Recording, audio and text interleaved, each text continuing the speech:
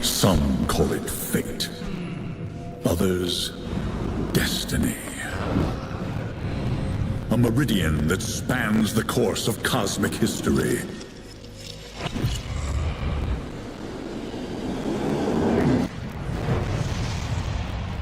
Vesting all that was and all that will be.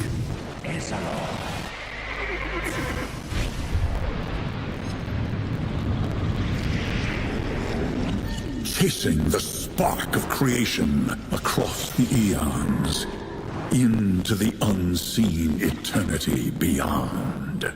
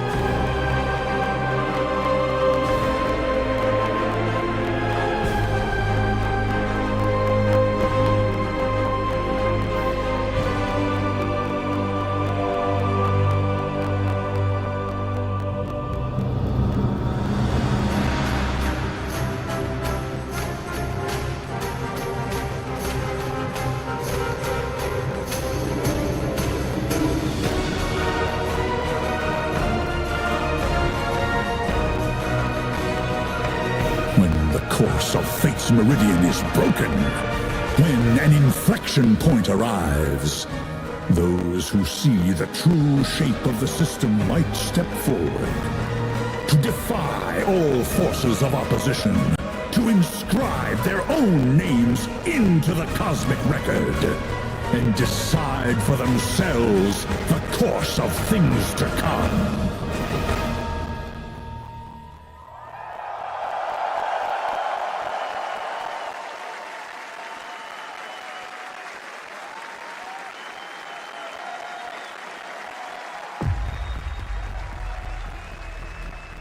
The Aegis of Champions. It shines like a beacon, daring us to meet the magnitude of the moment, to join a constellation of greatness, to reach for a horizon beyond which only dreams can see. It bears the record, reminding us of the battles we all hold sacred, the triumphs we still celebrate, the legends we will forever revere. It summons the world's finest contenders, allowing us, empowering us to honor the giants of the past, to realize the magic of the present, to witness the origins of the epic stories of tomorrow. Now we gather at the final proving ground, where the path to victory is ever-changing, but the cheers of the arena will always guide the way.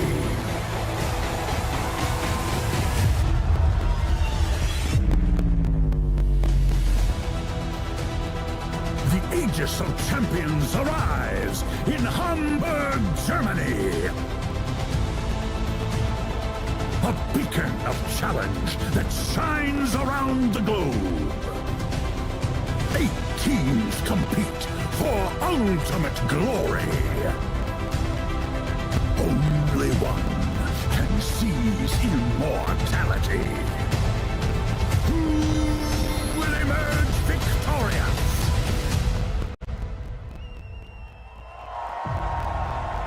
The battle begins.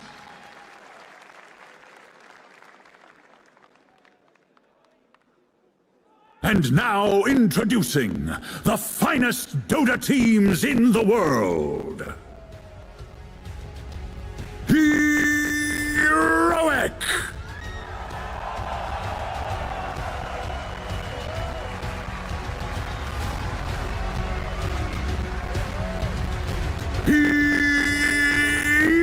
PARIVISION!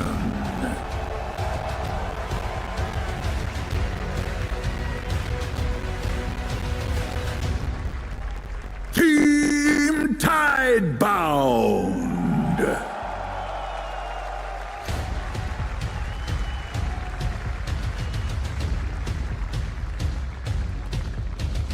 Team Falcons!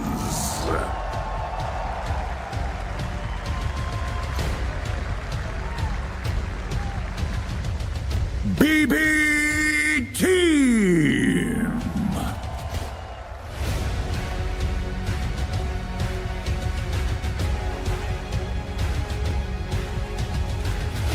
Nigma Galaxy!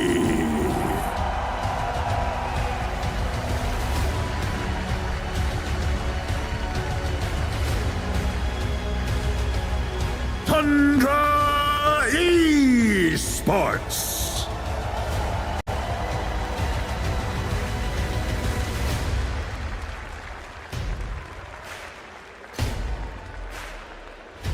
Xtreme Gaming!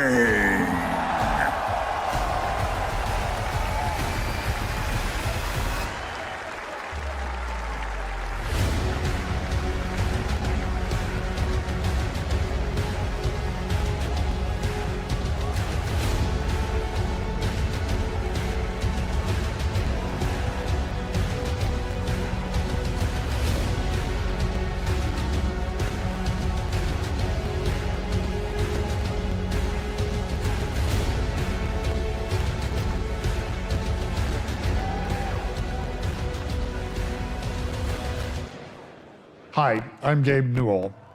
14 years ago, we held the first international in Cologne, Germany. For me, that first international was awesome. It was awesome to see the skill of the players and the enthusiasm of the community. Before that first international, I really enjoyed the game. But after the international, I loved the game. It's not just the game I love, but the community. Sure, people talk shit at me in chat, and about once a week, people say, hey, noob, uninstall the game and but that's really about their enthusiasm for the game and the energy that they bring. And that's why, after all these years, I still play Dota every day. Now we're back in Germany once more to cheer and celebrate again. Oh man, wäre das ein Spaß. To all the Dota fans who've been with us from day one, to those of you who've joined us along the way, and to any of you who are tuning in for the first time, welcome to the International.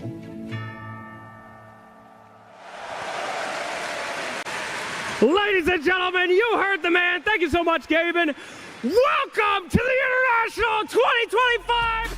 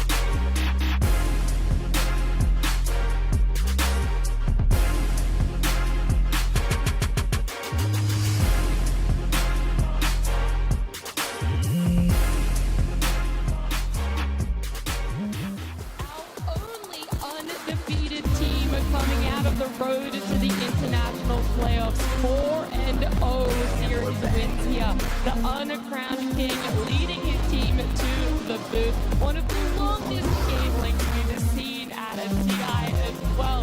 Will they change? Was the 4-day break in their favor or against it? The biggest questions are still up for grabs. And the biggest thing that I really want to know is their opponent also ready to take the stage?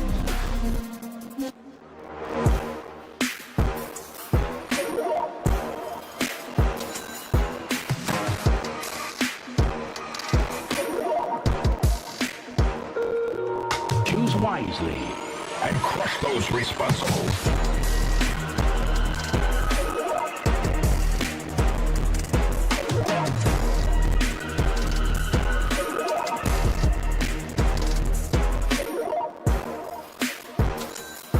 Tundra Esports.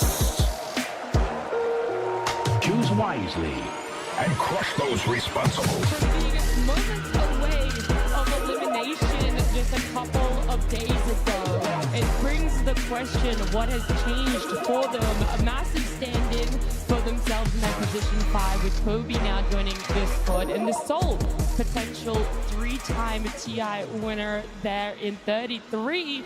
There's a lot of pressure. There's a lot these players are having to live up to, and so I have to ask my panel here just exactly where we can put our expectations and our predictions for Xtreme Gaming up against Tundra.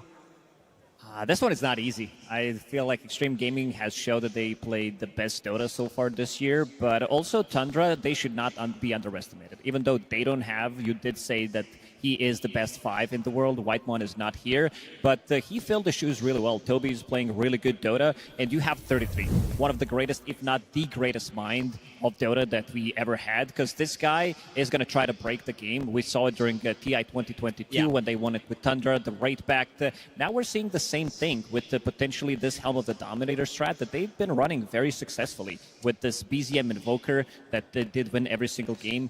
He builds into Helm, he builds into Drum's Alacrity, then you have another Helm from the offlane, plus potentially a Pipe, and they know how to close out the games quickly.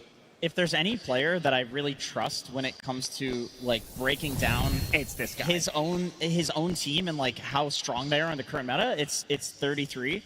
You know, he has said that they, in the past few patches, they've kind of struggled to find an identity, and they didn't perform as well as what we just saw on the screen there in their hugely dominant first year.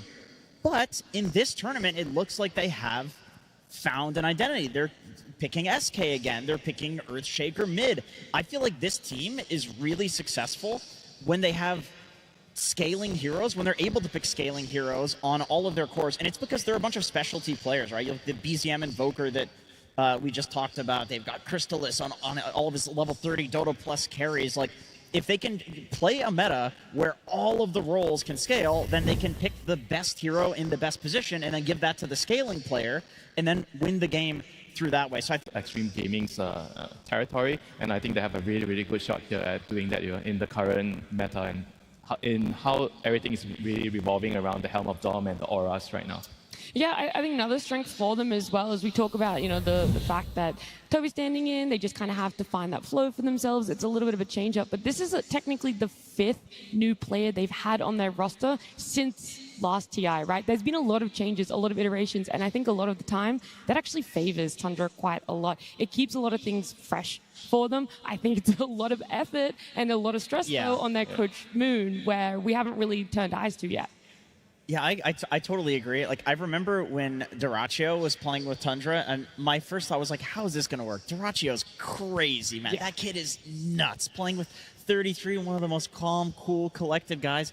And then seeing them together, it's like the jokes that 33 was making with Duraccio, they're not PG. I can't even say them here, you know? And it's like he switches his personality to make his players comfortable. Like, genuinely, I know we always talk about 33 as like one of the greatest minds of all time, one of the greatest offlaners of all time, but he's also one of the greatest captains of all time, like integrating players into the team. So I think if there's any team that's going to win with the stand-in, it's either Liquid, they're out, or Tundra. What about Xtreme Gaming? They have a stand-in too. X-Nova, I think a lot of people are kind of glossing over that right now. He did play with them in their previous tournament, which was a whole month ago, but he was a stand-in there. So right now, we're seeing this team going undefeated winter, and then we're also forgetting that they do have a new player on their roster too. Yeah, I mean, the thing is, X-Nova, he's not like a new guy, for them. They've played together before. And on top of that, I felt like the synergy that he has with Ame is probably better than when Ame was playing with Poloson, because they're both very different players.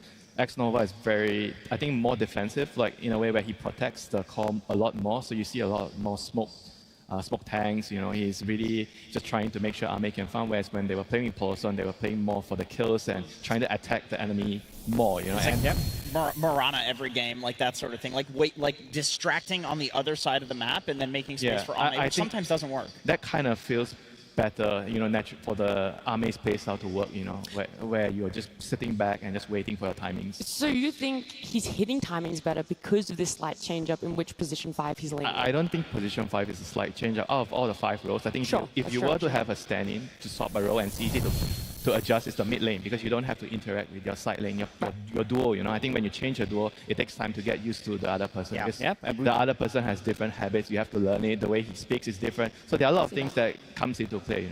You said that Tundra did change a lot of players throughout the year, but one thing they didn't change is the offlane duo. Like, this is the stable for a good reason, and whenever we talk about the offlane duos, this duo comes to mind to a lot of people because they have been so stable throughout the years as well. Saksa and 33, I don't think it gets better than this. When you're laning against them, this might be the most difficult duo in Dota to lane against, because they will always try to find something, try to break the game. If you're playing into unfavorable matchup, you will find a way how to play it. Exactly. I mean, look at these top 3 offlane combos, right? Like, a lot of these heroes are gimmicky. They will find farm in some way. 33 playing Darkseer farming stacks, Sand King farming stacks. These are all stack farmers, essentially. And I totally agree. I think the most annoying thing about playing against 33 and Saksa is that even if they have a bad lane, like heroes that are not good at laning together, they still find some way to farm by cutting creep waves, putting a sentry ward in the tier 2 to aggro the first wave of creeps so they get a lane advantage. There's always some sort of trick that they can pull out to get a good lane. Yeah, I mean, not to mention as well, I think for the draft and for the overall strategy, a lot of the plays start on your offlaner, right? If your offlaner gets a really good start, it becomes very easy to play the map because your carry will just gate and gank, the lane's pushing, the Karti's coming in, you take the tower, everything feels natural, right? So I think a lot of the game starts from the offlane, so you have to really have like a foundation of the draft and strategy based on your offlaner. That's why they don't want to change things too much in that regard.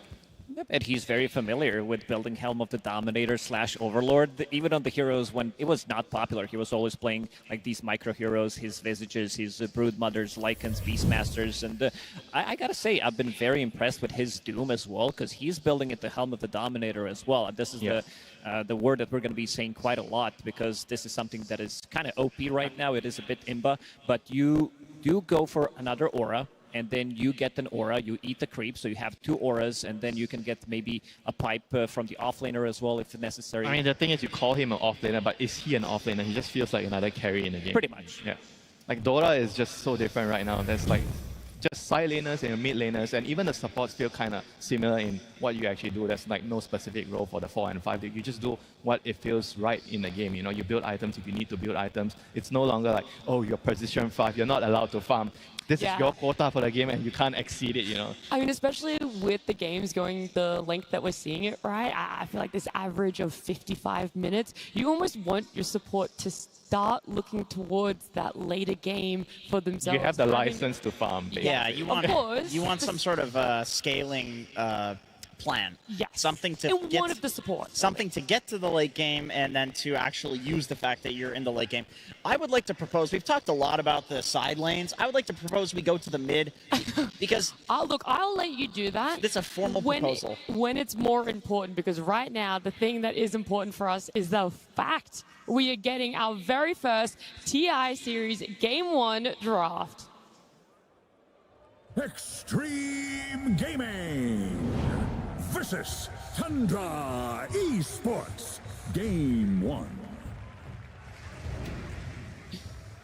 Let's see what these teams have been brewing over the last few days. If we're going to see a shift in what is popular, what works winter, and just exactly if the teams want to start changing up their priority for pick order, where we feel the importance on that is.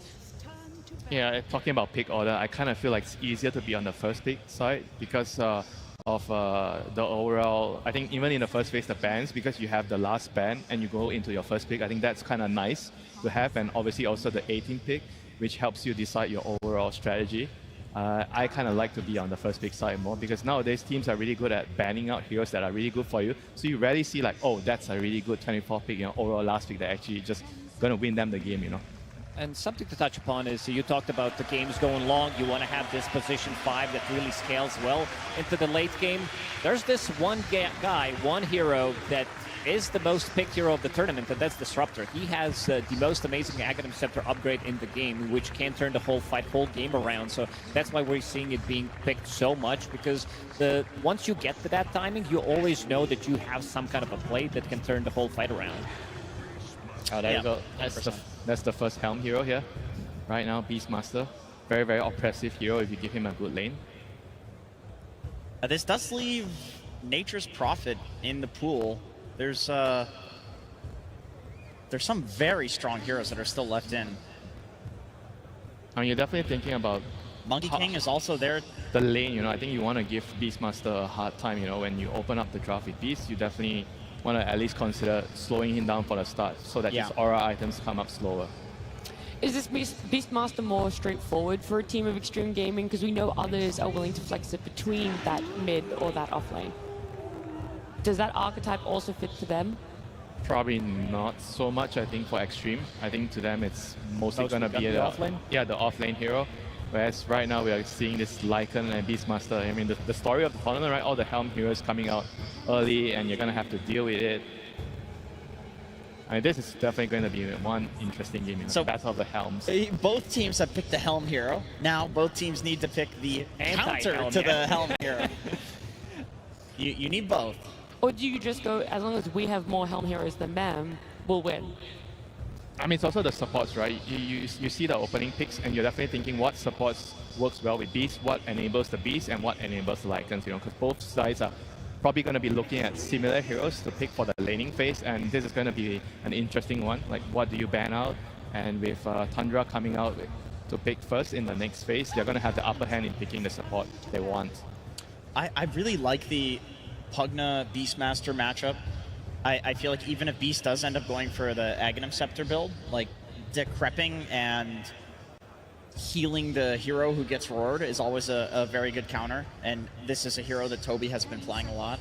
Yeah, I mean, there's also like a hero like Wyvern, which didn't really get picked much. I was kind of surprised that the hero didn't get a lot of spotlight because it seems like it's definitely good. It's good now, right? It's a strong hero with the recursive facet. I see a lot of, or actually even with the other one.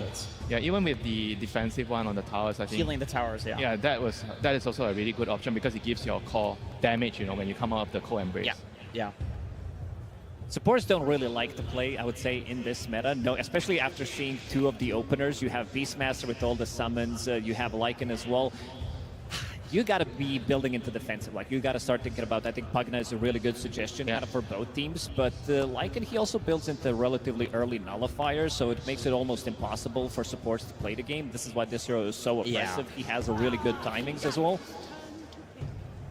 Yeah, that's why it's really important to pick a good lane matchup into the Lycan. You really need to slow him down as much as you can, and SD is the first one that comes out. Really good counter towards the Beast, you can save the Raw, and he's also one of those heroes where he can kind of defend the tower against the Helm because you can wave shove. And wave shove is also something that's really, really important if you're playing support nowadays, because if you can't wave shove, you're talking about the game going long and you can't farm and you can't scale. And this is one of the better scaling supports, if not the best scaling supports in the game right now. Why is it one of the best? Yeah, because of the Axe and because of the BKB piercing disable. Like, if you're a carry, right, and you see SD, you're like, oh, I can't play Lifestealer, I can't play Ursa, on you can, but it's going to be very hard. There's the Wyvern. Yeah, there we go. Winter Wyvern here. It's a very, very good hero against the Lycan. I mean, for obvious reasons, you counter him with the ulti, you counter with the cold embrace. Nullifier doesn't work against the cold embrace. Interested to see which facet actually he goes for. I would probably prefer the defensive one more. I mean, I will say it's not a totally free Wyvern game though. SD you can save from Wyvern ulti. Yep. But I think the reason that Xtreme is picking it is not necessarily just for the Winter Wyvern ult. It's, like you guys mentioned, it's for the heal and the save, right? You defend the towers as well. Yeah, just delaying kills a little bit by preventing the physical damage, and then also delaying the tower push that Lycan is inevitably going to bring against you. You know, one of the biggest counters to Wyvern is a hero we haven't really seen, I think, Skyra. Cold embrace and you put your ulti on top. That hero's legitimately okay. good. Yeah, he's in an okay spot. I think any kind of magic damage that's going to be coming out from Tundra is going to be really good. Both of the teams don't really have, I would say, that much control, especially on the side of Tundra. Lycan, Shadow Demon, these heroes are relatively easily exploited. So far, we haven't seen the big hero pool from XM. We have seen only 4 heroes with Storm Spirit, Leshrac, Shadow Fiend, and Puck. Puck has been banned, but anything elusive could really work out for them. For now, this Tiny, he can go anywhere. He can go mid, he can go to position 4 lane with the Beastmaster. It's an okay lane. It's not like super strong, but it gives Beastmaster a stun in the lane as well. I do want to go back quickly to the Winter Wyvern for you. The one time that had been picked so far here, they went for the Winterproof facet, which is the Cold Embrace one. Yeah, the defensive one. I think it's actually kind of better, at least for me, you know, when I play the hero. I feel like it's... Oh, of course you think Winterproof. Yeah, haha, of course. And here we go, Storm. This is one of the better heroes against the Wyvern because you can find him when he's flying around the trees. I think they were also going to get stormed as well. XG wanted Storm, so Tundra's also picking it to...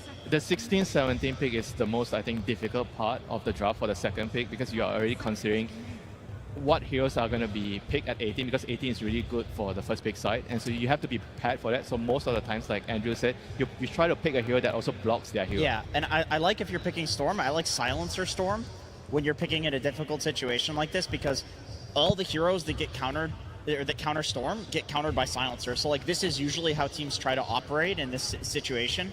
Like you know that you're going to get the Storm countered, right? So you need to pick something which counters those counters. Do you think that's something that's leading into Storm not really having a good win rate right now? It's only sitting at 35% in this tournament. Maybe. I think some teams are good at like picking these heroes and knowing and how to play the heroes which counter.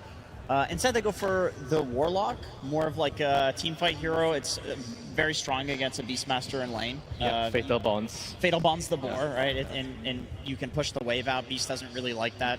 It's a really good combination with Lycan. You kind of work really well with each other in the team fights. Lycan runs in, gives you space to drop the rock on, and Troll is one of the better matchups into the Lycan. It's a really good Troll game. This hero is undefeated so far. He has won 7 out of 10 games. 7 games, I believe. I mean, his only issue here, I think, is the Shadow Demon. Shadow Demon is the one that can actually make life... actually 8 games. Yeah, can make life very hard for the Troll.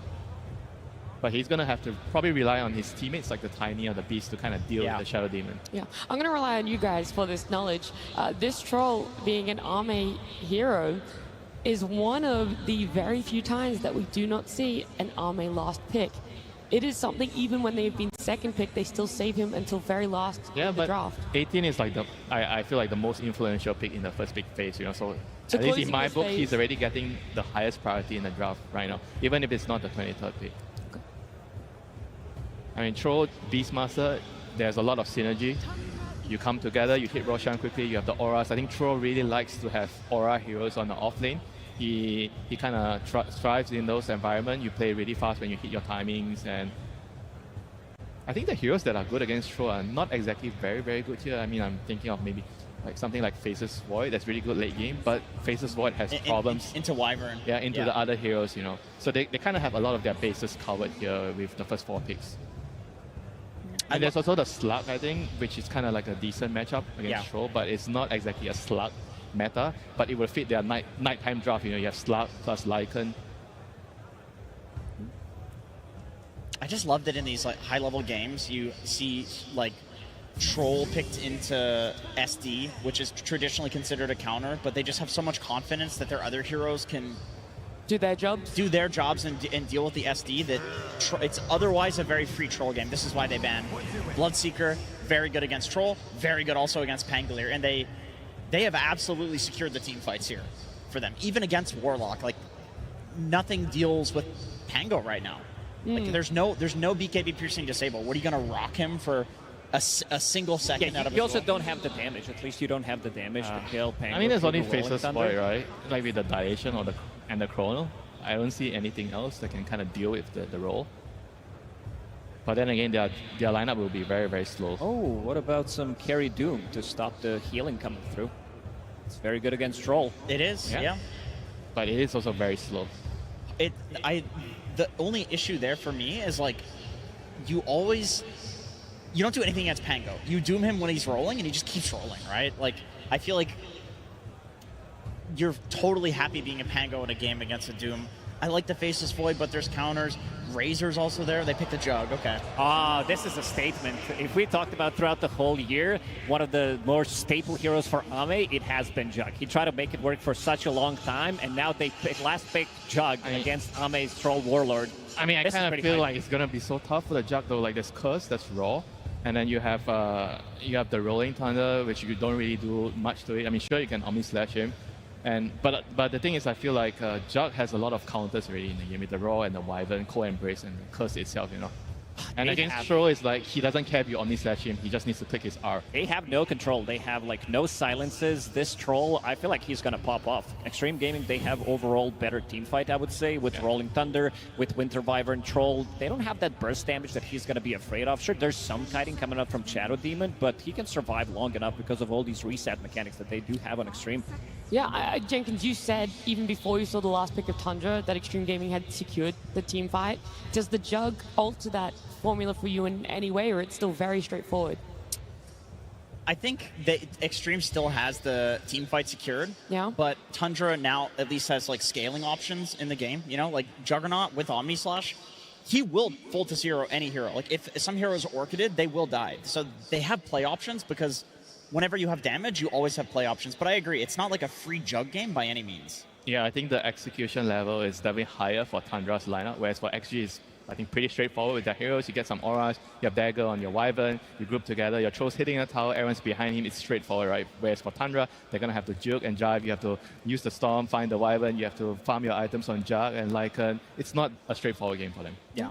In the earlier part of it, though, Lacoste, we're talking about just how strong we're feeling the safe lane is for XG and also how strong the off lane is for Tundra. So now with heroes in those placeholders, does it feel like it favors one way or the other? Now, Xtreme Gaming, they have a very strong safe lane. You have Troll against Lycan with the Winter Wyvern. You're not losing that lane. Okay, at all. Anything else that you guys want to put out there before we get to know some more information from the coach? I will say I think Jug's generally like an underrated hero. I was seeing it in pro-level pubs up until TI, so I feel like some players just have a read that it's a really good hero and people are not valuing it high enough. Okay. And Winter? I think Jug is going to... Wait, did we see what facet the Winter Wyvern went? No, but I think Jug is not going to do much this game, so I'm not going to agree with Andrew here. Okay, alrighty. We've heard it all that we can from our panel, right? Within the game, I'm quite interested in your hair. Ame's got lavender hair, Xnova's got blonde hair, you've got red hair. What's the story behind this? 本次比赛主舞台第一场比赛，我们更关注的是你们的发色很有趣。阿妹的发色是淡蓝色的，然后Xnova 的是黄色的，你的是红色的，是有什么故事吗？没有，我们三个就集合训练的时候不约而同发现大家都染头发。There's no story, but after we arrived at the boot camp, we noticed that we have different hair colors. Wow, the synergy on this team, even without communicating. And then in the days off, you guys qualified quick through the tournament. How'd you stay sharp after you went 4-0? 作为本次比赛首支晋级正赛的队伍，在休息日当中是怎么保持自己的状态的呢？我们就晋级以后就稍微讨论了一下，然后每天都会保持训练，然后打路人也没有干别的事情。So after advancing to the main event, we continue with our scrims. We had discussions and played ranks. So that's what we did. Well, hopefully the pubs have kept your things sharp going up against Tundra. Xiaowei, thank you very much. Good luck in game number 1. And let's send it to our casters, Trent and Lyrical. Thank you so much, Tsunami. We are here. We are ready. Hamburg, are you excited for the first game of the International?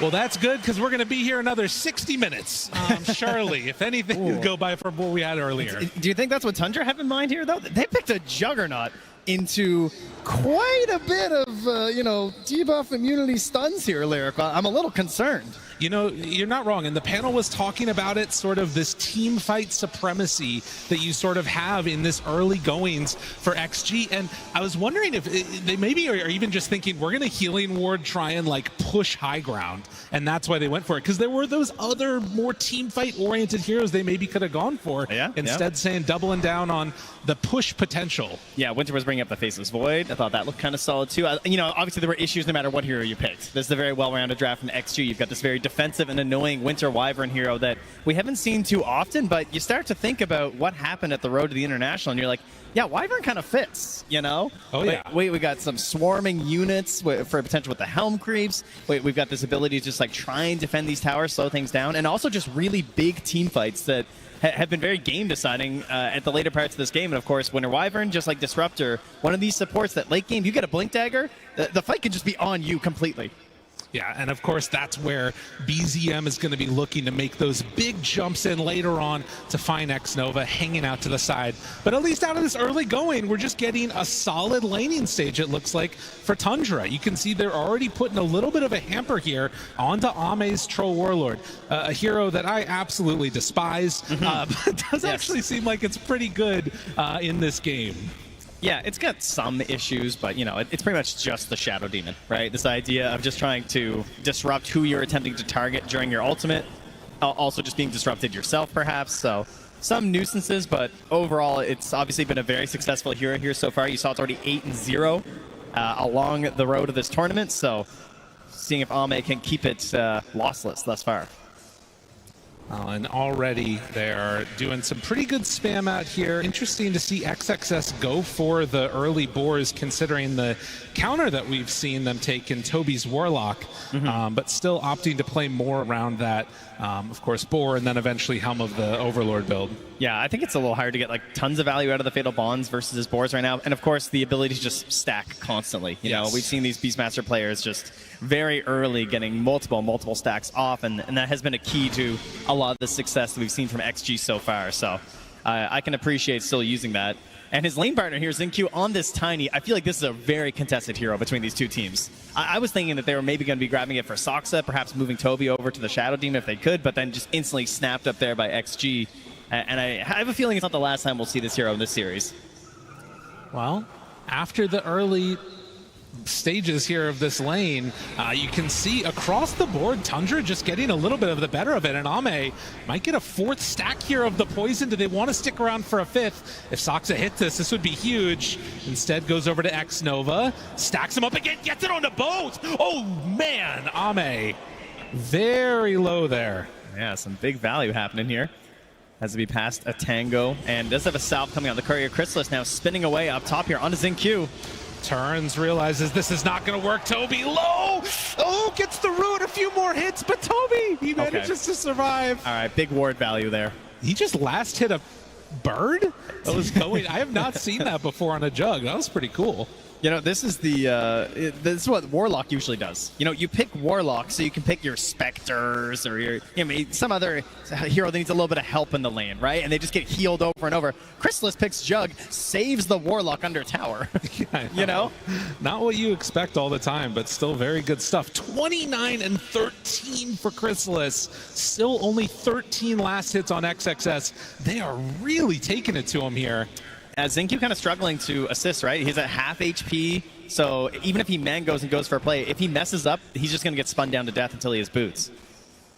Well, usually we think about last picks in the context of, being this hero that's going to be a great team fighter later or cause this huge problem. Maybe this problem is just trying to completely dominate the lane and then snowball from there, shut down XXS's timing, because it's going to be a while before he gets that Dominator. And while all this action is happening in the side lanes, very quietly, we have a pretty big lead growing here for BZM. That's why they call him the best zoomer mid, you see. Oh my god. Because he's crushing it right now. Look at him, he's top of the board. Where does this pan go? XM's leading for his own team, but he's under all three cores for Tundra. That's true. No, they're having a good time of it so far. Obviously can turn in a moment if things get a little bit too spicy and some early hits thrown out. But 6-minute mark coming up. First rune, obviously a really important time for a Storm Spirit. And they're getting set up. Should be able to secure the top one. Tiny's there too. And it's going to be an invis gotten by XM. Never mind. All right, back he goes. But if there's a rune you're going to miss as a Storm, invis, that's a pretty good one. Yeah, it's, we'll take it here. Of course, that is going to be a major focus, as it always is, for any sort of a Spirit mid. So as we get close to the 7-minute mark, we'll see if anybody decides to make the movement over for Wisdom. It does appear like Shadow Demon is going over to try and sneak one, or maybe go for a kill here onto XXS. He's just a little bit... Oh, and Pango rotating also. Yeah. They really need this play right now. The invis. They see one. Don't spot XM, though. And now Rolly back and forth. Finds two. Chrysalis decides that he cannot make that move forward onto the Beastmaster. So they shut down any extra action coming their way. And it looks like it is just going to be a trade-off of Wisdoms. Yeah, that's a lot of time spent here from the mid, unfortunately. Big effort. And, I'm looking at XXS. He's lowest of the cores, and he doesn't have anything to fall back on right now. Yeah. There are no stacks made for him at this moment. And even if there were some, they're obviously getting very aggressive right now. As you can see, Tundra, BCM's coming in here, he's like, where are the stacks, man? I'm trying to steal a double or a triple here, and there's just nothing for me to grab. Yeah, that is interesting. I mean, they already put some good pressure on after the big rotations over to this side of the map. XG are able to keep their tier 1 tower alive. But you can see kind of the idea that Tundra's going for here. They want to shut this down before XG really come online.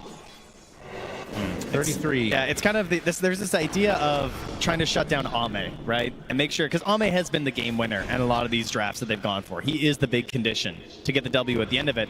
But we're not seeing that pressure on him, right? They've kind of just left the lane because they're worried about potential kills. Instead, they're putting all this focus on XXS to try and just slow down any sort of an engine that's going to give that time to Ame. Rather than focusing him, shutting him down, get rid of the playmakers themselves in this XXS Beastmaster. And then naturally he's going to lose the rest of his map as things go on. That makes a lot of sense. Well, 8 minutes, another rune taken away from the Storm. That one was a shield rune. So should have a decent chance of getting a kill rune after the fact. Toby takes over at mid and wants to... Obviously, won't be getting that many more points in his Grimoire since it is still 0-0 at 8.5 minutes. Ah, yes. To be expected, it would seem. Yeah. I mean, that has been the narrative, right? There's this idea of, XG are crushing the late game. They're doing so well whenever they go late. They are playing for the late all the time. Can Tundra come in and just punch him in the face, get rid of that plan, attack them super quickly? You see this immediate 3-3 Lycan, and you're thinking, oh, yeah, here we go. So far, we're not there, but it's all coming together, That's right. X-Nova still hanging out. Soxa spots him, and that should turn into an eventual kill as the banishment is there. Does have a TP away. Any way to break that? Yes. Soxa gonna draw first blood. Oh, I see some red flashing in the crowd here. Everyone immediately checking for their Crimson Witnesses. That's right. Oh, speaking of flashing in the crowd, it's National Alert Day here in Germany, Lyrical. That's right. So in a couple of minutes, there might be a loud sound. Do not be alarmed. It's only an alert. You don't need to run away. It's going to be fine. You got 2 minutes until that's going to go off. So maybe there will be a hype fight happening at the same time. Check your phones. It might go a little wild. Just so you know. Thanks. Shout out to everyone warning us about that in the community. That was good. So 1 kill so far as we get towards that 10-minute mark. And at least for now, no big rotations after that one that went up top. Could look for another rune here. BZM is going to go down bottom. Pango almost done with the Diffusal Blade, and that is a haste rune bottled up for BZM. That's what you want to see if you're a Tundra fan. Ooh, but he goes right into a ward here, so obviously going to be spotted. Plants a very sneaky one there. BZM helping out the fantasy gamers there as he plants a ward. Chrysalis gonna come and contest these immovable objects. Is that what we're calling the helm creeps? Yeah. Yeah, I think so at this point. As 33 sent one through also. So helm on helm action.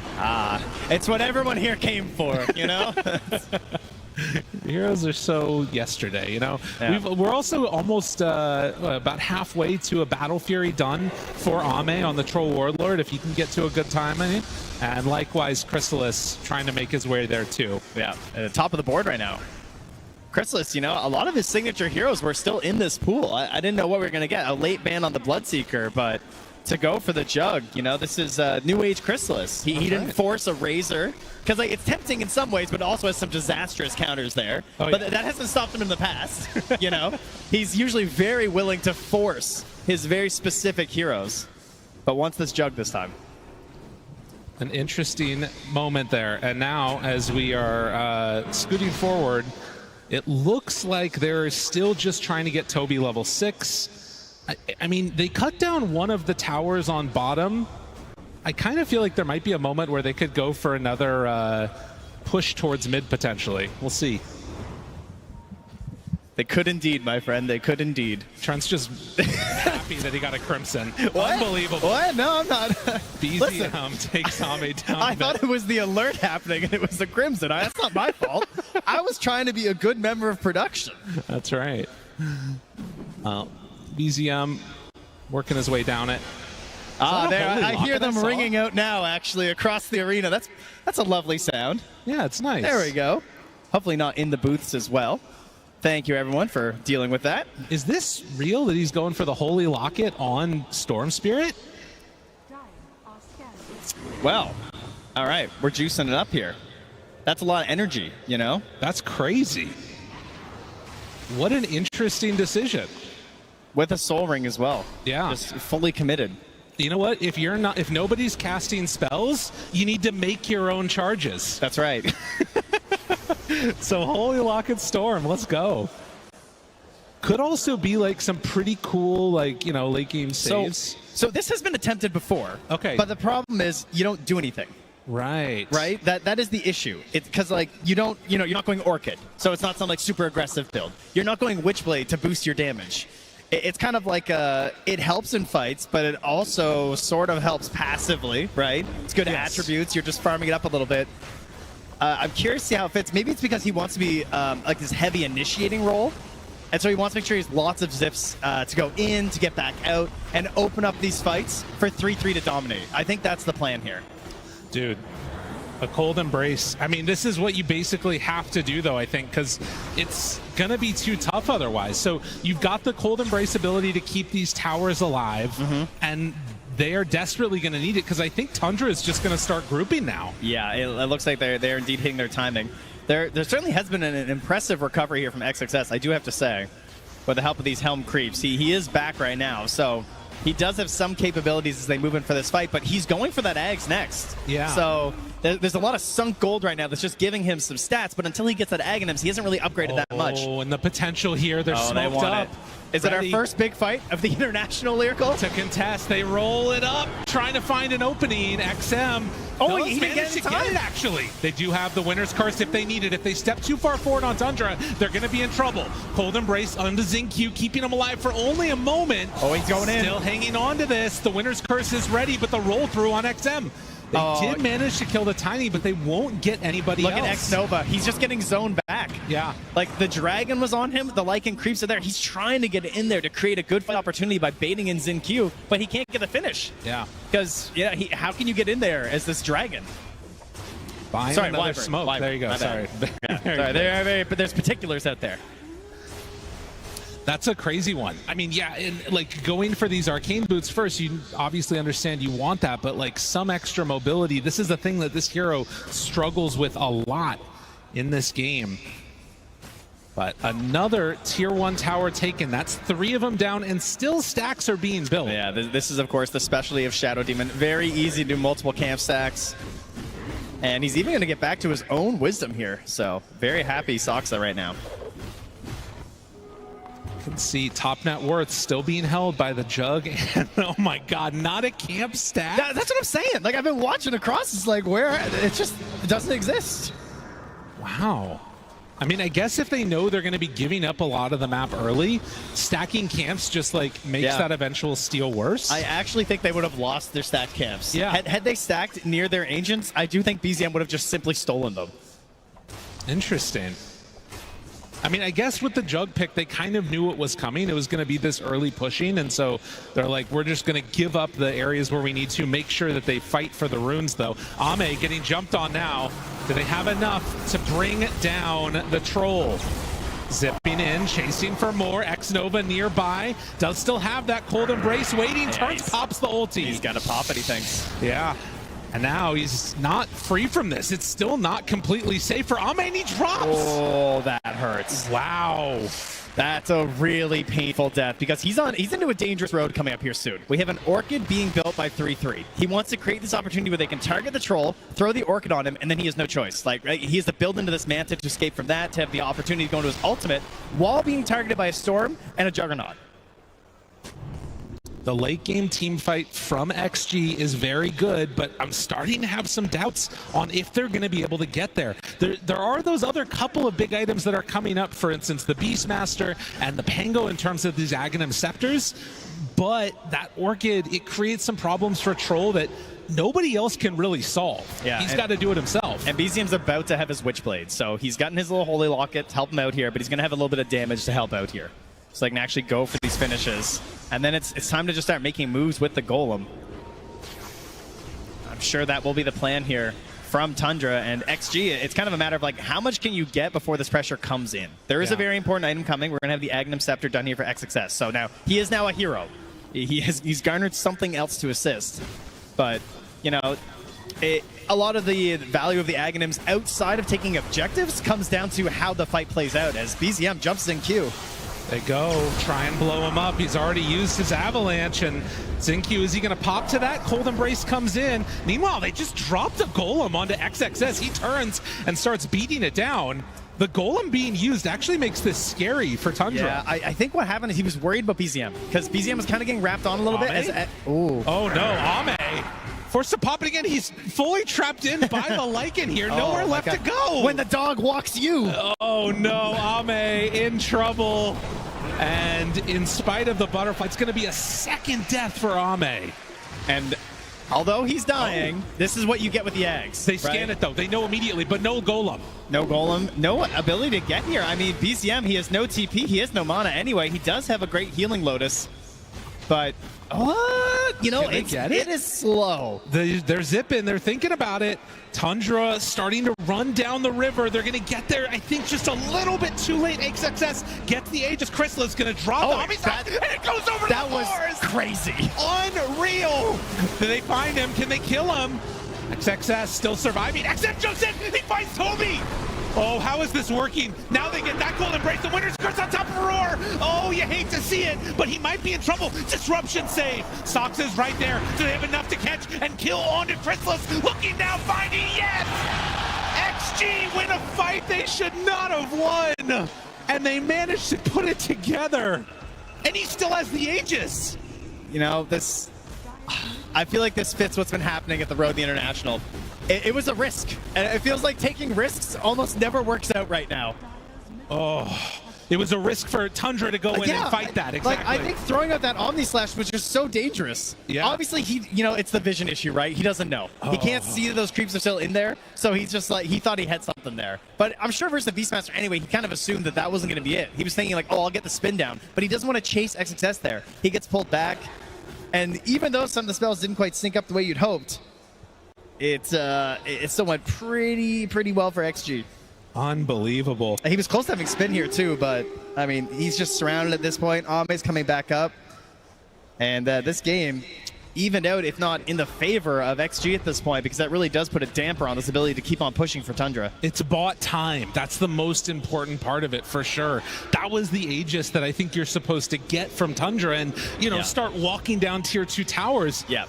Now, I mean, I'm not sure what the game plan is. I mean, that is definitely a wipe all 3 tier 2 towers Aegis. I think without a doubt, they're all gone if you get that. So now they are able to just regroup, focus up, grab the Tormentor. So that'll go over to Toby. At the same time, Xingqiu did finish his Blink Dagger on this Tiny, which obviously opens up a whole new avenue in how to defend these objectives and take these team fights. Well, next up for XXS is going to be a Lotus, which can make a really big difference when playing against a Juggernaut, as well as several of these other heroes. But looking to the 21-minute Wisdom, and I think that XG are going to try and sneak away the Dyers. Radiant scanning right now, seeing that they're not over by theirs, at least for the moment. They do love to give these to Ame. No, yeah, they're backing out. So they're not going to go and try and contest. Yeah, they saw that nobody was at theirs. Yeah, they were hoping to just give Ame theirs and focus in there, but not able to get there in time. So that's going to go to Soxa again. As he hits level 12, gets the second point in this Demonic Purge. Man, you think about like all of that stuff and what could have gone differently, but they get the Aegis kill just in time, and now 33 going to have to summon a new creep for himself. It's the Marsh Mage. Kind of a weird one. Love the Croaker more personally because it does that. Yeah, but this guy looks cool. Look at that staff. That's true. Yeah, he's kind of swag. He's pretty awesome. I think we should get that as a cosmetic on some of the heroes. As like the new Tide skin or something? Oh, no, I was thinking like you get this just the staff. Like you killed him and took his staff, you know? So this, there was a plumber on the panel. I don't know if you guys saw that. He mentioned that XG tend to draft many ways to get into fights, which I thought was very good because that is something they have consistently done. That's why they win these fights, because it's not super formulaic. They play it, you know, more like this idea of there's so many ways to get in the engagements every single time that it's very difficult to predict how the fight's going to break down. You look at Tundra, how does a fight start? Storm zips.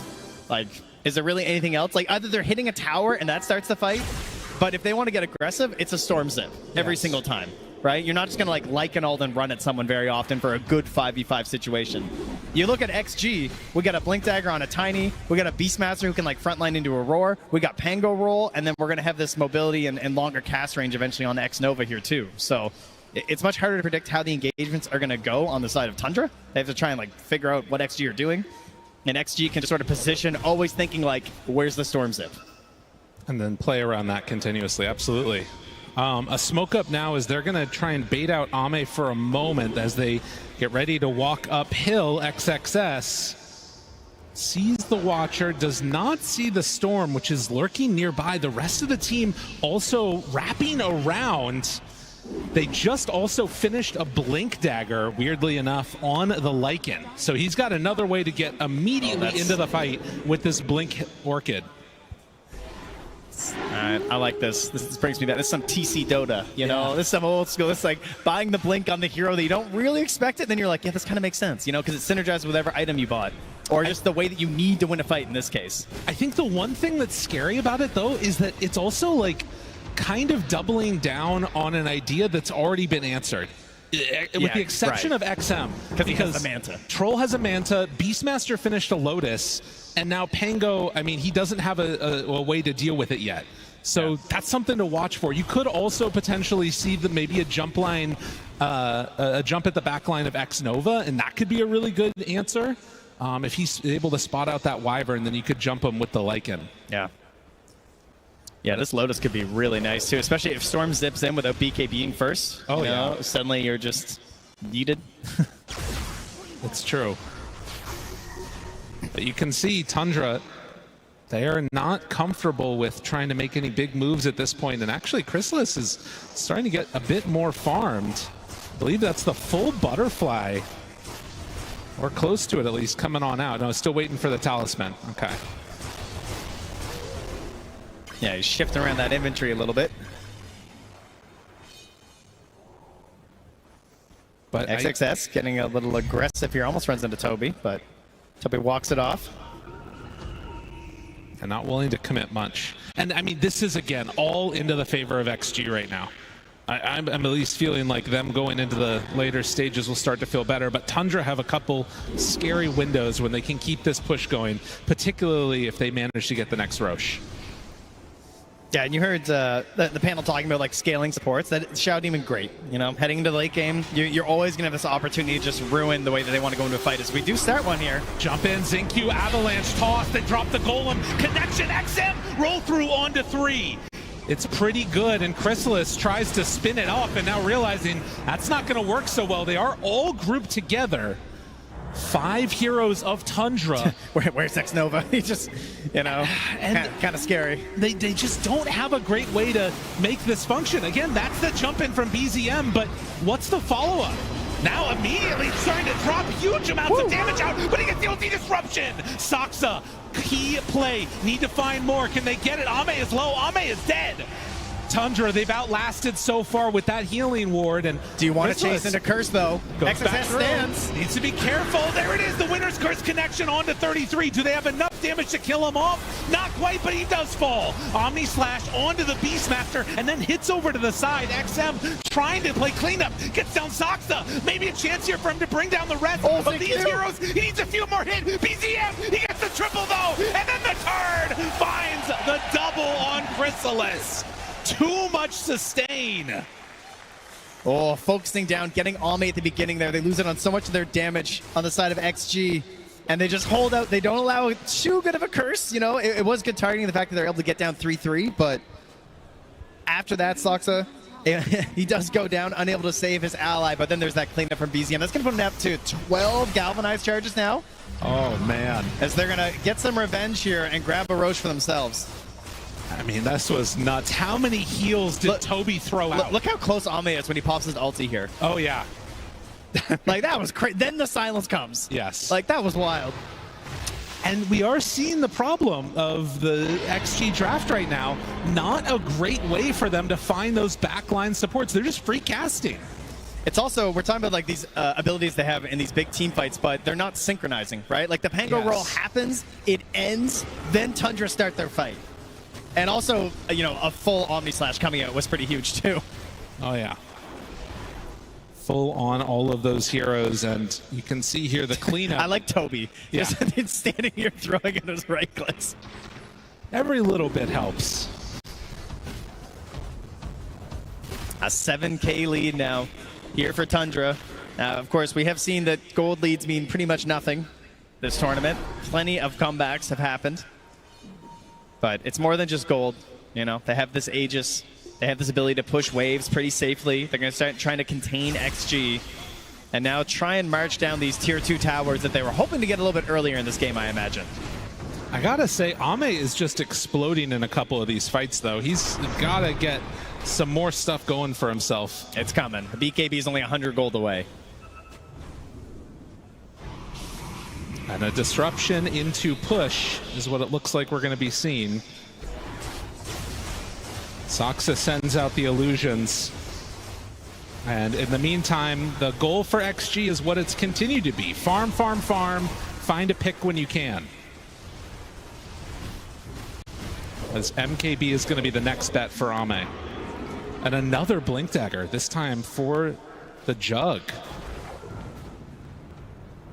I like this. This is just another way to sort of give these ideas of how to start fights to heroes that traditionally don't build a way to do it, right? Right.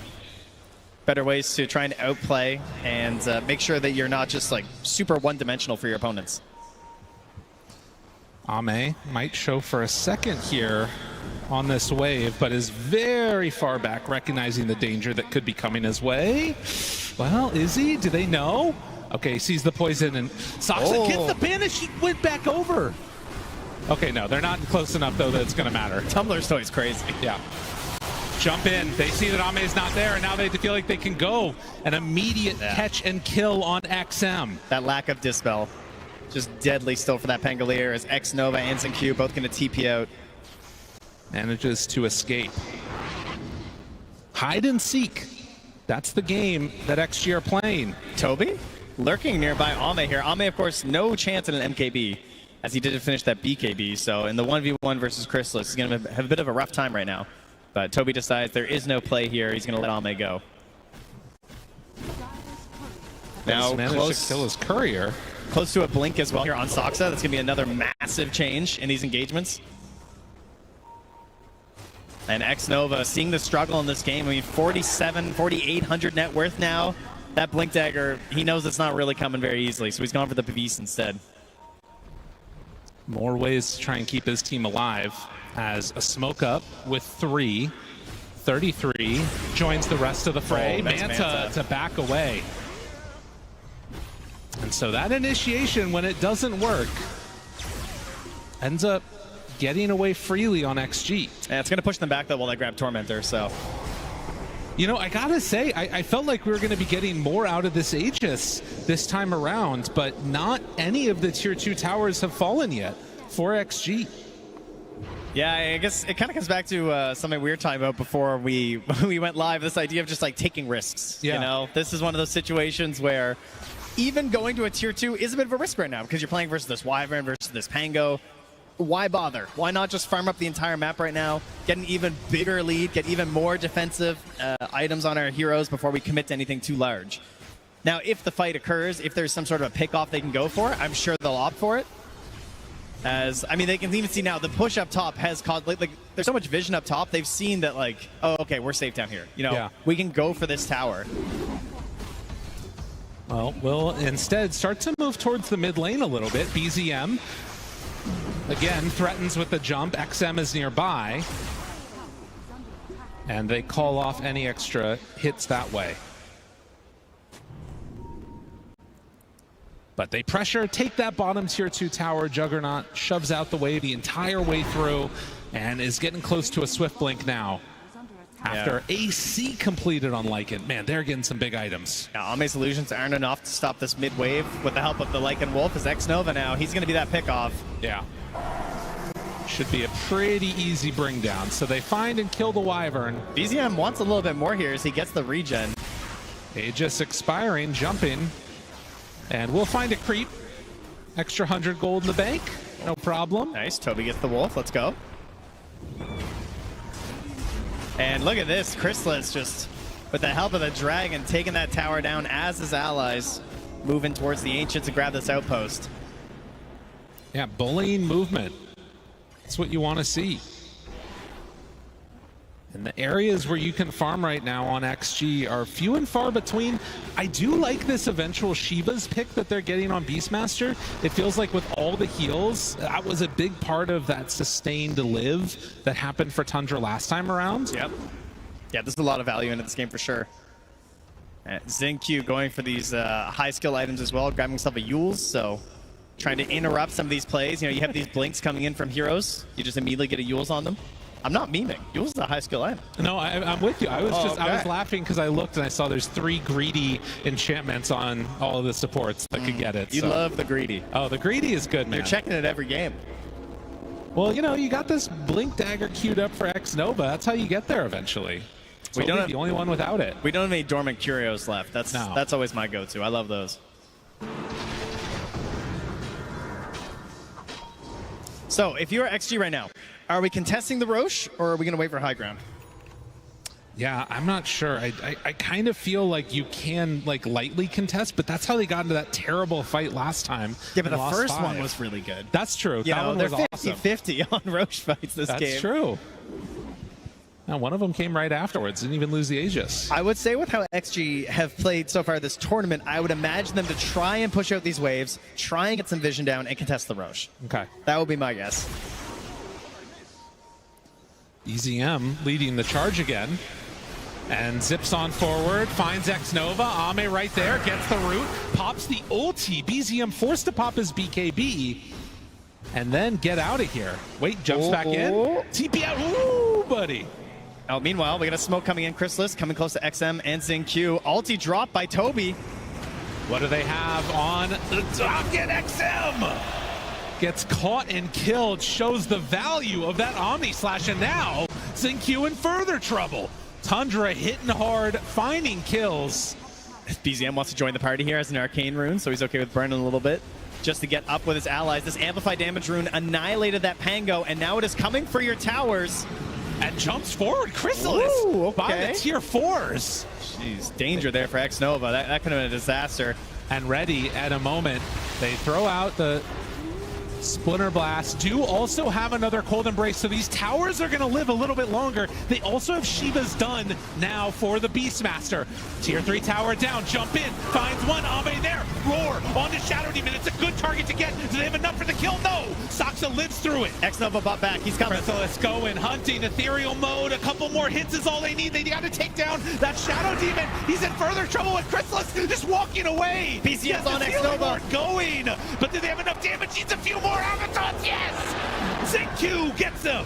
And Xnova lives. He might be able to do a bit. I mean, BZM is inside the base still while the rest of XG is cleaning up. Can they take down any more? Toby is going to fall, but the hold happens. Oh, Xnova surviving long enough to get the curse off to delay BZM. Gives so much room for XG to go out there, and now the third Rosh has spawned. It was almost an instant spawn. And Jug is not here. Do they realize, though? Are they going to go and check? Oh, man, that was a huge moment. You got summons. Surely you're going to go. Saksa did scout already. He also knows it's up. He threw a poison in there. They have buyback. I kind of feel like you have to go for something here. But also, it was Tundra that got the last Rosh. So they're not going to get a roar. And so I think they just get this in time. I mean, Saksa sees it, but they're on the other side of the map. They cannot get here in time. No, there's no way. Oh, third Rosh going the way of XG. That is an Aegis. That is a refresher, and that is some cheese to the team that mere seconds ago was losing a mid lane of racks. And it was only the range racks that went down. Oh, man. This is going to get a little spicy here in a second. I'm starting to feel it. It did cost a buyback from the Wyvern, but well worth it considering what they were able to get out of it. Oh, yeah, 100%. Shiva's now claimed for BZM. Still an 11K gold lead, but signs of life for XG. And you think about how that push started, too, right? It was an amplified damage rune on a Jug who managed to get the ulti onto the Pango. You can't really be sure this stuff's going to happen again. Oh, yeah. 9K on that gold lead. And where are we going to go now as Tundra? Because, again, they are really far ahead. The gold lead is into their favor. You're getting these big items, but they're playing now into an Aegis. I mean, I do feel like they've shown that they have what it takes to sort of team fight with XG in the late game. But do they want to try and just sort of delay out longer? Is there a point where they sort of run out of steam a bit here? Tough to know. Yeah, these are the questions. But right now, you can see the confidence is back a little bit here as they move outside. There is a great Ob Sentry combo inside their base right now, so there is some good vision here for Tundra. Maybe they can take advantage of that to try and find themselves a good play, but for now, they don't really see a whole lot of what's going on. They're trying to just keep pushing in this bottom lane, using the creeps, but XXS is back to defend. You could see there, too, a Ghost Scepter picked up for the Pango, understanding the danger in this game. Of course, with Saksa in it, you've also got the Demonic Purge that can come out, and then you're just done. Yeah. Oh, Ame decides to go for Satanic after the MKB. Yeah, he's got himself double Dispel here, so very helpful. And we are going to have, it looks like, 2 Abyssals at some point here as well. Chrysalis, not exactly sure what he's going to do. He's got a few items going on right now. Yeah, the Swift Blink seems like it makes sense. A straight-up refresher bot now on the Beastmaster. And the Shard is sitting on the Pango as well. 24 on Beast. XXS has had a pretty standout game after a rough laning stage. And now a smoke up with 5. Tundra. Are they going to realize what's happening? Speaking of which, it is the plus 50% Blade Dance lifesteal on that Jug, so okay, that could be very pivotal in these fights, but that Shiva's certainly helpful. Oh, and actually going for the Shard on Troll now, too. Ame has that one coming out for himself. True. So the extra percentage chance to throw out ranged attacks at the same time.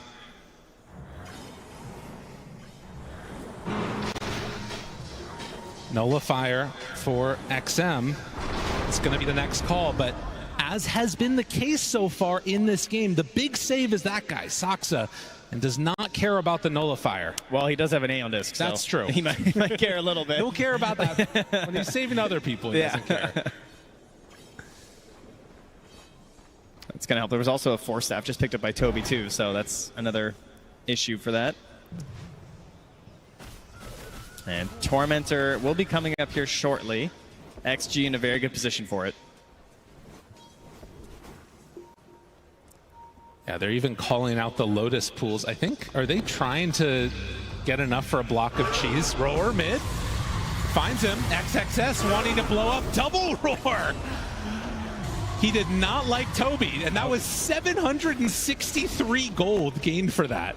Okay, I mean, it helps out, right? Draws a lot of attention mid. Ame takes the top tower at the same time. He has a couple people smoking next to him right now. Roar back up in 15 seconds because of that level 25. Should Toby buy back here? Saksa looks for a jump, immediately catching, trying to blow him up, but the cold embrace is there. Another way to save. That's BZM's BKB, and he's rooted. BZM able to get out. Oh, last second, able to get the stun from the Croaker. Okay, Toby bought back for this. There's still Troll ulti. They have not got anything here.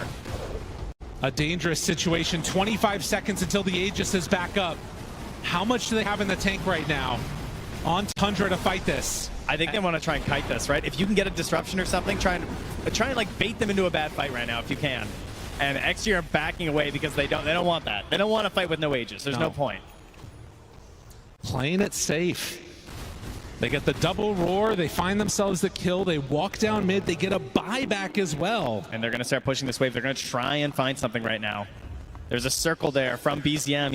He circles exactly where they are. Look at XG, they're just running back to the base. They're drawing the exact same line that Tundra are moving on right now. They're perfectly predicting this. Will this Swift Blink open something up for Chrysalis? Will he get lucky with a bash? What does he have? Jumps in, zips, finds one, it's onto the Beastmaster. Is it going to be enough? He got the Lotus off, but it's onto Ame. He pops the ulti, trying to stay alive, but a huge crit blows up one. Ame turns back now onto the jump, trying to find that kill. Chrysalis, he's out of here. A huge kill, and now looking for more. That's 2 down. He's trying to get XXS, but he's just running. 33 is in 2-4, and XXS is healing up through this. But wait, they're also kiting over to the other side. 2 fights going on simultaneously. Looks like XM is able to get away for a moment, and the Pango rolls. Ethereal mode, trying to survive. Kills off Saksa on nothing, and he gets the blink away. He's got the barrier.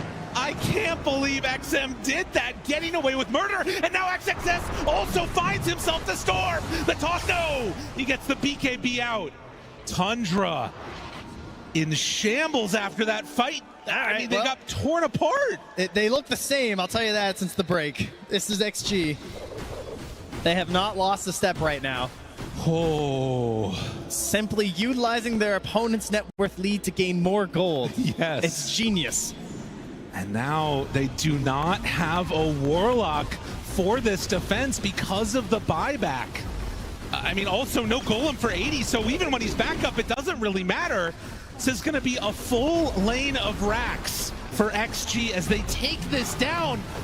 And, I mean, how much more do they want to go for? What's the call, XG? Still 18 seconds till Jug is back up. 33 is behind them. And Pango is not quite here yet. Oh, Ame's just going to leave his illusions there and slowly back away. Xnova is just calling for the retreat, drops some vision behind 33. him. Oh, I thought he was going to go in, but no. He is sending in his creep and finds XM. You can see Dota plus win probability still in favor of Tundra somehow. But it's starting to swing, I think. I mean, if they eventually win a fight, it'll be great. Yes. Just so far, they consistently have not been able to do that. Yeah, Ame is picking up the lion's share of this gold, so just immediately buys himself bots too. And buys out for it. So he will have buyback in, you know, a couple of creep camps, but if the fight happens before then, that could be a problem. And they're still staying on the aggressive here, going in behind the creep wave, thinking, hey, they come on out, but, I mean, they have Ops and Sentry in this area, so they're pretty sure it's empty. Hoping that someone's smoking through, they can catch them off guard, perhaps. As Saksa is lurking in behind, grabbing these waves right now, trying to delay things once more. Do whatever they can to stop the push that they know might be coming back their way. And the other thing now, too, is that with bots 2 online, Ame has the buyback TP in play to potentially just end it if the fight looks good. That is true. They have so much split push potential on Tundra, though. it's very annoying. Like we got the multiple wolves now for the Lycan. He got the +2 at 25. So he's sending them out right now. He's got his Helm of the Overlord creep. You got a Storm Spirit who's zipping around. And have we gotten a good catch for this Storm yet? Not like, really. We don't have no. Scythe really. The best thing that we've seen is Troll Roots. And Saksa tries to blink away, TP out. Do they find him? Oh, he's sneaky, sneaky Saksa. Yeah, he was here for so long too. Xnova will find his ward though. Figuring, okay, if this guy's been here for that long, he definitely dropped some vision. So good eye on that one. But again, you bring all those people over, what are Tundra doing? Shoving out all of those lanes. They've got one in pushed very far on bottom. They do see Ame bottom alone. XSS, Lotus is forced out here, but doesn't panic BKB. Yeah, and Ame now TP's mid and realizes we're in the area.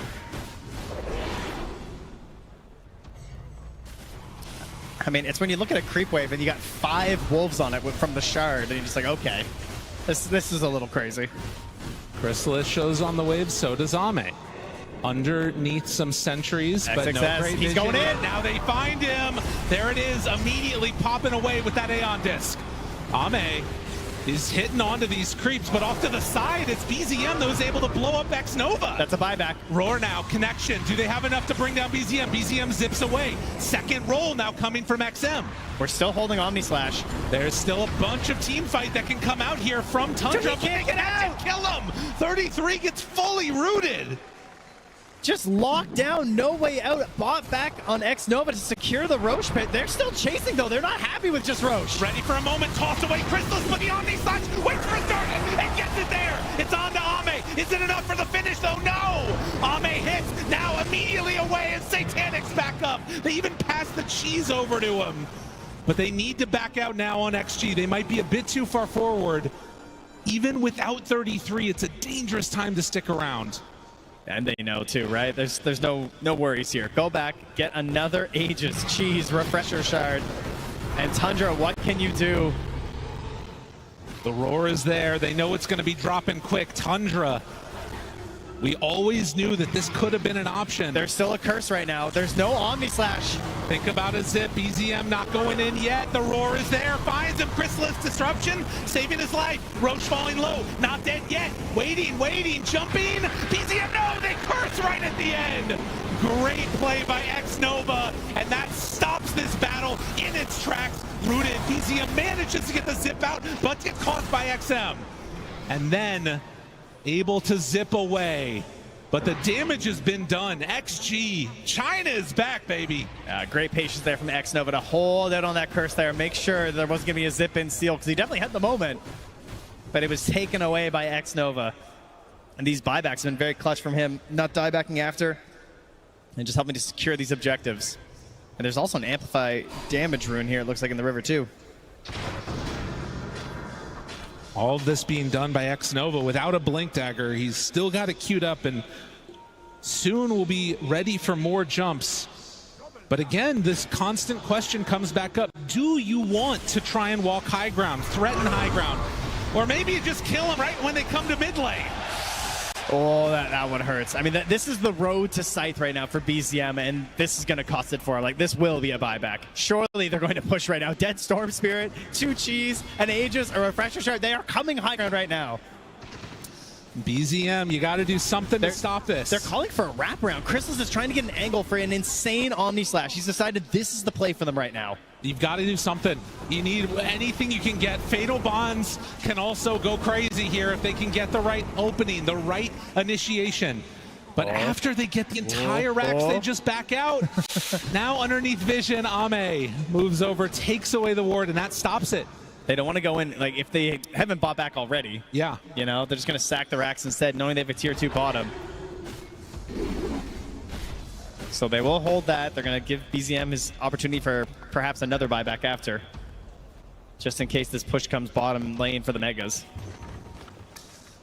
Very fortunate for Tundra that they had not lost that bottom tier 2 tower yet. You can see Dota Plus, in spite of the dominant position, they feel like it's still just 50-50. And to be honest, you win one fight with this Tundra lineup at this stage of the game, they could run down lanes.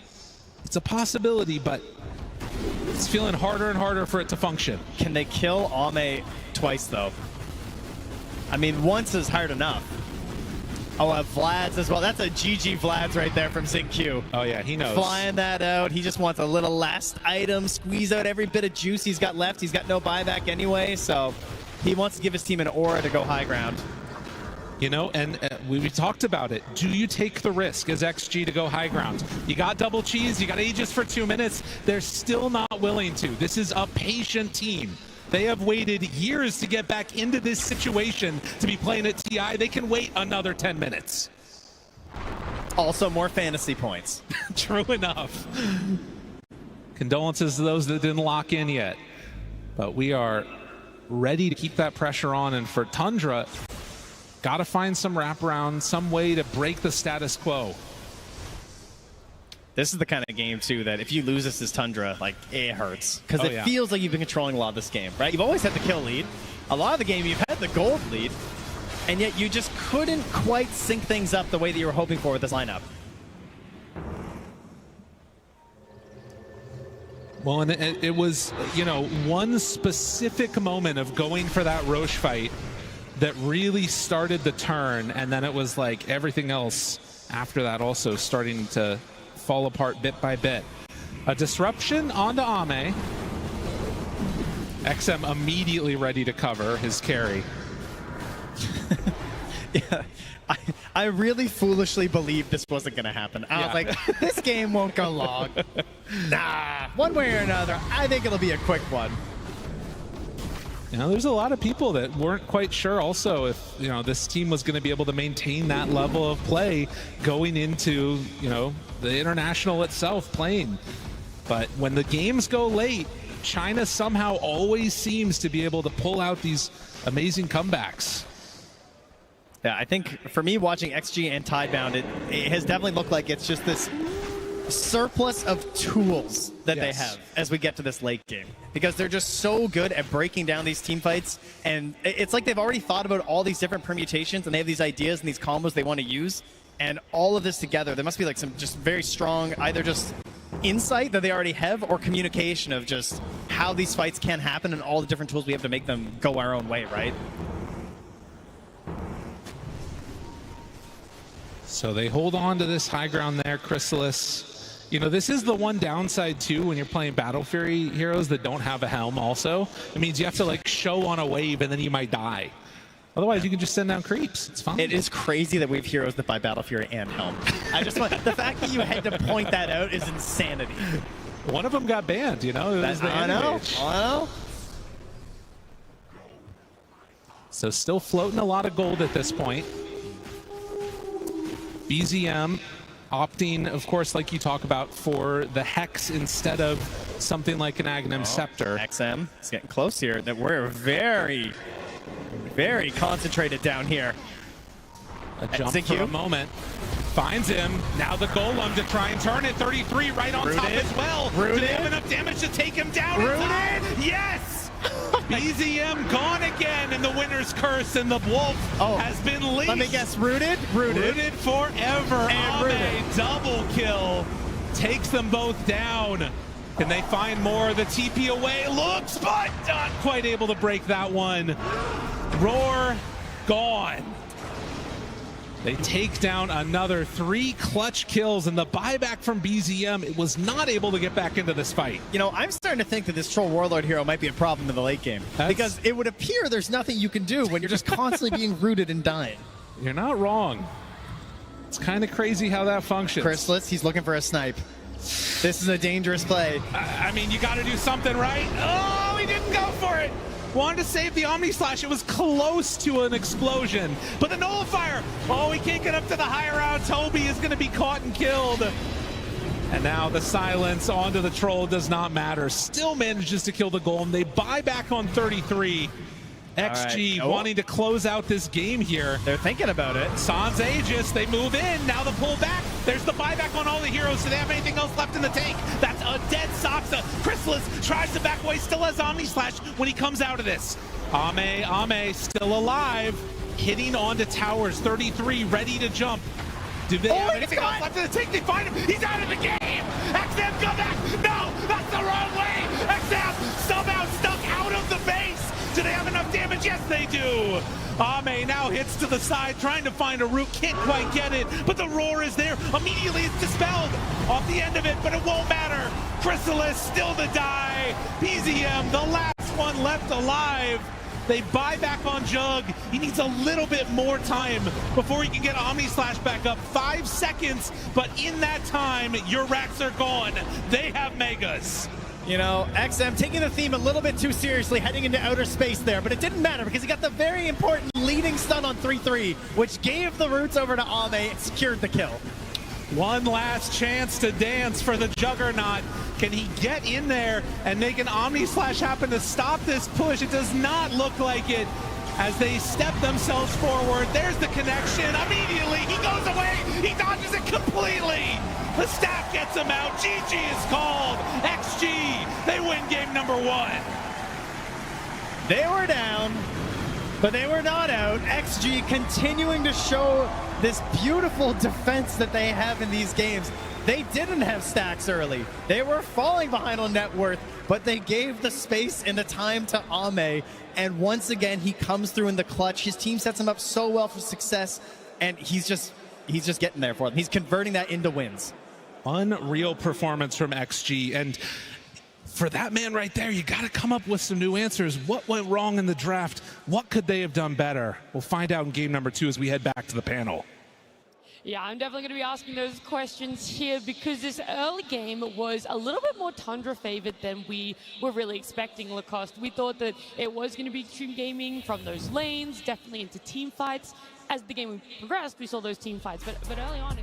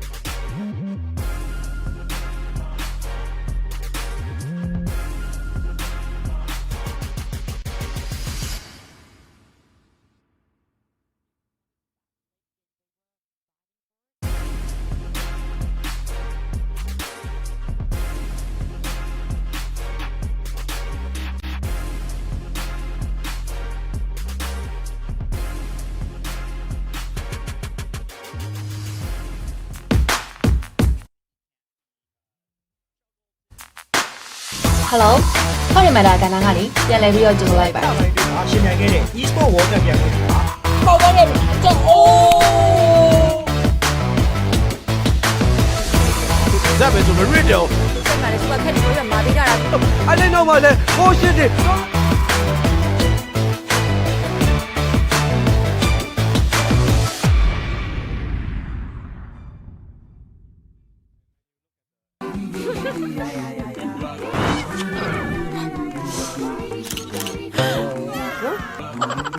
吹南ထွက်လို့စိတ်ညစ်နေပြီယုံကြည်မှုကိုနှစ်ဆတိုးမယ် Power Code 吹南ဆိုပြီးလမ်းဆောင်မှုရှိစေမယ် Sport Active 吹南ဆိုပြီးစုံတင်ခြင်းမရှိအနံ့ဆုံးများကို24နာရီခံဝင်ပေးပါမယ်ယုံကြည်မှုနှစ်ဆတိုးဖို့မှန်ကန်တဲ့ရွေးချယ်မှု Bellman Deodorant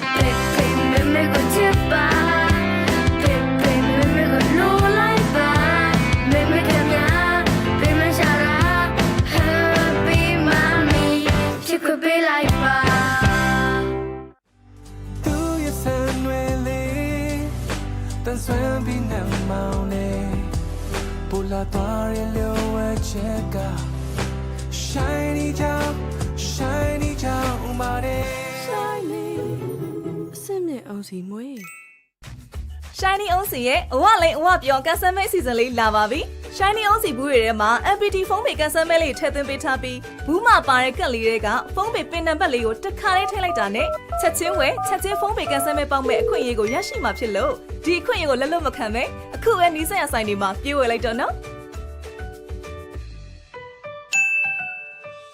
စံတော်လေးရဲ့အာဟာရအကြောင်းကိုသိပြီးကြပြီလား Shiny ကနေစံသားတစ်ချောင်းချင်းစီရဲ့အာဟာရကိုဖြည့်တင်းပေးနိုင်မယ်ထောပတ်သီးစီကိုအသစ်ထပ်မထုတ်လိုက်ပြီနော် Shiny ထောပတ်သီးစီကထောပတ်သီးစစ်စစ်မှထုတ်လုပ်ထားလို့စံသားရှိအစိတ်ဓာတ်များကိုဖယ်ရှားပေးပြီးပုံမှန်သုံးစွဲပေးမယ်ဆိုရင်စံသားကိုတန်ဆွမ်းထူတဲ့စီကပျော်ပြောင်းနှင်းညက်စေတဲ့အပြင်စံသားမွေးချောက်ပစ္စည်းခြင်းမှလည်းကာကွယ်ပေးပါတယ် Shiny စံသားအဖြစ်ထောပတ်သီးနှစ်စီ local နဲ့ international က e-sport tournament ပွဲတွေကိုမကြည့်လိုက်ရတဲ့နဲ့လွတ်သွားတဲ့ဘော်ဒါရှိတာ professional player တွေရဲ့ strategy ကြကြ rapid တွေ jungler တွေရဲ့ a master retriever တွေရင်ခုန်ဖို့ကောင်းလာတဲ့ ganging ပိုင်းတွေ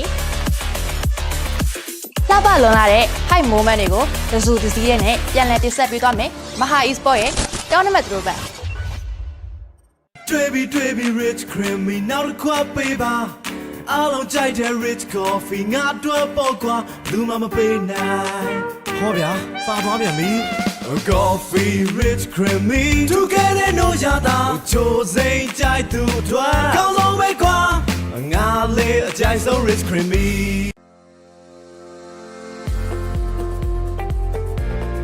တစ်ဖက်ရဲ့ကောင်းတစ်ဖက်ဖြစ်ဖို့အတွက်အေးမြတဲ့တောင်တန်းပေါ်ကဆင်းသက်လာတဲ့တစ်ဖက်ရွက်နုနုလေးတွေကိုခင်မီစက်တစ်ကြီးများဖြင့်ထူးစီမံထုတ်လုပ်ထားပြီးချိုးကြနာစွာပေါင်းစပ်ထားတဲ့ကြီးပြည့်စုံတဲ့ပုံမှန်ရတာနဲ့ Grand Palace မြန်မာလက်ဖက်ရည်ဆိုင်ကျော်လက်ဖက်ရည်ခွက်တော့ဘူးတစ်ဖက်ဆိုင်သွားပြီးချိန်ပြနေရလိမ့်မယ်တစ်ဖက်ဆိုင်ကိုသွားစရာမလိုချိန်နေရမရွေးဆိုင်ကျော်ချူစိမ့်တစ်ဖက်ရည်ရတာစစ်စစ်ကိုခံစားရမယ်စန်ဒီဆိုင်ကျော်လက်ဖက်ရည်ကတစ်ဖက်ရည်ချစ်သူတို့အတွက်အသင့်ရှိနေပါပြီဆိုင်ကျော်ရတာစစ်စစ်စန်ဒီဆိုင်ကျော်လက်ဖက်ရည်ဖြူဖွေးအေးမြချွေးထိတ်စီတာ Bella Roll On ဝေးပြန်လန်းဆန်းစီမယ် Clean Fresh နှစ်စဖြူဝင်ဝေးပြန်စီမယ် Extra White 24နိုင်လုံးဝေးပြန်စီတယ်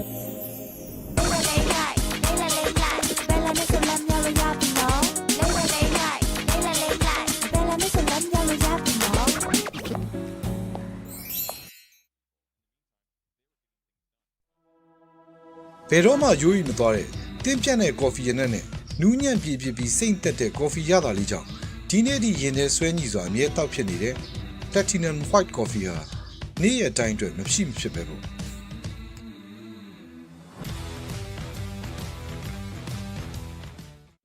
ဆန်ဒီနက်ကော်ဖီဟာကမ္ဘာအကောင်ဆုံးအရေးသွင်းမြင့် Arabica ကော်ဖီစစ်စစ်နဲ့ထုတ်လုပ်ထားပါတယ်။အကောင်ဆုံးနီးစနစ်တွေနဲ့ကြိတ်ခွဲထားတဲ့နူးညံ့တဲ့ကော်ဖီမုန့်တွေဟာတောက်လိုက်တဲ့အခါရှားပေါ်မှာကြမ်းရှာမနေပဲနူးညံ့ပြည့်ပြည့်စေပါတယ်။နူးညံ့တဲ့ကော်ဖီမုန့်တွေကြောင့်အချိန်ကုန်ခံနှက်စရာမလိုတဲ့အပြင်အနက်အရသာပြည့်စုံတဲ့ Arabica ကော်ဖီစစ်စစ်အရသာကိုခံစားရမှာပါ။နှက်စရာမလိုတဲ့နှက်ကော်ဖီ Sandy နှက်ဖြော်ကော်ဖီမဒါရဲ့ဟီးရိုတွေကိုစပြီးကိုင်တော့ပါလားအိုင်ဒန်လေးဆက်တာမလို့ရောတေးမိတ်တွေစုတာခံရတော့လား Mobile Legends ပြင်လိုတာဆော့ရဲ့ preset တွေဆိုအားရကဗီဒီယိုကိုင်နဲ့အသစ်ထွက်ရှိလာတဲ့ patch တွေကိုနောက်မကြစေဘူးခုတင်ဆက်ပေးနေရတော့ My Sport TV Channel ကနေထုတ်ပြပြတာတော့မယ်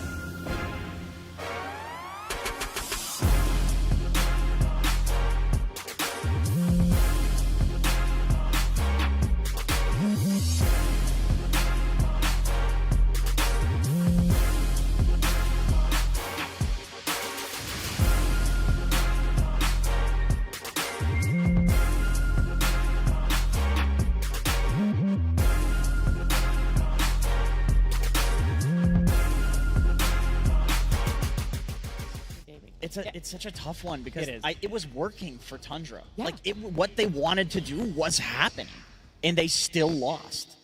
So I guess a lot is going to fall into Moon, like breaking down what actually went wrong in that game and how to fix it. I see Tundra as the type of team to not completely change their draft and say, okay, we won't do this. Oh, yeah. That's one that was definitely not on the draft because they executed pretty much perfectly first 15, 20 minutes. Yeah. That Roche fight should have maybe happened because it was also a good play from Xtreme Gaming, realizing what needs to be done, taking away Roshan from a team that is 5k gold ahead, which wants to put more pressure. But Tundra, seeing how they played out first 15 minutes, it was pretty much flawless, understanding what the holes in Xtreme Gaming's draft are. And Xtreme Gaming, they are a team that we've seen it so many times where they just put themselves in a position where they are 5k gold down 10-15 minutes into the game. It feels like they really want to be pushing the limits, see if they can make a comeback, and this is one of the better comeback teams in Dota. Yeah, I mean, something else to add to that, right? It's not just about the draft. I think which side you're on actually matters a lot, because if you're playing the way Tundra is playing in the first game, you want to be aggressive, you want to secure the lanes. Being on the Radiant side, like I mentioned, the 15 to 20 minute Roshan, that is actually super crucial for you. Yeah. You do well in the lanes, you get Roshan, then you can snowball a lot stronger, you know. So I think being on the Radiant side actually matters a lot for how they are playing if they want to keep everything the same. I totally agree. I think if you were to like look back at this game in retrospect, like Moon is definitely going to call out the Roche play. It's very interesting though because the trade is a kill on Ame, right? But it's not worth it. But it's actually not worth it. That's the thing. But you can understand why like players of this caliber are going to take such a bait because, you know, Troll is the counter to their lineup. You know that this is what XG wants to win the late game with, but you also need the Roshan to go high ground. So all of the fights should be around this objective, whether or not you're killing Ame. Yeah, to sort of close out this game one, though, and before we move on, I want to ask about a Troll. It's now been picked 9 times in the International, and the road to the International, and it's still at a 100% win rate. So how are you taking late game fights against a hero like this? So apparently click R win game right now. That's what it feels like, Winter. Yeah, Is there a solution? I mean, it's not just the troll. I think it's the other stuff as well that's going on in the game. I think maybe the environment right now is really good for Troll to succeed in the game with the helm, creating pressure. Because Troll is not exactly like a super greedy carry. You know, he comes online quick, he hits your buildings, he stands there, and you have those auras on top of him. I think I already mentioned in the previous draft that Troll loves auras around him. Okay. Well, a previous draft, our previous game, that's already been done and dusted. And right now, we get to look forward to a Game 2 draft. Xtreme Gaming versus Tundra Esports Game 2. That's right. In this best of 3, Xtreme Gaming already won a game up. It's not elimination, but you definitely want to give yourself the best fighting chance here, Lacoste. You want to stay in this upper bracket, and you want to learn more. You want to be able to find a solution to this team, but also what's working for yourself. So for the game number 2 draft, the bans, any big change-ups, that beast is not going to be getting let through by any means if Xtreme Gaming has... Yeah, for a good reason. He played an extremely good game, really loved the itemization. The big one for me is removing Mars, because they have a lot of success with Mars. I believe he is sitting at 75% win rate on the hero, which does allow them... I think the big reason why Mars is also popular because of the team fight, they are going for both of the facets, but also not necessarily rushing the Blink Dagger. Like, you're building into items, you're getting Yule Scepter, you're getting your Lotus Orb before that, and then maybe you're getting a Blink Dagger. This is kind of a new trend. It gives you everything, and this is the fan favorite, the Earthshaker. Maybe we're going to be seeing some Ogre, but yeah, seeing him use that Enchant Totem, it's always a pleasure to see him on a big stage. One of the most overpowered heroes of the patch, too. It feels like every year at TI, it always comes back, but right now, it's not really about the big Echo Slams. I mean, you do see them, but it's more about the Shard and the fact that you can one-shot creep waves with the Kaya and Yasha. The Shadow push. Yeah, it's so hard to push into an Earthshaker fissure. It also feels a lot of the times that this Echo is dealing so much damage. Yeah, way too much. It feels like you can one-shot heroes pretty much in a single creep wave, even with level 1 Echo Slam. And it's also a flex hero. Like, we've seen quite a lot of offlane Earthshakers as well. You're pretty much building into the same items, doing it slower than from the mid lane, but also if you pair him up from the offlane with a position 4 hero, with a range position 4 that can get to the triangle and get those stacks going, so you can use the first Echo Salami to be able to kill those creeps, that's still going to give you... I mean, one thing to really focus as well on the Earthshaker, right? You mentioned the Echo, but it's the Echo on the Ancients as well, right? Yeah. You have to be really thinking about that first Echo in the game where he gets his dagger. So are you going to be able to contest it with your lineup? Or are you going to just be happy letting him get the... That's interesting. Like, do you want to contest, go in and get 2 of your heroes killed because there's going to be like 20 creeps around? Yeah. Well, I mean, or you just let him get it and you have a trade on the map. You also can't stack against him because he'll just go echo your creeps and kill you while you're trying to farm stacks. Like, that when people became comfortable with using the big ulti on the stacks, because I think there was a while where people were like, it's just a meme to echo the stacks, but you never use the first echo for a kill anyway, you know? You get more gold from stacks. Sometimes in the lane, I guess you use it if you get a solo kill, but it rarely happens. So most of the time it's on the stack line. You gotta be thinking, because it's a huge part of Earthshaker. Are you gonna contest? And like both of them mentioned, it's very difficult to contest, risky. So you have to be able to get a trade somewhere. You get a tower, or you push and you farm your own stack, you know, at the very least. One of the things that Xnova has been amazing on doing on Xtreme Gaming is blocking a lot of those tri-camps to ensure that stacks aren't happening. You know, he'll pick himself a strong sort of trade support, and that's his goal, is just to ensure stacks aren't building up by any means, rather than having to even worry about, are we going to contest it? They themselves, though, Warlock might not really fit that sort of archetype, but it doesn't necessarily have to be an No, I think they wanted a hero that can break the fight as well, especially when Shaker goes in, try to reset it. You also have Queen of Pain, so the picks coming out from the carry or mid-roll, wherever the heroes are going to go, these are not difficult, but these are difficult matchups to be playing into, because the pushback during the BKB Warlock with the Golem, so you're wasting good 3-4 seconds of your BKB. I mean, the Golem is very good at stopping the combo, right? Like, he can come in with a BKB, try to combo your teammates, but the Rock just stops everything, right? So I think in that regard, they kind of have the better or easier teamfight execution. I agree. And to be honest, going into this tournament, I was surprised to see Queen of Pain not picked up as much as it was on the previous patch, because in pro level pubs it was still very popular coming into the tournament. However, for XG, this is a different hero because Ame plays it. So what I really like about this pick here is that you can follow Earthshaker. All the roles you guys just mentioned, 4, 3, 1, they can play Queen of Pain in any lane against Earthshaker right now, and it will do well. So I think that's what makes sense here. Tundra, they go for the counter, which is Pugna. You cannot Queen of Pain ulti with Pugna ward being down. It costs so much mana, you will kill yourself, and guess what? You cannot Blade Mail the ward. Yeah, I mean, on top of that, we were mentioning about what would be the adjustments that Tundra is making. Right away, I'm already seeing they are trying to drop a lot more priority in terms of the team fight with the Snap and the Pugna. And now we're going to see a Slada here, which is not, I think, a very common hero against Pugna because of D-Crab. Yeah. But they're probably looking at a type of lineup where you don't really try to play around teamfights as much with the whole wing. So you try to play the side lanes. These two heroes are really good at playing the side lanes. You go around, like with two heroes, you basically kill anything. And the whole wing is like good magic damage into the D-Crab. So you kind of have a lot of ways of killing heroes through D-Crab. It's another BKB piercing tool. So they are going to be shutting down Crystallis pretty heavily. You're playing into 3 BKB piercing abilities, Sharpshooter, potentially break mechanic. I mean, it also beats the Earthshaker in the mid lane if they want to go that route. This has been Xtreme's specialty for a long time, especially when we've been seeing these Ember Spirits being popular, Void Spirits as well, something that he's going to be playing into a melee matchup. And it's a good counter. It's a great pick. Yeah, you remove the Fatal Bonds, you remove the Slada Amp. This is an S tier Abaddon pick. It counters pretty much all of XG. They need to ban Abaddon counters. Like Doom, I think, is one of the biggest counters. You can't heal, he just needs to Doom you before you get your ulti off. So that's something that you have to be on the lookout for. And obviously there's the break, right, from the Sharpshooter. I mean, I like Abba here too because Tundra can run it in any of the side lanes against Queen of Pain, depending on where it goes, and it does well. Although we have seen Ame as a Quap carry do well against Abaddon. It just plays differently as a carry. I actually think the Quap is probably going to go mid because the Abaddon is probably not going to go mid. I think that would be my trail of thought right now after I'm looking at the Abaddon pick. So they do remove the Doom, and right now they remove the Doom themselves when they could have just picked it to counter it. So they probably have something else in mind already. They ban Doom and Darks here.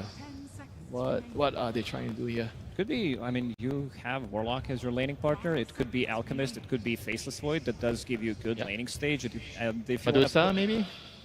But Medusa doesn't care about Doom. He cares about Darks here, not Doom. Yeah.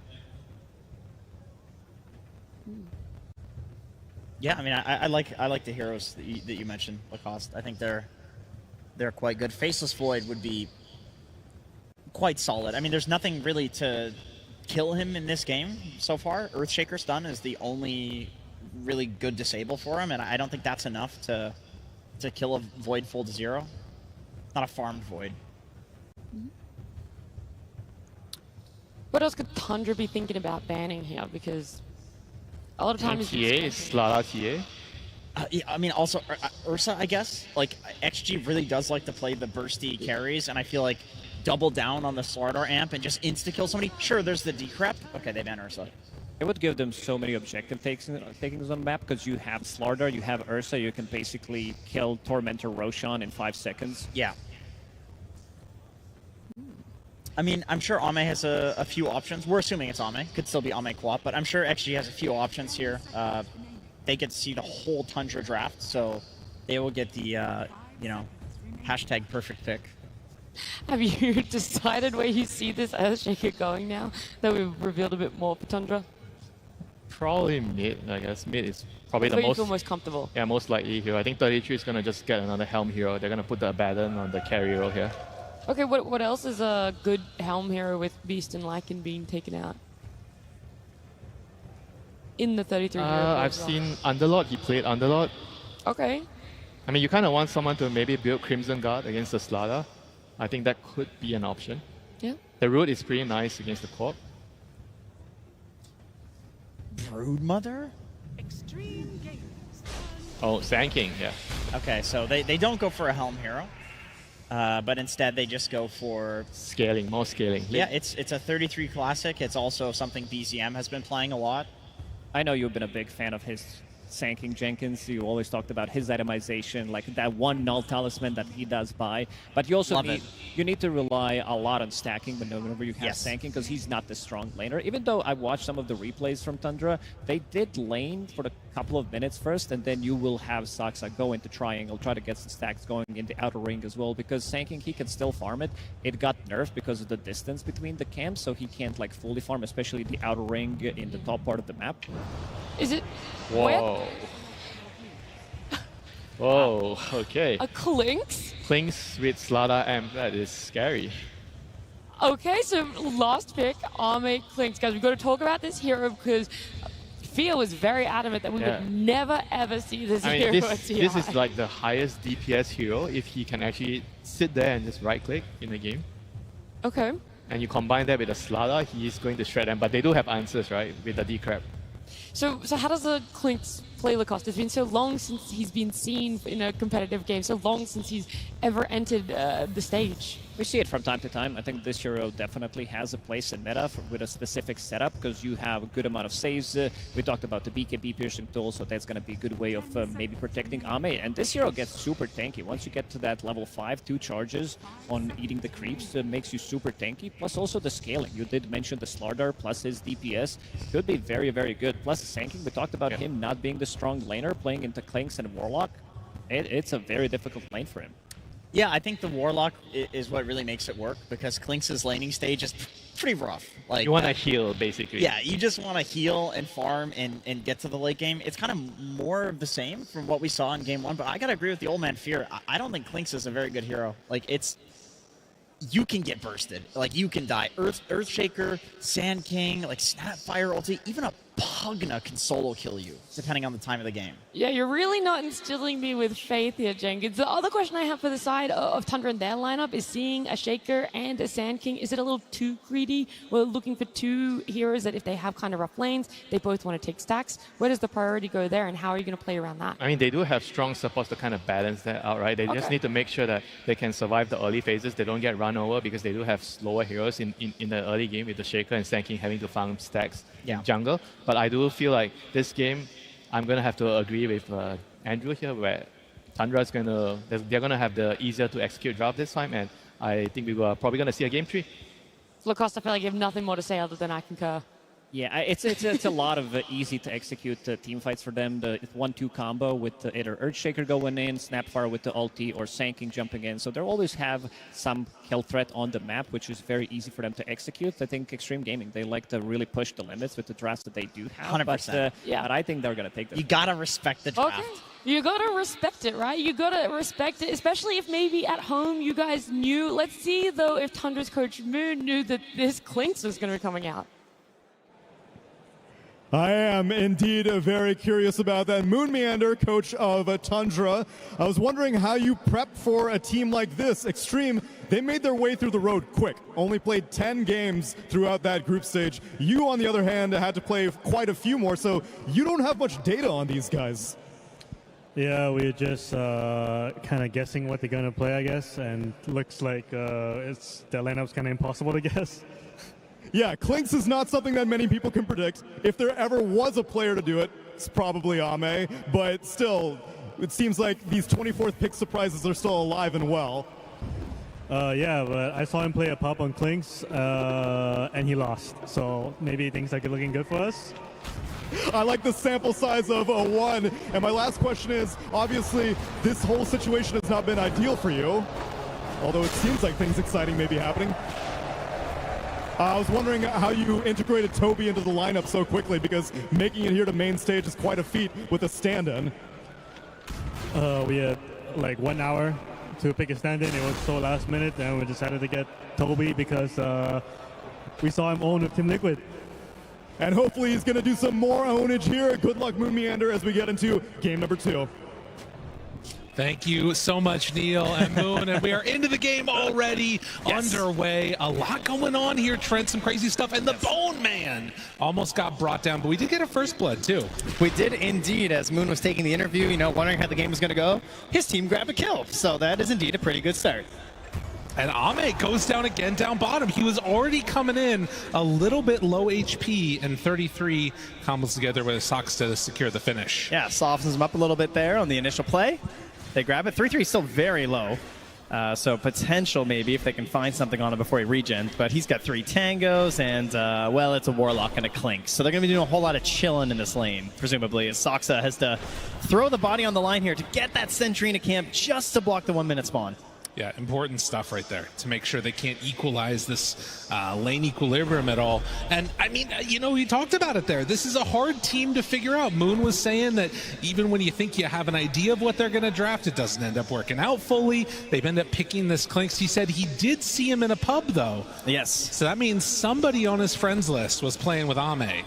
An important thing to watch for is when you can see their picks out a little bit earlier, since that's somewhat been gone recently. It's made some crazy matches, and we'll see if this Clinks pick is another one that gets them where they need to be. And most importantly, he lost. Yes. As Moon pointed out, so we'll see. I mean, this looks a little bit like last game in the sense that things started out very well for Tundra. In fact, for quite a long time. They were doing very well in the previous match. We'll see if they can perhaps get the finish. I think if we go back there, it's BZM, of course, melee hero versus Queen of Pain tends to have a pretty rough time. My goodness. We're used to this. But if we go back to that first game, I think if they had... May I continue, trouble. BZM? Or you good? Yeah, it's good. I think if they get that Roche's Tundra, I think they win that game. Yeah. That first Roche, I think that it gets so much harder for XG. So if they can manage to avoid a disastrous moment like that in this game, Tundra should have a better chance. This is scary stuff right now. I'm able to get that deny on XM, but BZM still very, very low, playing against the 2 points in Dagger, Queen of Pain. And you can see that's going to the tune of 12 and 5 for XM. And you can see he's not even trying to force this, right? Like, XM's low there. He's got a blink. He's thinking of some stuff there, but there's an enchant totem. There's creep waves. Like, why not just secure the runes and guarantee that he's just going to have to leave? Yeah, they don't have to necessarily play as aggressively as they don't want to. Oh, Zinq, XXS, battling out in a lane that we have not seen a ton of, and they can't get in range quickly enough to contest for that Lotus. And so a little bit of the disparity from last game, it is XG that instead is winning across all 3 of their lanes, and 2 of them in a pretty good fashion. That Clink's 13 and 6 right now versus the 10 and 3 for the Sand King. I do have a feeling Tundra are not going to stack 0 camps by like 15 minutes, though. Certainly not. Yeah, they are definitely going to be getting the stacks on for the Sand King. It is a necessity when you're playing it in the off lane. We get these mid Sand Kings. They just work the camps nearby. It doesn't even have to stack it too much because you can just grab 2, farm it up, stack when you can. But for the off lane, you need those stacks if you want to propel into these important items that get your game going. XXS. In this case, a helm. Right. Yeah, XXS. Remember, the panel was like, I think they could use a helm hero. And, they're going to pick Sand King. That's not a helm hero. Aha! Yeah. Well, also Slardar, the other one that is going for it. So yeah, every hero, helm hero, as we've come to expect. I'll also mention, between all of the heroes that XG has, insane amounts of physical damage coming out later. Yes. Obviously there's Ame, but you also have a Slardar, and then even if the Hoodwink, if you start to get some more items up on Zinq, and that's definitely a player that loves to farm. He's warming up here on the Bushwhacks, as you can see. This looks like a really annoying lane for a Slardar, I gotta say. You like to be a bully, and obviously he's doing very well, but Chrysalis also still at 21 CS, and you're dealing with D-Crab potentially. He doesn't have a point in it yet. And also just the ability to shield and kind of turn that damage back on you. So he's not able to shut down his opponent as much as he'd like to, as we tend to think of Slardar as more of like this anti-carry, where like you're played into this lane to also slow down your opponent. Have a short disconnect here. Saksa gets the pause going for himself, and I would imagine that pretty soon he's going to be making that move back into the jungle that we've come to expect from him, sacking up camps and making sure that they're off to a decent start. Likewise, you can see XinQ already heading back that way as he's very low on HP and will just reach up a little bit as he goes. He queued up like 8,000 observers, but now he's changed his mind here. Gonna go for a wand into some arcane boots, pretty standard stuff. Can they contest these stacks though? Probably not this game, eh? For XG? I mean, yeah, it seems a little bit... I feel like you can contest. I don't think you can take. You know what I mean? Yes. Yeah. You could definitely target him for sure. Like, you get an obs in there. You see when he's going for these stacks. You can definitely come in, throw out a Sonic Wave, and maybe grab a cheeky kill. 3 points up in Dagger as we get back into the game. XinQ is going to stack that camp up and head back. Oh, come on. Look, they don't even know how to do it. They're like, this is not our meta. We're just off fighting instead. Man, usually, sometimes the 3 points dagger is a scary thing because it really hurts your rotations in a lot of games because you don't have earlier access to burst damage from the Scream of Pain. But versus a Shaker mid, this is hurting. Like, BZM is just constantly off the wave. He is a fisher for CS. It is not feeling great. He is the lowest of the cores in terms of last hits. And he doesn't really have an ability to jungle yet. So we're talking about these stacks for the Sand King. We're going to need him for BZM. Oh, and they glyph. They bring him low. The cookie to try and get away, but he is going to die to XM. He knew he was dead. Yeah. I think the second he got hit by the Shadow Word, he just started going in knowing he was going down. So they managed to find the kill on the Shaker right before the 6-minute mark, too. So this could also be a clutch. Look at Xnova and Soxa, though. They're battling right now. Xnova comes in. He does not try and body block, but all right. I thought he was going to try and stop that spawn from happening. Was too worried about potentially dying there versus Soxa, so he lets it go. And XM is the one that is going to be benefiting from that, picking up a shield rune now. So I'm not sure what you do at this point as the Shaker, because everything feels bad. Yeah, this is not great. He looks more like that position 4 Shaker right now or something, but he does have a stack here, so he can start working on that a little bit. But yeah, it's not great. Sox is going to hold the wave. There's an obs in behind the tier 1 tower planted by XinQ that's going to allow all these opportunities for ganks. It's a very scary place to try and play versus 3 point stagger and a potential Sonic Wave. And this type of bullying behavior is what you want to see if you're an XG fan. On the other side, for Tundra, take away their abilities to bully you back. 33's got to get off to a decent start with this helm and is trying to finish that one off and maybe try and push this Clinks out of the base. At the very least, Clinks can't eat your creep anymore. I know, right? Like, this hero will be crazy if you could eat helm creeps.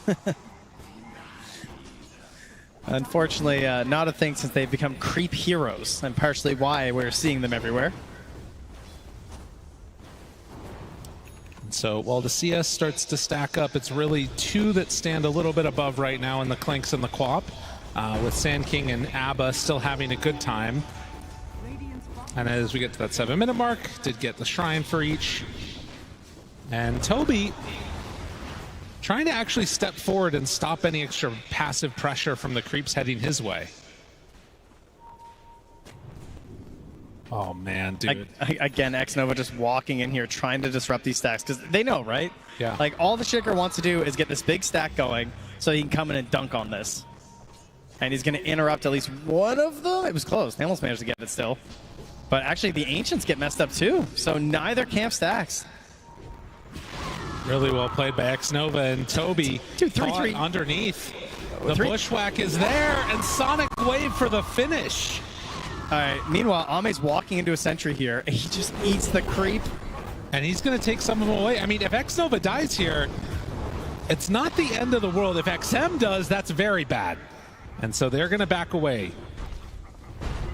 Giving a little bit of space now for BZM in the mid lane. He has nothing. There is no piggy bank, you know? You thought your parents left you an education fund, but they spent it all on your brother. He's got nothing left. Like, what is there here, you know? And 3-3 came over, took one of the creeps with his helm. Ame came and ate the other, yeah. You know? It's just, he's truly a zoomer. The previous generations are just taking it all. BZM trying to find anything for himself here. Does have, at the very least, level 6. And you can see that camp blocked in the back. God, they're just making his life miserable. They're bringing him the helm creeps. 3-3 is bringing him a creep wave. This is where we're at. Yeah. He walked a creep wave to BZM in the jungle. Toby, underneath his own ward, is trying to back away, and yeah, they did bring over a creep wave to make sure that they could get a little bit of extra farm towards BZM. Now, a kill here onto the Hoodwink with the helm creep helping might actually be decent for him, but instead, I kind of wonder if he's going to end up in further trouble. They dropped the golem on him! Have some mercy! Poor BZM. Will he be able to get out of there? A Aphotic Shield, XM still on the chase. He's bottling up and finally getting a little bit of help. Again, though, this is constant. The pressure on the other side of the map, Ame always takes advantage. He's very good at this. Gets a lot of pressure onto this tower. But once again, it is Ame at the top of the board at the 10-minute mark. He has all the space in the world down bottom. This is a consistent theme that we are getting from XG. Well, surrounded now. XM playing in mid with Soxa nearby, and though they did not get the kill with the golem, they are going to get the tower with it. Yeah, that ward lasting the entire time as well. So much value, giving them this capability to take this. I gotta say, the tower lasted longer than I expected. Oh no, not again. Not his little piggy bank. Jumps in, finds it. BZM might need to get denied, and it's not enough. No! Soxa not able to take down his buddy, and in fact, could be in further trouble. XinQ doesn't get any bounces out, though. And yeah, there's still... I think he got a glancing shot, because that only did 17 damage. That attempted deny on the snap. So I think the innate screwed him there. Oh, the innate got him. Yeah. Oh, that's very frustrating. Or yeah. Good old snap. Well, we said that we thought they could contest. We weren't sure if they could steal them. They're making an attempt at it right now. BZM still has Echo at the ready. Oh, you don't want to share this XP, though. Yeah, that's true, too. Even to your allies, like, guys, can you guys leave? But he just has to go for it. He needs the protection. A wise decision, and trying to get some more gold into BZM here. Lyrical, he is 2,000 gold behind the next nearest core. Yeah, it's been an impossibility. And this was a first pick XM here, too, on the Queen of Pain. They weren't able to draft things to help move over and shut him down more. It was just a complete answer the whole way through. Yeah, they're going to have to find a different hero to lead the charge here. Now, we've talked a lot about Ame farming that. Chrysalis not doing too bad. He is behind, but he is going to try and rush into that Radiance as XM continues to exert this pressure mid lane. Tower here or gone or not, he's sticking around. He's decided this is the part of the map he wants to play to open up the room on the side lanes. It's interesting too, right? Because people often talk about Quap not being able to rotate effectively with 3 points and dagger, but instead he says, fine, you guys rotate to me and we'll take that tower and then make everything else feel bad for Tundra. Yeah, they're 4K gold leave at 12 minutes. Yeah, when it's such a specific hero that you can target with a dagger like the Shaker and just make his life so miserable, it is very, very worth it. And amping up that physical damage that you can see will be a concern throughout this game will be that Deso. Yes. So, Slardar, Deso on a Clinks, it's going to be a lot. It's Blade Mail for XM. The choice for this one. Toby back in base, thinking about where can I go? What's the play next for him? At the very least, BZM has another tower to play behind, so harder to dive and kill the Shaker, but not impossible, as XXS takes the top one and queuing up a pipe. I don't think I've ever seen a build like this out of Slardar before, but it is awesome. Dude, BZM's tilted. He just body blocked his own camp. I mean, he's having a hard time, dude. It's not good. Like walking through your own camp spot in this situation. Meanwhile, the enemy carry is picking up 3 bounty runes. That just shows what, like, they create this just wilderness zone that no one wants to go into except Ame. It's like a private resort just for him. The bottom lane every game. Ame's area, that's what they'll call it. They need to find a kill on him, though, because he's going to start taking off like crazy. And instead, they have to deal with this. XM runs in, and you have to keep Toby nearby because otherwise BZM's just dead. They're going to try and make something happen bottom now against the Clinks. Do they have enough for a kill? He summons. He's trying to stay alive. Not enough. That was kind of terrifying how long it took, but he does go down. Will there be revenge? An attempt at one at the very least. Burrow strike to back away, and it looks like it's not going to work. Yeah. So a nice play by Tundra, managing to take down Ame. Still 5K behind, but some signs of life. Yeah, good positioning there from 3-3 to evade any sort of a bushwhack play there by using his Burrow strike when he did. And Zinq knew it too. Didn't have an option to get him. The other side, you've got Chrysalis here, who's been relatively quiet, but working on a Radiance. And BZM finally has that Blink Dagger done. At level 8. Yeah. That's the downside, right? Like, you're not wrong. Unfortunately, you just don't have a whole lot to offer at this point. Like, he's the same level as Soxa. There we go. I mean, he's going to have to make back up that deficit by virtue of finding kills and finding good fights. Oh, or another big set of stacks here. Okay. Oh, that's good. Oh, awkward moment here. 2 cores. It's like, okay. Well, they're going to stack again, but yeah, I feel like injecting this into the BZM would be a really big win. And 33, never mind, would be a really big win for 33 too to get all this gold. You got your Blink already. Yeah, listen, one of us is having a game here, okay? Just let me take care of this. Still just 2 stacked on the side of XG. I mean, the other thing to keep in mind, right, is that while we did see Clink stay alive for a while there, if 33 was there, a lot of like his survivability came by casting spells, and there's a decent chance they can just stun lock him. That's true. Yep. It can happen if we can catch back up here. It makes me think of the FE voice line, you know, I'm farming lane because I'm a winner. Oh, okay. You know, that's XG right now. Got now, it. stacks, you know, I don't care stacks, right? They're just camping all 3 lanes, farming up like crazy. So all of their last hits are mega value. Going in now. Chrysalis forced to pop ulti, and the TPs come in. Are they going to go for more? Soxa nearby, thinking about it, hunting to the side. Toby decreps himself. That is the Radiance, assembled by Chrysalis. Will he be the Avenger? That is the question with said Radiance. Yeah. It's a tough one. They force a lot of rotations and then back out. Ooh, XM, mid lane, Arcane, Amplify Damage Rune. Yeah, good blink away there by BZM before things went south. And maybe 33, if you waited a second. XXS, confused as to what hero he's playing, picks up the pipe. So his Helm Pipe Slardar ready to take over this game. It's great itemization in this match. It's really, he is just playing for his ult to help with the damage and then just control. First time this tournament, it makes sense, and it's the perfect item. Yep. The question is, if you start losing out at this point, if you lose a fight or two because of some chaos happening, how well is this hero going to be scaling? I mean, you've still got the Helm. They're very good at forcing towers right now, but if they were, like, let's say trying to hunt for a 5v5 fight, they don't really have very good tools for it right now, right? No. It would be like Bushwhack or just a Golem drop, whereas we have Blink Sand King. Control, kisses, done. XM is out of there. That is exactly what they needed, and now 33 trying to find Xnova, who is pretty quick in the river, but with Blink Dagger back up in 8, Burrow Strikes, trying to stay on target. Bushwhack stops it. BZM Fissure, they miss off to the side. Oh, he's getting out! 33, he doesn't have anything for him. And so they do manage to TP out with Xnova, but the kill on XM. Yep. Very, very important. And, I mean, it comes back to what we were just literally just talking about as it happened. They have great ways to start fights as Tundra. Right, we have the blink on the Sand King, we have the blink on the Shaker. We're going to have these cookie plays, and then you can defend your towers with your kisses. It is risky to push into it, which is what they're trying to do with the pipe, but immediately losing your Queen of Pain like that kind of makes you look at your pipe and be like, oh, well, that wasn't great.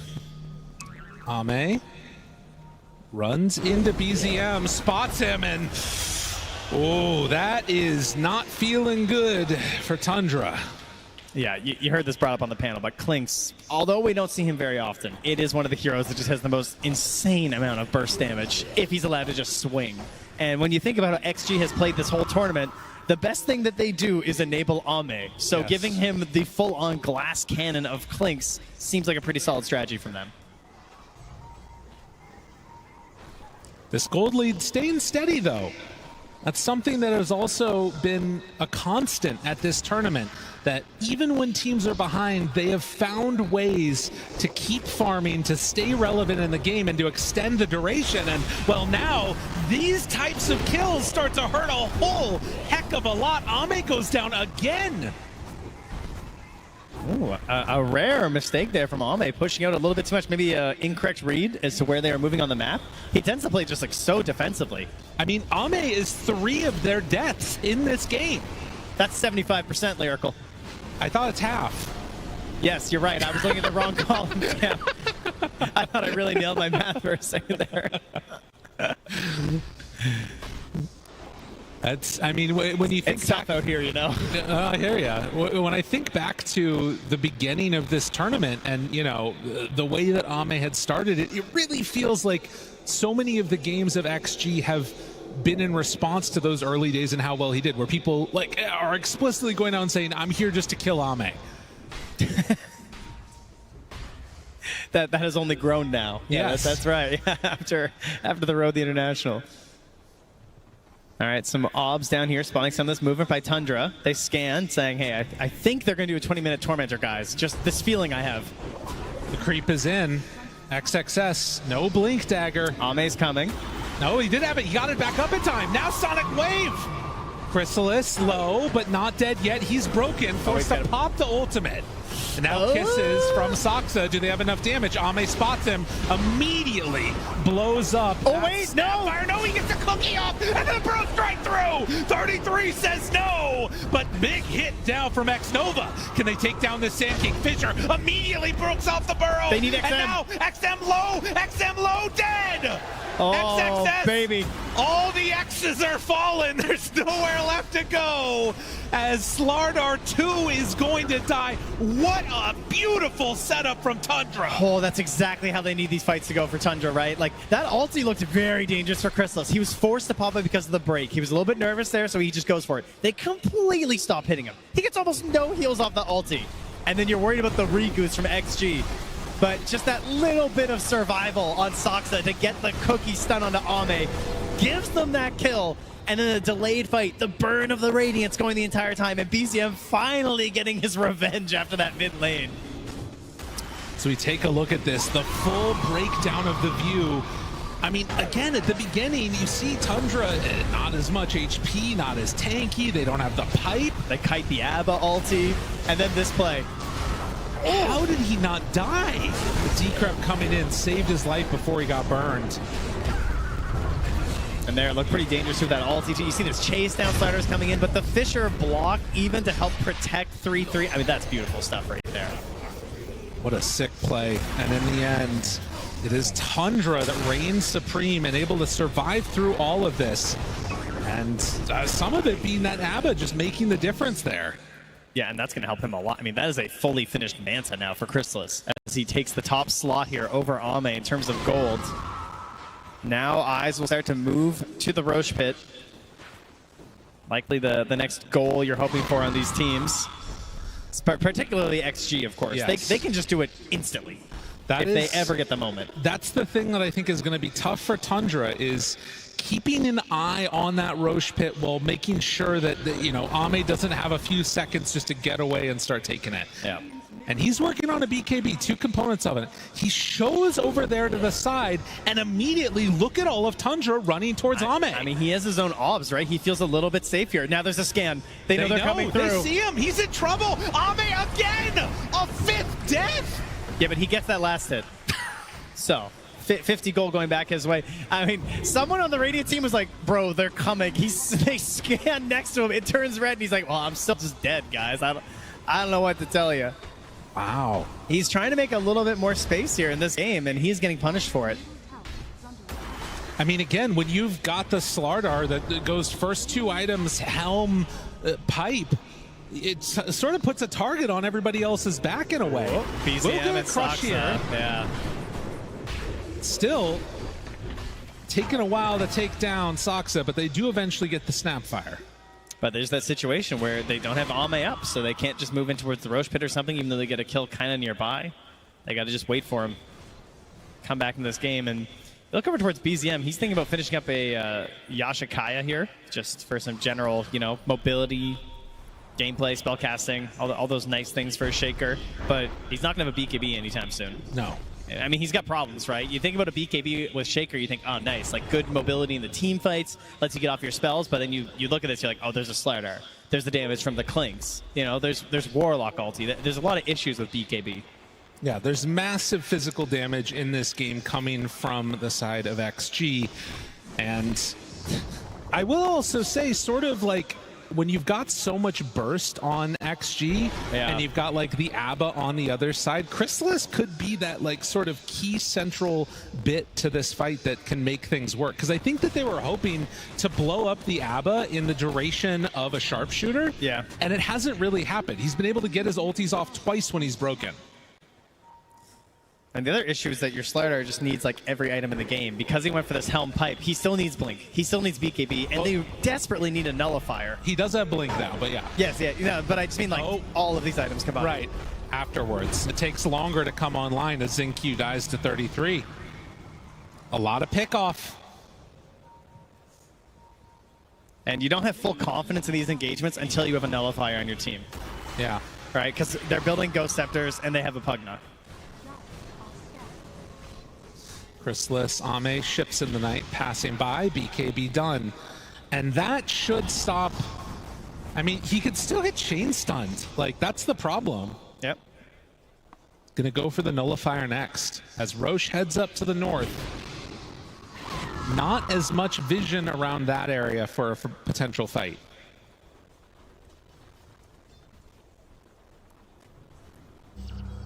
Also, a very small lead right now. It's mostly just the idea of like Roche is what it comes down to, is they kill a creep down bottom while scanning the Roche pit. Right, they're ganking creeps. They're ganking Helm creeps. That is but the reality we live in, Lyrical. That's right. That's where we're at right now. Sand King does have Aghanim Scepter. That's a lot of damage. And Tier 1 Tower still alive for XG. Also, Aghanim Scepter done on Quap a little while ago. A haste rune here. They're going to give it to Chrysalis, and he's running in.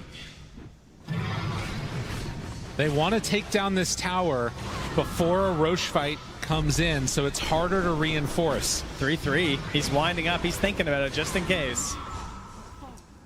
A nice play right there. But now you know what's happening.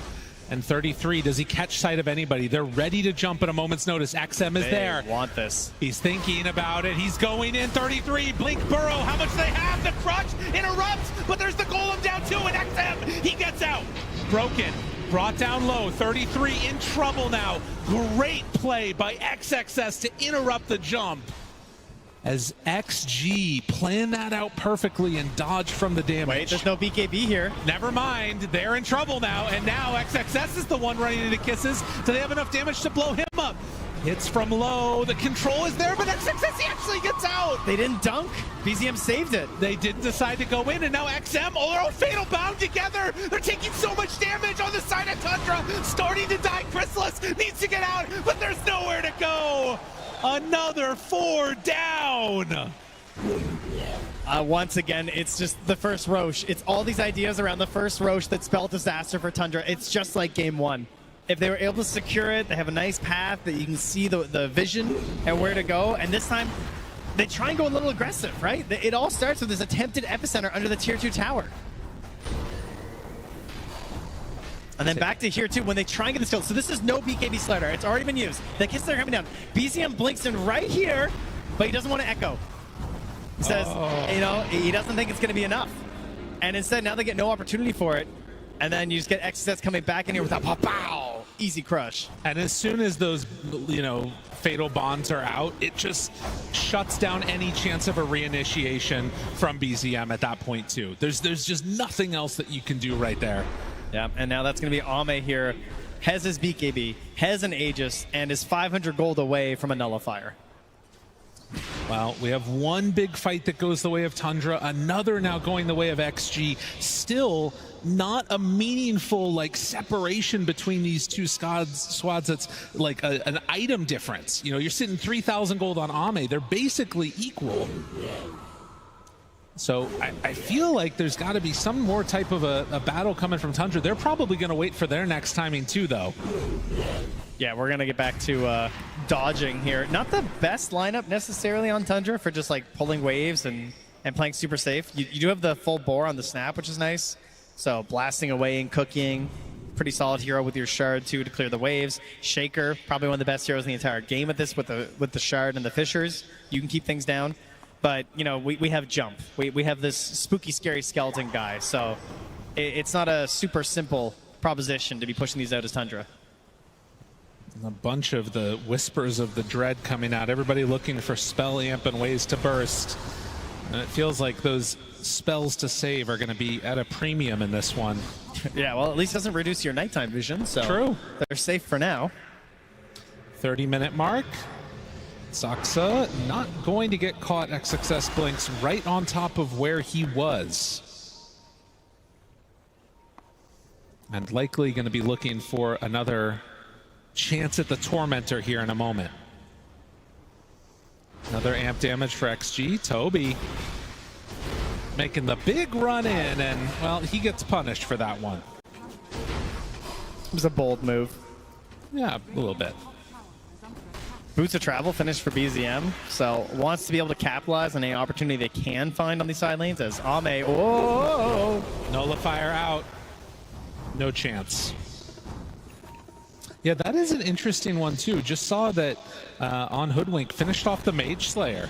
So pretty annoying to deal with for Sand King. Sand King, even just like everyone, Yeah. really, it's truly everyone. So we're going to be watching those bounces on the Acorn. Not many heroes, of course, that can hit multiple with the Mage Slayer, but Hoodwink is one of them, so you get this debuff on multiple people. Feels great, but it does only last for 3 seconds now. It's not as crazy as it used to be. Ame under a ward. But with the rest of the team coming in behind, he is going to show for a moment and then actually take down that tower. This is Clinks. This is the problem. Look at how quickly that fell. Yep. It is very, very fearful. I'm gonna need to make use of the mass magic damage that you have on the side of Tundra and hope that's enough to burst him. Obviously, they're gonna need to do it twice right now with the Aegis. 1 minute and 30 left on that one as XG head up to the north and get themselves ready for a Tormentor. What? Where? Yeah. Immediately gone. Here's the shard goes to X-Nova. And Tundra just continue to dodge as much as they can right now. I mean, attempted nullifier for 3-3 could be something. The Bloodthorn for Chrysalis is probably their best chance to at least get a full chain stun kill and just kill as fast as possible.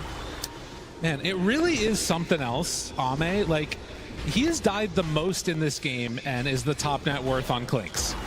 Like, he's died more than the person that's died the most at the tournament so far in this game.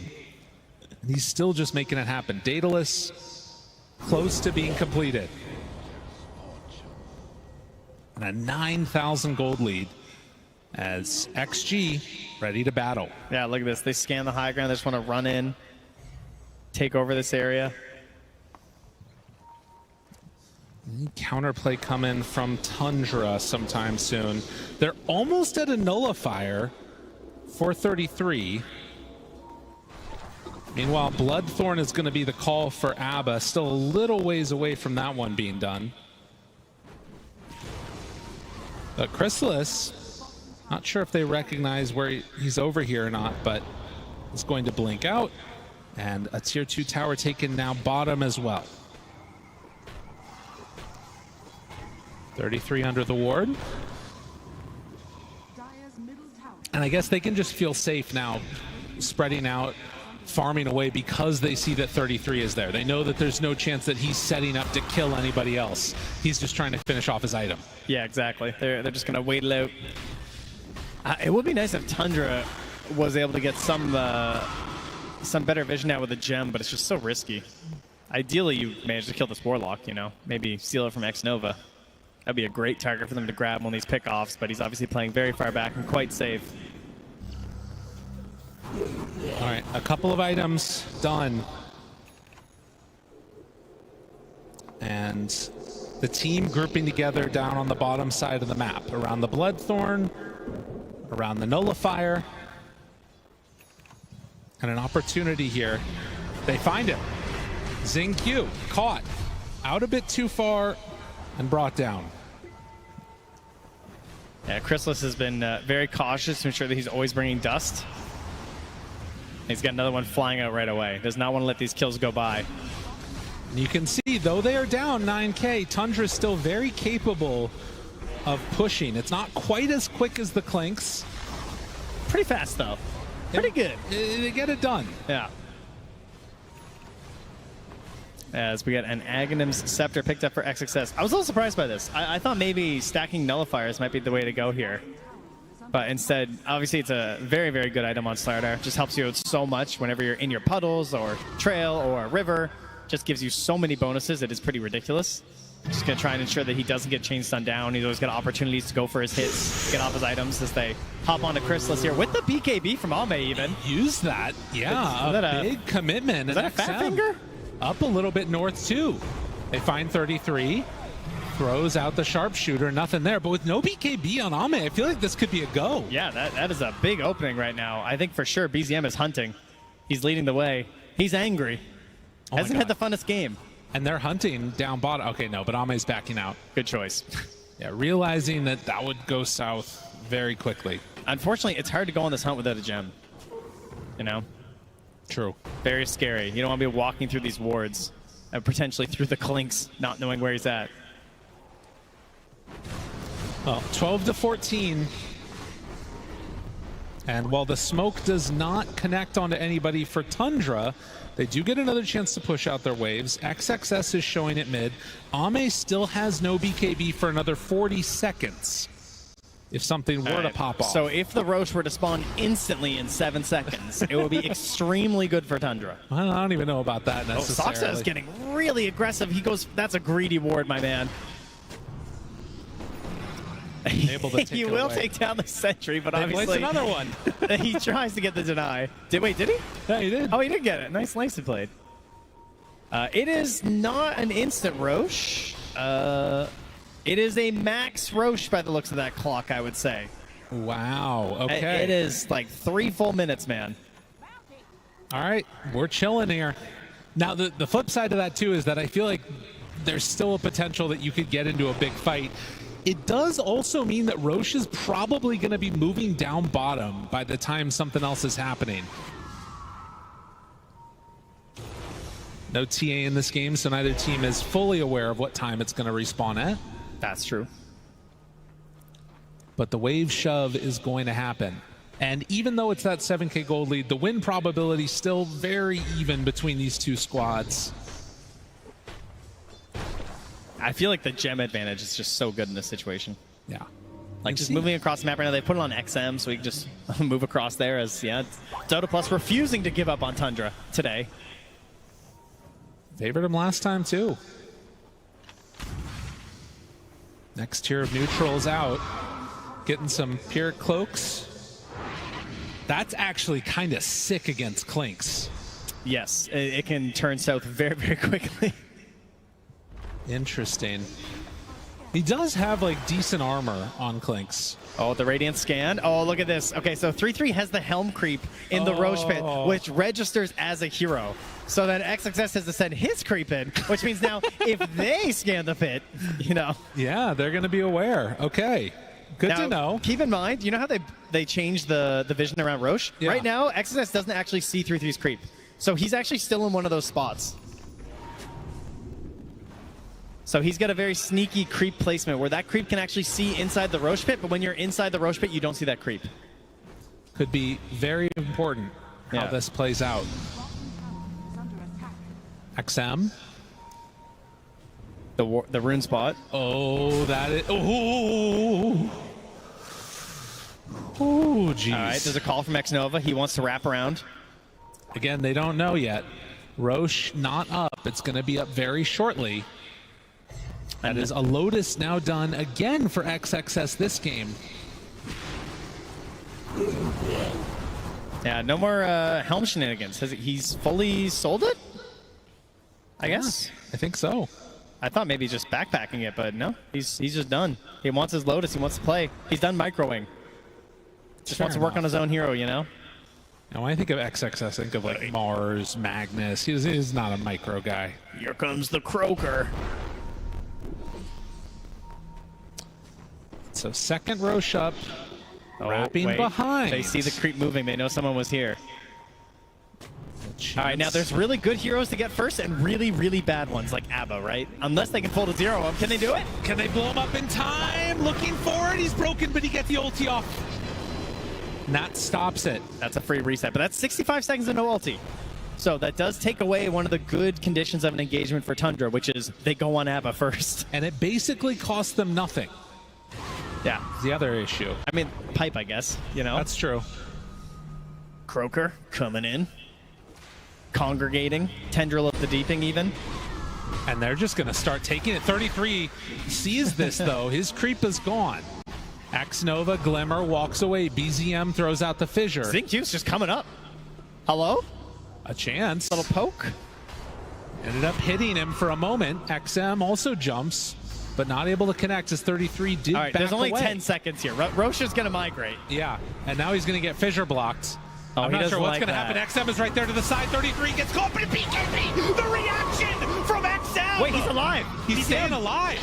Able to get it off the Lotus, keeping him back and low, but dead afterwards. XXS puts the kibosh on that, and Chrysalis, now in more of a world of hurt, is going to start to fall. Ethereal form for a bit longer, but in the end, it is going to be a dead ABBA, and hunting down Toby, hides off to the side. Ethereal form, no way to break in.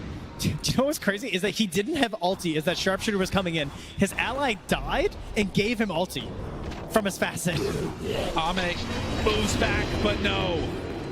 Comes in, shuts down the captain, 33 to fall, and XG ready to run away with this game number 2. Just, I mean, everything going their way. But, like, what more is it, you know? They jump in there. At first you think, like, oh, there's a heal. You know, maybe they can turn it with the shaker, but they just never find these opportunities. And just instant roshing. 0 chance of contest here. And yeah, this is where it starts, right? Like, on to BZM. What is the heal here? Did someone pass him a Lotus or something? Yeah, it must have been. Regardless, you could see also the just swing that came in as soon as 33 burrow striked, and then the reaction of the BKB from Quap shut that stuff down completely. And I mean, now that you lose this fight like this, you get the Aegis ready to start going high ground. I mean, there's got to be some answers to it, but you don't have buyback. You don't want to buy back on Sand King. Their spirit is broken like their base. I mean, that wasn't even a fight. It was just simply a massacre. The comms are quiet right now, you know? And another tier 3 tower going to be hit. They're TPing in with BZM. They're going to try something. Does he have the range? The creeps are starting to walk forward, but Ame just backs away. Now the jump finds Chrysalis. BZM waiting for his moment, waiting. There's a fissure block. XXS is stuck. He wants Ame, but he's just not coming in. And the cookie, but there's the BKB reaction. Look, Ame's just running. A chance? Sonic Wave 33 can't chase now. No Blink Dagger available. XM, he's fine too, gets the blink out, and after just destroying that base, are gonna freely walk away. Full 2 sets of racks. And they've still got it all, right? They're just walking out with this Aegis and only a single lane now to try and keep alive for Tundra. Their last hopes here in the upper bracket. XG. If there were any questions about if this team was for real going into the main event, they have been answered at this point. They have looked so good. And now an Aghanim Scepter done for the Clinks. They're doing it with the weird heroes. You love it. It's so much damage, man. The Burning Army comes out. It already is a lot of damage, but now this is that safe damage the way he's been playing, right? He can just chuck this out. Does also get increased hits to kill the skeleton archers when you pick up that Aghanim Scepter. So big range, drop it down, say come and fight us in this, which is even harder to do now because they're going to be breaking Blink Daggers of Sand King and Earthshaker. Yeah, who've already struggled, of course, to try and find these plays in. But you know, he doesn't have buyback. That's true. So kill him twice, you won't have to kill him a third time. At least there's that. Tundra, how many more tricks they have up their sleeves? Ame is there, channels ton of damage onto the Abba, and then he's forced to back away.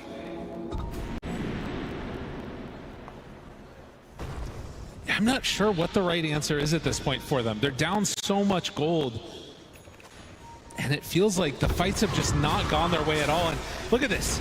XM just blinks right into the middle of everybody here.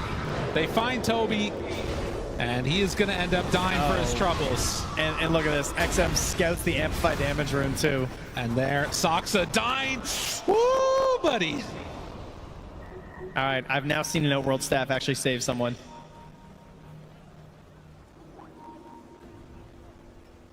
It almost worked last game there. Oh, he went all in. He bought a refresher on Shaker. This is going to be a reveal. They jump in. Burrow strike. Do they have enough control? Wanting to kill Ame. He's not dead. He's not going down. Ame Klink survives through it. He held on to his BKB that entire time. And now BZM is going to be the one that's caught instead. Still everybody from Tundra alive. Unfortunately, their base not so lucky. No, that's mega creeps. And could you even want to go into this mess? I mean, you've got to do something. You've got to find a way to punish, but the damage is just not there, and BZM's so low. XXS jumps forward. There's the epicenter. It's hitting onto nobody. They do burrow strike, though, and now it starts to click away slightly, but the damage is too much. Ame, he stands tall despite the early deaths, taking out hero after hero. Another burrow strike used, but look at the Clinks. The Skeleton Man is doing way too much damage as they find a triple kill, looking for 4. Can they get it? Ame instead gets the nullifier out. There's another combination. Damage, maybe? No! They're not gonna kill him! Ame is too damn strong!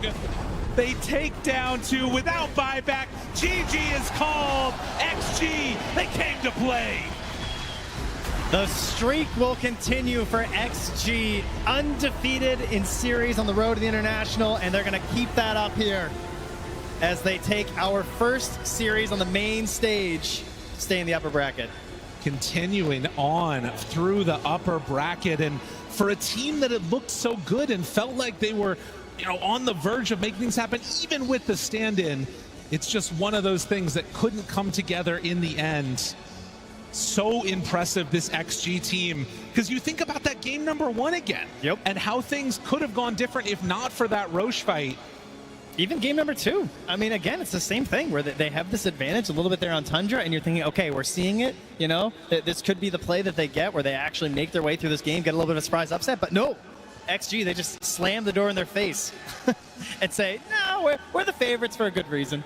Absolutely. The favorites make their way out of the stage, and for Tundra, they're going to have to forge a new path through that lower bracket, come up with some other answers. They're going to want to move on in this tournament. But XG, the ones that come out on top in this first series, what a performance from them on the main stage. Trent, I mean, the other thing to think about with this is, I mean, how worried are you going up against this XG team for the next squad? Well, if you were thinking things like, well, there's not that much data on them. They haven't played that many series. We'll just wait and maybe we can learn some more. I don't know what there is to learn. I've just learned that they're even more frightening than I thought after that game 1. So if I'm their next opponents, I'm just thinking, like, what is it? What is the solution? Because they tried playing a little fast. They went for this insta-Lycan. That didn't work, right? They got this big early lead on Tundra, but they're able to fight back on XG. They're so good at picking these team fights, very much like Team Spirit style, right? Of no matter how far down they are, they know the exact moment when to strike. And it's been so long for XG coming together here on the main stage. They forgot, we got to go over and shake hands as well. So they come back in, give a handshake there. And of course, Tundra dropping down to that lower bracket. But the fans loving it here out in the squad. XG taking that 1 victory there. And again, I mean, for Tundra, you kind of got to reset yourself because they came in on a high. Yeah, they did, right? They got that amazing win versus Liquid. They're feeling a little bit better. It feels like the team's starting to come together a little bit. And unfortunately, after all that hard work, you go up against the Titan of the event so far, right? So You obviously have some players who are very familiar with going for long journeys at the international, so I'm sure that they're going to be able to talk the team, figure that out. They have a great coach in Moon Meander, who's also been going through this a lot, and they've also had stand-in issues before in terms of having to bring someone extra to the event. So don't count them out yet, right? It's a very tough opponent, and I'm sure that they will find their footing as they move to the lower bracket. And of course, a type of event like this where it's one of those moments where anything could sort of happen as you move through, because it's a squad that's going to gain more momentum as time goes out, as we have a chance now to get onto the stage and hear from our victors. Thank you, Trent and Lyrical. Yeah, fantastic to be here at TI with Arme on the main stage. It's a fantastic way to start the show. Great opening and a great series. Arme, that was a very impressive Game 1 victory. Does it feel good to be back on the stage at TI? 你觉得回到 TI 的舞台感觉怎么样呢？就感觉还不错吧。It feels pretty good. Fair enough. You guys played fantastic, so I guess it does. There were a few mistakes from both teams in Game 1. Do you feel that was nerves coming into TI? 在第一把的时候，双方都有一些小失误，你觉得是紧张呢，还是有别的原因呢？主要狼人比较难处理吧，这英雄，所以第一把打的就比较艰难吧。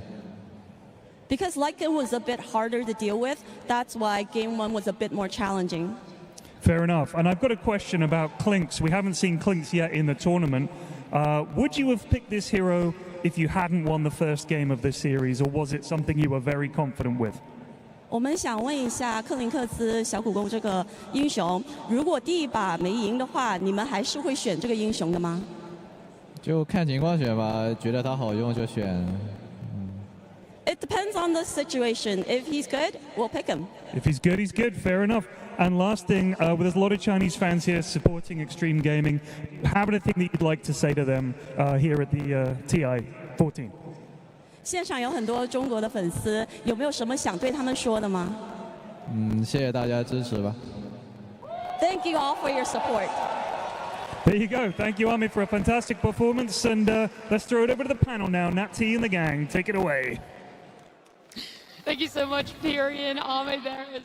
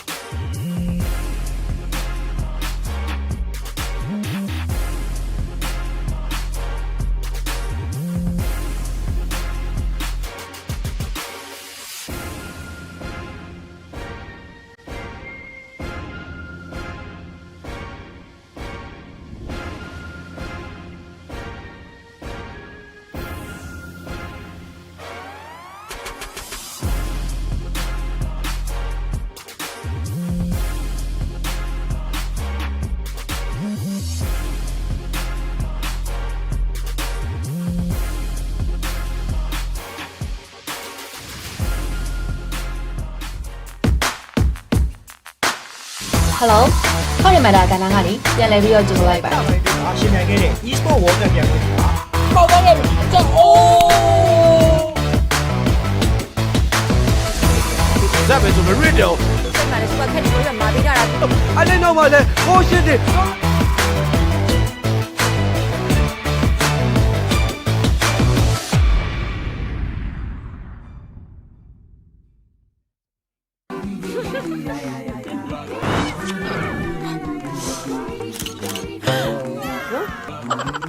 Trainer ထွက်လို့စိတ်ညစ်နေပြီ။ယုံကြည်မှုကိုနှစ်ဆတိုးမယ် Power Code Trainer ဆိုပြီးလမ်းဆောင်မှုရှိစေမယ် Sport Active Trainer ဆိုပြီးစုံတင်ခြင်းမရှိအနံ့ဆုံးများကို24နာရီကောင်းဝင်ပေးပါမယ်။ယုံကြည်မှုနှစ်ဆတိုးဖို့မှန်ကန်တဲ့ရွေးချယ်မှု Bellman Deodorant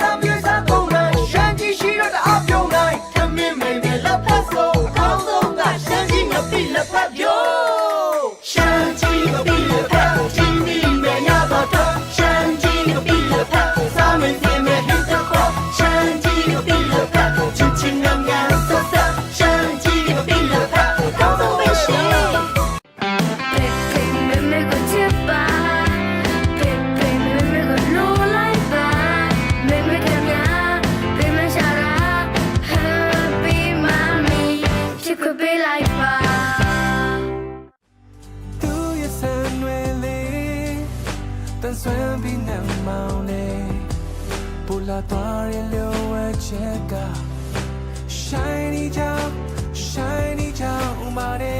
Shiny စနစ်အောင်စီမွေး Shiny အောင်စီရဲ့အဝလေးအဝပြောင်းကန်ဆယ်မဲ season လေးလာပါပြီ Shiny အောင်စီဘူးတွေထဲမှာ MPT ဖုန်းပေကန်ဆယ်မဲလေးထည့်သွင်းပေးထားပြီးဘူးမှာပါတဲ့ကက်လေးတွေကဖုန်းပေပင်နံပါတ်လေးကိုတစ်ခါလေးထည့်လိုက်တာနဲ့ချက်ချင်းဝယ်ချက်ချင်းဖုန်းပေကန်ဆယ်မဲပေါင်းမဲ့အခွင့်အရေးကိုရရှိမှာဖြစ်လို့ဒီအခွင့်အရေးကိုလက်လွတ်မခံပဲအခုပဲနီးစပ်ရဆိုင်တွေမှာပြေးဝယ်လိုက်တော့နော်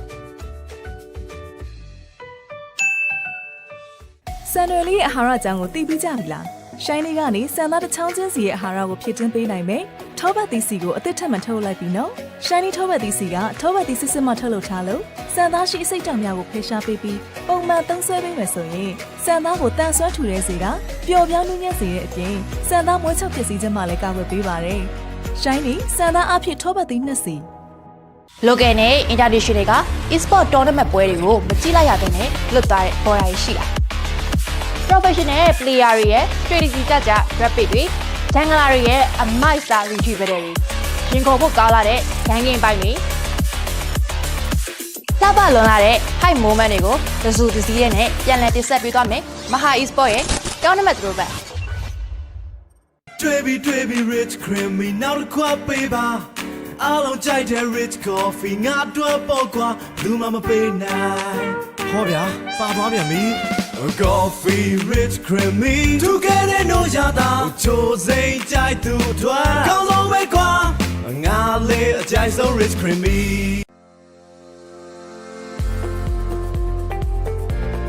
တစ်ဖက်ရေကောင်းတစ်ဖက်ဖြစ်ဖို့အတွက်အေးမြတဲ့တောင်တန်းပေါ်ကဆင်းသက်လာတဲ့တစ်ဖက်ရွက်နုနုလေးတွေကိုခင်မီစက်တစ်ကြီးများဖြင့်ထူးစီမံထုတ်လုပ်ထားပြီးချိုးကြနာစွာပေါင်းဆက်ထားတဲ့ကြီးပြည့်စုံတဲ့ပုံမှန်ရတာနဲ့ Grand Palace မြန်မာလက်ဖက်ရည်ဆိုင်ကျော်လက်ဖက်ရည်တစ်ခွက်တော့ဘူးတစ်ဖက်ဆိုင်သွားပြီးချိန်ပြနေရလိမ့်မယ်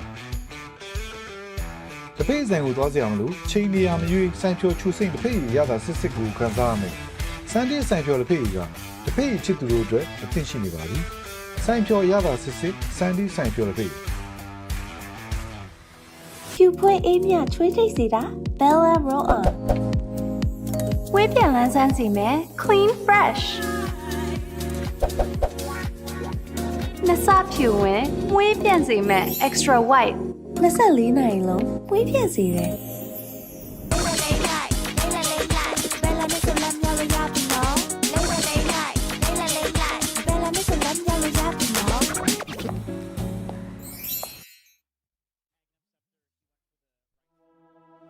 ဘယ်တော့မှရိုးရီမသွားတဲ့တင်းပြန့်တဲ့ကော်ဖီရနက်နဲ့နူးညံ့ပြည့်ပြီးစိမ့်သက်တဲ့ကော်ဖီရတာလေးကြောင့်ဒီနေ့ဒီရင်ထဲဆွဲညီစွာအမြဲတောက်ဖြစ်နေတဲ့ Platinum White Coffee ဟာနေ့ရက်တိုင်းအတွက်မဖြစ်ပဲပေါ့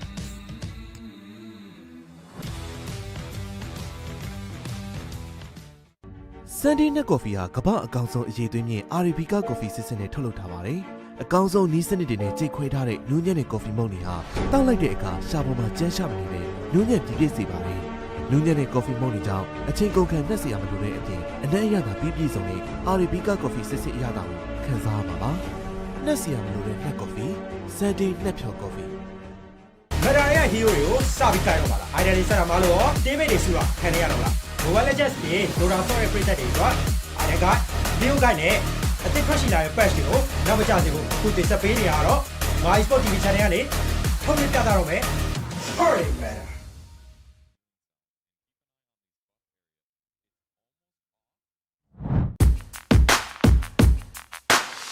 Hello ဟောဒီမှာဒါကဏ္ဍကနေပြန်လည်ပြီးတော့ကြိုလိုက်ပါရှင်နိုင်ခဲ့တဲ့ e-sport world နဲ့ပြန်လို့ပါပေါ့ပေါ့လေကျောင်းအိုးဇက်ပဲဆိုမရစ်တော့ဆက်မှာလည်းသူကခက်နေလို့မာပေးကြတာအလေးတော့မှလည်းဟိုးရှင်းတယ်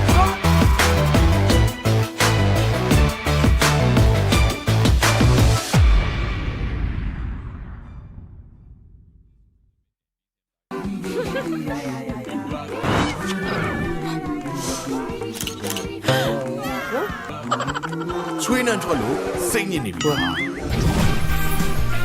ယုံကြည်မှုကိုနှစ်ဆတိုးမယ် Power Code Trainer ဆိုပြီးလမ်းဆောင်မှုရှိစေမယ် Sport Active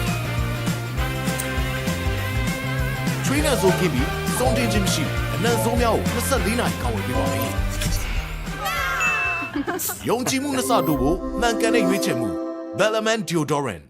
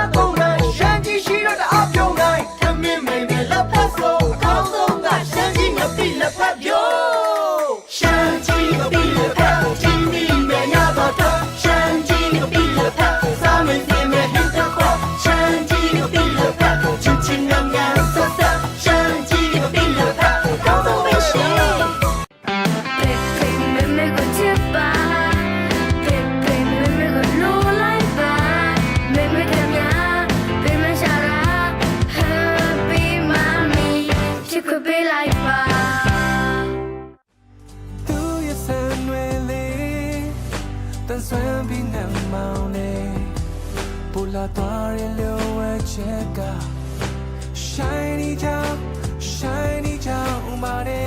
Shiny, အစ်မြင့်အောင်စီမွေး Shiny အောင်စီရဲ့အဝလိန်အဝပြောကန်ဆယ်မဲအစီအစဉ်လေးလာပါပြီ Shiny အောင်စီဘူးတွေထဲမှာ MPT ဖုန်းပေကန်ဆယ်မဲလေးထည့်သွင်းပေးထားပြီးဘူးမှာပါတဲ့ကက်လေးတွေကဖုန်းပေပင်နံပါတ်လေးကိုတစ်ခါလေးထည့်လိုက်တာနဲ့ချက်ချင်းဝယ်ချက်ချင်းဖုန်းပေကန်ဆယ်မဲပေါက်မဲ့အခွင့်အရေးကိုရရှိမှာဖြစ်လို့ဒီအခွင့်အရေးကိုလက်လွတ်မခံပဲအခုပဲနီးစပ်ရဆိုင်တွေမှာပြေးဝယ်လိုက်တော့နော်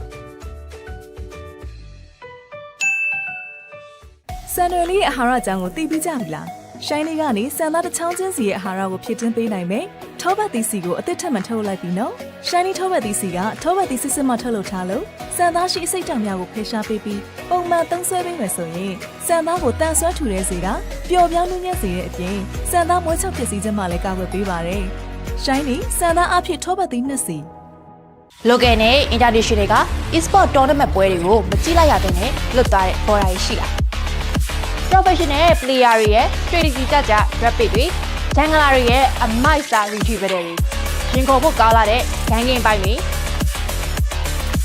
လှပလွန်လာတဲ့ high moment တွေကိုတစုတစည်းနဲ့ပြန်လည်တင်ဆက်ပေးသွားမယ်မဟာ e-sport ရဲ့ tournament throwback တွေ့ပြီ rich creamy နောက်တစ်ခွက်ပေးပါအားလုံးကြိုက်တဲ့ rich coffee ငါတို့ပေါ့ကွာဘူးမှမပေးနိုင်ဟောဗျာပါသွားပြန်ပြီ Coffee rich creamy Together no yada Cho zay chai tu twa Cao long way qua Nga le chai so rich creamy တစ်ဖက်ရဲ့ကောင်းတစ်ဖက်ဖြစ်ဖို့အတွက်အေးမြတဲ့တောင်တန်းပေါ်ကဆင်းသက်လာတဲ့တစ်ဖက်ရွက်နုနုလေးတွေကိုခင်မီစက်တစ်ကြီးများဖြင့်ထူးစီမံထုတ်လုပ်ထားပြီးချိုးကျနာစွာပေါင်းစပ်ထားတဲ့ပြီးပြည့်စုံတဲ့ပုံမှန်ရတာနဲ့ Grand Paris မြန်မာလက်ဖက်ရည်ဆိုင်ကျော်လက်ဖက်ရည်တစ်ခွက်တော့ဘူးတစ်ဖက်ဆိုင်သွားပြီးချိန်ပြနေရလို့မလားတစ်ဖက်ဆိုင်ကိုသွားကြအောင်လို့ချိန်နေရမရွေးဆိုင်ကျော်ချူစိမ့်တစ်ဖက်ရည်ရတာစစ်စစ်ကိုခံစားရမယ်စန်ဒီဆိုင်ကျော်လက်ဖက်ရည်ကတစ်ဖက်ရည်ချစ်သူတို့အတွက်အသင့်ရှိနေပါပြီဆိုင်ကျော်ရတာစစ်စစ်စန်ဒီဆိုင်ကျော်လက်ဖက်ရည်ဖြူဖွေးအေးမြချွေးထိတ်စီတာ Bella Roll On ဝေးပြန်လန်းဆန်းစီမယ် Clean Fresh နှစ်စဖြူဝင်ဝေးပြန်စီမယ် Extra White 24နိုင်လုံးဝေးပြန်စီတယ်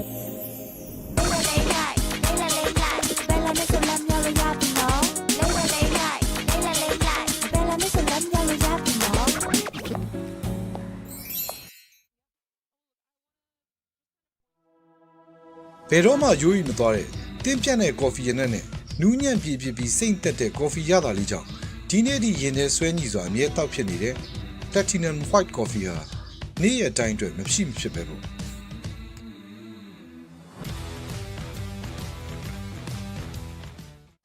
Sunday နဲ့ coffee ဟာကမ္ဘာအကောင်ဆုံးအရေးသွင်းမြင့် Arabica coffee စစ်စစ်နဲ့ထုတ်လုပ်ထားပါတယ်။အကောင်ဆုံးနီးစနစ်တွေနဲ့ကြိတ်ခွဲထားတဲ့နူးညံ့တဲ့ coffee မုန့်တွေဟာတောက်လိုက်တဲ့အခါရှာပေါ်မှာကျန်းရှာမနေပဲနူးညံ့ပြည့်ပြည့်စေပါတယ်။နူးညံ့တဲ့ coffee မုန့်တွေကြောင့်အချိန်ကုန်ခံနှက်စရာမလိုတဲ့အပြင်အနက်အရသာပြည့်ပြည့်စုံတဲ့ Arabica coffee စစ်စစ်အရသာကိုခံစားရမှာပါ။နှက်စရာမလိုတဲ့နှက် coffee Sunday နှက်ဖြော် coffee မဒါရဟီးရိုတွေကိုစပြီးတိုင်းတော့ပါလားအိုင်ဒါလေးဆက်တာမလို့ရောတေးမိတ်တွေစုတာခံရတော့လား Mobile Legends တွေလိုတာဆော့ရဲ့ preset တွေတော့အိုင်ဒါကဗီဒီယိုကိုင်းနဲ့အသစ်ထွက်ရှိလာတဲ့ patch တွေကိုနောက်မကျစေဖို့ခုတင်ဆက်ပေးနေရတော့ My Sport TV Channel ကနေထုတ်ပြပြတာတော့မယ် Sorry man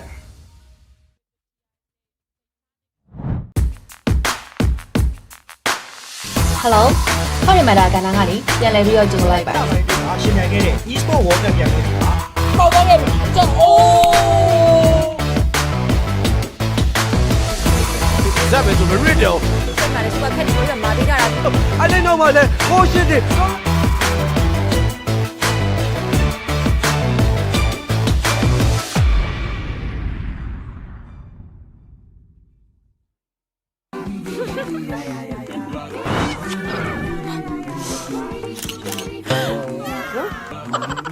ချွေးနှံထွက်လို့စိတ်ညစ်နေပြီ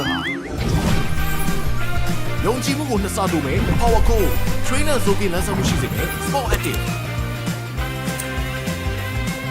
ချွေးနှံဆိုပြီးစုံတင်ခြင်းမရှိအနံ့ဆုံးများကို24နာရီကာဝယ်ပေးပါမယ်ယုံကြည်မှုနှစ်ဆတိုးဖို့မှန်ကန်တဲ့ရွေးချယ်မှု Bellaman Deodorant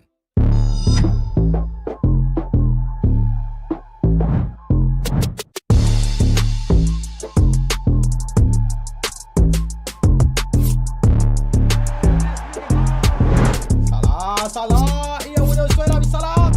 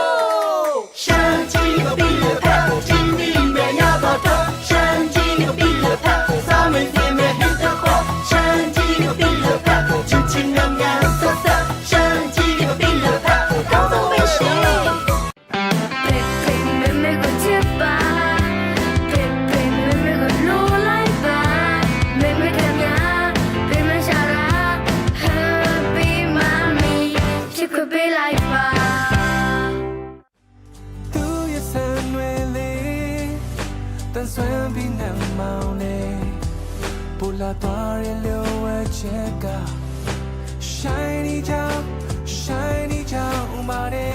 Shiny အစ်မြင့်အောင်စီမွေး Shiny အောင်စီရဲ့အဝလိန်အဝပြောကဆမ်မိတ်စီဇန်လေးလာပါပြီ Shiny အောင်စီဘူးတွေထဲမှာ MPT ဖုန်းပေကန်ဆယ်မဲလေးထည့်သွင်းပေးထားပြီးဘူးမှာပါတဲ့ကတ်လေးတွေကဖုန်းပေပင်နံပါတ်လေးကိုတစ်ခါလေးထည့်လိုက်တာနဲ့ချက်ချင်းဝယ်ချက်ချင်းဖုန်းပေကန်ဆယ်မဲပေါက်မဲ့အခွင့်အရေးကိုရရှိမှာဖြစ်လို့ဒီအခွင့်အရေးကိုလက်လွတ်မခံပဲအခုပဲနီးစပ်ရဆိုင်တွေမှာပြေးဝယ်လိုက်တော့နော်ဆန်နယ်လေးရဲ့အာဟာရအကြောင်းကိုသိပြီးကြပြီလားShiny ကနေစံသားတစ်ချောင်းချင်းစီရဲ့အာဟာရကိုဖြည့်တင်းပေးနိုင်မယ်။ထောပတ်သီးစီကိုအသစ်ထပ်မံထုတ်လိုက်ပြီနော်။ Shiny ထောပတ်သီးစီကထောပတ်သီးစစ်စစ်မှထုတ်လုပ်ထားလို့စံသားရှိအစိတ်တောင်များကိုဖယ်ရှားပေးပြီးပုံမှန်သုံးစွဲပေးမယ်ဆိုရင်စံသားကိုတန်ဆွမ်းထူတဲ့စီကပျော်ပြောင်းနှူးညံ့စေတဲ့အပြင်စံသားမွေးချောက်ပစ္စည်းခြင်းမှလည်းကာကွယ်ပေးပါတယ်။ Shiny စံသားအဖြစ်ထောပတ်သီးနှစ်စီLocal နဲ့ International တွေက Esport Tournament ပွဲတွေကိုမကြည့်လိုက်ရတဲ့နဲ့လွတ်သွားတဲ့ဘော်ဒါရှိလားProfessional player တွေရဲ့ strategy ကြကြ rapid တွေ jungler တွေရဲ့ a master retriever တွေရင်ခေါ်ဖို့ကောင်းလာတဲ့ ganging ပိုင်းတွေလှပလွန်လာတဲ့ high moment တွေကိုတစုတစည်းနဲ့ပြန်လည်တင်ဆက်ပေးသွားမယ်မဟာ e-sport ရဲ့ tournament throwback တွေ့ပြီ rich creamy နောက်တစ်ခွက်ပေးပါအားလုံးကြိုက်တဲ့ rich coffee ငါတို့ပေါ့ကွာဘူးမပေးနိုင်ဟောဗျာပါသွားပြန်ပြီCoffee rich creamy Together no yada Cho zay jai tu twa Kao long way kwa Nga le jai so rich creamy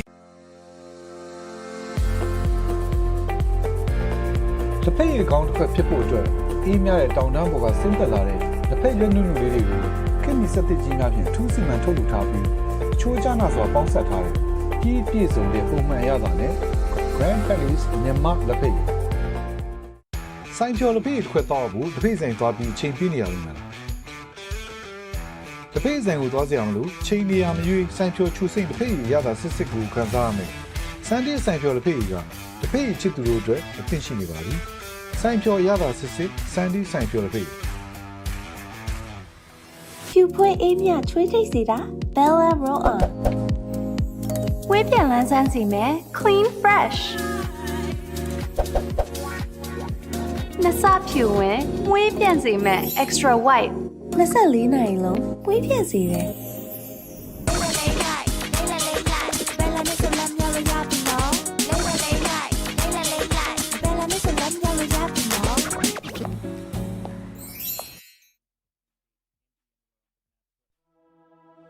ဘယ်တော့မှရိုးရီမသွားတဲ့တင်းပြတ်တဲ့ကော်ဖီရနဲ့နူးညံ့ပြပြစိမ့်သက်တဲ့ကော်ဖီရတာလေးကြောင့်ဒီနေ့ဒီရင်ထဲဆွဲညီစွာအမြဲတောက်ဖြစ်နေတဲ့ Platinum White Coffee ဟာနေ့ရက်တိုင်းအတွက်မရှိမဖြစ်ပဲပေါ့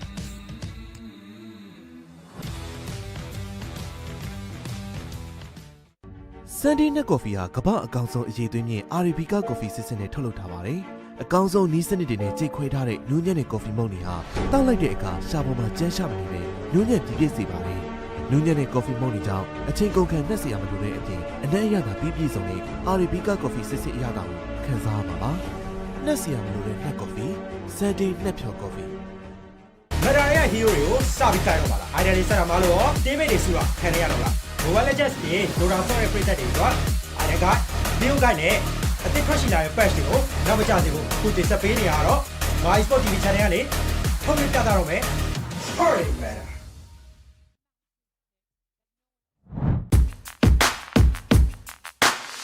Hello ဟောဒီမှာဒါကဏ္ဍကနေပြန်လည်ပြီးတော့ကြိုလိုက်ပါ အရှင်မြန်ခဲ့တဲ့ e-sport world cup ပြန်ဝင်တာပေါ့ပါလေကြောက်အိုးဇက်ပဲဆိုမရစ်တော့ဆက်မှာလေစပတ်ခက်တွေရမှာပေးကြတာအဲ့ဒီတော့မှလည်းကိုရှင်းတယ်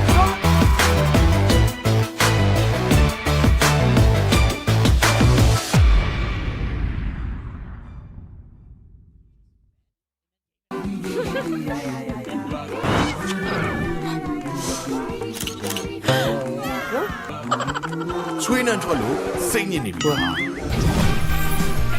ယုံကြည်မှုကိုနှစ်ဆတိုးမယ် Power Code Trainer ဆိုပြီးလမ်းဆောင်မှုရှိစေမယ် Sport Active Trainer ဆိုပြီးစုံတင်ခြင်းမရှိအနံ့ဆုံးများကို24နိုင်ကာဝယ်ပေးပါမယ်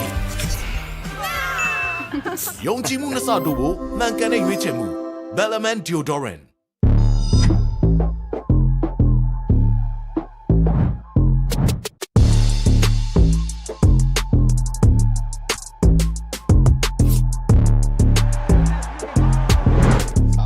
Salah, iya udah suara salah.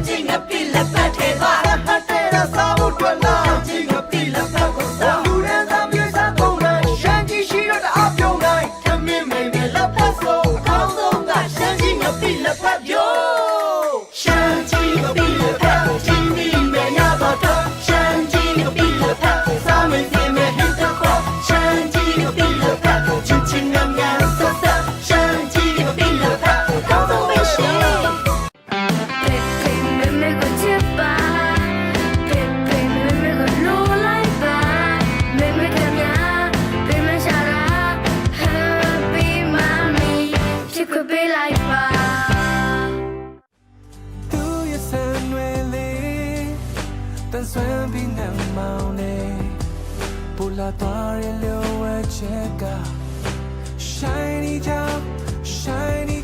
马嘞。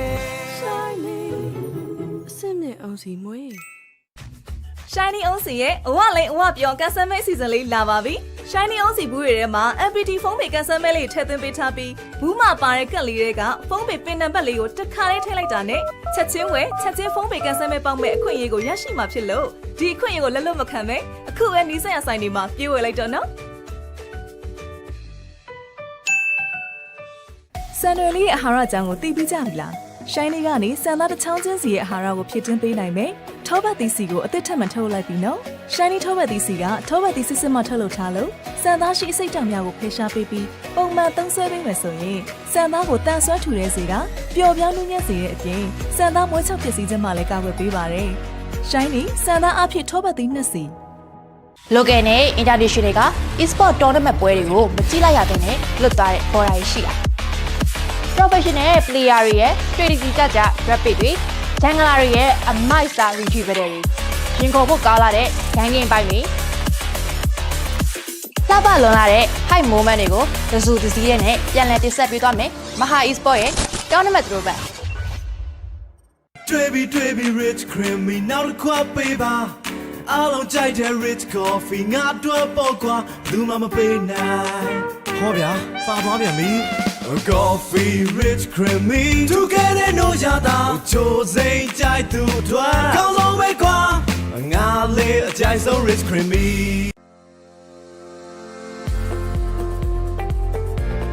တစ်ဖက်ရဲ့ကောင်းတစ်ဖက်ဖြစ်ဖို့အတွက်အေးမြတဲ့တောင်တန်းပေါ်ကဆင်းသက်လာတဲ့တစ်ဖက်ရွက်နုနုလေးတွေကိုခင်မီစက်တစ်ကြီးများဖြင့်ထူးစီမံထုတ်လုပ်ထားပြီးချိုးကြနာစွာပေါင်းစပ်ထားတဲ့ကြီးပြည့်စုံတဲ့ပုံမှန်အရသာနဲ့ Grand Palace မြန်မာလက်ဖက်ရည်ဆိုင်ကျော်လက်ဖက်ရည်တစ်ခွက်တော့ဘူးတစ်ဖက်ဆိုင်သွားပြီးချိန်ပြနေရလို့မလားတစ်ဖက်ဆိုင်ကိုသွားစရာမလိုချိန်နေရမရွေးဆိုင်ကျော်ချူစိမ့်တစ်ဖက်ရည်ရတာစစ်စစ်ကိုခံစားရမယ်စန်ဒီဆိုင်ကျော်လက်ဖက်ရည်ကတစ်ဖက်ရည်ချစ်သူတို့အတွက်အသင့်ရှိနေပါပြီဆိုင်ကျော်ရတာစစ်စစ်စန်ဒီဆိုင်ကျော်လက်ဖက်ရည်ဖြူဖွေးအေးမြချွေးထိတ်စီတာ Bella Roll On ဝေးပြန်လန်းဆန်းစီမယ် Clean Fresh နစဖြူဝင်ဝေးပြန်စီမယ် Extra White 24နိုင်လုံးဝေးပြန်စီတယ်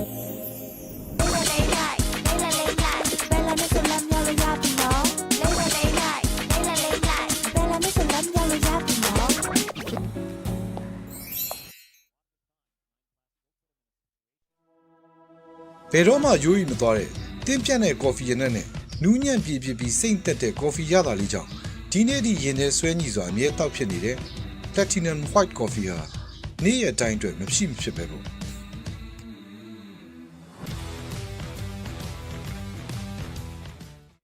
စန်ဒီနက်ကော်ဖီဟာကမ္ဘာအကောင်ဆုံးအရေးသွင်းမြင့် Arabica ကော်ဖီစစ်စစ်နဲ့ထုတ်လုပ်ထားပါတယ်အကောင်ဆုံးနီးစနစ်တွေနဲ့ကြိတ်ခွဲထားတဲ့နူးညံ့တဲ့ကော်ဖီမုန့်တွေဟာတောက်လိုက်တဲ့အခါရှားပေါ်မှာကျန်းရှာမနေပဲနူးညံ့ပြည့်ပြည့်စေပါတယ်နူးညံ့တဲ့ကော်ဖီမုန့်တွေကြောင့်အချိန်ကုန်ခံနှက်စရာမလိုတဲ့အပြင်အနက်အရသာပြည့်ပြည့်စုံတဲ့ Arabica ကော်ဖီစစ်စစ်အရသာကိုခံစားရမှာပါနှက်စရာမလိုတဲ့နှက်ကော်ဖီစန်ဒီနှက်ဖြော်ကော်ဖီမရာရဲ့ hero တွေကိုစပြီးတိုင်းတော့ပါလား idea တွေစတာမလို့ရော teammate တွေစုတာခံရတော့လား Mobile Legends ပြင်လိုတာဆော့ရဲ့ preset တွေတော့ idea က video ကနဲ့အသစ်ထွက်ရှိလာတဲ့ patch တွေကိုနောက်မကျစေဖို့ခုတင်ဆက်ပေးနေရတော့ My Sport TV channel ကနေထုတ်ပြပြတာတော့မယ် Sorry man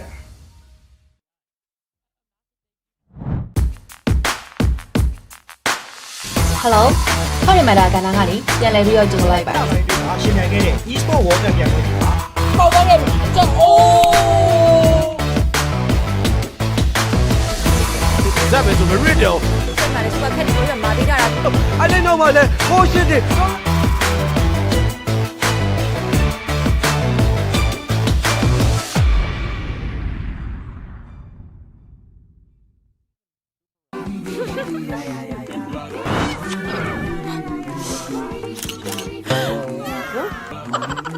ချွေးနှံထွက်လို့စိတ်ညစ်နေပြီ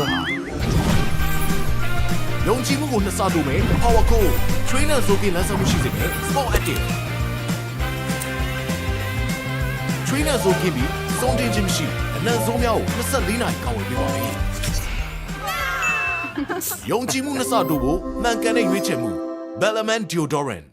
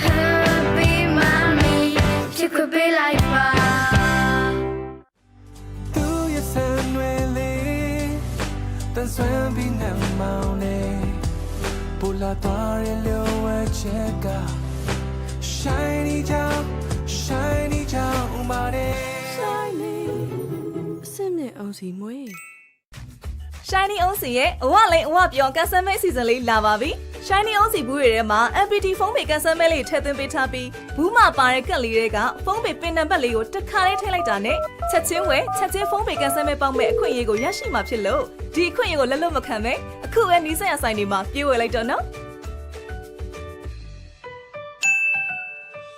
စံရွယ်လေးအာဟာရအကြောင်းကိုသိပြီးကြပြီလား။ Shiny ကနေစံသားတစ်ချောင်းချင်းစီရဲ့အာဟာရကိုဖြည့်တင်းပေးနိုင်မယ်။ထောပတ်သီးစီကိုအသစ်ထပ်မထုတ်လိုက်ပြီနော်။ Shiny ထောပတ်သီးစီကထောပတ်သီးစစ်စစ်မှထုတ်လုပ်ထားလို့စံသားရှိအစိတ်တောင်များကိုဖယ်ရှားပေးပြီးပုံမှန်သုံးဆွဲပေးမယ်ဆိုရင်စံသားကိုတန်ဆွမ်းထူတဲ့စီကပျော်ပြောင်းနှူးညံ့စေတဲ့အပြင်စံသားမွေးချောက်ပစ္စည်းခြင်းမှလည်းကာကွယ်ပေးပါတယ်။ Shiny စံသားအဖြစ်ထောပတ်သီးနှစ်စီ local နဲ့ international တွေက e-sport tournament ပွဲတွေကိုမကြည့်လိုက်ရတဲ့နဲ့လွတ်သွားတဲ့ပေါ်ရာရှိတာprofessional player တွေရဲ့ strategy ကြကြ rapid တွေ jungler တွေရဲ့အမိုက်စာ retriever တွေရင်ခုန်ဖို့ကောင်းလာတဲ့ gang game ပိုင်းတွေလှပလွန်လာတဲ့ high moment တွေကိုတစုတစည်းရဲ့နဲ့ပြန်လည်တင်ဆက်ပေးသွားမယ်မဟာ e-sport ရဲ့ tournament တို့ပဲတွေ့ပြီ rich creamy နောက်တစ်ခွက်ပေးပါအားလုံးကြိုက်တဲ့ rich coffee ငါတို့ပေါ့ကွာလူမပေးနိုင်ဟောဗျာပါသွားပြန်ပြီ Coffee rich creamy together no yada ချိုစိမ့်ကြိုက်သူတွေကောင်းဆုံးပဲကွာငါလေးအကြိုက်ဆုံး rich creamy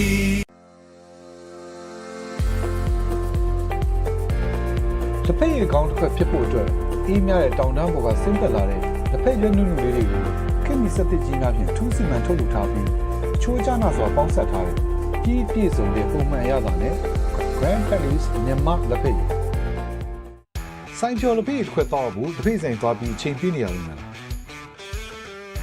တစ်ဖက်ဆိုင်ကိုသွားကြအောင်လို့ချိန်နေရမရွေးဆိုင်ကျော်ချူစိမ့်တစ်ဖက်ရည်ရတာစစ်စစ်ကိုခံစားရမယ်စန်တဲ့ဆိုင်ကျော်လက်ဖက်ရည်ကတစ်ဖက်ရည်ချစ်သူတို့အတွက်အသင့်ရှိနေပါပြီဆိုင်ကျော်ရတာစစ်စစ်စန်ဒီဆိုင်ကျော်လက်ဖက်ရည်ဖြူဖွေးအေးမြချွေးထိတ်စေတာ Bella Roll On ဝေးပြန်လန်းဆန်းစီမယ် Clean Fresh နစဖြူဝင်ဝေးပြန်စီမယ် Extra White 24နာရီလုံးဝေးပြန်စီတယ်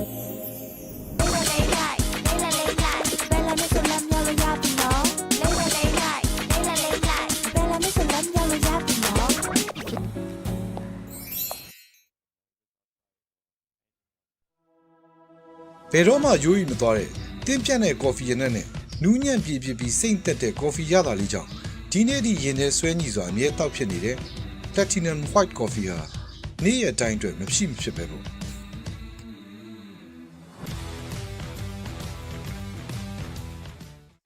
စန်ဒီနက်ကော်ဖီဟာကမ္ဘာအကောင်ဆုံးအရေးသွင်းမြင့် Arabica ကော်ဖီစစ်စစ်နဲ့ထုတ်လုပ်ထားပါတယ်အကောင်ဆုံးနီးစနစ်တွေနဲ့ကြိတ်ခွဲထားတဲ့နူးညံ့တဲ့ကော်ဖီမုန့်တွေဟာတောက်လိုက်တဲ့အခါရှားပေါ်မှာကျန်းရှာမနေပဲနူးညံ့ပြည့်ပြည့်စေပါတယ်နူးညံ့တဲ့ကော်ဖီမုန့်တွေကြောင့်အချိန်ကုန်ခံနှက်စရာမလိုတဲ့အပြင်အနက်အရသာပြည့်ပြည့်စုံတဲ့ Arabica ကော်ဖီစစ်စစ်အရသာကိုခံစားရပါပါနှက်စရာမလိုတဲ့နှက်ကော်ဖီစန်ဒီနှက်ဖြော်ကော်ဖီမရာရဲ့ hero တွေကိုစ ပြီးကိုင်တော့ပါလား idea တွေဆက်တာမလို့ရော teammate တွေစုတာခံရတော့လား Mobile Legends တွေ Dota ဆော့တဲ့ creator တွေဆို idea က video ကိုင်နဲ့အသစ်ထွက်ရှိလာတဲ့ patch တွေကိုနောက်မကြစေဘူးအခုတင်ဆက်ပေးနေရတော့ My Sport TV channel ကနေထုတ်လွှင့်ပြသတော့မယ် Sorry man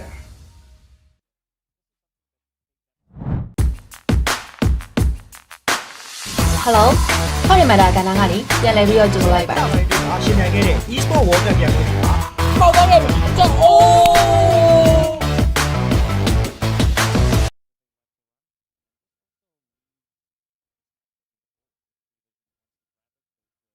Gyrocopter, seeing that there is Undying as well banned out, so potentially it could be a good opener for PVision. We talked about them getting like one really good pick at the start of the draft. Mostly it has been offlaner, getting something for DM, some Nigma, and also leaving maybe a bit of a flex with some Kunkka potentially that they can run across 3 different. I mean, you know, I kind of like that though, because if you have to open your draft with Beastmaster, right, and if you're in PVision's side, you're probably thinking, oh, if we have Beastmaster often, it means that my position 4 can't actually run around and just do his own thing. He kind of needs to stay and secure his lane, you know. So that's kind of like a little bit of upsetting the way they normally have to play. Because with Beast, I think ideally the situation is you have a position 4 that's range, that you want to sit in the lane and secure the Beastmaster's lane. And if they don't really want to do that, so this might be a good pivot, you know, for Heroic. This was one of the first teams, though, PVision, I'm speaking of, that would run the Beast as mid and as carry as well. So I could definitely see if like Beast gets countered in lane, they just run it as another position, or like let's say you have a free safe lane as Beastmaster. I could absolutely see Satanic flying Beast. Yeah, when the maps changes were first introduced, we really thought we were... Oh yeah, baby. You're kidding. First pick. All right, do your bench. What about the stable openers? What happened to that? Well, we never talked about heroic teams. There's no stability here. They're doing it for the crowd. Look at the cheeky smiles like KJ and Caps. They definitely knew that punch pick was going to get a reaction. Wow. I really respect this. I mean, Hook one-shots the boar. Doesn't one-shot the Dom creep anymore. But I will say, if you're playing Core Pudge, Aghanim Scepter plus Flesh Heap, you run in, all the Beast summons hitting you, it doesn't do any damage. The Beast Aghanims is also effectively damage over time. Like, Flesh Heap counters all of this. I actually think Pudge is one of the better heroes against Beastmaster in general. Once you get a BKB on Beast, Dismember, you can kill Beast while he's BKB'd with a little bit of extra damage. So it's honestly not a bad pick here. But yeah, I agree. Like, I'm really shocked Clockwork is not out of the pool here. Like, this is how they make Pudge work as an offlane, is they do the lane manipulation. It is always... You know what, we had this discussion, right? We were saying, is it important to actually ban it, or we just let them get the Clockwork, and, you know, before you start the game, you try to control your side of the rune, and you anticipate his movement, you place the ward, and you kill him when he's trying to block the creeps with the cogs. Yeah, and I think we... Because it's important to block the first one. He can do it the next time, but it's not so impactful after that. And we disagreed on this, where I think that you would have to invest too much to deal with Schofield, and he loves to do that. He loves to do that. You're playing into his hand, but it is an interesting question. You know, I have to see it happen. And there it is. Well, you're gonna get an answer eventually. Just PVision knew this was coming. You know, one of the better supports to like stop that is something like a Bane, because you can just go in and sleep him.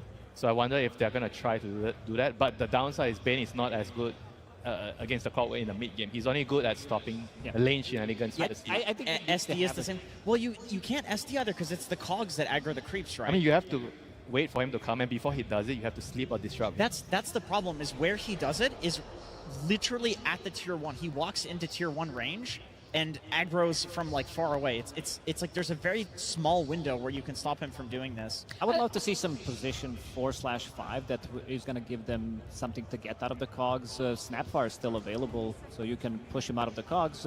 Also potentially good against Hook, good against Dismember, so you're not taking the rot damage as well. Yeah, are there any other supports that sort of do that? I do want to go back to the clock a little bit while we're thinking about that, because for me, I'm looking at the PVision bans. It's this Enigma and Lycan. And so then I had a question mark, is the Pudge potentially going somewhere else? Why are they so focused on taking out those two heroes? Is it a lead-up protection to what they want? Or were they actually looking at this Pudge not necessarily having to be an offlane? I think if these two are supports, Clockwork and Pudge, it's just not going to work out. Like I guess mid Pudge is the idea. Like Potentially, but I think they're just going to keep things. I mean, they must know something that we don't, you know. Yeah. But based that's on what the I'm fans. wondering. Like, we see it from Heroic very straightforward, just off lane, but PARIVISION aren't necessarily showing that same sort of line of thinking. But either way, the snap does come out as well. Exactly what you're looking for, Lacoste. Just something to help with those cogs.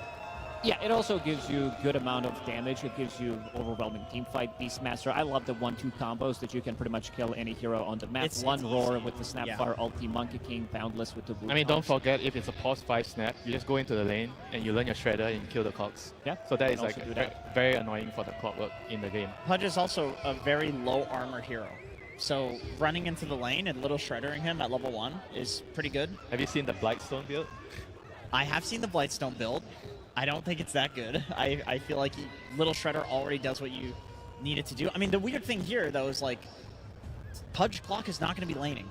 That's why I'm not a huge fan of like the Monkey Kings and Undyings, these heroes that normally counter the melee offlaners. There will be 2 lanes. There will be Clockwork cutting one wave, and then Pudge playing on the other wave. And both heroes will be farming just fine. You will 50-50 this lane always. That's why Heroic plays this strategy. So I'm curious to see what PARIVISION does. Like, I think that idea of like hard countering it with the Bane makes sense, or bringing a position forward that can help.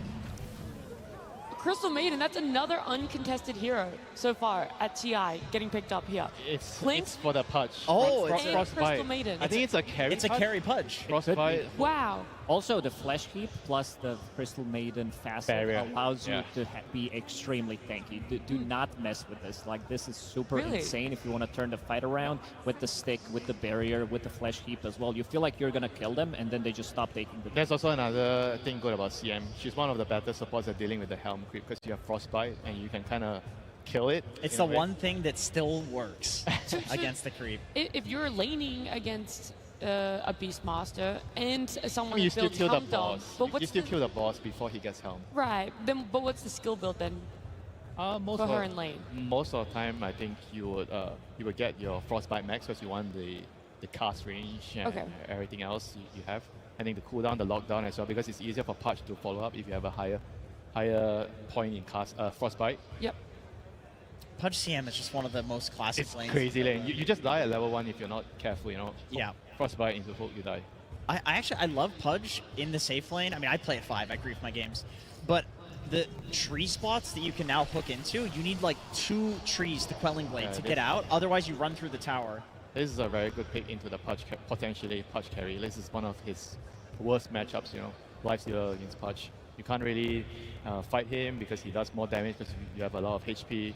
I mean, the only good thing about it is you can bite him during his rage, you know. Yeah, they have a couple of BKB piercing tools against the Lifestealer, but overall a good matchup. What Pudge Core doesn't like to be playing into is some stacking damage, playing into Ursa, playing into Viper, playing into Lifestealer, these type of heroes that can actually man-fight him. And you're also going to be fighting into Monkey King, whether this Monkey is going to be played from the position 4 or the mid-roll. It's still going to be building into the Fusel Blade because we've seen 9 class go for Helm of the Dominator, go for the Fusel Blade, and this is something that Pudge doesn't like to be playing into. If he has no mana, you're basically just... You're also getting just ganked dealing by Gorestorm. Yes. He's coming with a creep. He is the creep, and you're going to be able to kick the enemy carry out of the lane. I think the Meepo ban is very smart, by the way. You do not want to get obsessed with this idea that it has to be a CM Pudge lane just because it's a classic lane. Because you can still rotate CM through the portal and play with the Pudge. Like, for the game, and for the early game especially, it's still very good. And this would be a phenomenal Meepo game. Yeah, but if you do that, right, I feel like it's not easy to kick the Lifestealer. Let's say Lifestealer is already level 6. Like, it's not that straightforward for you to kill. I think you would just play as like the trio, and then Puck connects, and you're never going to kick the Lifestealer out, right? But I literally saw them do Clock Pudge against Lifestealer Undying, which is a like harder lane than this, and they did fine because he's just farming on Pudge. Right, so would you say like the gate wards are going to be very important if they're going to play like this? You have to place wards to see those moves coming. Definitely, which can be very game changing. Or jungle wards if the trio is like moving between the one side lane and the mid lane. I like this ban a lot from Heroic, removing Void Spirit. Even though they have a good amount of lockdown, you have CM's Frostbite. This hero has a good matchup with your Spirit because you can build into Mage Slayer. Blade Mail is not as good as it was, so we're seeing them going back potentially for some Spirit Vessel if it's a good game for it, going for the Mage Slayer as well. And so far I'm seeing Heroic having all magic damage. Even though Pudge, if it's going to be core with the Rotten core, he's still dealing good amount of right clicks, but most of the damage is going to be magical. And by the way, the good shout on the Void Spirit ban, that also means that they think that it could be a monkey support. I was going to say, like, could you not still move that monkey into? And it is a 9-class specialty hero from back in the day. I don't think it's as good because the Simian Stride, you need to level the jump up to level 5 before you're getting the instant jumps. It's a lot worse, but I don't think 9-class really cares about that sort of thing. Thing is, they're going to have to reveal it, right? They're not going to be able to have that flex. Is it a Monkey King mid? Is it a Monkey King 4? Going into this, they're kind of just going to have to last pick and place their odds on exactly where they think the Pudge is. It's still 2 carries that they're banning out, both Meepo and Terrorblade. I like. Do you guys like the Monkey King mid and you pick something like a Rubik for 9 class to play the lane? Seems like a pretty decent Rubik game. There's some good spells to steal.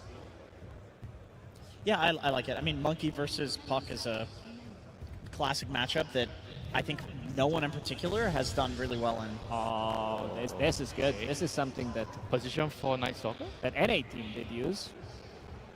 And got banned a couple of times against it, I believe. Night Stalker, like, Puck doesn't get to play the game. It's a very difficult matchup for him, forcing you have to buy either a BKB early on. Force Staff does work, but once you go in, like having a vision game, it also allows you to have Lifestealer being inside of the Night Stalker.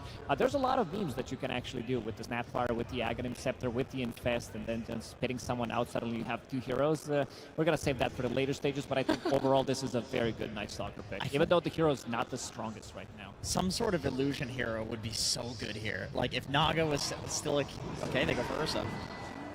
Well, it makes more sense than why they did ban out that Meepo and that Terrorblade towards the end, wanting to lead into a mid-beast and an off-lane Night Stalker actually was what it is. So that's the change-up that happened, and 9 class is still just going to stick to that Monkey King for himself.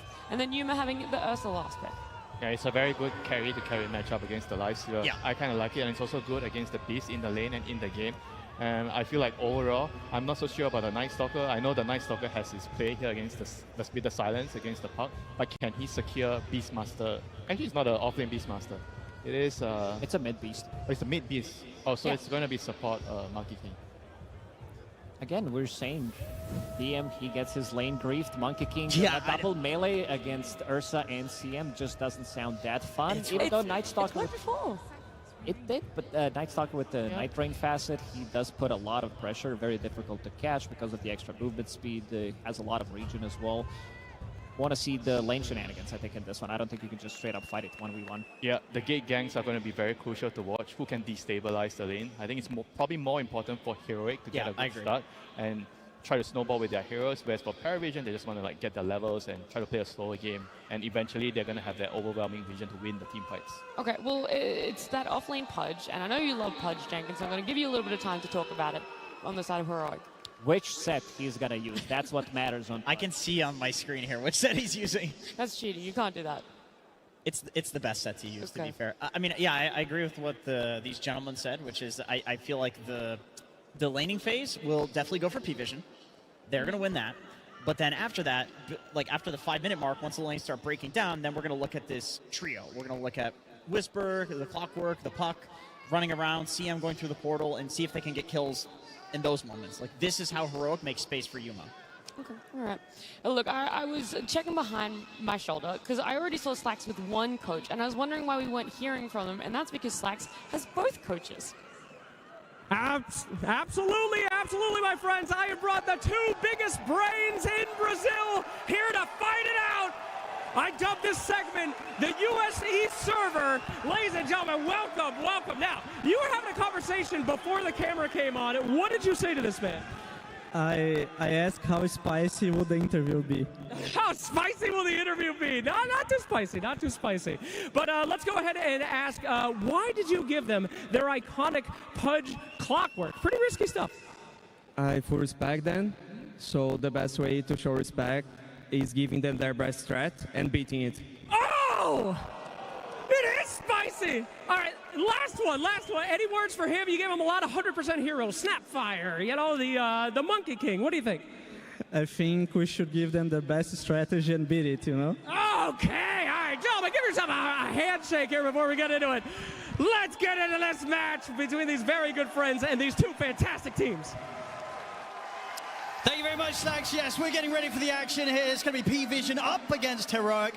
What a way to start the draft, Perfect. right? We get the Pudge coming through. I mean, there was no way they weren't going to do this, right? When you saw what they were able to do during the road to TI, you got to go with these Pudges and these clocks. The question is, are P-Vision going to be able to deal with it here on the main stage? That's the question, right? Because I think Schofield, for time and time again, especially at internationals, he has broken ankles. Even at other tournaments, of course, too, but he's playing his signature and a ton of signature heroes, as we do see across the board. Master tiers, Grandmasters all over the place. This will be an absolute treat, as we do see pointed out by our beautiful observer right there. Yeah, this has so much excitement in it because there's some heroes that maybe were not really countered so much, right? The Puck, limited disables on one side. They clean up the draft with the Night Stalker at the end on the side of P-Vision to just have that type of lockdown. And this long silence could definitely be pretty disruptive. It's something that even Ursa doesn't like to play against at times. Yes, the lane for the Ursa with the CM looks fantastic, but as we've seen sometimes, lanes can be broken very early on. 9 Class has shown it, Schofield has shown it, that they just go through portals, they make all these crazy types of moves. So yeah, we're in for a treat. This early game is going to dictate quite a bit. And because overall as well, I mean, very much putting the vision into P-Vision, right? Especially with this Night Stalker last pick. The sort of information that P-Vision's going to be able to set up with in these kind of early to mid-game plays, it's going to be quite difficult for Heroic to catch them by surprise. No, for sure. And we've seen it so many times, right? P-Vision, that's a strategy they do. That's why they used to, well, I say used to, but that's why they do the Slark as this 4 position at times, right? They're a very vision-based team, picking and choosing their battles at ideal moments. So Heroic, I mean, it's kind of a good matchup for them, though, because this is a team that likes to cause chaos, likes to make a team make mistakes. And, yeah, when you have Pudge, this type of hero in particular can cause mistakes. You get hooked past position. Some really cool stuff that we could have coming in as... And what do you sort of make of the last pick from Heroic, going for the Ursa to close this overall draft up?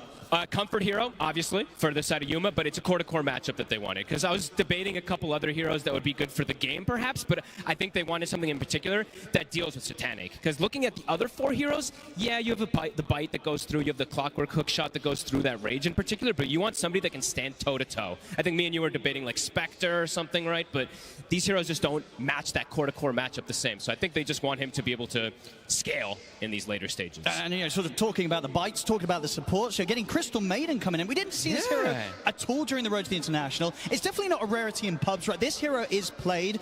Why was it not picked up until this point, and why do you think Heroic have gone with it here? To be honest, I can't give you a direct answer of why it wasn't picked up in particular, but in this game, you have great setup. It's a great lane as well, too, if you know that you're going to be playing versus something like a double melee. And I think I've seen a lot of games, especially from P-Vision, it's a double melee off lane. Yeah, they're going to creep pull, they're going to do some shenanigans, right? But at some point, CM is very good versus most double melee lanes, especially with an Ursa, So you think that Heroic, they do have the tools to sort of match the pressure that P-Vision will put on during the laning stage, or kind of heroes to heroes, it will still be tough overall? I absolutely think they can, yeah. It's just this top lane. I want to say that, the lifesteal and the snap should come out advantageous, but I've seen Heroic play almost versus the same lane and came out ahead with the Pudge in the past. So, yeah, curious to see how these lanes are going to be played as we have an extensive pause we got on. Yeah, because I guess that's because when we talk about the snap being in that lane and trying to deal with this kind of these Schofield clock movements, is this sort of a hero that you're picking because it's going to be kind of chasing around the clock, or are you just trying to focus on fully punishing the Pudge when they're left alone? I think it's the punishment, but also they mentioned something on the panel there. I don't remember who it actually was, but you can kill the cogs, so you can do some little things to disrupt this clockwork. The cookie's not as effective, but there are ways that you can play around it. And I think, yeah, Pudge, low armor, can definitely look to take advantage if you get a good position to pressure with that snap. Did you see what was going on? Okay. Apparently should be good to go pretty soon.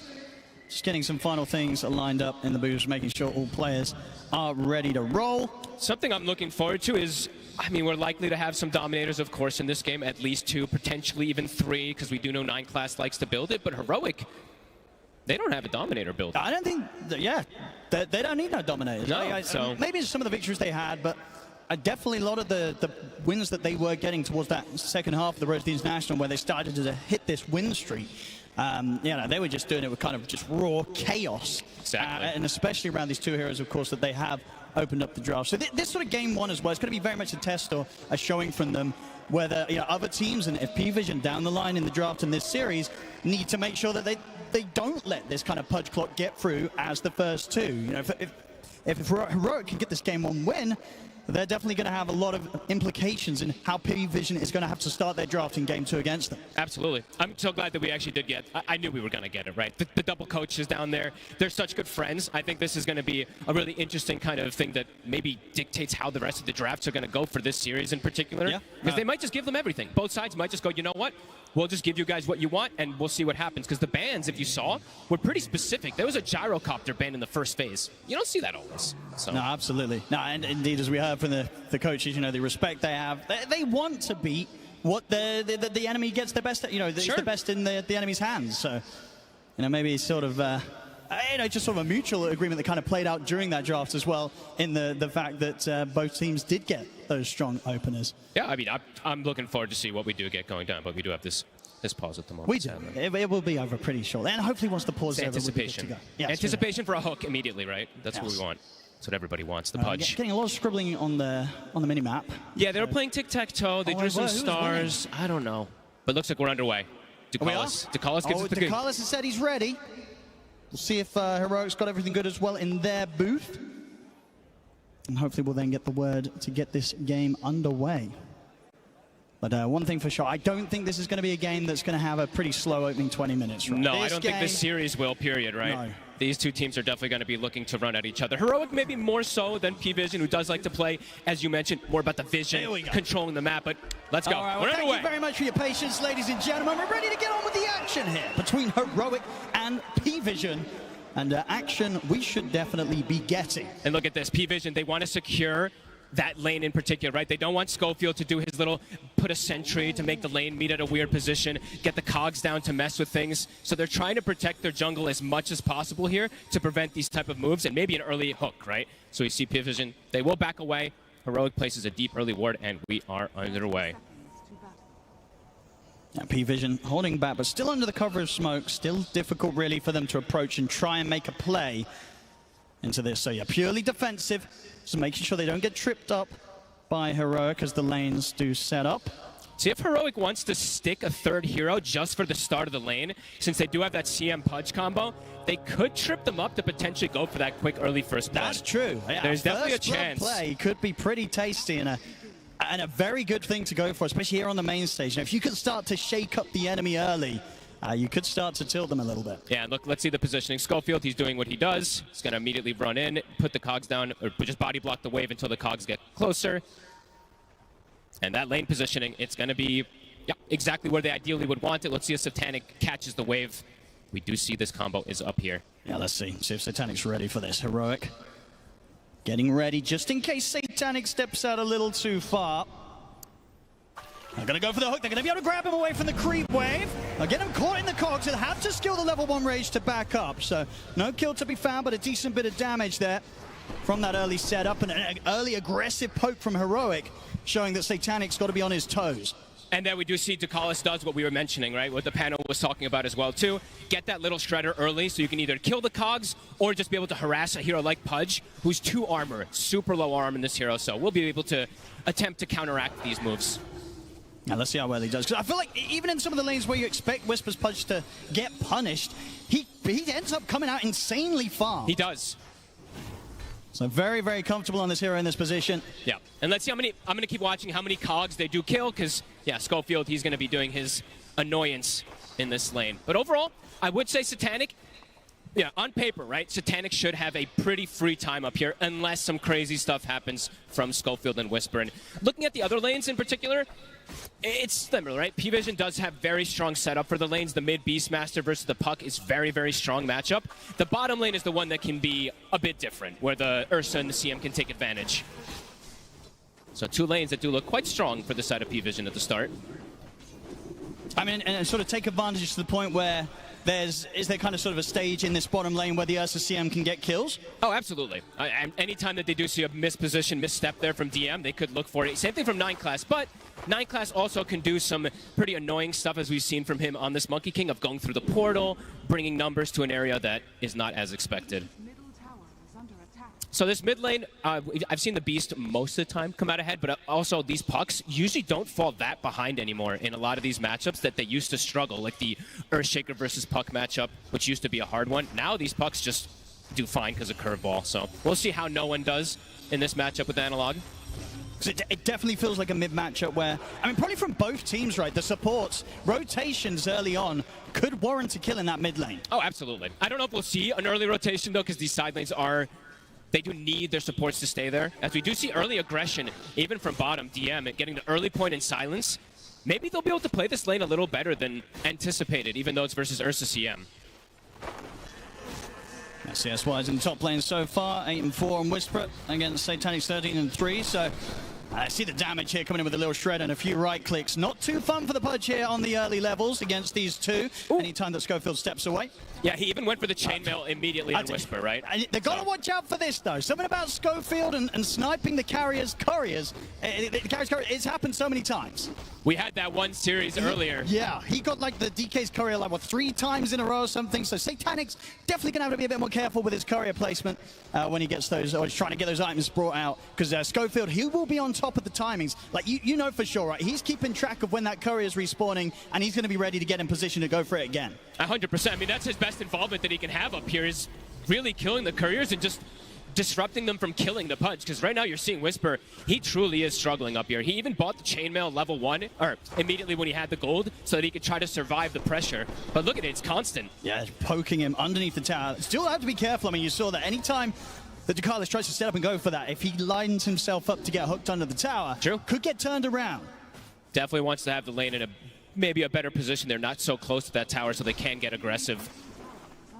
Down on the bottom side of the map, Nigma so far 20 CS, 18-4 on DM, so being able to match the farm so far on this bottom lane. And yeah, indeed across the board, just Whisper is having the slightly tougher time top, but as expected. To be expected, exactly. So mid, Analog is handling his own, 22-3 to the 26, a couple extra denies on no one, but I mean, look at this damage. It gets harder now, though. I mean, no one just stepping up and just absolutely beating the hell out of this. He dodged the TPs are coming in. He's going pretty deep, no one. No one is very deep. It's taken a lot of tower hits as well. He went for the dive. Is he going to be able to get away? There's going to be the all back up in a couple of seconds.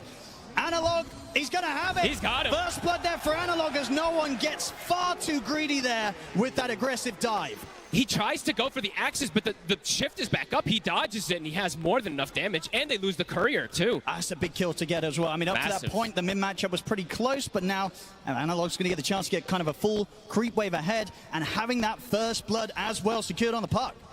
Massive. 2 couriers also being killed. Nighttime soon to end also. So DM, the bottom lane, will become much more difficult for him now, as immediately they go aggro on this Night Stalker as the daytime hits. Oh, the swipes are stacking up. He will be able to push him back momentarily there with an Ironwood branch placement. So that was a really nice branch. Nice little moves there from DM to stop Yuma from getting a couple more hits in and kind of give him a chance to break away from that blood grenade that was thrown out. Very nice branch play. KJ was not quite in range. Yuma tried to get that advantage play there, but wasn't able to. And so far, I mean, Whisper, he has yet to die top, right? So he is getting something. He is, of course, getting sacrificed a little bit, but if he gets a hook kill, he'll be right back into it, which can absolutely happen at any moment. Yeah, and the fact that he's not dying up there is definitely giving Schofield the freedom to just kind of get to do Schofield things, moving up and down through the jungle, around to provide pressure in the mid. The Roar's going to be there for the setup. They got him. No one able to get the kill. Schofield not able to do anything to help out that time. P-Vision, they're going to try and chase Schofield a little bit, but I think as we'd learn, right, you got to be careful when you're chasing Schofield. You don't want to waste too much time running down the clockwork. Never. If it's Schofield, you almost never do. Never want to chase him. Whisper. Rotation's coming in. Jump forward here from 9 class. Schofield is around. Cogs down to try and hold Satanic back, but he's able to get round with the rage. You get the cookie connection as well. Boundless strikes up. Whisper trying to back up to the tower. He's still alive. The battery assault holds back Satanic. Whisper's going to be fine for now. Analog's TP'd over, does have the Dream Coil available, but they won't even need to stick around because P-Vision, they back up, they didn't get the kill. They're not going to try and make any crazy dives top. Do they stick around for this Shrine of Wisdom? It looks like 9 class wants to. I mean, the thing is, though, they're going to know that Analog's around. Yeah, I don't know if they can contest this when the puck is in the area. Whisper, they got the vision there. I'm going to get the hook straight away. They catch 9 class. Analog jumps in with the burst. 9 class is dead. Another bit of a greedy play there from P-Vision, just underestimating the fact that Heroic Of course they're going to be sticking around for that time. Anticipate them putting the ward, I guess. He was trying to make that sneaky play, but yeah, Analog is just still in the area too. And Analog still has Coil for that next move available too, if it does happen. As let's see how I'm move available too, if it does happen. As let's see how I'm just going to keep eyes on DM these next couple minutes, especially for P-Vision, since it is this daytime. This is a very crucial point. If he's able to keep the lane in this position, he's going to get a lot. And it does look like this wave is going to stay here, so that's very good for him. Top, Schofield. Should be fine here. Whispers in with the backup, looking for the angle for the hook. Not going to get it this time. They're not giving him that chance to get that hook. He has his phase boots finished up, though, so a lot easier for him to survive up here. And as you said, Schofield, it can't open up the map for him. Power rune. Ducalis is setting up. 9 class. It's going to end him with a jump, but now that Yuma's hit the 6, very hard to bully the bear unless they catch him in some sort of chain control between like the roar of no one on the Beastmaster if he makes the move down bottom. Analog gets a haste. This is a big rune. Could potentially even save him. When you get this rune, when you're playing versus Night Stalker, it's the dream early game. On top lane. A little bit of a dismember. It's going to force the TP reaction for no one. Comes in, drops the roar. That's a very dead Whisper there. Bait play there from Satanic. Good TP coming in from No One. They do know now, though, that No One has no resources since he did TP top. I mean, they could try and dive in for DM bottom now. He has ulti available, though. He is going to be pretty slippery. Yeah. DM is getting a lot down here, Owen. This is a big deal. He's level 6 now. He's going to be getting his Dominator pretty soon, too. Even though 9 class has left him for some time, he's getting way too much. And they're not able to bully him because of the positioning of that lane on that Night Stalker. He's just keeping it at his tower, not shoving it in. So that's going to be really important timing for him on this first night. And have a smoke up coming in from the two of them, Yuma and King Jungle's ready to make this play towards the top. This is a clever move. This could catch him off guard. Let's see what P-Vision do in response. Ducalis, not a chance for him. Satanic can is in get trouble. away from this. Whisper ready to lead and gets the hook into the dismember. What a move. Excellent plays there from Yuma and King Jungles coming in and securing Yuma a double kill from that little trip top. I love this move, too, because they had just communicated that the Beastmaster TP top, he used his roar, he was leaving the area, so they're like, he's probably not going to stick in the area. That's smart. Quick gate move, get this kill. Very, very clever. And also the fact that they knew that they couldn't really abuse the fact that the Night Stalker's alone is still a very tough target to kill. Yep. The other lane's where to be, and they make it work. DM has literally kept this lane at his tower like this for 3 minutes so far. So very good on him to be able to do that, but of course does open up the opportunity for Heroic to make an aggressive move as top. They're going to strike back at P-Vision. Whisper to fall. Schofield looking pretty dead as well. So just as quickly as they get the 2 kills top, quick as punish. the action continues, P-Vision returns to that top lane and make sure that they then secure some positive action for Satanic to get involved in. Love that we're seeing these early moves already coming in, though. Pre-10 minutes, we've got 8 kills. Heroic, looks like Analog will get the benefit of getting this power rune again after getting the haste rune. Another very good one for him. And these sort of movements, they're only going to continue right in the frequency that we're going to be getting them from these 2 mids each time the ultimates are up. And every single obviously time. from DM, he very shortly is going to be prepared to get involved, especially around these nighttime moments. I think he's got the Dominator finished, right? So right. Pretty early timing for this Night Stalker who's been left on an island to have this pickup. It's coming out in the Courier. He's got the Dark Ascension too if he wants to use it to get involved and get on top of the puck too, even though it is nighttime. See what the next move is going to be. I mean, so far, if you're both of these teams, from Heroic side, who is it that they're most concerned about is getting the space? Because sure, DM's getting a lot down bottom, but Satanic, he's getting a good chance and a good area at the map, especially with the security of both supports being the area to hit probably a pretty solid timing on his Radiance. Yeah, I'm not sure if you're too... You want to obviously think about these things, but I don't know if you're too fussed because you're also getting a lot, right? Sure. It's like Whisper's getting shut down, but your Ursa and your Puck are having a phenomenal time right now, so I think at the moment things are pretty chill for them. Yeah, we can see the Battle Fury just about a few hundred gold away from coming out to Yuma. Here comes the smoke. They've got what? Snapfire ult is up, so kisses are at the ready. There we go. See if Heroic is ready for this move. And they do have to be a little bit careful in the sense that Satanic is very close to having enough money for his relic, so if the fight goes wrong, might hurt him a little bit on that timing. They're bringing the summons, though. They've got the Dominator, they've got the Ancient Black Dragon, which comes in. Yuma, they've already pulled back right up to the tier 2. So they seem to know. This move ain't going to find anything. Might get them the chance to pressure and bring down the tower, but catching Yuma, unlikely. Yeah, very good awareness coming out from Heroic here to not hemorrhage anything in the mid lane. TP, though, toward mid. Or in the bottom lane. TP toward mid. Ducalis is setting up. They do have that roar available with the kisses. Power rune will be bottom. Illusion Rune. A nice one here for no one if he does get jumped. Gives him an extra chance to slip away. Very close to his Aghanims, just about 1,200 gold off it here for the mid Beastmaster. Top net worth right now. How's the stacks from both sides? I feel like it's been fairly even. I actually don't know if we did get a counter for that, but maybe a couple more on the side of Heroic. This is a tech that I've seen only Heroic do because they're the only ones picking Pudge. But we've seen this a couple times now. They do this, smoke a deceit with the Pudge to be able to farm the Ancients freely to get him a better timing. So that's pretty nice. Yeah, it'll help his game. Super safe. He was struggling, he'll need that. So that will get him toward it. He will have at least one component of the Aghanims, but slowed down a fair bit anyway, still on Whisper. And he doesn't have the luxury. I mean, he has the luxury of being able to hook creeps, of course, and get that extra farm, but he doesn't have the luxury of a Night Stalker with a Dominator who just sends the Dominator creep to do his business. And get that extra farm that we've seen so much throughout this tournament. We'll watch the Dark Troll Summoner. Oh, here we go. It's going to start cutting some creep waves, probably. Yeah, King Jungles. He's ready for it. See what he can do to deal with it. Okay, he'll disrupt the stack. Yeah, they'll bring Yuma over as well. Let's clear this out, because, yeah, they don't want to give DM the chance to start grabbing creep waves. And they'll kill it pretty effectively. It farmed absolutely nothing. Yeah, so. Honestly, Ursa probably one of the better carries in the game, right, for dealing with these Helm of the Dome creeps. Kills them very, very fast. Very true. They did the same thing with the Meepo the other day, if you remember. These heroes are fantastic at killing these Dominator creeps, so influx of gold for them. Top lane. They want to fight, it looks like, here. Will be a good time to strike. I mean, it's a Satanic very, very close to having his Radiance timing complete. Also setting up around the Shrine of Wisdom. 9 class playing around the Vision. Whisper ready to walk up. Boundless strike on him back. Gives him the chance to jump into the trees. Good escape there for 9 class. Can he keep this up? Split second. He's got away. to jump. He's gone. It's a bit too tricky to catch him now. 9 class should be fine. Typical 9 class being very disruptive, giving so much information. I mean, Whisper could try for a blind hook, but no. They don't have any information here. That would be pretty wild if he's able to find him here. Just going to keep eyes on Yuma.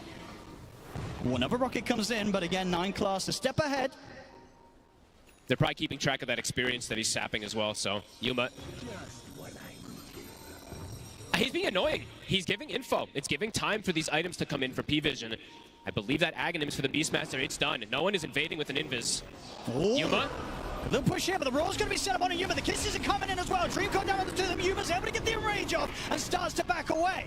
9 class falling low here as Analog and Schofield look to chase him down, but no one's able to finish off Schofield first. Analog has to back up now. 9 class able to survive.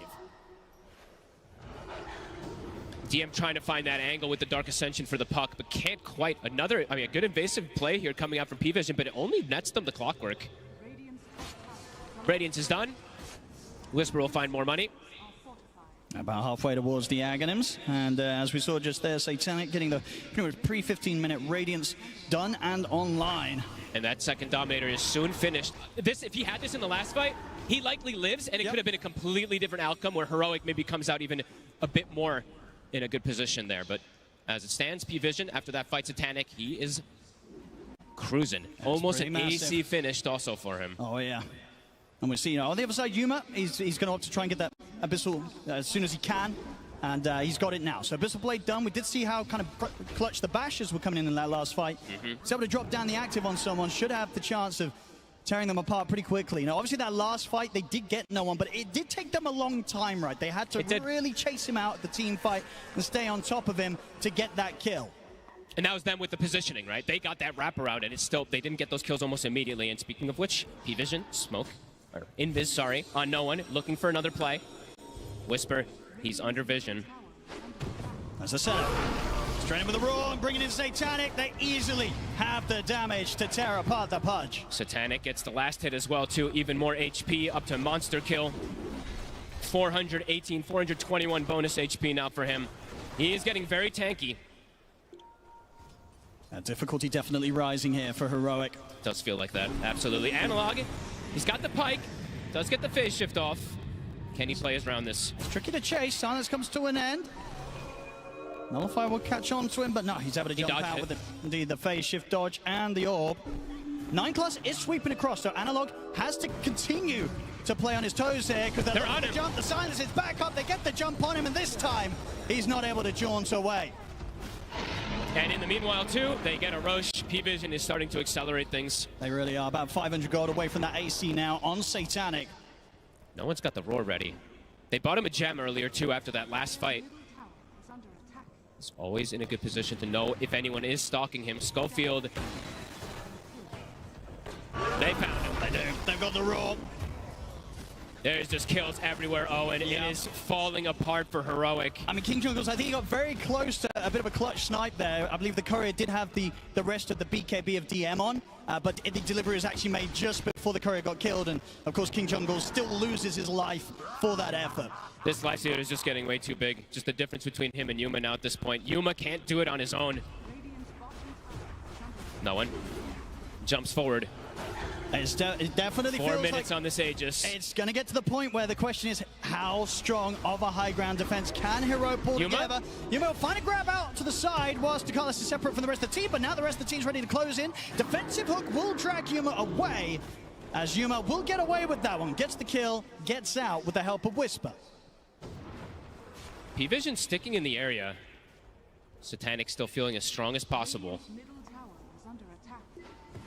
Definitely, yeah, the pressure's going to fall onto the shoulders of Whisper. Can he get these crazy angles on the high ground defense to get those hooks, pull apart the attempts from P-Vision when they look to try and close up towards the barracks, towards those tier 3s? It does feel like that's going to be their next best shot. Yeah, it feels like it's very dependent on the cores in this game on Heroic. It's been a pretty quiet game from the support zone, I have to be honest. Schofield not really having much of a game this time on the Clockwork. Maybe, yeah, in his lane, absolutely, but right now, he's 0-7, and he hasn't even built any items to buff up his allies either. He's built completely for himself, so.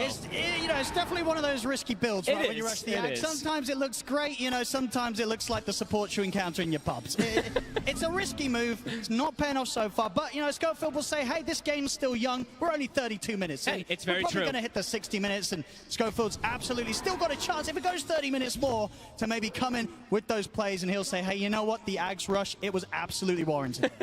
We'll have to see if it does pay off, because he can do still some really nice stuff with the Aghanims. I'm only critiquing him a little bit extra because it's Schofield, but, he can scout a lot, right? And in this game, scouting has definitely been pretty crucial. So, and you can clear the waves, right? You can prolong the game. You absolutely can. Flares, being spammed out. So, as I say, yeah, Schofield, he's ready to keep playing this game for another 30 minutes. Let's see if they can try and hold on that long, because P-Vision against them, they're continuing to hit these timings. They'll get themselves another shard. This time goes the way of Satanic. They've got 2 minutes of Aegis, so very likely to bring the fight. Heroic, they've got to do the best to kind of limit the casualties and try and not lose too much against these next moves from P-Vision, because otherwise P-Vision, they could be moments away from shutting down the game. Absolutely. I mean, P-Vision, they're just getting a bit too much, it feels like, out of the map. The map is shrinking. All of Heroic is having to follow each other because of this annoying vision game that we've seen from P-Vision, so they can't really separate from each other because they just might hemorrhage 4 kills as we saw before. If they split up on Heroic, heroes could die all over the place, so they have to kind of stick together like this versus the P-Vision strategy. A refresher on no one. Continues to grow. They can find the opening to get that sort of set up, the silence, the roars on towards Yuma. If any of these fights really where they take Yuma out, the damage, it's just not going to be there for Heroic to tackle these 3 beefy cores of P-Vision. I think the only reason this game has felt as close as it is because Yuma is having a flawless game. Absolutely. He's 6-0. If he had died even once, this game might just feel completely out of control. He's holding on pretty hard here for the team, Yuma. Another amp damage to spawn Satanic. We'll be waiting at the bottle at the ready. They're just going to pick it up. All right, they want to just pressure with it. So 1 minute left on this Aegis that he wants to use this amp damage with. He wants to get in. Get right in there. So start to bring in the mid push. What's the response going to be? Not going to be able to push them off the tier 2, that's for sure. So they'll have to let the mid fall. There's a sneaky ward that has been placed down bottom also quite some time ago that could catch Heroic off guard when getting back to their base. And at the same time, we'll see if Heroic themselves are able to get some sneaky vision outside of the base to set up for those high ground hooks from Whisper. Whisper's looking for it. He's going to try for 9 class. Is he going to get him? He'll get the Dismember off onto Satanic, but Satanic is perfectly fine. They have to be careful about how they go about tackling the Lifestealer, and indeed they'll be able to pull back. They do not want to put too much into trying to go on this Lifestealer, especially once he still had a few seconds left of Aegis. Will start to now come to an end. Daytime will hit. Looks like P-Vision will back up with that. Continue to play that economy game as they continue to grow and grow and grow in terms of that economy. Seeing 9 class, he's gone full greed this game, as he tends to, but Diffusal into the Scotty next, it's going to be very, very annoying to play against for these cores, in particular the Pudge and the Ursa. The fights just, they continue to feel harder and harder and harder for Heroic, and I'm wondering how and when it's going to feel that much easier. Perhaps it's when Yuma does have that MKB, but again, it does feel like it's starting to feel like him versus the world a lot in this one. Still just sort of little things like the ghost on no one that makes it hard for them to get jumped. He's going to try for King Jungles. King Jungles at the moment kind of juking him in terms of the vision, so a lot of time of this BKB being put to waste. Still will get the Roar though at the end of it, allowing Satanic to close up and take down another. Hey, Owen, that's actually a really good call that you did mention there, right? Like, Yuma has to do so much, and he has no nullifier. No. So they can just dance around him, either with these Ghost Scepters or Force Staffs in particular. Very hard heroes to bring down with the Monkey King as well, too. He can just boundless out of a lot of situations, too. So definitely hard for Yuma in terms of how he wants to progress into this later stage. We'll see Refresher being queued up next. I imagine what the plan's going to be. If Whisper can come... Ooh, no one, he's in there. The jump on a Yuma. Schofield comes in with a hook shot in the cogs to hold them back. Schofield will fall for sure. Yuma, though, with that play from Schofield, should be able to get out. Did cost him his BKB, though. Had to use it. 85 seconds, no BKB. No one's in. Gonna have the buyback coming straight away from Schofield. Does not want to allow P-Vision to get away with that. He's got another Roar. He still has that at the ready, and double BKB if he wants to have it for the side of no one. Forcing a buyback again. That's 2 from Schofield. Yeah, the gold difference starting to look growing. Pretty crazy now. 20k gold advantage here for P-Vision 37 minutes in. Satanic is getting close to being maxed out too. He's got to believe the Daedalus finished up. His Ag is going to get consumed too. He is massive, and that's the Scott. He's finished up now too for 9 class. These supports, I say supports, these cores now on P-Vision are cores as well. Absolutely. I mean, yeah, 9 class, he's definitely not got any problem with this game going on. He's more than happy to get to the stage where he might just be 6-slotted as well. Heroic has to do something chaotic, and that's what they're looking for here. Smoking out. There's no Dark Ascension. There's no nighttime, so looking to perhaps take advantage of that here. But P-Vision are all so far back. Well, this could be a bit risky, stepping out on the map like this. They're not even going to find Ducalis down here, who's just farming in a Do they find very anyone? interesting spot. Even if they get up here onto Satanic, it's going to be tough to take him down before backup is inbound. Oh, and Yuma also has no BKB, so it's 15 seconds on cooldown. If they commit for this. He's going to get it. Satanic. They're going to make the jump. They're going to see if they can try and burst him. The damage is stacking up. It's enough. They got him. They've killed him off, but the Roar comes in. P-Vision ready to punish. Yuma is going to be able to jump away from our Refresher's pod. Whisper holding back no one, though, will give the chance for Yuma to continue to retreat. It looks like they're going to get away with it. They're going to try and go for more. The Boundless Strike will stop Yuma from getting his hands onto no one. What a play from the split second. He was a split second from getting that infest off and perhaps surviving. And it's such a risky time, as you said, to have the foresight to go for that play, despite the fact that your own carry, his BKB was still on cooldown. That could have gone horribly wrong, but they get away with it and take away at least a 5k gold. You know, sort of lead that P-Vision did have. They're down to 15k. And Owen, look what just spawned. Roche is up. It's 60 seconds without the Lifestealer. If they're able to scout that, be absolutely massive for Heroic. What a heads-up play. And I think that's, honestly, that might just be how they have to play for this game. They can't just, like, sit back. They kind of have to do these chaotic plays and find this Lifestealer. Right. So very they can nice keep this play. up here, Heroic. P-Vision next time round, they're definitely going to make sure that the backup is ready if Satanic does get caught, even in the deeper areas of their map. Oh, and they're going to get, it looks like 2 T2s and maybe even that Roche if they do back up for it right away. They scout it. And you've got to imagine, again, when you go for that play and you carry Yuma still at the BKB and cooldown, that was probably Yuma making that call, right? Yeah, I mean, that's... It definitely feels like Yuma being that sort of solid rock that's bringing the team together. High risk, high giving them reward. a chance here in what so far looks to be a very difficult game still for Heroic. They'll finish the Roche. Aegis here for Yuma. They killed it before it could shift sides too, so a good aggressive play. They're coming out from Heroic. A massive turnaround. Yeah, they're coming back swinging here, Heroic. Almost have completely recovered this game just off that one move, finding Satanic. A 10,000 gold swing. Level 26 now for the Ursa. He's actually gone for the double Earth Shock, which I feel like most times we see the overpower lately, but yeah, an interesting little adaptation also for him. Maybe just wanted to have that extra bit of enrage too is going to be nice for these fights. A big step up in damage output also for Heroic. The Parasman now online for Analog. And this is the thing, right? Whilst there's been a little bit of a difference between the carries that Yuma has now pretty much closed against that of Satanic. Now, when you look at the other cores, they're catching pretty up. even. It is. We have Analog pretty much in the same position as no one. And DM and Whisper, they're in a very similar situation gold-wise as well. Overall, the majority of that difference, it's between the supports. Exactly, so. And Nigma now, a full another item picked up. He's got the Swift Blink. They have the luxury of the 4 minutes with this Aegis.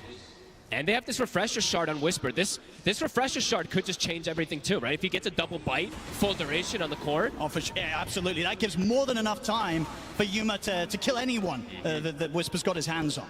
And yeah, Cheese, right? Cheese for the puck. He essentially has a second life to protect versus that Nullifier combo that can come out from the Night Stalker. I mean, looks like we're in for a treat here. They're not afraid to fight still, even though this Aegis, Cheese, and Refresher Shard is on Heroic's side. They've smoked up themselves, and they're ready to try and get the jump. They spent their gold too. No buyback on DM. No buyback on Satanic. Well, let's see what they do here. They find Nigma with the Nullifier. Jump in from Whisper though. He will miss the hook. 9-class. He's going to get the hook shot in the face here by Schofield. Caught to the side. That's 9-class gone. Back in the midst of the fight. Whisper will fall. Analog. He's going to try and push forward. Phase shift just in time before the roll was going to be coming in from no one. And now Nigma makes the jump forward. Looks to Dakalis, but the 4-star gets Dakalis back to safety. Buyback's now coming out from both sides. Analog's alive. Phase shifts there just in time. Analog, can he jump out of this one? He cannot. He'll get the coil off, but Analog's gone. And that probably should be the cue for Heroic to get out of it. Trying to disengage, but looking to reset. Nigma's thinking about it. He's considering. He's under this observer wall from P-Vision though. They're going to set down further vision, knowing that Heroic will try to look for this risky play. They do get the D-ward though, so Heroic, they're going to know that P-Vision was maybe prepared for this. It's eyes on Whisper. He did use the buyback in this fight. DM. And 9-class just sort of stepping forward. Heroic. They make the call to back off. I think as soon as they sort of popped the sentry down, saw that P-Vision had vision on Nigma maybe trying to get back in at the end of that fight, they kind of called it. They said, we don't want to go for this anymore. Whisper dies with almost getting nothing off. He got his BKB off, but wasn't able to get the secondary one, got completely locked down. And then Analog, he jumps in to try to help his buddy. I think he uses Cheese and gets Greater Healing Lotus and still can't reset and get out of that fight. So still getting tripped up by the silence. Even with all these defensive tools that he's tried to go for. No BKB, no way to just prevent it completely. Yeah, now P-Vision, they're going to be more than happy to try and look for the play there. I mean, we saw them not afraid to fight and being able to kind of come out even on the results of that little bit of a skirmish. Now that there's no Aegis, no Cheese on Heroic, P-Vision, they're absolutely going to want to try and go again. The side Schofield, he'll get the setup, catch the two of them in the cogs, he'll die for this, but Nigma's able to get the jump, they get the dismembering onto DM. He's gone for 90. Schofield happily trading his life there for the core of P-Vision. And it's the gem as well, too, so a big pickup. Great connection there from Schofield. I don't even think that was the initial target that he wanted. That hook shot actually hits the smoke target that was blocking Ducalis. Nice little pickup there from Schofield again. No doubt about it. Even though P-Vision have maintained the lead for the majority of this game, they're definitely going to feel shaken up a little bit with how well Heroic has proven to be able to hold the game, punch back. I mean, and Nigma just continues to just play almost flawless. Like he's 7-0-3. He's truly being the rock for the team. That's pretty insane. Yeah, if you consider sort of the amount of action that's been starting to go in these later stages, the fact that they've not been able to get this Ursa at all is rather remarkable. Doing a great job of keeping that core-to-core matchup versus this Lifestealer. Yeah. That's why they wanted it. That's why they wanted this last pick, as we do see Heroic smoked up again. Still 30 seconds, no Night Stalker. And I guess this is the thing as well for Nigma, why it's working so well for him in these fights. He's just got so many heroes around him that are more than happy to throw their own lives into the front lines, right? You got Whisper jumping in, Analog ready to make these aggressive moves straight underneath the entire team of P-Vision, and Schofield always ready to initiate with a hook shot. So with all this stuff being thrown at P-Vision, it's very difficult for them to isolate and deal with the bear. And he's not the one getting silenced, right? It's the Night Stalkers having to go for the puck. Because if Analog gets left alone in these fights, Analog might run rampant. So, yeah, it's a good way that they've been balancing off of each other of who takes which spells. We do see Heroic still looking for potentially another play, but not going to be the case. Schofield just has to continue hugging Nigma. And he is just, using this Aghanims to just scout tree lines. Yep.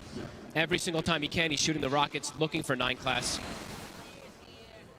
Oh, it's doing a lot. I mean, it's definitely, as I say, getting closer to that period of the game where the greediness of the clock definitely feels good. You're happy to have him on the team. BKB also finished up for KJ, so that Frostbite, or that Freezing Field is going to start having some impact as well, too. A lot of money on no one. What do you think he's considering next? 5.7K coming up in the bank for the Beastmaster.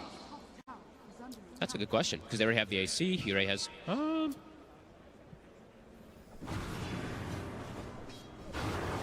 Yeah, I'm not sure, actually.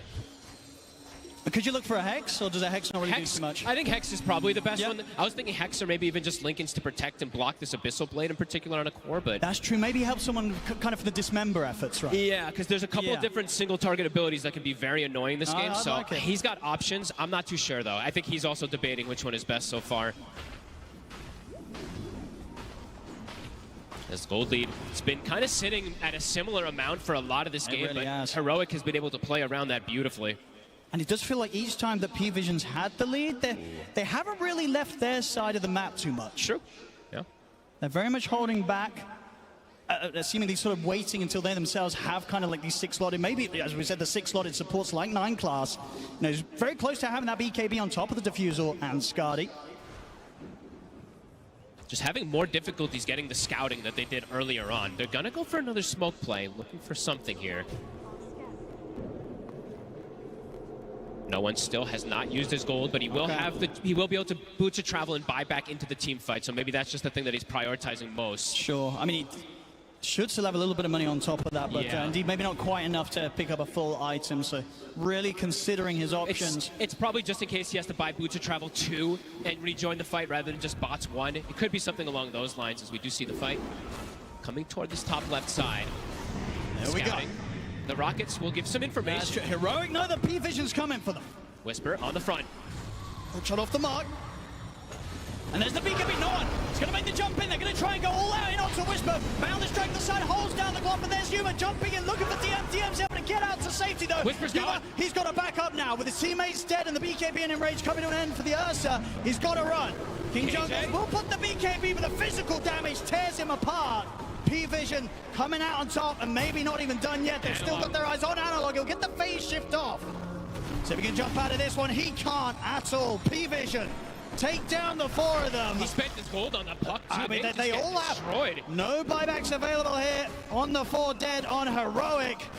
This could hurt them big time. Only Yuma alive. We'll see how much P-Vision's able to take away from them. This could just be a Rax without the other 2 cores available. Yuma's got his work cut out for him. The Dream start to the fight for P-Vision. They kill the Pudge. He gets nothing off. Whisper, I believe he gets a bite off at the end, but the damage is already done there. Complete chaos coming out from Heroic, and P-Vision just playing the fight beautifully. Look at DM even hiding Yuma around during that coil. Absolutely, it's just too slippery, too fast. Can't stay on top of the Night Stalker there in that situation, Yuma. It's P-Vision. Here comes the push up to the base of Heroic. Let's see how much they can take away from them. It's at least 1 set. It's tier 3. And the barracks gone. Still a painful amount of time for Heroic, where they're going to have to sit back without the presence of Whisper or Analog for the defense. They'll pop the glyph here.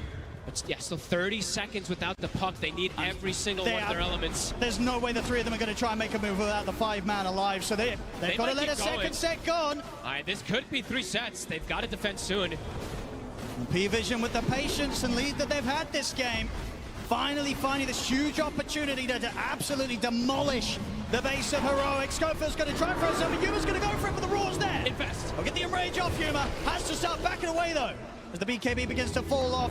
P-Vision, they've got the damage done. They've taken the barracks all away from Heroic. The Mega Creeps are out.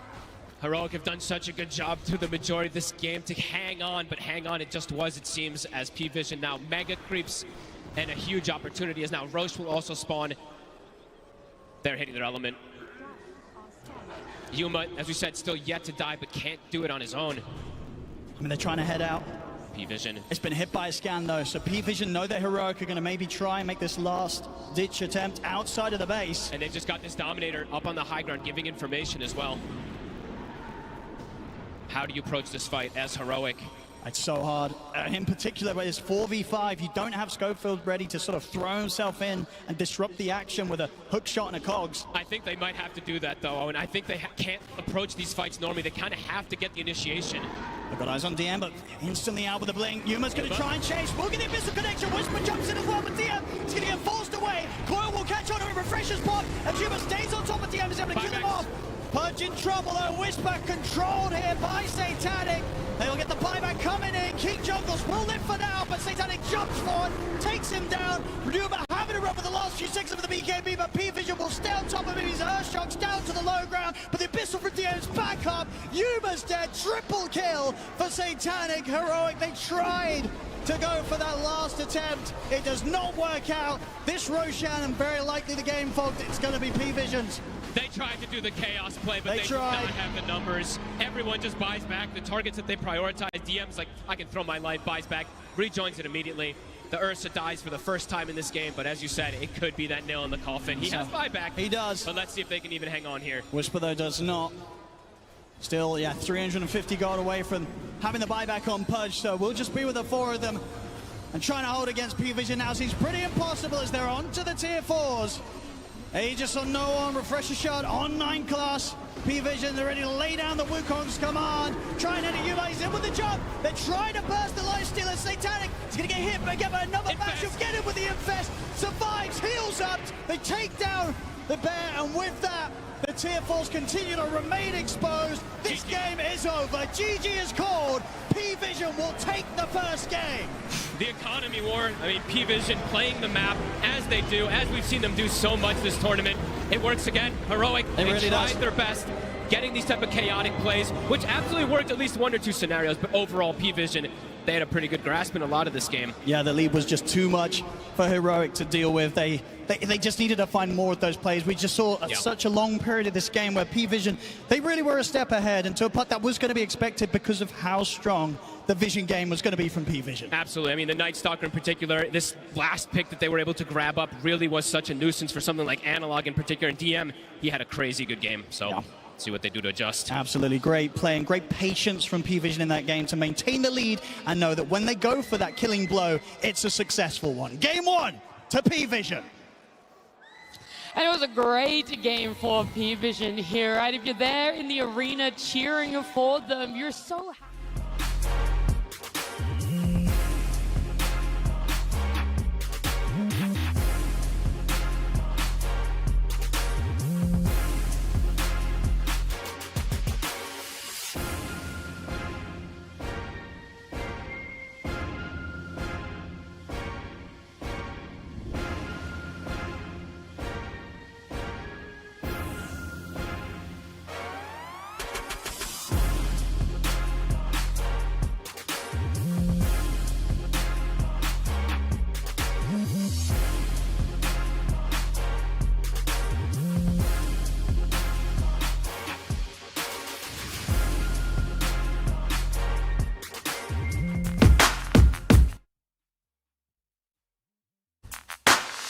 Hello ခေါင်းရမတာကဏ္ဍကနေပြန်လည်ပြီးတော့ကြိုလိုက်ပါတယ် ရှင်မြန်ခဲ့တဲ့ e-sport world cup ပြန်ဝင်တာ ပေါ့ပေါ့နဲ့ကြောက်အိုး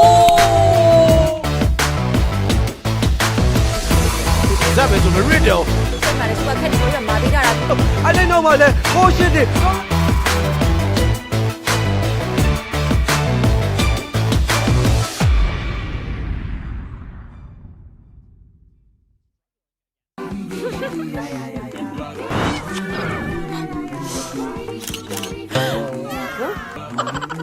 Trainer ထွက်လို့စိတ်ညစ်နေပြီ။ယုံကြည်မှုကိုနှစ်ဆတိုးမယ် Power Code Trainer ဆိုပြီးလမ်းဆောင်မှုရှိစေမယ် Sport Active Trainer ဆိုပြီးစုံတင်ခြင်းမရှိအနံ့ဆုံးများကို24နာရီကာဝယ်ပေးပါမယ်။ယုံကြည်မှုနှစ်ဆတိုးဖို့မှန်ကန်တဲ့ရွေးချယ်မှု Bellman Deodorant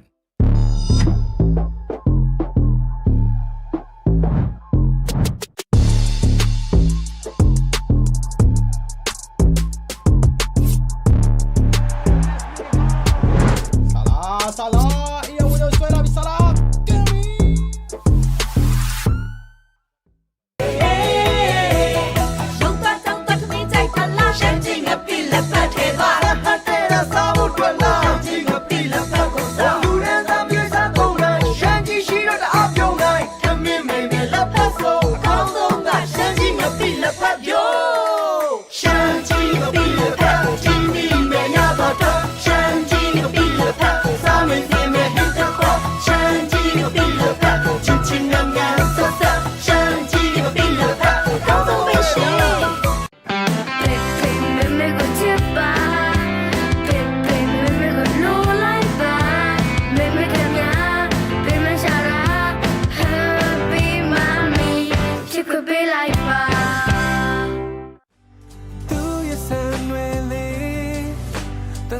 ပြီးငတ်မောင်းနေပူလာသွားရဲ့လိုဝဲချက်က Shiny down body Shiny အစင်းနဲ့အောင်စီမွေး Shiny အောင်စီရဲ့အဝလေးအဝပြောင်းကန်ဆယ်မဲအစီအစဉ်လေးလာပါပြီ Shiny အောင်စီဘူးတွေထဲမှာ MPT ဖုန်းပေကန်ဆယ်မဲလေးထည့်သွင်းပေးထားပြီးဘူးမှာပါတဲ့ကက်လေးတွေကဖုန်းပေပင်နံပါတ်လေးကိုတစ်ခါလေးထည့်လိုက်တာနဲ့ချက်ချင်းဝယ်ချက်ချင်းဖုန်းပေကန်ဆယ်မဲပေါက်မဲ့အခွင့်အရေးကိုရရှိမှာဖြစ်လို့ဒီအခွင့်အရေးကိုလက်လွတ်မခံပဲအခုပဲနီးစပ်ရဆိုင်တွေမှာပြေးဝယ်လိုက်တော့နော်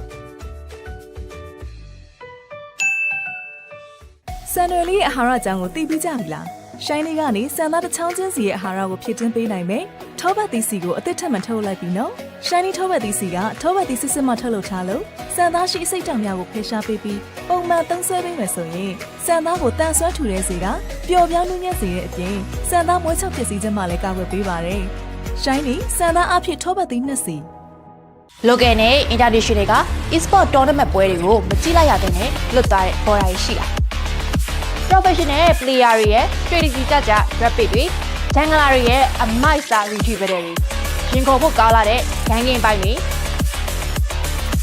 လှပလွန်လာတဲ့ high moment တွေကိုတစုတစည်းနဲ့ပြန်လည်တင်ဆက်ပေးသွားမယ်မဟာ e-sport ရဲ့ tournament တို့ပဲ Baby rich creamy နောက်တစ်ခွပေးပါအားလုံးကြိုက်တဲ့ rich coffee ငါတို့ပေါ့ကွာလူမပေးနိုင်ဟောဗျာပါသွားပြန်ပြီ Coffee rich creamy together no yada ချိုစိမ့်ကြိုက်သူတွေကောင်းဆုံးပဲကွာငါလေးအကြိုက်ဆုံး rich creamy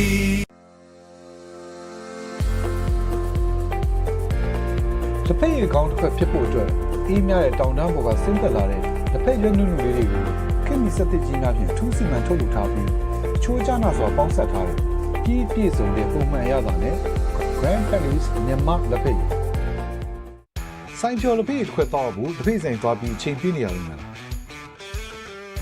တစ်ဖက်ဆိုင်ကိုသွားစရာမလိုချိန်နေရမရွေးဆိုင်ဖြော်ချူစိမ့်တစ်ဖက်ရည်ရတာစစ်စစ်ကိုခံစားရမယ်စန်တဲ့ဆိုင်ဖြော်လက်ဖက်ရည်ကတစ်ဖက်ရည်ချစ်သူတို့အတွက်အသင့်ရှိနေပါပြီဆိုင်ဖြော်ရတာစစ်စစ်စန်ဒီဆိုင်ဖြော်လက်ဖက်ရည်ဖြူဖွေးအေးမြချွေးထိတ်စီတာ Bella Roll On ဝေးပြန်လန်းဆန်းစီမယ် Clean Fresh နစဖြူဝင်ဝေးပြန်စီမယ် Extra White 24နာရီလုံးဝေးပြန်စီတယ်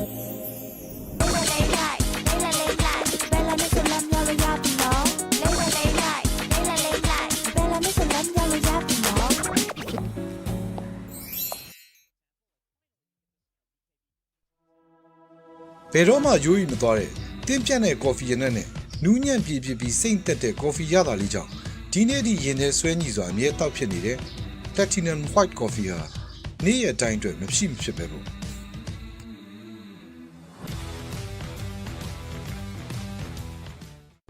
ဆန်ဒီနက်ကော်ဖီဟာကမ္ဘာအကောင်ဆုံးအရေးသွင်းမြင့် Arabica ကော်ဖီစစ်စစ်နဲ့ထုတ်လုပ်ထားပါတယ်အကောင်ဆုံးနီးစနစ်တွေနဲ့ကြိတ်ခွဲထားတဲ့နူးညံ့တဲ့ကော်ဖီမုန့်တွေဟာတောက်လိုက်တဲ့အခါရှားပေါ်မှာကျန်းရှာမနေတဲ့နူးညံ့ပြည့်စေပါတယ်နူးညံ့တဲ့ကော်ဖီမုန့်တွေကြောင့်အချိန်ကုန်ခံနှက်စရာမလိုတဲ့အပြင်အနက်အရသာပြည့်စုံတဲ့ Arabica ကော်ဖီစစ်စစ်အရသာကိုခံစားရပါပါနှက်စရာမလိုတဲ့နှက်ကော်ဖီဆန်ဒီနှက်ဖြော်ကော်ဖီမရာရဲ့ hero တွေကိုစပြီးကိုင်တော့ပါလား idea လေးစတာမလို့ရော team mate တွေစုတာခံရတော့လား Mobile Legends တွေ Dota ဆော့ရဲ့ preset တွေဆိုတော့အဲ့ဒါက video ကိုင်နဲ့အသစ်ထွက်ရှိလာတဲ့ patch တွေကိုနောက်မကျစေဖို့အခုတင်ဆက်ပေးနေရတော့ My Sport TV channel ကနေထုတ်ပြသတော့မယ် PARIVISION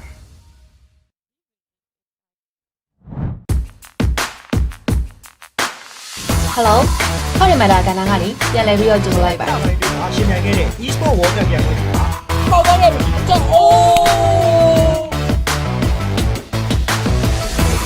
ဇက်ပဲဆိုမရစ်တော့ဆက်မှာလေစပတ်ခက်နေလို့မာပြီးကြတာအဲ့ဒီတော့မှလည်းဟိုးရှစ်တယ်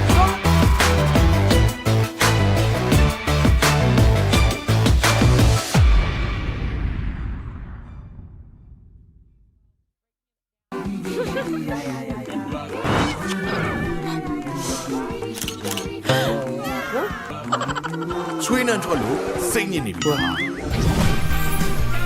ယုံကြည်မှုကိုနှစ်ဆတိုးမယ် Power Code ချွေးနှံဆိုပြီးလမ်းဆောင်မှုရှိစေမယ် Sport Active ချွေးနှံဆိုပြီးစုံတင်ခြင်းမရှိအနံ့ဆုံးများကို24နာရီကာဝယ်ပေးပါမယ်ယုံကြည်မှုနှစ်ဆတိုးဖို့မှန်ကန်တဲ့ရွေးချယ်မှု Bellament deodorant.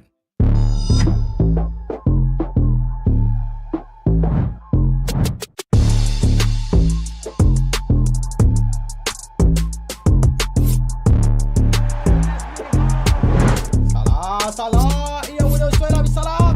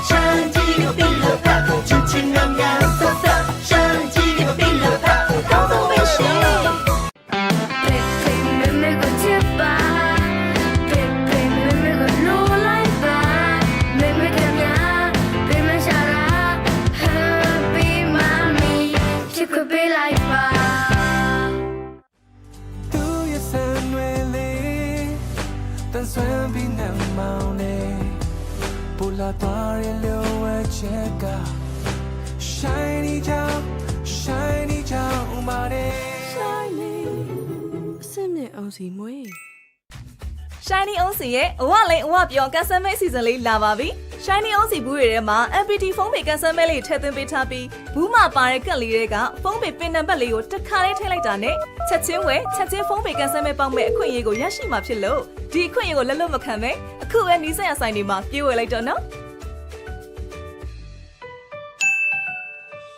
ဆန်နယ်လေးရဲ့အာဟာရအကြောင်းကိုသိပြီးကြပြီလားရှိုင်းလေးကနေဆန်သားတစ်ချောင်းချင်းစီရဲ့အာဟာရကိုဖြည့်တင်းပေးနိုင်မယ်ထောပတ်သီးစီကိုအသစ်ထပ်မထုတ်လိုက်ပြီနော်ရှိုင်းလေးထောပတ်သီးစီကထောပတ်သီးစစ်စစ်မှထုတ်လုပ်ထားလို့ဆန်သားရှိအစိတ်တောင်များကိုဖယ်ရှားပေးပြီးပုံမှန်သုံးဆွဲပေးမယ်ဆိုရင်ဆန်သားကိုတန်ဆွမ်းထူတဲ့စီကပျော်ပြောင်းနှူးညံ့စေတဲ့အပြင်ဆန်သားမွေးချောက်ဖြစ်စီခြင်းမှလည်းကာကွယ်ပေးပါတယ်ရှိုင်းလေးဆန်သားအဖြစ်ထောပတ်သီးနှစ်စီlocal နဲ့ international တွေက e-sport tournament ပွဲတွေကိုမကြည့်လိုက်ရတဲ့နဲ့လွတ်သွားတဲ့ပေါ်တာရှိတာprofessional player တွေရဲ့ strategy ကြကြ rapid တွေ jungler တွေရဲ့ a master retriever တွေရင်ခုန်ဖို့ကောင်းလာတဲ့ gang game ပိုင်းတွေ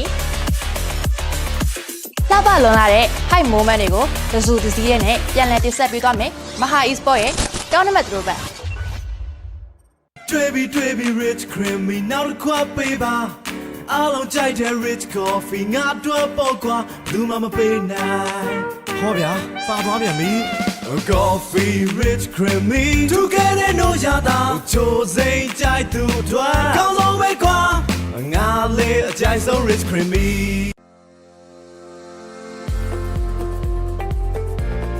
တစ်ဖက်ရေကောင်းတစ်ဖက်ဖြစ်ဖို့အတွက်အေးမြတဲ့တောင်တန်းပေါ်ကဆင်းသက်လာတဲ့တစ်ဖက်ရွက်နုနုလေးတွေကိုခင်မီစက်တစ်ကြီးများဖြင့်ထူးစီမံထုတ်လုပ်ထားပြီးချိုးကြနာစွာပေါင်းဆက်ထားတဲ့ကြီးပြည့်စုံတဲ့ပုံမှန်ရတာနဲ့ Grand Palace မြန်မာလက်ဖက်ရည်ဆိုင်ဖြော်လက်ဖက်ရည်တစ်ခွက်တော့ဘူးတစ်ဖက်ဆိုင်သွားပြီးချိန်ပြနေရလိမ့်မယ်တစ်ဖက်ဆိုင်ကိုသွားစရာမလိုချိန်နေရမရွေးဆိုင်ဖြော်ချူစိမ့်တစ်ဖက်ရည်ရတာစစ်စစ်ကိုခံစားရမယ်စန်ဒေးဆိုင်ဖြော်လက်ဖက်ရည်ကတစ်ဖက်ရည်ချစ်သူတို့အတွက်အသင့်ရှိနေပါပြီဆိုင်ဖြော်ရတာစစ်စစ်စန်ဒေးဆိုင်ဖြော်လက်ဖက်ရည်ဖြူဖွေးအေးမြချွေးထိတ်စီတာ Bella Roll On ဝေးပြန်လန်းဆန်းစီမယ် Clean Fresh နစဖြူဝင်ဝေးပြန်စီမယ် Extra White 24နာရီလုံးဝေးပြန်စီတယ်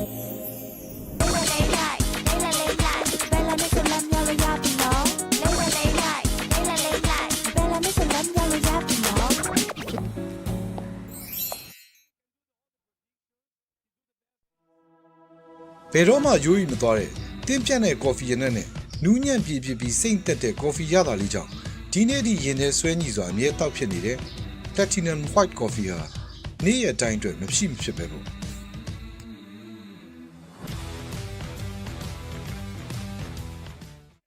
ဆန်ဒီနက်ကော်ဖီဟာကမ္ဘာအကောင်ဆုံးအရေးသွင်းမြင့် Arabica ကော်ဖီစစ်စစ်နဲ့ထုတ်လုပ်ထားပါတယ်အကောင်ဆုံးနီးစနစ်တွေနဲ့ကြိတ်ခွဲထားတဲ့နူးညံ့တဲ့ကော်ဖီမုန့်တွေဟာတောက်လိုက်တဲ့အခါရှားပေါ်မှာကျန်းရှာမနေပဲနူးညံ့ပြည့်စေပါတယ်နူးညံ့တဲ့ကော်ဖီမုန့်တွေကြောင့်အချိန်ကုန်ခံနှက်စရာမလိုတဲ့အပြင်အနံ့ရတာပြည့်စုံတဲ့ Arabica ကော်ဖီစစ်စစ်အရသာကိုခံစားရပါပါနှက်စရာမလိုတဲ့နှက်ကော်ဖီဆန်ဒီနှက်ဖြော်ကော်ဖီမဒါရဲ့ hero တွေကိုစပြီးခိုင်းတော့ပါလား idea တွေဆက်တာမလို့ရော teammate တွေစုတာခံရတော့လား Mobile Legends တွေဒေါ်တာဆော့ရဲ့ပရိသတ်တွေအတွက်အားလည်းကဗီဒီယိုဂိုင်းနဲ့အသစ်ထွက်ရှိလာတဲ့ patch တွေကိုနောက်မကျစေဖို့အခုတင်ဆက်ပေးနေရတော့ My Sport TV Channel ကနေထုတ်လွှင့်ပြသတော့မယ် Party Better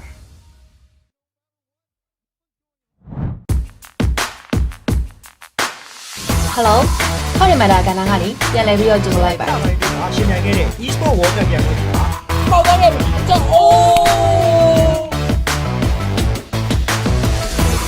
That was a radio. ဆက်မှာလည်းစပတ်ခက်နေလို့မာသေးတာ I didn't know about that. Oh shit.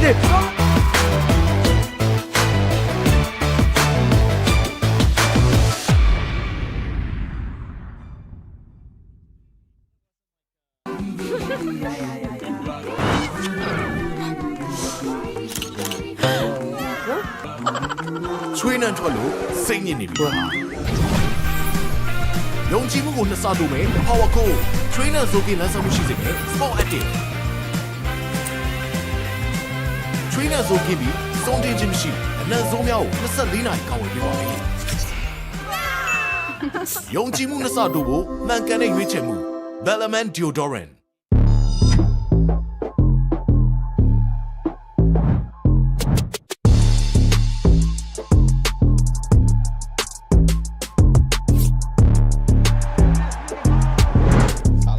Salah, ia udah suara di Salah.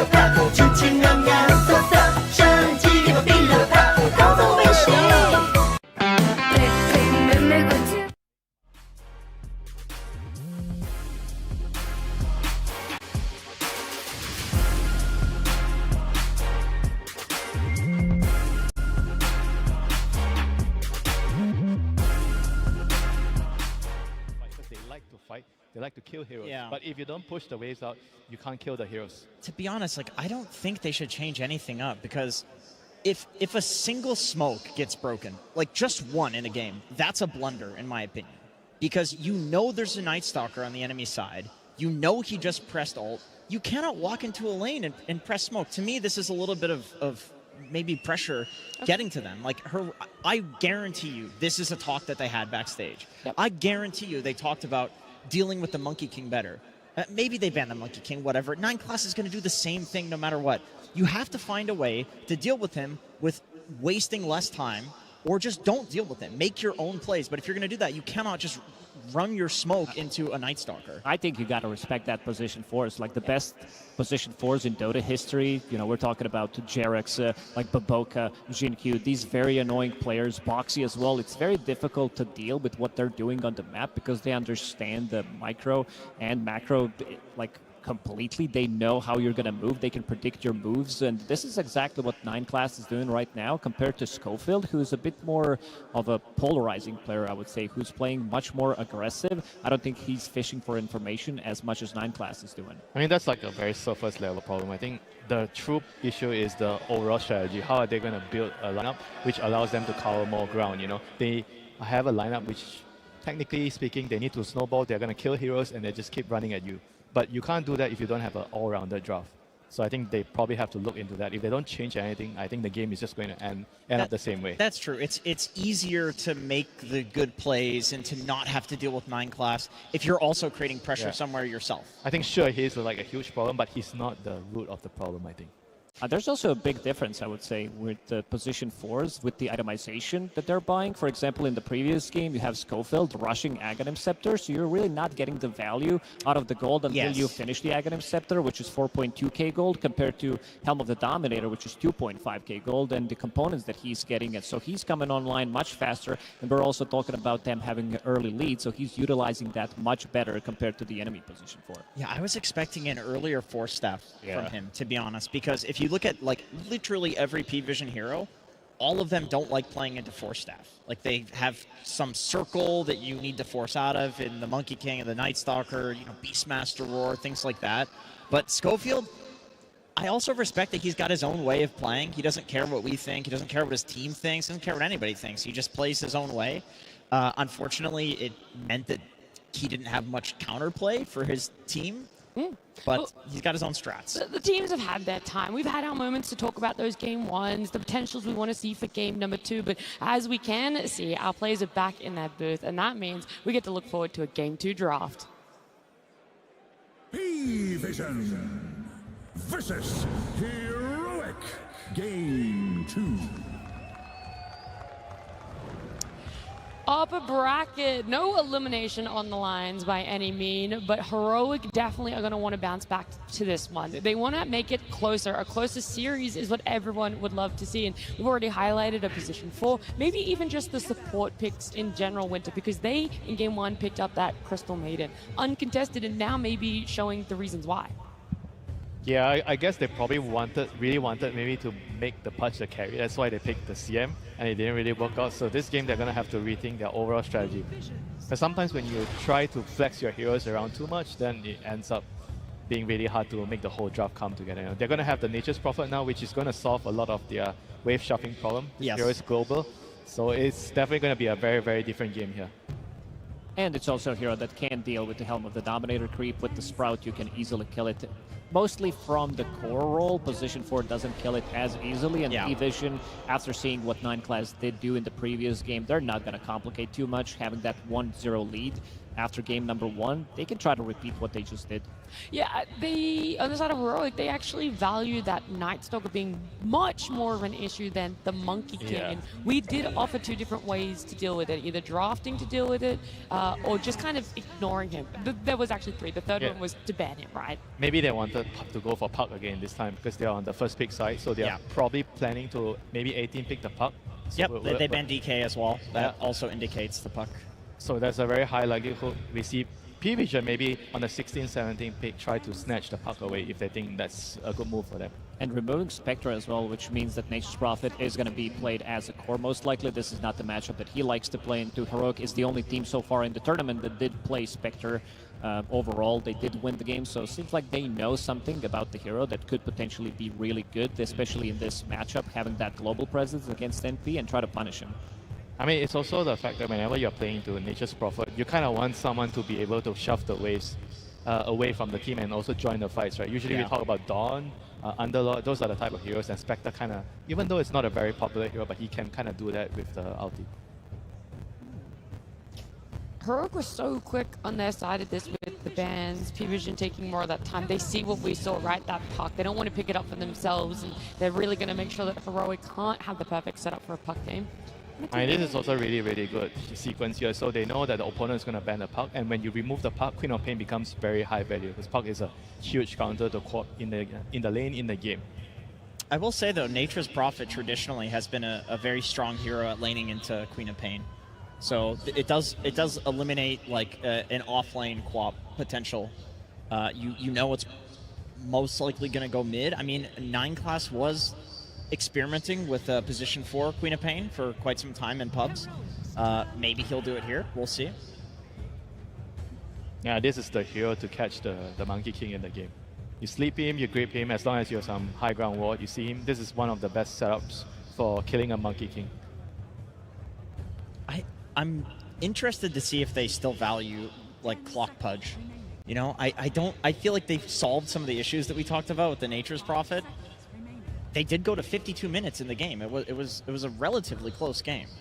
Yeah, I would maybe lean towards melee position 4, maybe Marcy, keep that potential flex from the off lane, maybe even Tusk to have ability to save people, because right now you do have Vayne with the Nightmare save, that's going to be good, and these heroes that I just mentioned even get more value after seeing the Shadow Fin pick. Even Clockwork that you mentioned comes into a play for sure. Oh man, what a combo Bane Shadow Fiend is too. You can Nightmare sleepwalk somebody into the SF Requiem, and that is going to one-shot pretty much any hero. I mean, does this indicate the Nature's Prophet might be a support, or is just going to be a Nature's Prophet carry and an SF mid? I feel like it's analog calling for the SF. It's like his best hero, so I mean, other than Puck, which is out. Yeah, he's played it twice already in this tournament, so it kind of does make sense that it's leaning that way. I do think maybe just trying not to flex too much could also be a strength for Heroic. I mean, but at the same time, I feel like if PARIVISION chooses to go for like some Tusk, Spirit Breaker here, those are heroes that are really good at punishing mid SF, right? So if you get like 1 or 2 kills on him in the laning phase, you could completely ruin his game as the SF mid. I mean, ET is kind of nice against Bane in a team fights. You can cancel the grip from far range. Amps up the co-op damage. It's also a great hero securing lane for Satanic, no matter what. Like an ET is gonna do well. Yeah, not to mention the runes though. I think the rune fights are going to be extremely important in this game. If the SF is going mid, you want to win the rune fight. So you need suitable supports that are very strong at using their body, or they have stuns to secure the rune. And I like this. They just picked Phoenix on 17. Not showing where the Phoenix is going to go, not showing where Monkey's going to go, so having the flex open between potentially 4 or 5 with Phoenix and ET. And also, BM is the one who did play offlane Phoenix. We saw 33 played as well, so definitely a hero that could potentially come out. It's a scary lane, no? Phoenix and Monkey King. Yeah. If your SF is carry right now, you're going to be feeling the hit, right? Yeah. Or even a Nature's Prophet. Even Nature's can die to that. Does Phoenix really hit that archetype? Because we talk about it so much. DM kind of gets left alone in that lane, right? We're probably going to see 9 class on a Monkey King again. Is it going to be okay if a DM on this Phoenix? How much? I mean, the thing with that is you don't really need much help later. As long as you get through your weakest phase, which is, I would say, the first couple of levels, especially level 1. Yep. As long as Monkey King is there, he helps you secure your couple of levels, you get the Lotus. I think Phoenix wants solo levels. You want to get to your level 6 as quickly as you can. And I think Monkey King could actually just allow you to do that, and he just runs around and ganks, especially the SF mid. I think you're pretty tempted to pick Snapfire here, right? Into the Phoenix, kill the egg. I think it would also do pretty well in lane against like Elder Titan position 5. At this pick, you want to use the 18 on the support. Maybe the next pick, but it's probably not going to be there anymore after you pick the Mars. So then what is the Mars adding for value for the Heroic draft that is slightly better than that Snap? They need team fight, plus they need someone to buy pipe, I think, against this Phoenix core, potential Phoenix core. Right. I mean, Mars destroys Monkey King in the game. Like, you drop the arena, and it kills all of the trees around the arena, as well as in the arena. Yeah, so. and you don't have the old facet to those 4 seconds that you could stay out of the Wukong's command, so one spear could push you out. It means that your Wukong's is gone immediately. I mean, you also kind of have a combo, right, with SF. You lock them in the arena, then he fears them to the wall. Oh, yeah. That's pretty nice. That's a crazy combo. Like, their team fight is incredible in this game. I mean, I still think Snapfire is amazing. It's like Snapfire, Mars lane, arena into Snap ulti. I'd be very shocked if PARIVISION lets it through. There's a lot of things that they're going to have to think about for themselves, because it's the same issue. You don't want to tunnel vision that they are looking for a support. We have said that it is most likely going to be a Nature's Prophet that is in that core role, but you don't want to oversight of a support Nature's Prophet either. No. Yeah, you never want to like lock something in. I mean, especially hero like Nature's. It literally was played as a support just like 2 weeks ago. That was you. I was playing it a lot. Yeah. I'm still playing it. It is still a good support. It's just that with the prevalence of Dom and being able to, kill the creep as a core very easily, it's like a free Midas. It's a lot more of a core these days. But when you look towards the picks winter, do you think there's more impact coming from another core hero for Heroic, or more impact in that Snapfire that is still... Probably the Snapfire. I think the Snapfire just solves, I think, the egg problem, and it also kind of gives you more damage into the arena. So it feels very natural to go for the Snapfire here. I mean, they've opted to ban out the Silencer. I mean, it's kind of okay. It would have been a pretty nasty Silencer pick. It's like super high win rate against Queen of Pain. She hates playing into Silencer. It's so much magic damage. And then Phoenix as well. Yeah, both the bans are kind of to protect the co-op in the game, with Abaddon to remove the poison. But I still think Snapfire is like more important than those 2 heroes. I think I'll be okay if I'm heroic. If I'm taking that trade, I'm fine. The only thing is, like, it's a question of, does Schofield want to play it? I mean, he does play it in general. Like, this is one of the heroes that he came onto the scene playing. Mm-hmm. He's been enjoying mostly melee heroes in this patch. If they feel like they need a better 5 with Shadowfiend, they could run Bane as a position 4. Yeah, true. Because there's a flexibility. You can still play NP from the mid lane. This is doable. Disruptor? You want Disruptor? Huh? You want Disruptor if you want to pick a 5? I'm still leaning maybe towards melee position 5s if they want to run it, with the Bane position 4, and then you have Shadow Fiend from the mid lane, NP with either Tusk or Marcy, even Clockwork that Jenkins mentioned. Yeah, that will actually make sure that the lane is a lot more stable for the Nature's Prophet or the SF. Well, with not a lot of time left, Terrorblade's the last ban for themselves, and it feels like they still haven't solved exactly what they want last pick. Nigma kind of shaking his head. Does that instill faith in you, Jenkins? I mean, I still think Snap is just, it's the most obvious. And they go for Ursa. So, okay, we will see Nature's Prophet support position. I think. It's very hard to predict when it's... So what's the idea here? So he can actually mirror the Monkey King moving around the map? And you kill the egg. Like, we were talking about Snapfire to kill the egg. Ursa is one of the best cores, the best core in the game at killing egg. Well, 2 wins on hard support on a position 5 Nature's Prophet so far this tournament. I mean, this is King Jungle's best hero. Yeah. So I think it's a matter of, like Yuma said, I played an amazing Ursa last game. We lost at 52 minutes, but he had no deaths for pretty much the entire game. He's feeling strong on it. It's a really good Ursa game. You have faith in him, like you haven't lost that at all. Yeah, 100%. And he's calling for it. I think they've solved a lot of the issues that were in the previous draft. You know, I want to meme about the Pudge. I don't think that was the issue. I think what Winter said definitely was, like, not being able to push out the lanes. Oh, this is going to give them a lot of tempo, a lot of explosive damage that's going to be coming out. You have ET that's going to amplify your damage from Queen of Pain, from your Phoenix core, which is going to be dealing insane amount of magical damage, and then you have Temporal Assassin with the ET aura on top of that. So the heroes are going to be dying very quickly. I think the laning setup is also very, very strong for PARIVISION here with the TA, ET, and the Phoenix Monkey King. I could see them kind of getting a good advantage out of their side lanes, and then you have a Corp to run around and snowball the lead even further. You know, so this game could either be really, really quick win for PARIVISION, or Heroic is going to be able to drag the game long enough for their heroes to be able to fight back. Yeah, I agree. I think PARIVISION's got a really good mid-game timing for sure. But if it does go late game, if Heroic can get there, like SF with Mars Arena and Ursa damage, like they have a lot of scaling in many different ways. The question isn't also just can they get there. Do you believe that they can get there, Jenkins? They did last game. And I think if they do the exact same thing, it's way easier for them to execute this game. Yeah, and they also have Nature's Prophet this time around who can scale from position 4 compared to Clockwork. It will, 5 in this one, but it will allow them to scale. You can still get the items, you can push out the waves. This is the problem that they did have in game number 1. Shadow Fiend, he 2-shots the wave, Mars as well with the 2 abilities. Ursa kills it quickly. So I don't think they're going to be having the same issue, and I also do think that they addressed Monkey King from position 4. Not sure if that's going to be enough. I think PARIVISION's draft checks all the boxes with the explosive damage, Roche taking potential, all the objectives on the map, and being able to fight when Heroic wants to fight as well. Yeah. Peter, when you said that like Monkey King was kind of, trying to target it as a bit of a band-aid patch, right? You're not really fixing the solution.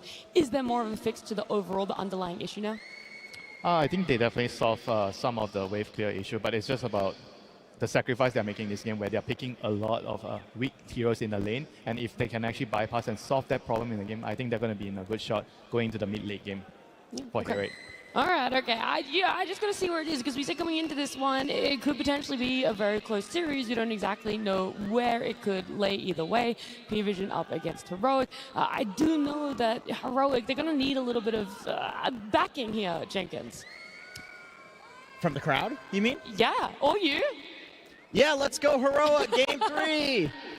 So we can get another punch. Let's get another punch on the menu. I was hoping for a little bit more, chances for Crimson Witness. Let's hear it for Crimson Witness and Heroic. I believe in this PARIVISION draft, I'm going to be honest. We're going to go down to the coach, because I feel like that's someone who could definitely give us more faith in Heroic.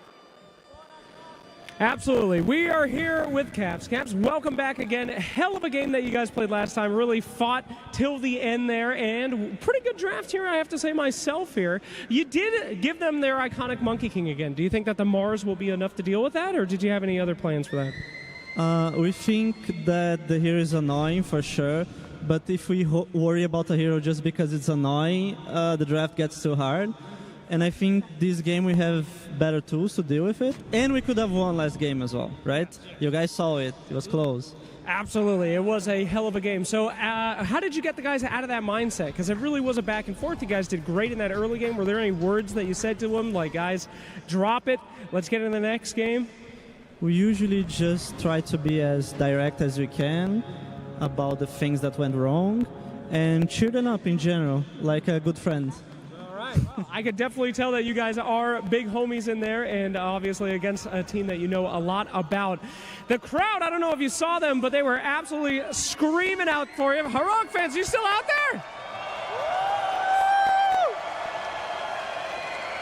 there? There's way more than expected, since South America is a bit far, you know? Yeah, South America far, but they're here in spirit, and they're ready to see you win this one. Bring it to a game 3. Are you ready for that, my man? Of course, of course. All right, let's bring it into the game and see if they can make it then. Thank you very much. Thank you. There we go, ladies and gentlemen. Time to get this game 2 action underway between P-Vision and Heroic. Fogged, what do you make of the approach this time around? Changes, but of course Heroic, they do still end the draft with that Ursa once again. He played a hell of a game in that last game, right? So I can see why he probably asked for it again. But adaptations made on both sides. We do see a ton of team fight this game, Owen, on both sides. It's actually insane how much it's been round up with an ET being brought into the mix. My favorite hero, of course, I have to say that. But yeah, lots of different things that we can talk about here as Analog getting to play his extremely, if not his most comfort hero. Of course, his puck is one of them, but he loves to play this Shadow Fiend. So looking forward to see what he can do on this, because I felt like in that last game, he just had such a hard time in the puck. They just had so many answers for him. Yes, he was pulling attention away from the Ursa, tanking the Night Stalker silence a lot, but this one, maybe he can have a bit of a better time in terms of just standing his ground. And do you like that overall from Heroic going for this approach where they do keep that, the Nature's Prophet back in the support position and get something else secured for the cause in a game like this? Yeah, I think it's kind of cool because it's KJ's favorite hero. He's played it so many times in pubs, also in these officials, and I think it does give you an extra tool in terms of playing the economy map game.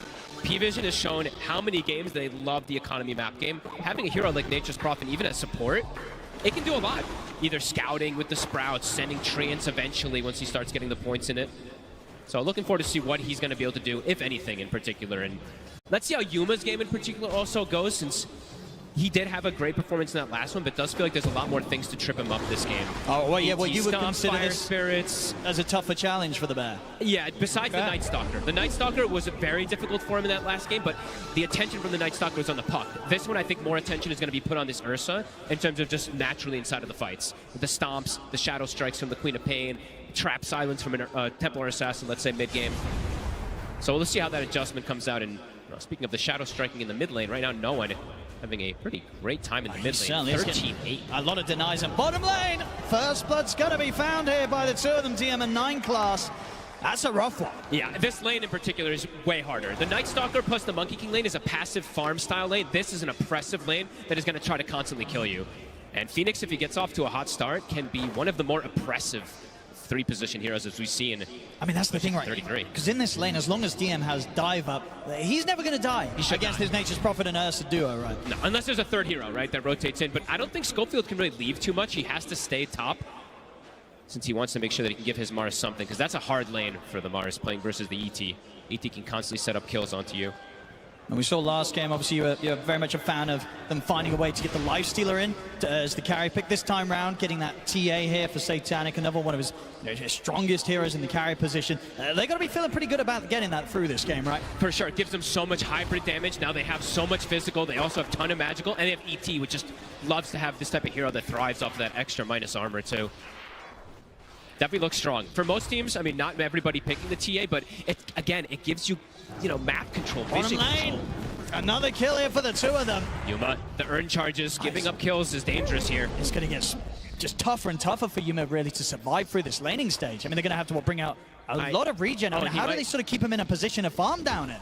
He might just die, honestly. It's very likely he might just die almost immediately. DM, if he lands even an earn on him, might just be the kill. Armor Spring. He's able to dodge it there with the Earth Shot.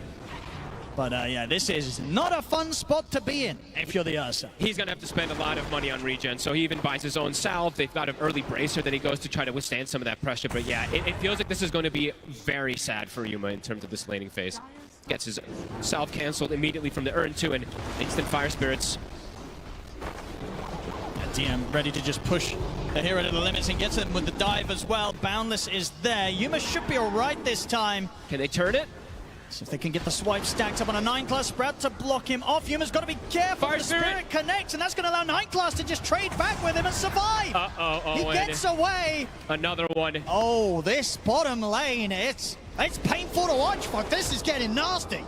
This can actually be the big problem with picking something like NP5, the greediness in the lane, but it's mostly just this Phoenix, how oppressive the hero can be. Ursa walks up, eats multiple fire spirits. They have another urn charge immediately, so they can look to continue this pressure. I mean, and as you said as well, that it's just difficult really for Schofield to leave sort of the top to be here. He might have to, honestly. Like, this is disastrous. Jungles, he's tried for this play to see if he could kind of catch 9-class backing off, but now he's going to die for it, so it's just going to be another kill for DM, now dominating. 5 minutes in, 4 kills here on the Phoenix. This is really problematic. You have to do something to fix this. DM is going to have the earliest Spirit Vessel of ever, maybe. Definitely the tournament, but he's pretty close to having it already. About 700 off, and he's buying small items in between. It's a really good Vessel game, too, whenever you're playing versus something. Here's Schofield heading down to at least provide some sort of extra presence for Yuma. You have to. What they can do, they get the Nightmare drag back, but he has got the dive up, DM. And 9-class is here ready to help out, so DM should be able to step away. They'll throw down a blood grenade, but TPs are coming in. Heroic, they're not getting a kill out of this. They have to back off. No one will cancel the TP, but they do get the rune as well, so Ducalos was able to take that one away from Analog. All 3 lanes look going at this mid lane. I mean, 20 denies here from no one against Analog's SF. That's pretty crazy, because out of all the heroes, you don't normally expect to be able to get that many denies against an SF. An unbelievable start for the side of P-Vision. Yeah, this is getting crazy. I mean, Schofield, as you said, he's looking to make some adaptations, looking to adjust somehow, but even with the 3 heroes down here, Owen, this is not an easy way to push DM out of the lane. Look at this as well. We're 6.5 minutes in. Satanic, he has double the CS of Yuma's Ursa. Oh, in this game, it's rough at the start here, and we'll see how Heroic can look to adapt things. Even when the problem is, too, is their mid laner is having such a hard time. Usually what happens is, okay, our mid can try to tempo control and adapt and make things look better for us, but he's getting also having big problems in that mid lane, a catapult wave even. And I don't think Schofield's going to get away with this, unless he can you make some sort of play with the Nightmare to secure this? You can sleep them out of it and pull them away. Let's see if he can. He might just, okay, he's going to show himself. He did it. Oh, there we go, easy. He did it the perfect way. A little bit of something, but he doesn't have a TP, so he's going to just have to try and walk back to safety. Natsuki will be able to get away with that one. So at least one thing going the way of Heroic. It's the best thing that's happened for them so far this game. It's a tough one here. Yeah, their Ursa is already having to hit jungle creeps. SF as well, also having to hit jungle. It's pre-8 minutes and they're getting pushed out of their lane.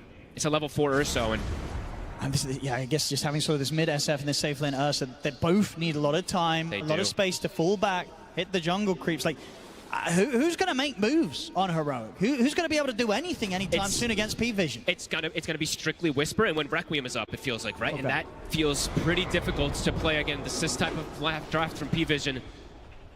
Yeah, DM, he's got Vessel. It's done. Level 6 also finished up too, so he's going to look to probably pressure this tower here. And cool to see that he goes for this aggressive build on DM also, not the Dominator, right? In a lot of games, maybe we've seen Dominator picked up even on Phoenix, but this one he knows he can just crush. He can really crush the whole game with this type of start. I mean, just looking again at the denies, this has to be one of the highest sort of collective amount of team denies that's in the first 8 minutes of a game, right? Now, 8 minutes in, do you ever really see a team have, like, I can't do the quick maths, but it's something like 60 denies across all lanes just 8 minutes in? Rare to see it at the International in particular, right? Sometimes we do see it in some other tournaments when a team is just outskilled, but yeah, this is pretty crazy so far from P-Vision. See how much you can make them work for it. Stomp's going to connect. It'll be annoying to chase him. They'll have to save the Boundless to be able to stop his TP, and it looks like Schofield's going to make him work for it for a long time here. I mean, he still doesn't have a TP.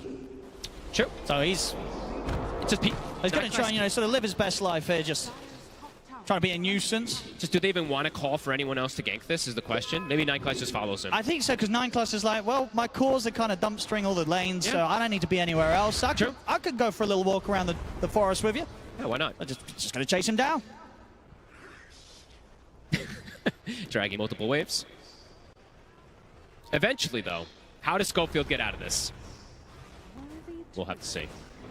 No one matching versus Analog. Analog with this haste rune feels safe to play aggressive forward here. Oh, Okay. Got your tree. Here comes no one. Good old Schofield. Will ultimately end in his death. No one able to get the money from that one. Well, at least he's being Whisper. annoying. It's going to come in. He's got the arena set up. Into the spin with the Nature's Wrath burst. They're able to take him down before he gets any sort of chance of popping a supernova. So nicely done. First kill for Heroic themselves to get here in this game too, and it's a nice one. They got to start doing things like this, right? Being a little more chaotic, as we said, even in that last game in particular. KJ, even though the lane went horrible for him, he's actually getting closer and closer toward his vessel on this Nature's Prophet also. So slight little moves are at least recovering the overall game state a bit here, but for Yuma in particular, he still is incredibly slowed down. And the pressure on mid lane, shield rune on no one. PVision definitely not afraid of going for a bit of a dive. Schofield and Analog.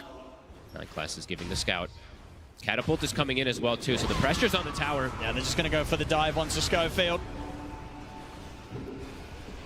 Analog's around. Does he want to show himself to try and help? He'll get the deny. Easy. There you go.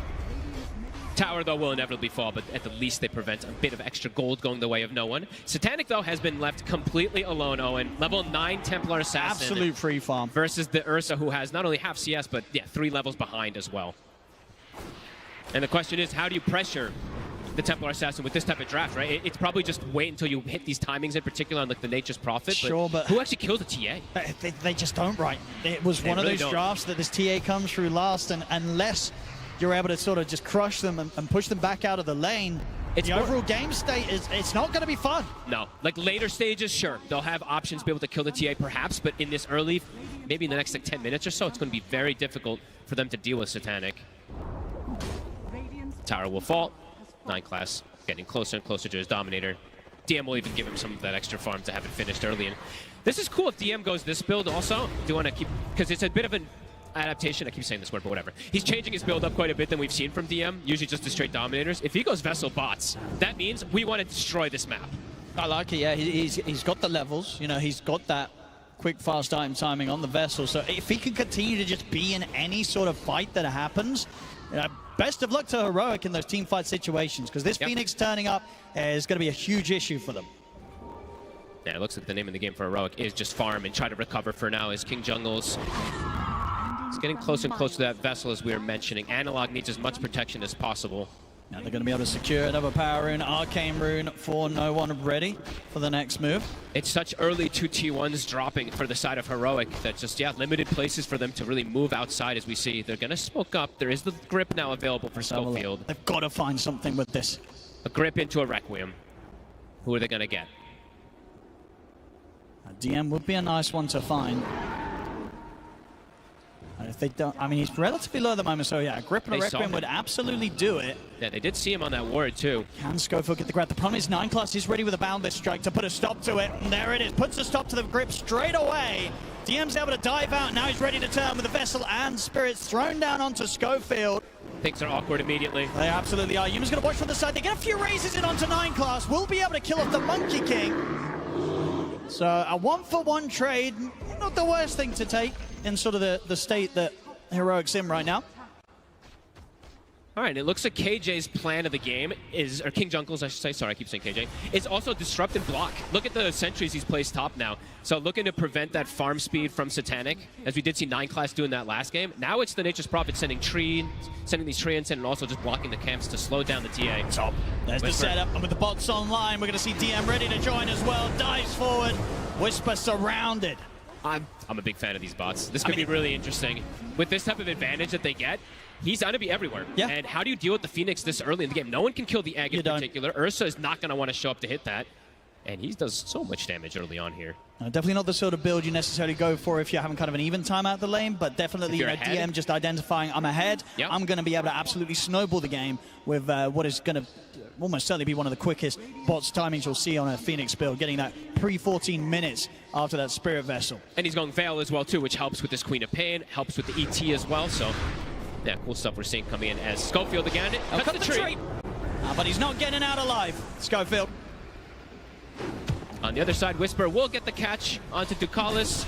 We'll be able to finish him off. That's something. I'll say what they can get right now, Heroic.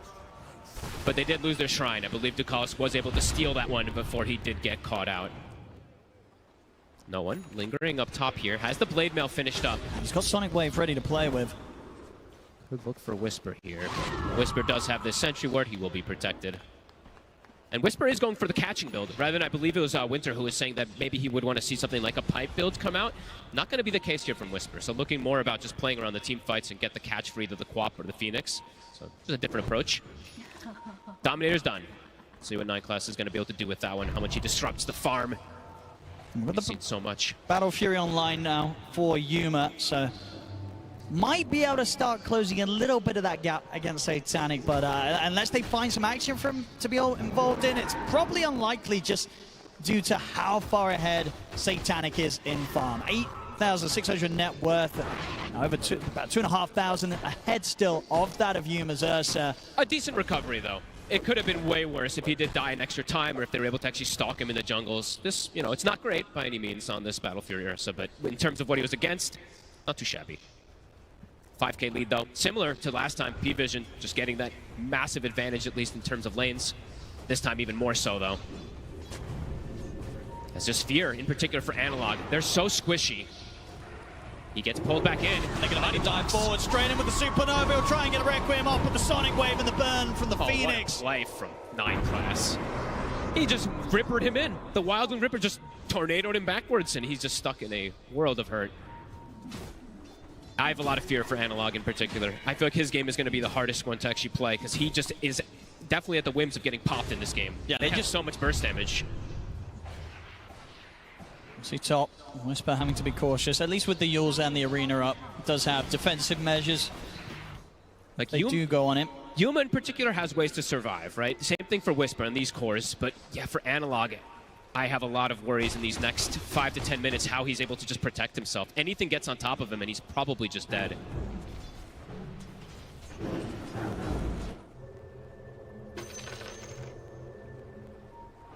What's the next play going to be here for Heroic? He's just going to keep tipping him. Because of the sentries, he's doing exactly that. He just sees that he's trying to potentially keep blocking that farm. That's Satanic. He asked for mercy. Still is having a pretty crazy amount of farm. 200 CS at the 16 and a half, 50-minute mark. See Smoke here. See if Whisper can find the setup.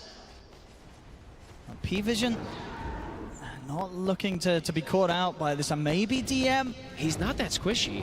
And he's already away with a dive, so Whisper not able to get a chance to get his hands on him. Even if he gets him, it's dangerous. You don't know where the ET is. You don't know where the Monkey King is. These two heroes are fantastic at stopping aggression. A Fiend's Grip comes out, a Stomp stops it. A Boundless Strike from the tree line. So you have to have quite a bit of information on Whisper if he wants to look for those plays. Oh, for sure, yeah. And especially if you're using both the Yules and the Arena to commit. You're not getting out if they get the chance to turn on you. Definitely not.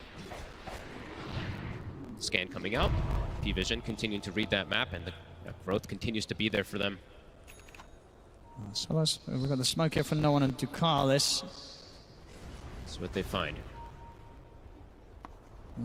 Analog definitely the easier at the kills if he's caught out in the lane. Yuma is he is starting to be getting closer and closer, at least in terms of the cores. Slowly but surely. Again, I'm going to point out, since Purge, he'll probably maybe talk about it again, but 9 Class is doing the same thing. So he's sending the Dark Troll Summoner, triple skeletons, blocking camps. So again, just on top of getting extra efficiency with his farm, he's blocking efficiency of farm versus Heroic, similar as last time. 9 Class. We'll be able to fight around it. Still make sure that he gets the large creep as well. Too slippery here for Schofield or Yuma to get their hands on. Information gathered. Whenever they see Schofield, they probably just know that there's not going to be an aggressive move that comes out from Heroic. Schofield gets the catch. The grip. And they'll be able to deal with him this time. Nice little grab there for the two of them. Do they want to turn this into another move? Without the grip, obviously hard to look for a pick-off. Ducalis, he's trying to protect these Ancients. Oh. He knows. They're going to be able to put a stop to that TP here with a stomp, so not able to block the Ancients this time around, and will end up losing his life for the attempt, King Jungles. Fool me once, right? This time they do catch him. Third time is the charm. Ducalis is very ready for it. Prepared there with Satanic. Deso Blink is done, making the move top Whisper. It's got to be cautious here, as PVision are bringing in no one as well. And DM, they're ready with the 4 of them. To make an aggressive move, and they'll just get in straight on top of him. Yul Scepter will buy him a moment of safety, but as soon as he comes crashing down, he's dead. They're stalking Analog to this ward that 9 Class has placed down. Can he get his way out of it? Should be Looks fine like under he the tier should 2. Schofield coming in with the TP ready to keep Analog safe, but... Oh, but they're accelerating things. Yeah, they could go for this. With such quick timing on Satanic, the fact that he's got this Deso and Crystallis, they'll take this Roshan down pretty quickly. And without Whisper being there is no team fight from Heroic possible. And this is before 20 minutes, so they can get this Rosh and then go Tormentor. Usually what happens in a lot of these games is you have to pick and choose which one you want to go for. They're going to get a bit of cold feet, though. They don't want to commit for the Roshan completely. It is going to shift toward the bottom side, so maybe they just make their move down there. Yeah, that's true. A bit off with the timing, so we'll have to regroup on the bottom. Satanic, he does have a TP ready if he wants to switch down to that side of the map. Heroic, I feel like they have to go swing game. I feel like they have to kind of go for this check. You need to at least go with Whisper and with Analog to potentially set up. Because you have yet to get a Requiem. I mean, you've yet to have anything really from Analog together. Satanic able to, of course, solo the Tormentor, get the shard secured nice and early this game for 9 Class. The moves of efficiency just continue being there. Let's go for the Whisper. They're looking for no one. Get the Yule set up into the spear. Requiem to follow up, but it's going on the side. They've got the lockdown, though, with a Fiend script, so the job will still be a successful one. Whew, that was almost awkward. If he gets stomped there on Schofield, might actually end up surviving on no one. Should be able to turn this into a tower, too, so first aggressive move that feels like it's actually gone Heroic's way. And at least setting up the game for a position where Heroic, they can maybe start to look towards the Roche themselves. Supernova's going to be used as well pretty early, so Heroic, they can kite that out. And maybe look to continue to try and push for this now, knowing that Supernova's on cooldown. Too hard versus ET. ET's the king of the pit. And Monkey King too, actually. These two heroes are two of the best in terms of just preventing someone from getting inside of there. I mean, at the least, they're going to want to make sure that they don't allow P-Vision to get into the pit for free, surely. It does feel like they have to fight around there, but they don't have Requiem, and so I don't know if they actually can. We'll see what the move's going to be. As 9 Class, he's keeping the creep in that sneaky spot. So we'll be able to scout that Roche.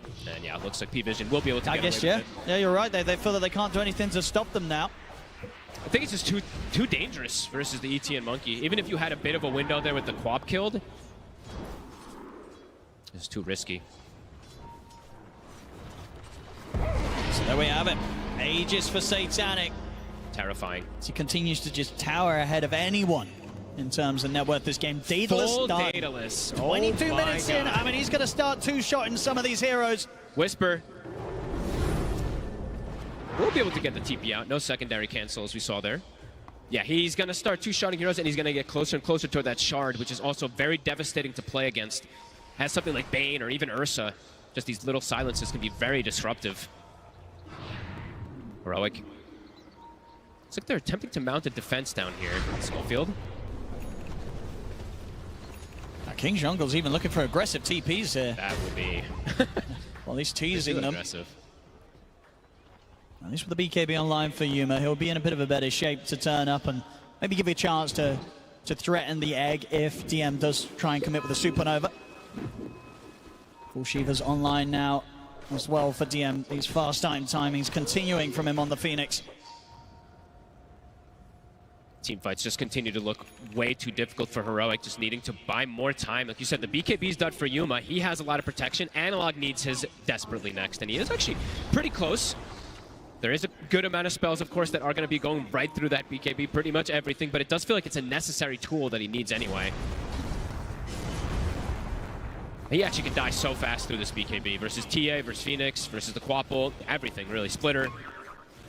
Positioning is going to have to be absolutely perfect from Heroic in this next upcoming situation. Here they come, P-Vision.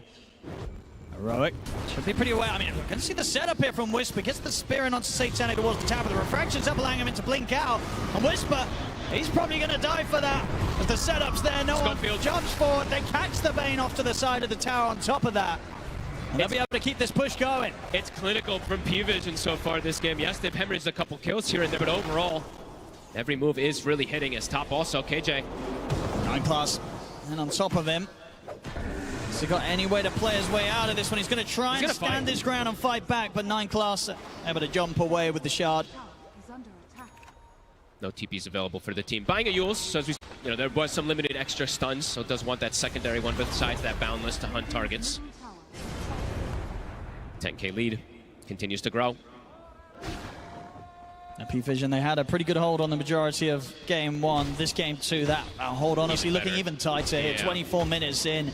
Everything looking up right now for P-Vision. Everything looking up, and even for Yuma this game, right? Yes, he's recovering, but it still is a very difficult spot that he's been put in this one.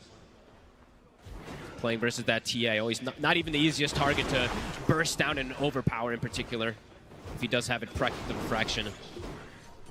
Focus towards the top lane now. Looking to set up because they have this deep vision. They're going to try and get the jump on Satanic. They get the spear connection, but no one's ready to back him up. Satanic falling low. But the stun comes in on towards Yuma. Yuma pops the BKB. Will be able to take Satanic down once, but it costs Yuma his life. Whisper also likely to fall as the dagger gets thrown out. Schofield gets burst by the final touch from Satanic. And indeed, Analog, he's just got a BKB and run. His first BKB usage, and he's getting body blocked. Indeed, looking for the body blocks, buying time for Nigma closing. He had the Requiem to push them back, but still getting slowed down. Boundless is in, Heroic loser fourth. P-Vision just playing with their food now. Pretty much a perfect fight from P-Vision. As the Aegis is almost going away is when they make the move onto Satanic, and it isn't even close. Heroic gets destroyed there. P-Vision, they're making it look easy, Owen. Another move, KJ, he's spotted as well. 9 class. Drop the Wukong's command. Satanic ready to bring in that extra bit of damage. Tries to finish off, in fact, with style. They're looking for that side blade off the trap. Styling on the back. Yeah, just the net worth on the TA looks ridiculous. Yeah. Closing in on 20k net worth here, just 26 minutes in. It's just such impressive gameplay from P-Vision this time around. Yes, last one they had this economy war that they were just constantly winning. This one, it's not just economy war. No. They're just finding kills everywhere, and there's pretty much no moves that Heroic can actually find hitting because of how commanding that early game really was from P-Vision. This Phoenix pick, it's been absolutely beautiful. Yeah, they crushed that bottom lane so hard. Yeah. And DM knew exactly what to do with that sort of stuff. Yep. All 3 cores are having a pretty much flawless game from the side of P-Vision. Another tower taker. As the map just getting completely taken away from Heroic. And poor Analog having one of the rougher games possible here on the Shadow Fiend. Shows up with his first BKB usage and just dies immediately. Has only really found one connection with his Requiem.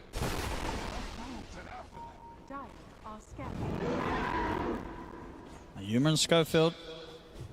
Maybe seeing if they ever do catch anyone out alone. 9 class, though, is going to start to get some information if he swings by. And look how quick he's able to just scout them. And DM's TPing over as well. 9 class just ready. He's just ready to go in on them. Start dancing around them with the Boundless Strikes of the Primal Springs. TP's coming back in for P-Vision Heroic. They've got to try and get out of here. Yuma has to just TP. He'll get away, but Schofield, it's not going to be as lucky. As a DM and 9 class will claim another. This Monkey King is so annoying to play against. He just gives such good information and they can't stop him. Even though they have the Bane with the potential instant disables, he just jumps up on the tree almost immediately. Constantly limiting the map of Heroic. And a trap also, right? As we said, P-Vision loves to play vision games. There's Troll Summoners scouting out waves. There's TA traps scouting out movements as well. They have exact information of where everybody is. Analog walked on top of a trap twice. They have deep vision in the jungle as well. So just keeping tabs of pretty much everything that they need to. Full Ags now for no one. Finished up.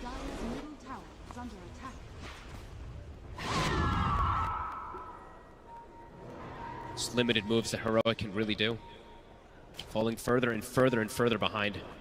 So maybe when they've sort of got that BKB online for Whisper as well, they can try and bring everything together for some sort of arena Requiem play. They'll be able to get their spells off, but the question will also be then, do they even have damage, right? They'll have these defensive plays to at least work around, but might not be enough with this deficit that they're at. They're gonna smoke. This is pre-BKB on Whisper. See what they can find. Because they're getting outplayed, outmaneuvered, out everything, so it feels like they do have to get something. Because in terms of just if this game continues with this grasp, it doesn't feel like it's going anywhere in their favor on Heroic. P-Vision. Smoking up. Satanic in the mid lane.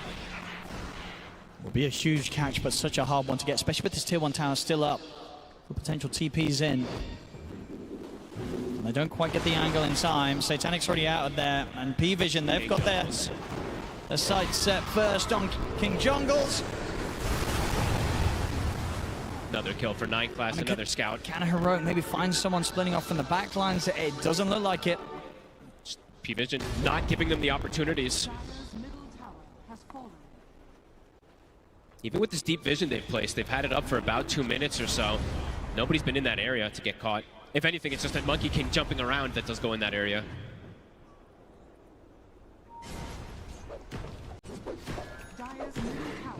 Nine Class pretty much with his own BKB online, coming out ready for the next team fight. So even if they do kind of land these combos, even the supports of P-Vision are unlikely to be dying to it. Yeah, Ducalis shouldn't be in shouldn't get caught inside of it, right? As an ET, and then the Monkey King can just BKB and absorb the entire Requiem as well.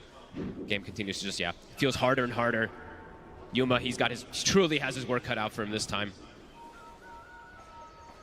I mean, who's he ideally looking to jump in these team fights? You know, like what is he waiting to see? Do you imagine? They just need to get the spear connection and just kill. Honestly, they do have the shard right on the Mars as well, so look at that. He needs to just cleave and cover both targets. The heat map there of Nine Class's Monkey King. He's just giving full information. Yeah. It might be something teams have to look at to get rid of because it's just it feels like it's his best hero right now as well. So they get the jump on Whisper. Talk about Nine Class picks up another. He was just bottom. He was just in the bottom jungle and he appears there already. Oh my god. Nearly got a chance to put us up that TP out. Analog lucky to get away. Hey, look at the pace that he can just cross the map. It's like it's faster than a Nature's Prophet teleporting in terms of cooldown, right? The NP can only TP once every so often. He can truly stalk them pretty beautifully. So difficult for Heroic to get out and find that fight. I mean, even if they do find the fight now at this point, the deficit, as we've said, it's getting to be too commanding. Yeah, they're just not getting anywhere near enough out of the map on their side, Heroic. Hey, P-Vision just playing it so clean. Satanic goes, gets another Tormentor while his team is farming the map, and it just continues to grow and grow and grow this lead. He's more than happy to keep farming. Yep. 307, yeah, coming up to 500 CS here, 31 minutes in. They haven't been able to kill him, and it's pretty hard to sort of foresee a situation in which this TA can actually die. King Jungles immediately has to TP out. Yep, and they'll have to expend literally everything, right? And even then, might just end up surviving. See the Aeon disc picked up from DM, a couple moments ago too, so yeah, I don't know. You were mentioning which targets do you focus fire? I don't know who you can actually just insta-kill. The Queen of Pain, I guess, but... Yeah, it feels like at this point with how tanky they are, you need kind of like the 2 rounds of the overpower to be able to kill anyone. No, absolutely. King Jungles, he tries to go to take away the amplified damage room, but no one's in with the blink first and picks it up for himself. Does give them the chance to get the grip up into the Red Grip. That's no one dead. Now, can Heroic get away with this? Schofield burnt down, caught out by the Boundless Strike. So I'm definitely still able to get the Quap, especially pre-BKB. So a nice little grip angle that they're able to at the least find there. It's something. They need anything they can get at this point. Another Roshan. Likely to be gotten here by P-Vision, unless Heroic want to make some sort of crazy play here with the 4 of them. They used Requiem. They still have Arena. Let's see if they can get any type of steal, potentially. King Jungles is going to go for the TPN. Satanic jumps straight away over towards Yuma. Yuma, he's in with the bash on towards Satanic, and now he has to back out. BKB in range coming to an end. Yuma's got to run. Look at this range, and they're just able to snipe him here. Satanic hitting him with that extended range he gets with the Hurricane Pike active, and now ready to go for more. They've got the Yule set up onto the Analog. Absolutely smashed to bits there by Ducalis with the ult. Just picture perfect gameplay. P-Vision ready for every single move. Queen of Pain gonna respawning soon, but they didn't even need him. Satanic just doing it on his own there with that silence from the trap. And the Roche, very dead. He is about to hit 25. Oh, and it's only 33 minutes in. And 9 Class, he's got vision on towards Whisper. Spear off the mark. It is indeed. So 9 Class able to jump forward. Might be able to force out a BKB from Whisper. He's going to go for the blink TP, and it will work out. Nicely done. At least survives. But Roche will fall. Satanic. Yeah, about to hit 25. The lead is getting pretty ridiculous. Just continues to grow every second. Every single minute, it just goes even further and further up. Up to that 26K. Luxury items now starting to come in. No one, maybe an Octarine he can give himself if he'd like to. And for Heroic, I mean, their growth just completely got stagnated as well. Even just matching any type of farm, the Ursa and the SF dead for 60 seconds. P-Vision catapults forward even more. King Jungles will continue to be very annoying, as we see with his Treants, denying runes, but heroes are just dying. Yeah, Satanic just cutting them down with the side blades. It's a painful one, Owen. It truly is for Heroic. At least they were sort of able to hold on a little longer than the game one, but this game two... It's been way more brutal. Yeah, this has not been a great one here for Heroic. Is there any sort of positive for them on a high ground defense with their lineup? The spear back plays, right? The potential, and maybe like a sleep nightmare save on somebody, but their damage is just starting to become way too limited, Owen. All three cores continue to scale. Their Monkey King is a core, as we mentioned him even from that last game also. It's got to be careful of jumping forward. Limit to get Whisper away. Analog, they do catch no one. So again, they will find him. And they get out as well, so I believe they were going for that sort of smoke play to find a pick off on the back lines, and they do get a pretty big kill. Taking no one at least out of the game for a minute will give them a little bit more, 1 minute more of breathing room. Yep, some sneaky little plays coming in. That's the Abyssal Blade plus the Requiem does find him.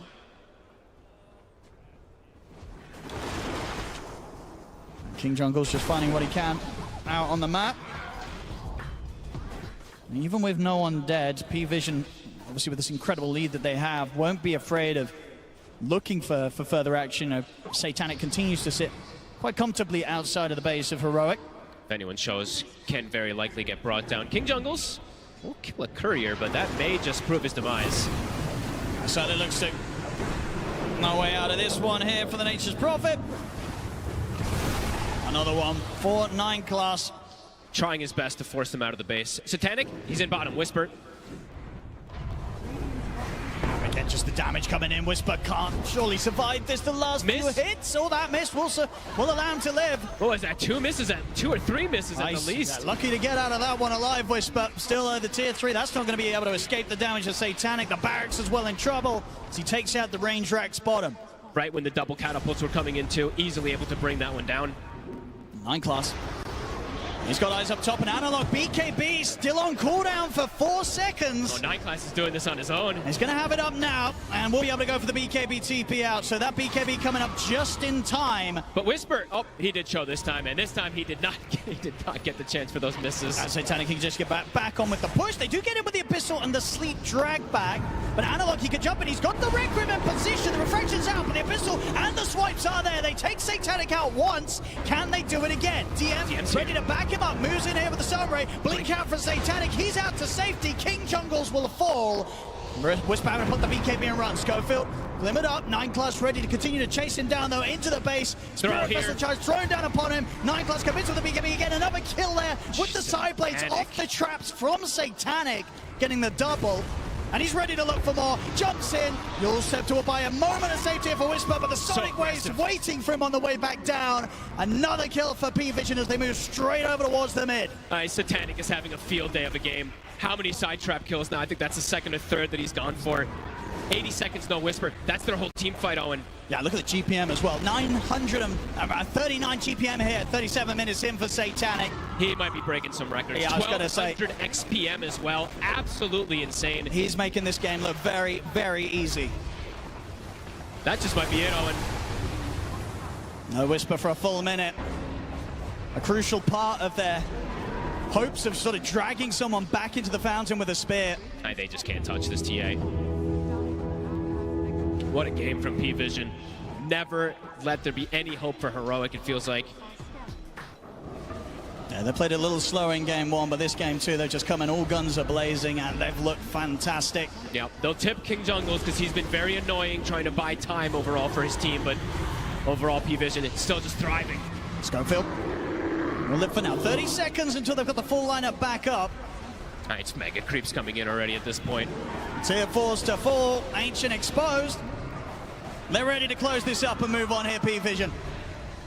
Heroic, have they got one more sort of attempt here up their sleeve? The Ancient are half out. They're going to make the jump. Coming in with the Abyssal and the Red Grip. Satanic's already able to get the BKB off. Turns towards Yuma, takes the bear down, looks towards Analog. Double kill for Satanic as this series is over. GG is called. PVision will take this one 2-0 today against Heroic. And this one in a true Gabe and Tears shellacking, as Shannon would say.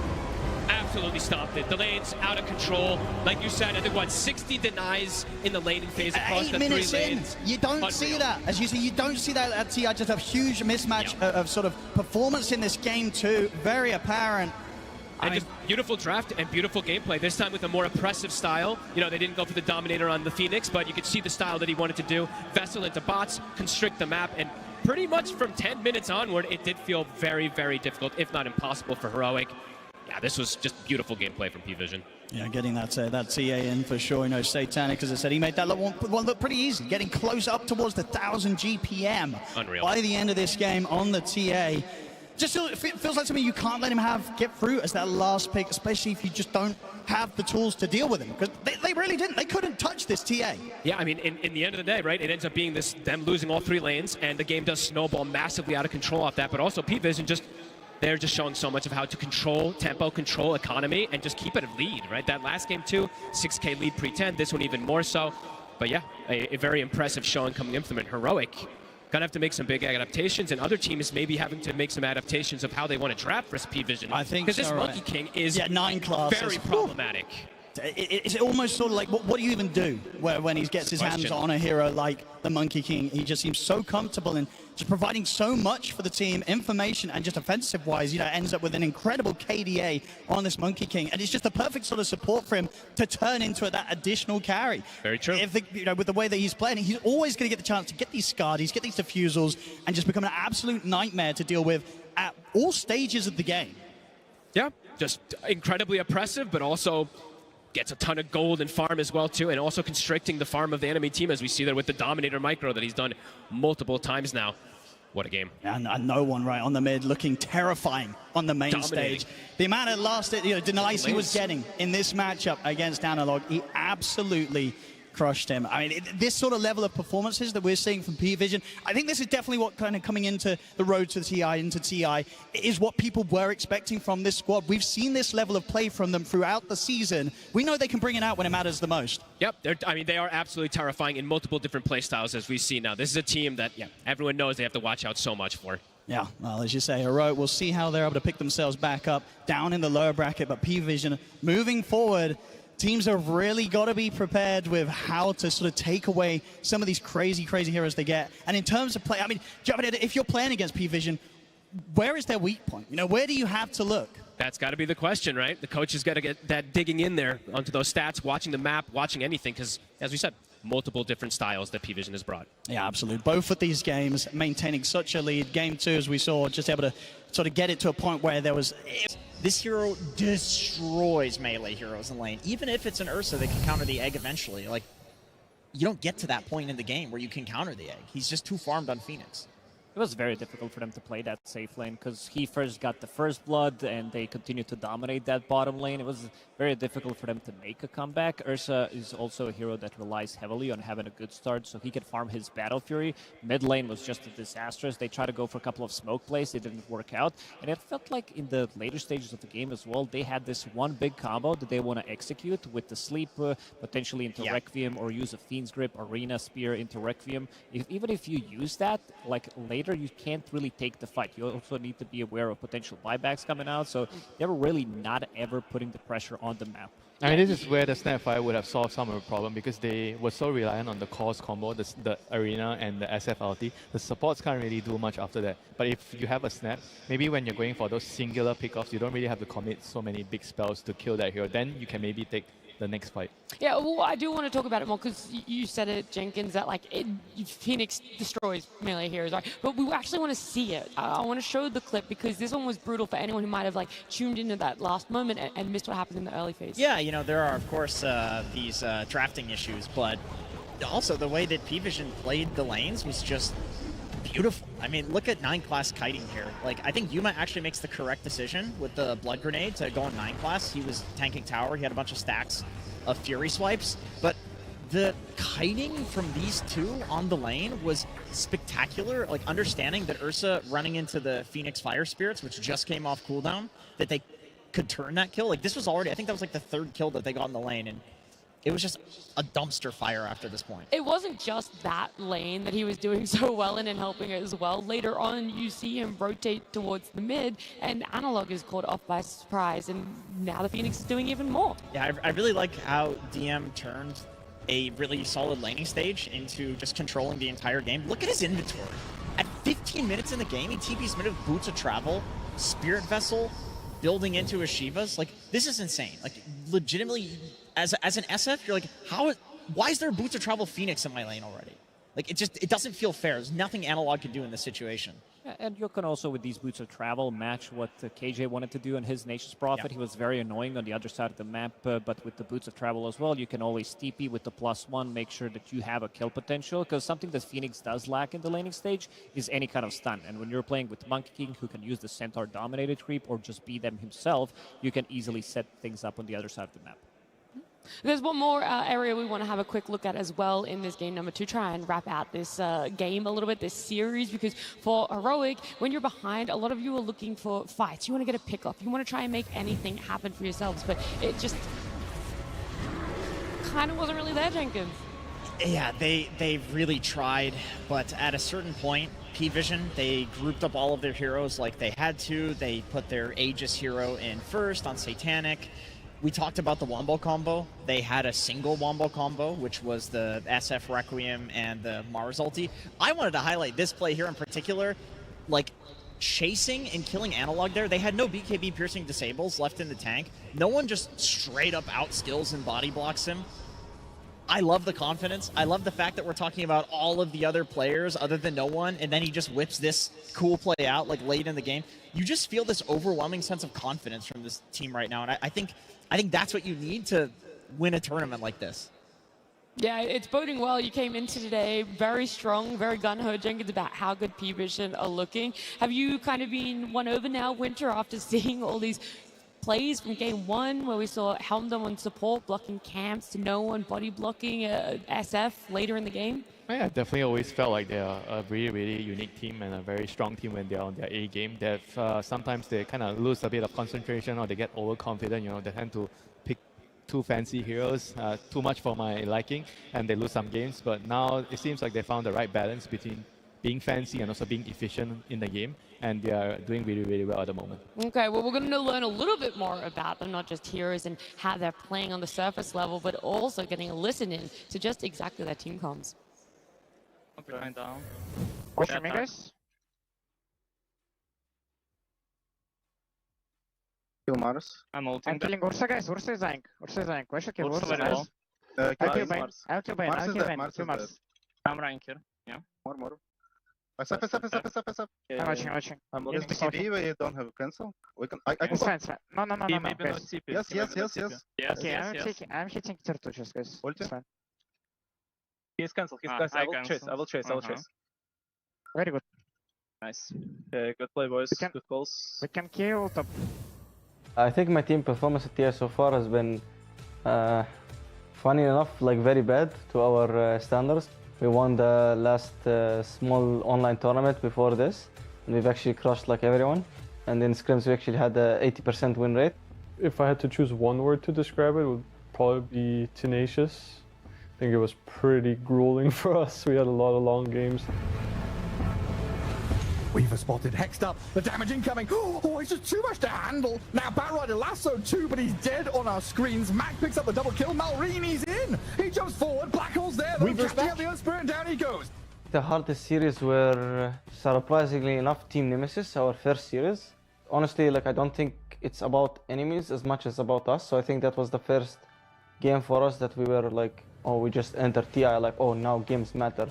I think the hardest series for us was probably Tidebound, just because it came after Xtreme. I think we played against Xtreme and we felt like we should have won, which was like tough for us, but like it happens, and it's, you know, where it's like a group stage for a reason. And then against Tidebound, it was more like we did the same thing again, you know, and that one kind of hurt because that was a chance to get into TI, you know, and we wanted to just get there and get it over with. And then when we lost that, and then we finally had to play Spirit, and it was like, okay, we might have lost our chance, you know. It's really sad that either one of us, like both of us, were grand finals in the last two tournaments. And it's really not nice, the fact that we had to match against each other. Spirit, you know, like it's a team that you never know if they're going to show up in best form or worst form, and like we had to just kind of try to be our best and then see if it was good enough to beat them. So when we beat them, it was very, like a big relief. Most looking forward to play against will be Tundra and Nigma Galaxy. Would be it was like I was actually thinking about it. Like my dream matches would be like play Tundra in lower bracket finals and then Nigma Galaxy at the finals and then win both. Tidebound it's a great chance for us to kind of get over what we did poorly in the group stage and see that we fixed it and then move on in the tournament. And I think if we can start with a win against them, that's a good like catapult into the rest of the tournament.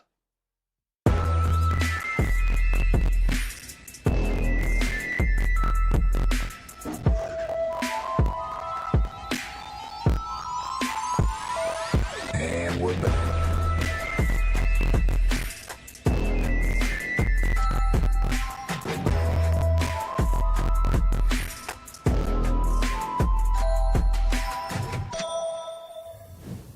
Good afternoon. I hope we're all ready to kick off the second half of day number 1 here at the International in Hamburg. I'm Shiva, I'll be your host for that second half, and I'm joined by 3 wonderful minds, wonderful people, and they're going to tell us a lot of smart stuff today. We got Kezu, Effie, and T-Gov. Kezu, how are you doing? I'm doing fantastic. I've been waiting for this all day, you know, just watching the games. Like, there's nothing that needs to be said. Like, you're just pumped up the entire day. Let's get it going. I mean, I got to mention as well, it is home country for you here in Hamburg. I mean, we don't have any German player, do we, left? There's Kuroki. With Koro as a coach? Yeah. Okay, so, you know, I mean, maybe a little story about Bach. You know, he loves Germany. Maybe we need to adapt him, you know. There you go. He's playing the next series, so I got my eyes on him. Half German on Bach. I'll take it. We'll take it. I'm so excited. I couldn't sleep at all last night. It's been crazy so far, and I just need it to be 3-game series, exciting all day. All day. I think, T-Gov, there might be a chance we get that. Hopefully. Of course, you know, that's where Falcons are going to come in later today. But no, it is great. I just love the fact that the group stage has been so good, at least in my history and my recollection of TI. There hasn't been a better group stage for TI. So hopefully, like we're seeing, the playoffs can live up to it. Yeah, let's talk about our first upcoming match as well. Third upcoming matchup here we have waiting in the wings. It is Tidebound and Falcons. 1 best of 3 for each team, an upper bracket or a lower bracket, and that will be the series to decide that. And we're going to focus our attention on that because both of these teams have already faced before, so we got a little bit of extra information about what the teams might be doing. And there's been a little bit of a trend, T-Gov, regarding Helm of the Dominator, and I know it's been talked about a lot already, but T-Gov is going to tell us why we might not see that. I am sick and tired of everyone saying that this international is the Helmet Dominator International. There's one team that has bought it in every single game they have played in the Road to the International, and that was PARIVISION. That's why you think it is the broken item, because they're the one winning. But look at in the bottom right-hand corner, Tidebound, Falcons, Rogue, even Xtreme, 2 Chinese teams, South American team, and then Falcons, MEA. It's like we get the fact that not everyone has to buy it. Not everyone's doing it. It's true, you don't have to. I still feel so. It is really good on some heroes, and you see them banned out, like some anti-mage and whatnot. I mean, we saw PARIVISION, they're very special. You have like 9 class who buys it every game on like post 4. They rely a lot on their map play, but I think the Chinese teams, like you're saying, they don't seem to be buying it as much. And it's not the end-all and be-all. Like, every TI, there's an item that's so much stronger than the others. Whether it's Pipe, whether it was Wraith Pact in the past, and now it's the Helm of the Dominator. If you can build it, you should. But we've already seen today that sometimes it just doesn't work. When Tundra built it on Alpha and Sand King, it didn't look so hot. It did not. I'd say we're just in the return of like creativity at TI, because I think if you look at previous TIs, a meta kind of existed with all teams. In this tournament, we've got carry Tinkers, we've got the identity of Heroic going for Pudge. Like, every team feels like they're entering the tournament going, this is my strategy, I am winning TI with my statement. It's not as if we're watching 12, 16 teams try and copy the same thing. This is why I think everything has been changing slowly throughout the year, the stats being changed, this and that. Like, this is why this tournament is so good. And everything has been changing, and some of the teams have been changing here in the top 8. And I know some people only tune in for the International. There's no shame in that. You're absolutely welcome. Love to have you. But then you might think, you know, who is Tidebound? Because I don't know this organization, but let me tell you, you definitely know the players. Yeah, like when you look at a combination of 3 players, at least in the Chinese region, Y, Bak, and Nothing to Say have the most experience as a 3-stack. And even when you look at second place, of course, Jin-Q when they're on the other roster. But it is just the consistency of these 3 players over time enables them to have these good results. It's also funny because they have the most games, even with Bak taking like, what, a year break or like 1.5 year break, and they're still on the top of the road. It's honestly really cool to see.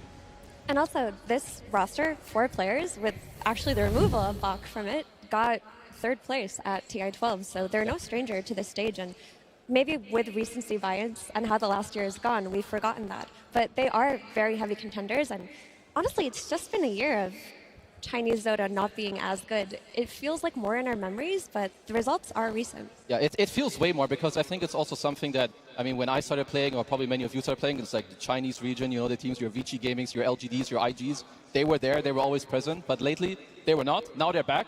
I think it's one of the best things that have happened to like competitive Dota in a long time. Because these games that they're playing are just insane. Yeah, and the most we've seen of Xtreme and Tidebound has actually been in a series that featured Team Falcons. I know, we gotta talk about it. It's the big elephant in the room. If you caught the road to TI, a lot of times where you were tuning in, you were like, hey, Falcons playing. And then when you tune in an hour and a half later, it's like, Falcons still playing. And then when you tune in Falcons still playing. Yeah, you had a lot of chances to see them play. You really did, Effie. Oh my gosh. Falcons had a journey in the road to the international, but as you can see here, we have the data of what the top 8 longest individual matches were, and if you look closely, the top 6 all go to Falcons. They have played some really hard-fought and grueling games, and you could argue that maybe the meta is favoring longer games, but maybe this team just prefers the late game too. And all those games as well, it's not just 8 games of Falcons being behind playing for their comeback. We've had long games because they were dominant in the early game. They wanted to get a 50k lead to choke out their opponent. They had a long game because they did lose the early game and had to put on a masterclass to come back. Like, they are epically long games, 6 of the 8, through every variation possible. I do think that this team, they love gold probably more than any other team. You know, they will slow it down later. They will stack a lot. They have like top GPMs everywhere. But like he was saying, it's not only with like this, oh, we're going to play slow all the time. Like they were ahead like 10k gold even in the Tidebound series. Then they threw it away. And this then, you know, kind of leads to longer games. It's also TI. There's more nervous, you know, more nerves. You're going to make a couple mistakes here or there.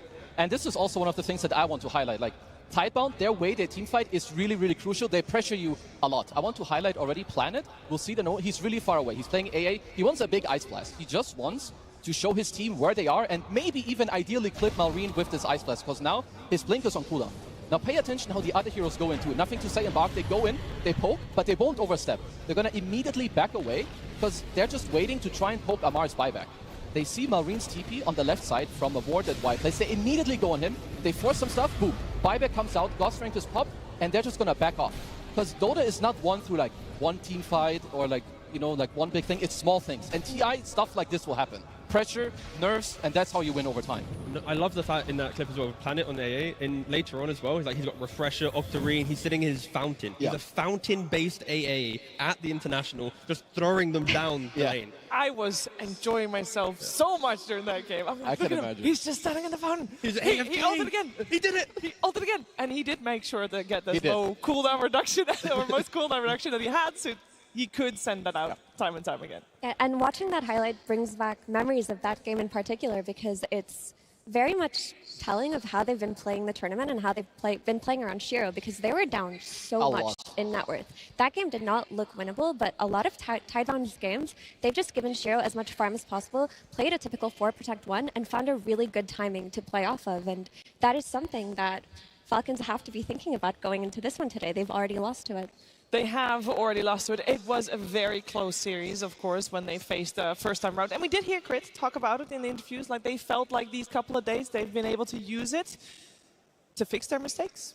But a time has come to see if that indeed is the case. And for that to be proven, or unproven, depending on whose fan you are, we of course need the teams on stage. So let's waste no more time and get our first team up on stage. It's Tidebound.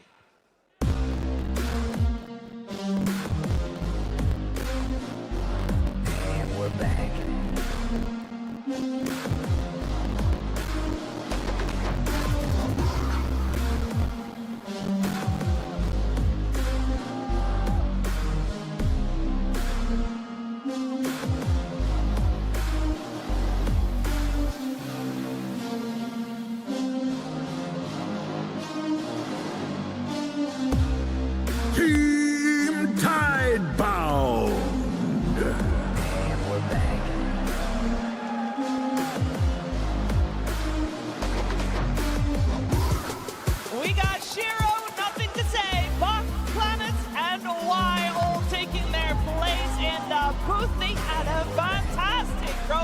to TI, only dropping one series, and they are looking to make a road through that upper bracket against a team that they have beat before. Can they do so again? That's all up to the next team coming on stage.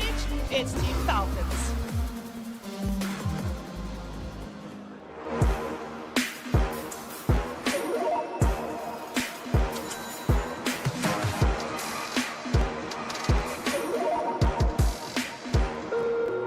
Choose wisely and crush those responsible.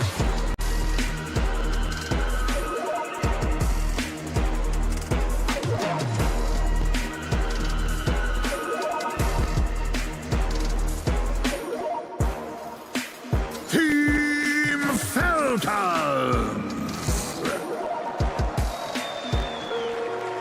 We got Peter, Maureen, ATF, Trent, and Snaking, and they have practiced hard to make sure that the results we saw in the group stages from them will be top tier. Again, Team Tidebound, Team Falcons has taken the longest route to get to this stage, but they have definitely earned their spot, and there are a lot of people that are having Team Falcons as their favorite in this upcoming best of three. Let's see if they can make those predictions come true. I will spoil the percentage a little bit from you guys' predictions in the client. 61%.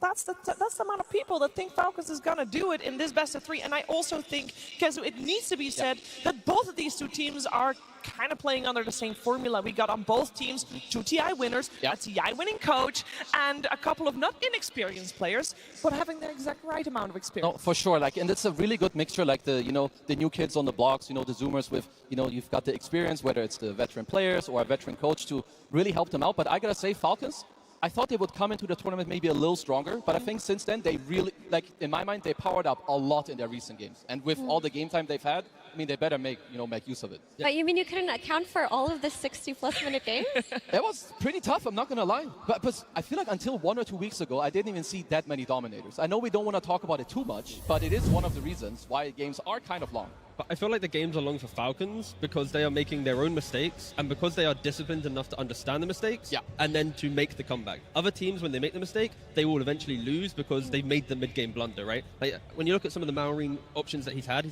some shaker performances, but it should look a little bit shaky. The Beastmaster as well, where he's been roaring Lotus and Lincolns. It's like there's been moments where Falcons just haven't looked that dominant, and I feel like the couple days break from the road, they have the highest chance of any team from going leveling up. I feel that's why I'm somewhat favoring them because I'm just expecting them to fix the mistakes they had. Yeah, they've definitely had a lot to learn, and even in their series versus Tidebound in the road to the International, you could argue that it could have been theirs. Oh yeah, for sure. Very easily. That second game, it looked so good. It was just 1 or 2 fights, some stuff went wrong, and Tidebound, they just brought it back because them too, they've been looking really good, and I feel like for them it's also a bit more as of recent. I didn't think they were that good a couple months back, but they've also improved a lot. Of course, played a lot of pubs, practice for this event, and they're looking good.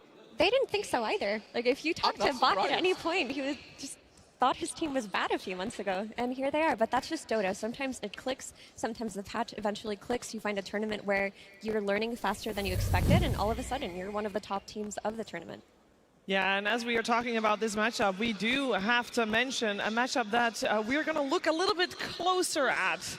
Kazu. Yeah, because first of all, I mean, they share a lot of heroes. They actually play a lot of similar stuff, like the Blink Initiator, the fast tempo guy from mid, you link up with your supports. But also when you look at their unique heroes, there's some really cool stuff, like the Nothing to Say Tinker. They busted out a couple of wins with that.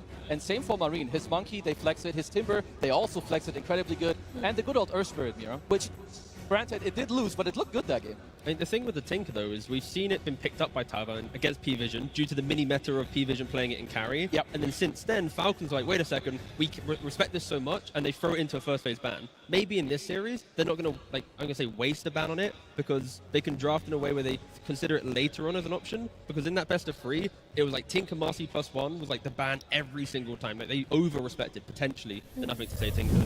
And I think that one's very unique to Nothing to Say, though, because it's not like, oh, we're going to ban Tinker because we respect that it'll potentially flex to support, as it has been in the last few years. It'll potentially flex to carry, as PVision have popularized. No. You see this team, you see MTS, and you're like, this is the Tinker player. He got famous. He initially got scouted into professional Dota because of his Tinker gameplay in pubs. Versus this team, is it worth letting it through, really, and enduring a 50-minute long Tinker game?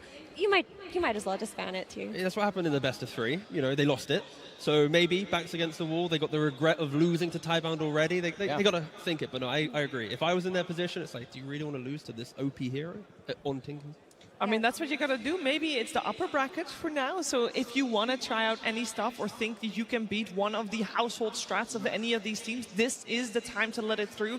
And with that in mind, we talked a little bit about the Tinker coming out from Snaking also, his Eng is very, very famous. Like the way he plays it, what they do with the map. Also, they lane together. Skeeter's usually on a strength hero. They use mana very well with the mana burn creep, and just he sets up, you know, the map in a way where his team can then just have more space to farm, open it up early, help your team. So I feel like this is one of the main reasons why I believe they're still undefeated with Chen, and it just looks incredible. I mean, it's the same logic why we see PVision wanting to play buy Helmodom in every game. You have a Chen on your team, you have the creep already, you can send it down lane like Jesus mentioning, and you have to respect the auras. Like, if you look at the 30-40 minute mark of a Chen, there's a Pipe, there's a Greaves, there's a Locket, there's so many little things available, and a lot of the heroes that Snaking are playing are buffing up other people, right? You've got the Enchantress that can buff up his heroes, Pugna with healing, you got Snapfire with cookie saves, Bane with sleep dodges, and then Naga Siren with the sleep. Like, everything he plays is to ensure that when ATF or Maureen or Skidder go crazy, he's there to go, you know what? I'm just going to make sure you're not dying and you can keep going.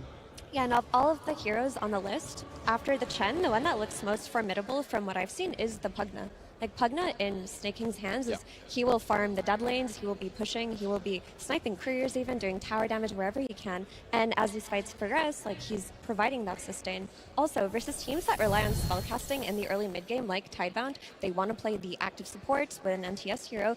Another ward is super annoying to play against, so this definitely has to be a priority pick or ban for either team. It's also like Falcons, I would say that they have like very strict and clear roles for their players. So like Snaking, he's going to be on the Chen, Eng, Pugna, like have a good lane, open up the map, and then like play the dead lane like you were saying to like help his team. So if you're Tidebound, I mean, you have to choose. You obviously can't ban every hero, but in my mind, Chen in their hands looks so good, you should take it out. Yeah, it needs to be banned, especially because Y's been playing heroes like Ogre, right? Do you really want to play an Ogre when the enemy team has a Chen? Like, probably not. Probably not. Unless you have like some insane Gyrocop to carry and Bloodlust, like, it's not really a good matchup. So I think banning Chen feels like the first step for Tidebound being confident.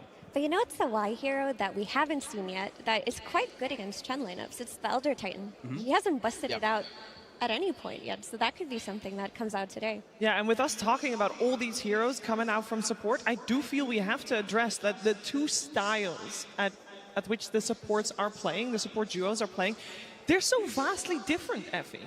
Coming out from Planet and Y, it's a completely different hero pool also from if you take Crit and Snaking together.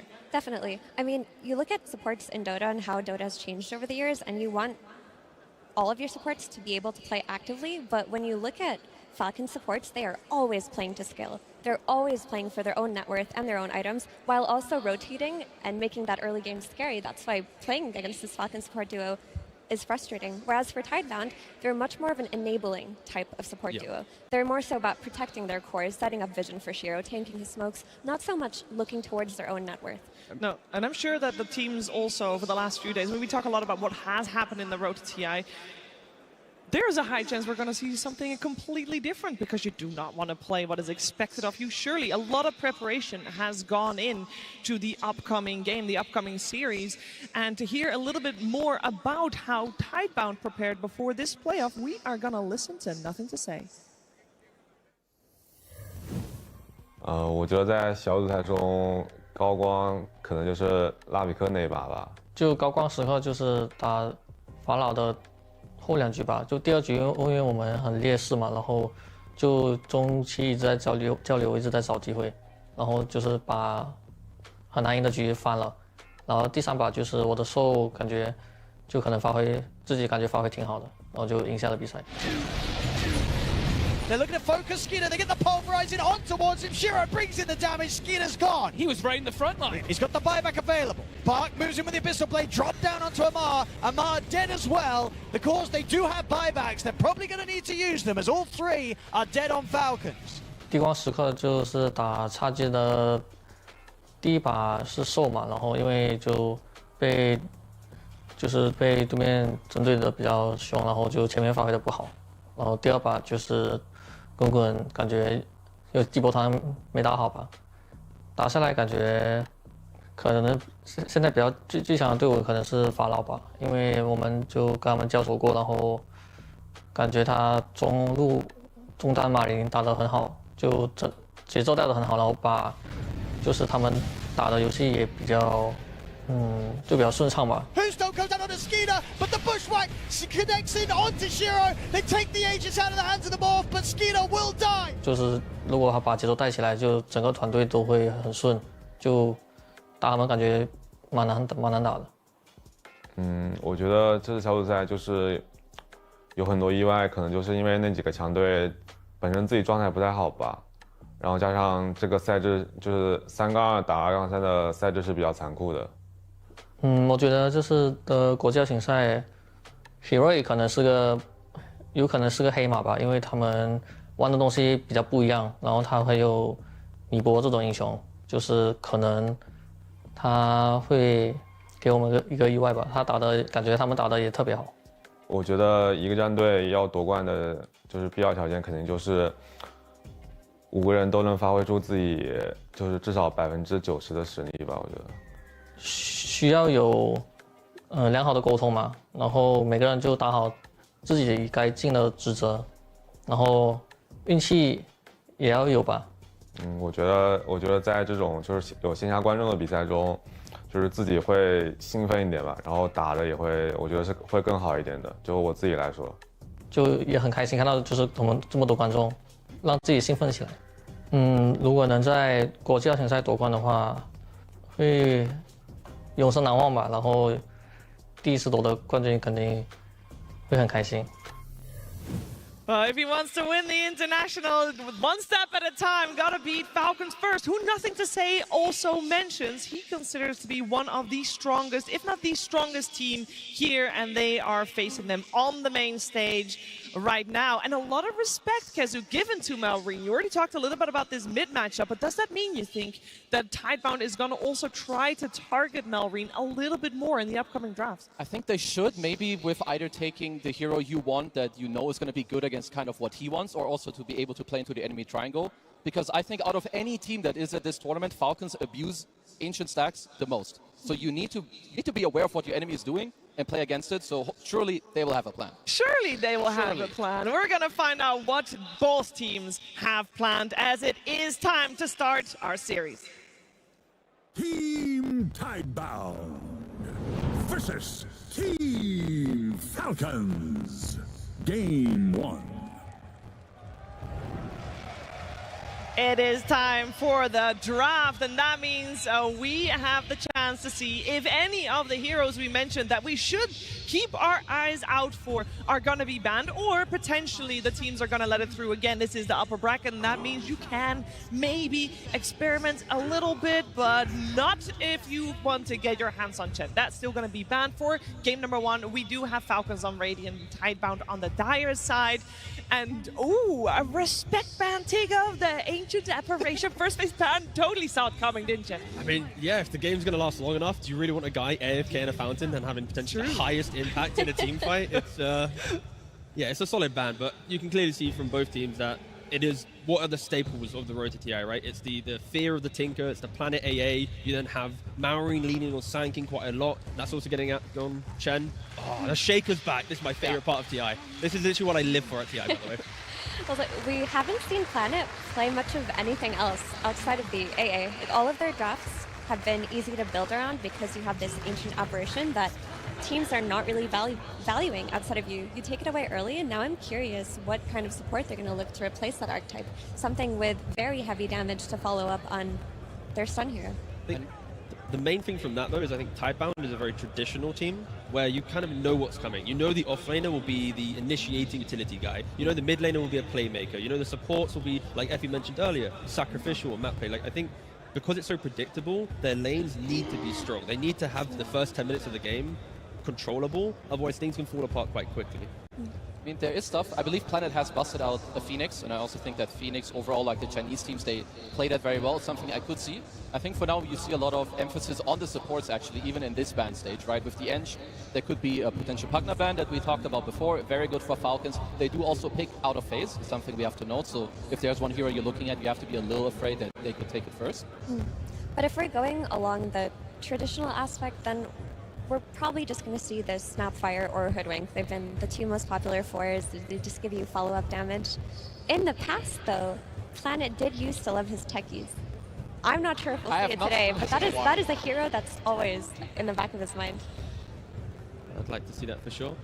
Of course, with Hoodwink not being banned, it does feel like Falcons will just enter the next phase wanting to take that for themselves. It continues down the line of skirmish, which we see with Beastmaster lineups. After the first, let's say, 15 minutes of the game, you want to just kind of rally people around you, keep looking for pickoffs, and of course, Crit, one of the best Hoodwink players in the world. We also still have Bane, Silencer, and Undying. Undying is a hero that I feel is usually first phase banned versus the Chinese teams. It's something that Bach has played a lot, actually, in the road to TI. I believe he played like 3 or 4 times. He had very good performances on it. So I wouldn't be too surprised. I mean, of course, we'll see it later with, like, you know, maybe their double pick in terms of what they want to do. But with what you guys said, I think Hoodwink, Snap, really good out of phase for Falcons, just follow-up damage. Because that's just usually how Falcons play. Everyone also knows this. So it shouldn't be too much of a surprise for Tidebound. Yeah, for now it seems like Falcons is taking a little bit of time. They only have their one ban to protect their upcoming pick. And it is a matter of, we mentioned all these heroes, and every single one of them is very viable for both teams even. So you got to really make sure that you plan ahead. And they end up removing Shiro's Templar Assassin and instantly picking up that Snapfire. Yeah, continuing down the line of the skirmish, the damage, right? It's very simple. You raw a guy, Monomer kisses, it's done. You then have the wave push where both Snap and Beastmaster can very quickly push waves, so you have that additional information to know where Tidebound are. If they're going to be smoking, are they making a play around the Shaker? These two heroes kind of lock down the map play very quickly. Yeah, and I think the question of this Beastmaster is still up in the air, because as you mentioned, T, these lanes are going to be very important, and the one that I would look towards the most is Shiro's lane. Because of the way that they've been playing the 4 Protect 1 and him favoring the ranged carries, they need to fix something like a gyro that could potentially punish the Beastmaster from the off lane, because if you leave Amar his devices on this hero, he will not leave that lane. He's just going to farm there and apply pressure for 30 minutes. He does not care. You need to be able to soak that away, or maybe make it harder for him to enter the game doing that. I mean, what's hard for Tidebound from the spot too is that Falcons, I've seen Marine play a lot of mid-beast too, like both in this tournament but also in pubs. So if you go for the gyro, which is a great answer to beast, and it will play very fast with the disruptor, you have to keep in mind that they could flex. So make sure you play that into, you know, the pick as well. That's why picking double support here for Tidebound would keep that quite alive, right? Falcons then have to respond with their own 2 picks, and then to close the phase, Tidebound can then lock in their carry, right? But with Disruptor pickup, again, they're going to have to show something. Disruptor could go 4, they then pick up an Ogre. I'm a simple man, I would happily see Ogre on the main stage at TI. Does a lot of things that you're mentioning. We mentioned Shiro being ranged hero. You just want that kind of insurance policy. He makes people clap. He gives love to his cores. Ooh, he's good. Or you could be 5 and dying, and then you could grab ally people when they're getting roared. Like, I do think you need some kind of save for Shiro, because the way they play is so centered around him. No, I like it a lot, especially because the style of fight from Falcons is so kind of obvious. You know when it's like, when they're there, they're fighting, throw it down, but nope, they go for a Muerta. Oh, that's kind of interesting. I did not see this hero, or I wouldn't really have looked too much at Muerta. I know that a while ago Shiro has played this as a carry. I assume it's most likely just going to be a support for now. I mean, they haven't, I believe, played it so far at the at TI, so yeah, it could easily be carry, it could be 4. They're keeping things a little bit open. I'll say that I would prefer for this to be a carry, or them looking towards building a carry flex, because support Muerta isn't really countering anything that Falcons have to show, and it's not something they've run a lot. Like, we've seen a lot of 4 Muerta, but from Baboka, who is eliminated already, and I think that if their supports are lacking a save, now that Mars has also shown, if you don't have any kind of disruption or, you know, tombstone or aphotic shield or any means to protect your carry, their lineup is so anti-carry on Falcons. Falcons' lineup is already saying we can make 20 mistakes, but we can drag the game out long enough to then fix the mistakes we make, right? If you jump a Beastmaster, there's an arena. You jump a Mars, you know, everything layers on top of each other for the big team fight. So I thought maybe Muerta is also picked to make sure that Pugna doesn't come out on the side of Falcons, as it is a little bit of a counter, but they go for it anyway. It would matter more, I guess, if Tidebound would place it as a carry, and I think Falcons are kind of daring them to do that, because it's a pretty hard Mortar game, I would say, against all of this AoE. I mean, if I'm Tidebound now, if I look at what Falcons are kind of showing me here, I most likely want a carry that buys a BKB, and maybe an offlaner who builds a pipe. Because when you go into Snap, Fire, Mars, Beast, who probably buys an Aghanims, you better have a way to fight back. But what you just described is also a big problem for them, because if they buy BKBs and pipes, do they actually have the damage to deal with the utility from the support duo? When you have life drains from the Pugner, with the cookie, with the heal from the Shard as well, like there's so many little things to play into that Tidebound has to itemize to survive the Mars and the Beastmaster, but then they also need to itemize to do the damage to deal with the supports. And on top of the utility, also the wave clear, like the wave shove that's going to be coming out of Falcon's support duo is not matched by what we're seeing as Tidebound support duo. And if this Marcy is coming out as Shiro's hero, I love that. Don't give him the typical ranged carry versus Mars. He's just going to get countered. Give him something that can play aggressively with the Disruptor and make it so that Falcons can't take advantage of the map with their superior wave shove. With the troll ban, it is a big indicator that Marcy's carry, and I think the problems that we're presenting for Tidebound's lineup are fixed with the pacing of a Marcy, right? It's like you can go Dominator for quick map play, you naturally buy BKB, you like buying Nullifier, you can get Daedalus to do more. Like everything that we said is a problem, Marcy can do it in a good game. I mean, what I like also about Marcy is that Disruptor, he wants to do well in his lane, he wants to gate, he wants to play fast. Marcy kind of wants to do the same thing, so they do synergize nicely. At least what I'm looking for now is that Shaker's a little bit slower. He wants his Ancient Stack, you know, Echo at the first time, get your Blink.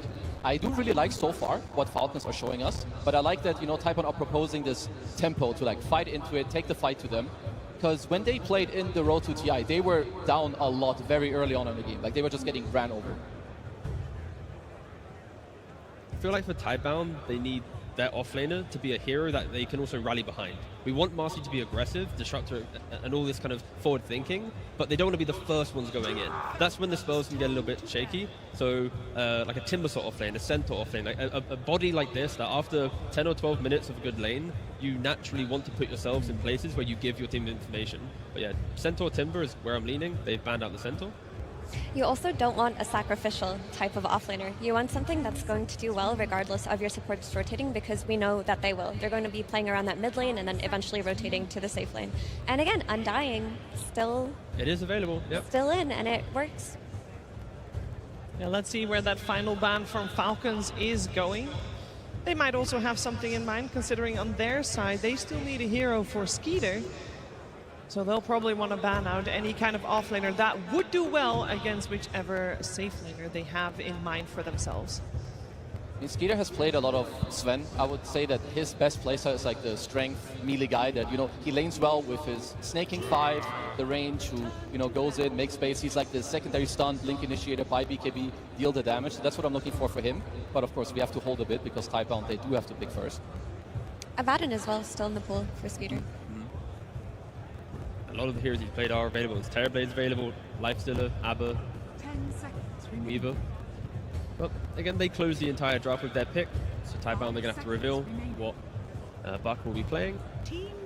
Well, the Ursa ban. They're going to play something that Ursa potentially is good against, so that would imply a fat guy. Yeah. A beefy man. He's a big boy.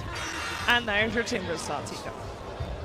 It does give them like the kind of damage that you were looking for also, right? You have a lot of lockdown with the Disruptor, the Muerta, the Shaker. I think it makes a lot of sense. So Falcons, does this change their pick in any way? By the way, because there's no flex potential there on the side of Tidebound, correct? We're just gonna see. I guess they could if they really wanted to, but I think you can just keep it default and be happy. In this position, Skitter would probably lean maybe towards the Weaver for laning, but then in the game, you got Disruptor, Static Storm, the Marcy, the pacing might just punish the Weaver, blowing him up. Yeah.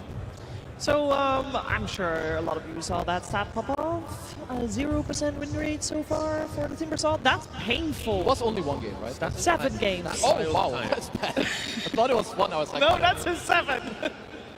All right, but how many of those losses was on Buck? Right, that's the real question. Yeah, only 1 for Buck, but not 7. Yeah, you're good, you're good. Forced 50, he's winning this game. Yeah, okay. That's definitely how that works. Yeah, it works with TI, yeah, don't worry.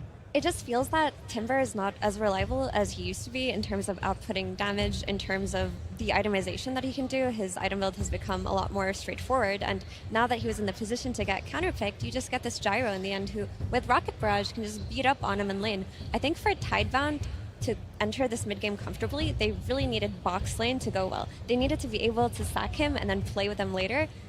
If you're putting this gyro on the Timber lane, that makes it a lot harder. And now you're just looking towards Shiro to be the hero to bring you into this game, and not the offlaner. I just want discipline from Tidebound, right? A bad initiation, a simple misexecution. There's so much turnaround potential for Falcons to beat you in the team fight. So if Tidebound do have a lead, they need to make sure that every drop of gold they have is a successful pick, a successful fight. Like, they can't go even in these engagements and feel good.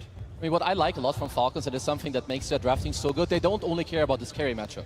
Like, a lot of carriers will be like, oh, I can't play Gyro into Marcy, she's gonna, beat me up. But no, you play for your lane, you slow down the enemy draft in Tidebound with the Timber.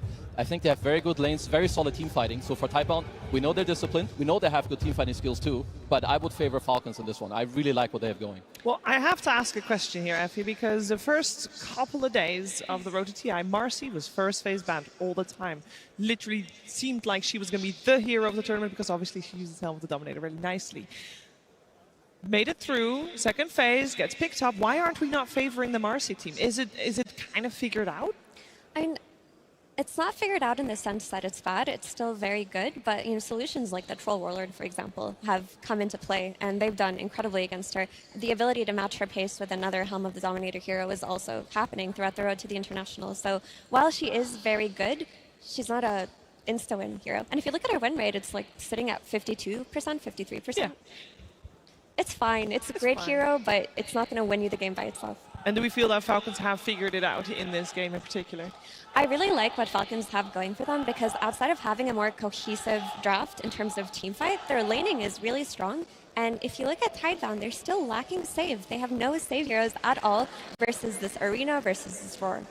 Well, we're going to find out. It's game number 1 time. But before we head into that game, of course, we're going to check in with the coach. We're going to listen to Tsunami talk to AUI 2000.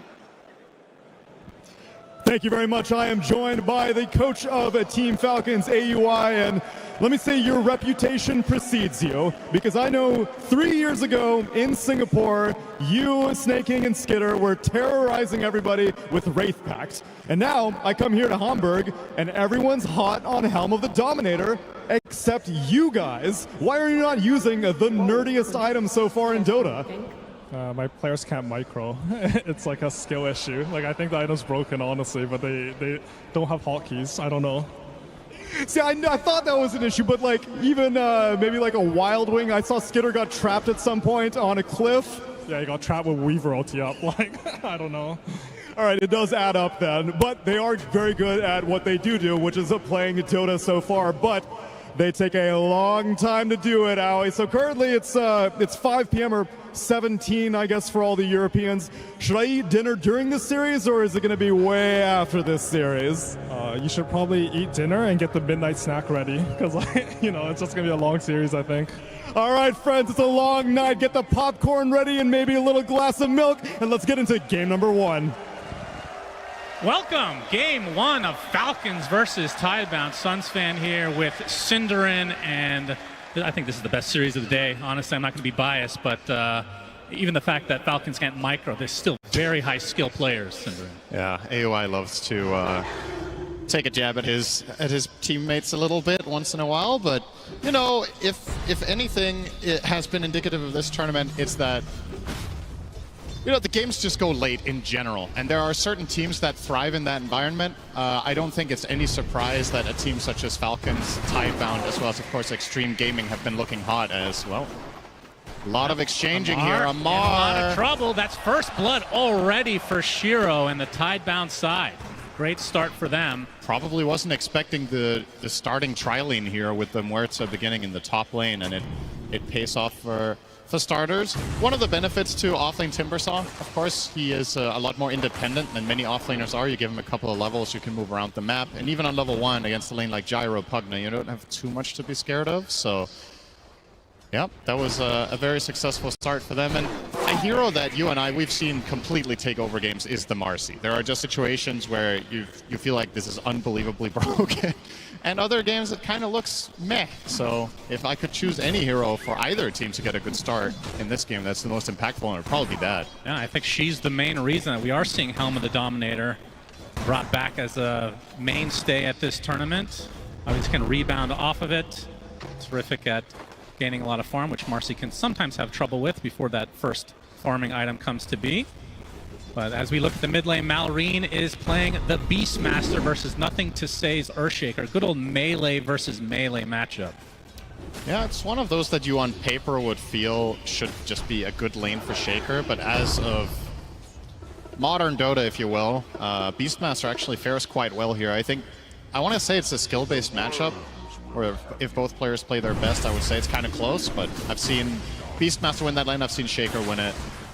So not a clear-cut one, unlike many of the other very one-sided mid lanes we've seen have been like Queen of Pain or Shadow Fiends against melee heroes. This one, I don't know, it's probably like a 55-45, pretty close.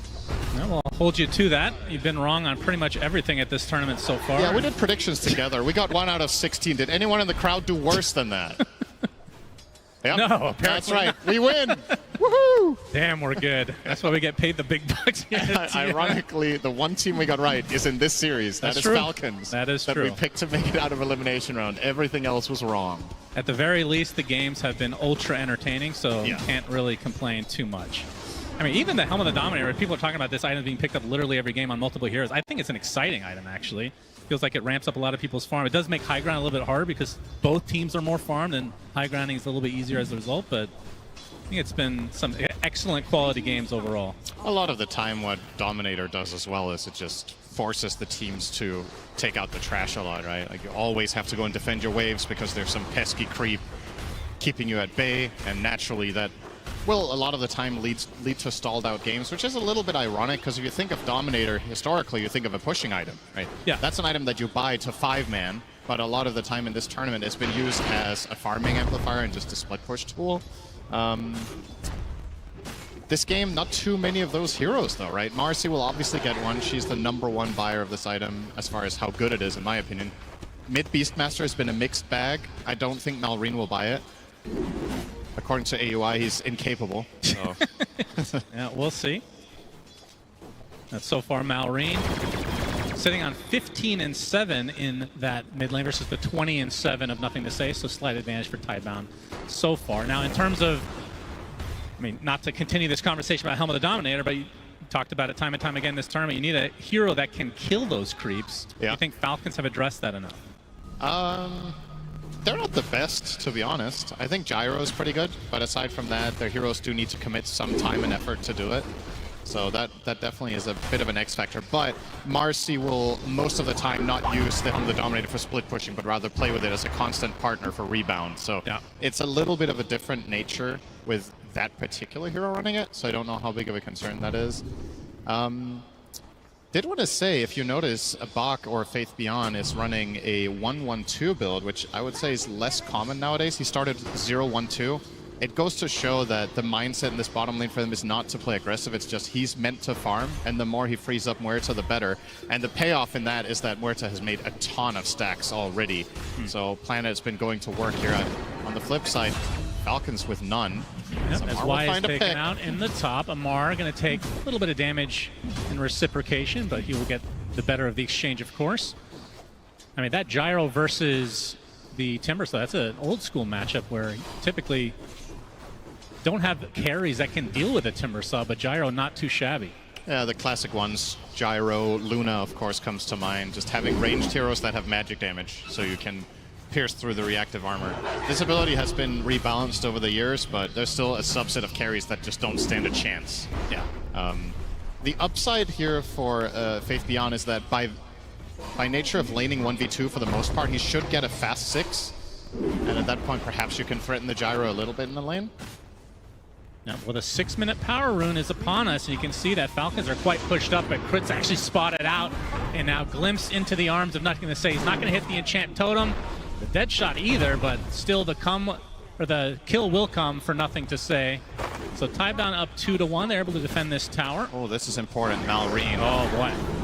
Yeah, this was is big. I believe this was Earthshaker a stack. quad stack that Planet committed so much time and effort to making, and now all of it going to be stolen away in front of his eyes. So that was I was pointing this out. This is one of the big benefits of Timbersaw is that your 4 can do this, but then if the enemy team takes it, you're effectively stacking. Well, who's for nothing. sadder? Is it Timbersaw or Earthshaker? Because we saw earlier today with BZM, got his stacks mostly stolen. His game just never recovered. I think in this game you should have given them to Shaker to accelerate the high-impact team fight maker that you have. Level 6, Invis Rune, and Planet will be the recipient of the first roar of the game.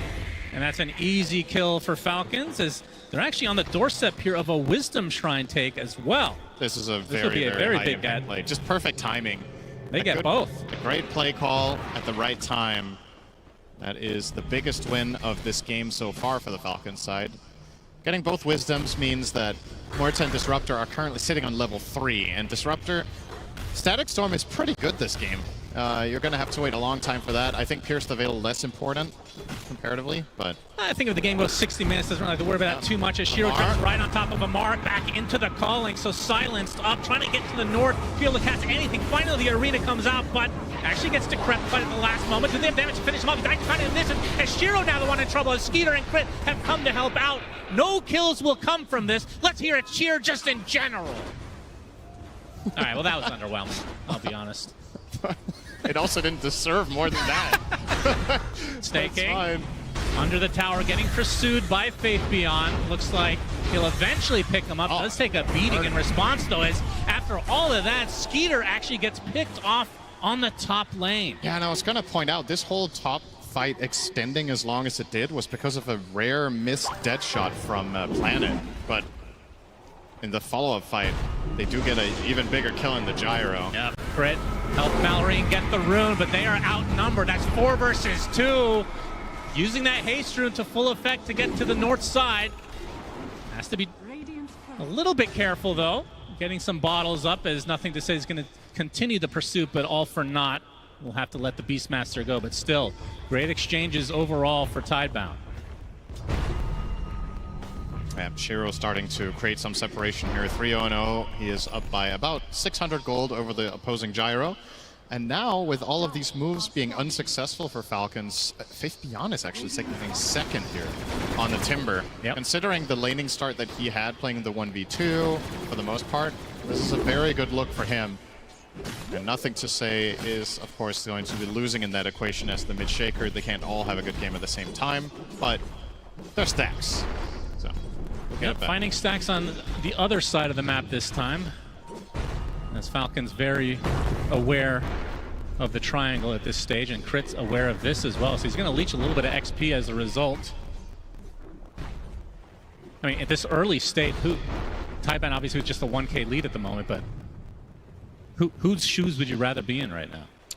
I think overall the game plan of Tidebound is unfolding a little bit better, specifically because of the gyro move top failing and leading to a death for Skitter.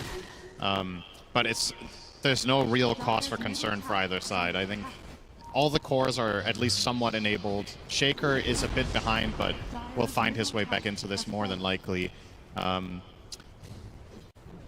Falcons only having 2 kills minute 10 is maybe a little bit surprising though, but they have taken mid tower, which is a big objective, and surely top is on the menu sometime soon. Beastmaster loves to make this rotation, whether he has a Dominator or not.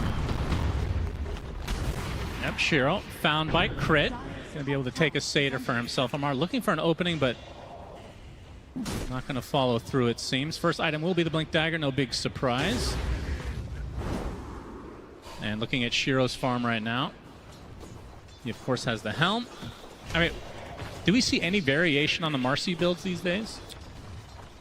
I think every carry Marcy I've seen this tournament went Dom. But then after that, there is a little bit of variation. Sometimes you rush BKB. We've seen some people get 1 intermediary item. And after the BKB, I think there's a decent amount of room for creativity. Basher is classic, but you can see something like an Orchid in games where that is good. You can... Yeah, okay, that's not a lot of variety, is it? Daedalus sometimes, I guess, but it's not always the same. Okay, well, Nothing to Say has a bit of a stack. Not the biggest we've seen, but this will be a nice, juicy Echo Slam for him. Didn't feel as good as I thought it would, if I'm being honest, but he'll get some nice farm at it nonetheless. The sound plays a big role. It really does. It's just not really the same when you echo the ancient. It's kind of an interesting thing that we've been seeing, though, because you can't really contest this if you're the other team, because if you get in the middle of this, it's just going to add to the echo. Yeah. But all you can really do is try to steal a farm beforehand, which they did quite nicely. Amar, though, the recipient of this gank from Tidebound. That is an easy kill for Faith Beyond. They even find a lowly Snake King, gets glimpsed out of the TP. Double kill for Bach. Yeah, this is... He's owning. Not that there was anything spectacular about that from Y, but I just want to give him a mention here. I think this is his best hero of all time, and even in patches and metas where this hero is not particularly favored, it's a bit of a mixed bag in this tournament. Some teams like this, some teams don't touch it at all. But if Disruptor is playable, Y is going to play it. Tidebound have found massive success off of this, and look at him making his next move immediately. Static Storm right on top of him. Absolutely no response available for Crit. Still only level 5 at the 12.5 minute mark. 8-2 advantage for Tidebound, despite the gold lead basically being even at the moment. And I can't really look at the XP, but obviously that Wisdom Shrine steal from Falcons was a huge deal. The thing that's pretty impressive about this is that now Y has been in 7 out of 8 kills, and as you mentioned, they did not get the Wisdoms. So he was level 3 at minute 7, and he has still managed to accomplish this much. So a job well done. But side of Falcons, though, things are still completely stable. All 3 of your cores are having at least moderately good games, so they can keep progressing toward their key items. Seeing Amar here with his Mars approach, he is going for the 2 Bracer Soul Rings, same as pretty much everyone else. But he's going Blink. You and I have cast some Marses of, for example, XXS, who bypassed Blink entirely until like 3rd or 4th item. Not the case here. Amar wants to play more aggressive and set up his teammates for success. And it might overlap quite nicely with Malreen's Ags, which is about 1,000 away now. So those 2 items would be a strong timing for the side of Falcons, combining that with Crit's soon to be level 6. Big level up. Indeed. Well, nothing to say, just got his Blink Dagger. We'll see if they get a smoke gank ready to go to reveal that bad boy. Has the Echo Slam up. Still only level 1 though, but can still get a nice kill with the +1. Planet will probably just push this wave and then they'll smoke shortly after, unless they want to continue to just play the slow game. Looks like the Wisdom Shrines will go for each side this time around, and there's the connection with the smoke. Even Shiro coming to play with his Wild Wing. Yeah, this is an interesting time to smoke. The Wisdom's coming up in 1 second. You're kind of in the middle of the map, so you're not covering them at all, but perhaps that makes this less predictable for the side of Falcons. Malreen will actually break one of them. Yeah. They don't know where he is, though. Now that's a very nice spot from Malreen. Yeah, that is a big placement. deal.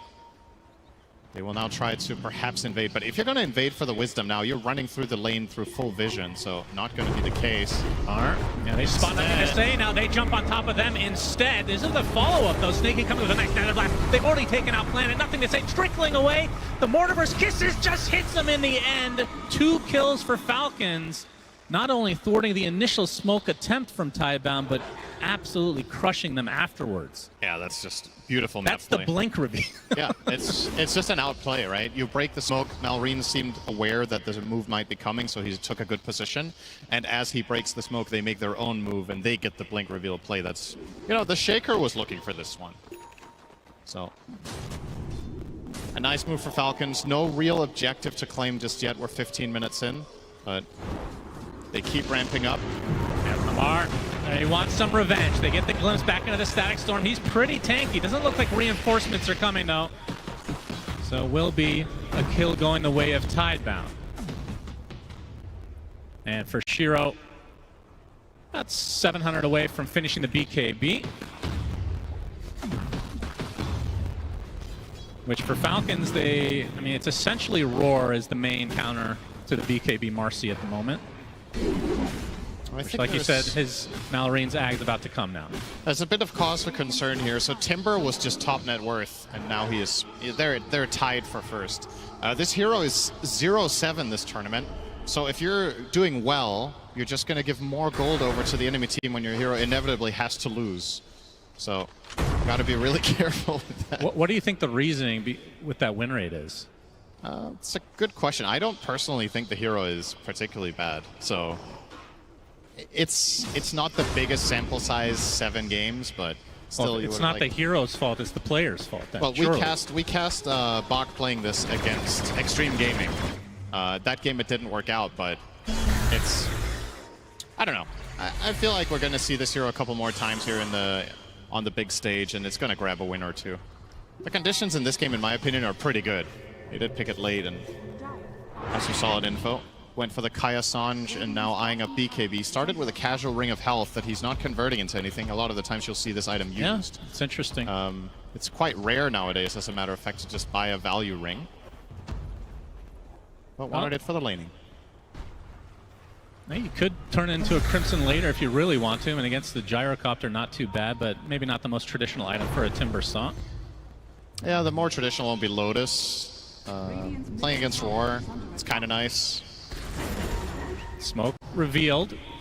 Shiro leading the charge as Crit gets to the high ground, and he's going to get glimpsed back into the arms of Bach, and just gets deleted.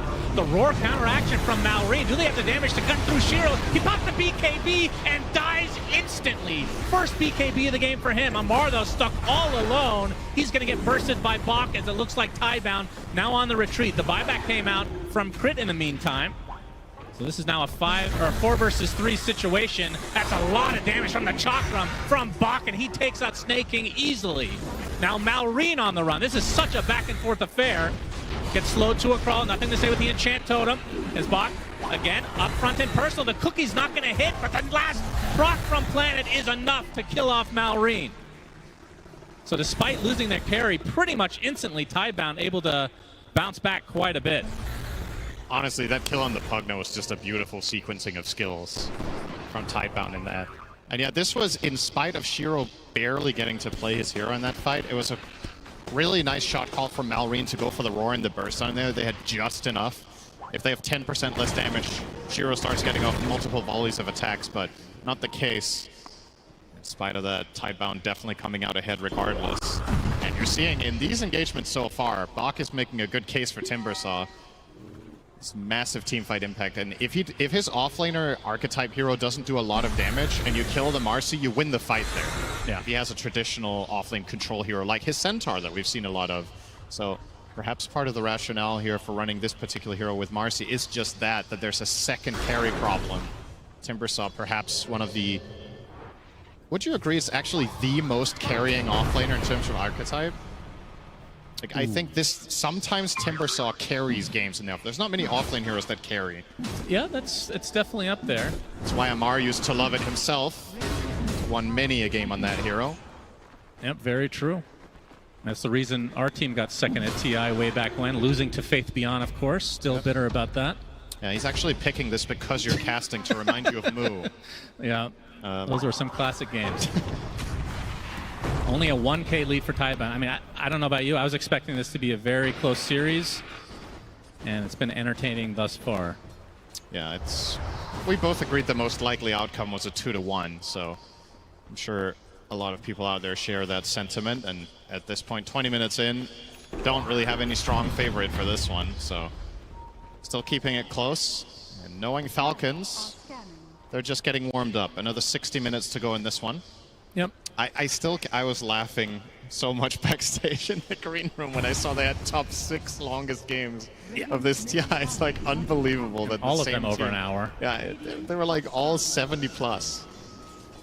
All right, we have smokes on both sides because Tormentor has woken up.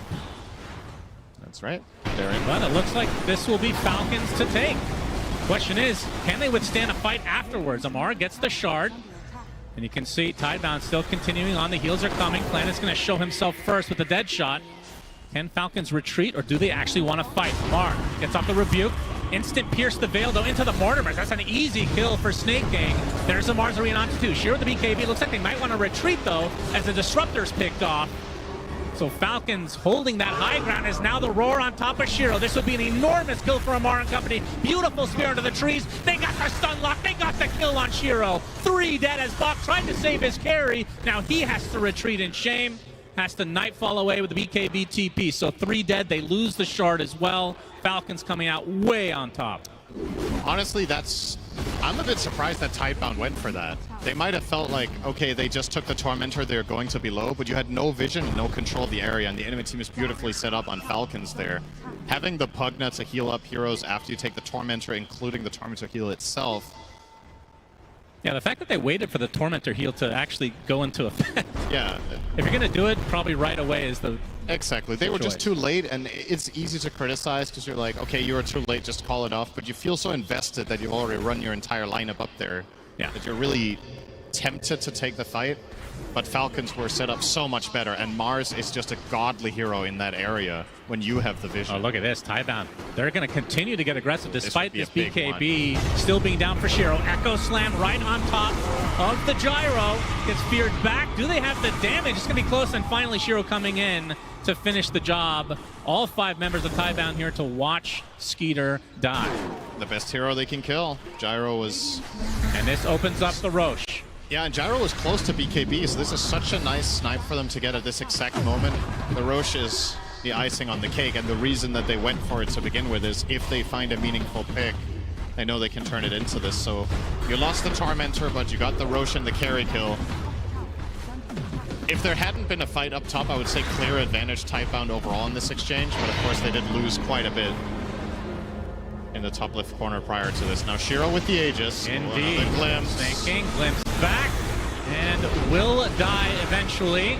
Well, he's pretty tanky. He will die eventually. Surely gets Cookie to the high ground. Now the roar on top of Faith Beyond with Amar. Nice zoning ult. They're going to get 2 kills on likelihood. Wise going to stay alive a little longer with the Essence shit, but the rebuke at the last moment takes out the Timber. That's 3 dead now. These fights make no sense. One team gets an objective, easily wins the fight. Next team with no resources wins the next fight. This is just back and forth. And Snaking is just deceptively tanky, right? He's got Solar Crest, he's got Essence Ring with Brawny, so that's 400 HP on his neutral item. The Wand and the Cloak. He managed... I don't know if that was a fully premeditated bait. You're going to see the replay here, but notice how tanky he is here when he gets pulled in. So, Essence Ring popped. Y almost killed himself with the Nether. Wait, he didn't... Oh, finally he used his Solar. Okay, so he used Solar when he was on 10%. That might have actually baited them to commit for that. Yeah, that was nice. Even a missed spear doesn't matter there for Amar. They're still contained in the area. And Tidebound unable to bring additional cores to the fight. Well, the good news for Tidebound is they still have that Aegis for another 3.5 minutes. Feels like every BKB charge for Shiro so far has been just... It hasn't had any effect on the fight. He's died pretty much instantly after. But having that second life should theoretically help the cause. But now they're on a 6k deficit. Yeah, this is the first meaningful lead of the game, where starting to approach that one additional key item mark. Skitter has finished his BKB, which is a big one. And you're approaching Amar. He's actually queuing up Refresher next. He does not have all that much mana pool for this. He has to be careful with the usage. Obviously running 3 points in Bulwark. Wow. Usually you see Marses take 1 Bulwark and then stats specifically to enable themselves to go Refresher earlier. I feel like this is the fastest Refresher that I've seen on Mars, if he continues. Yeah. 3rd item, basically. It would be very early. Like, we've seen Yules in the past from Amar, help set up his spear. Yeah. But indicates that they just want to brawl it out. As Nullifier now online for Shiro. So Yeah. don't have to worry as much about the Decrepify. This is a really important item that they've been lacking so far, and now being able to dispel the Solar Crest and Decrepify in one go is definitely big. But the problem that Tidebound has found themselves in a lot of fights is locking down the target so Shiro even gets to attack. And when he does get in there, he still needs to worry about the roar. So it's not that easy to set it up, and Falcons with... In, I would say, you know, classic Falcons fashion now. You're playing against Aegis. They're going to just be farming the map, pushing the lanes, trying to stall out the game. Probably knowing that...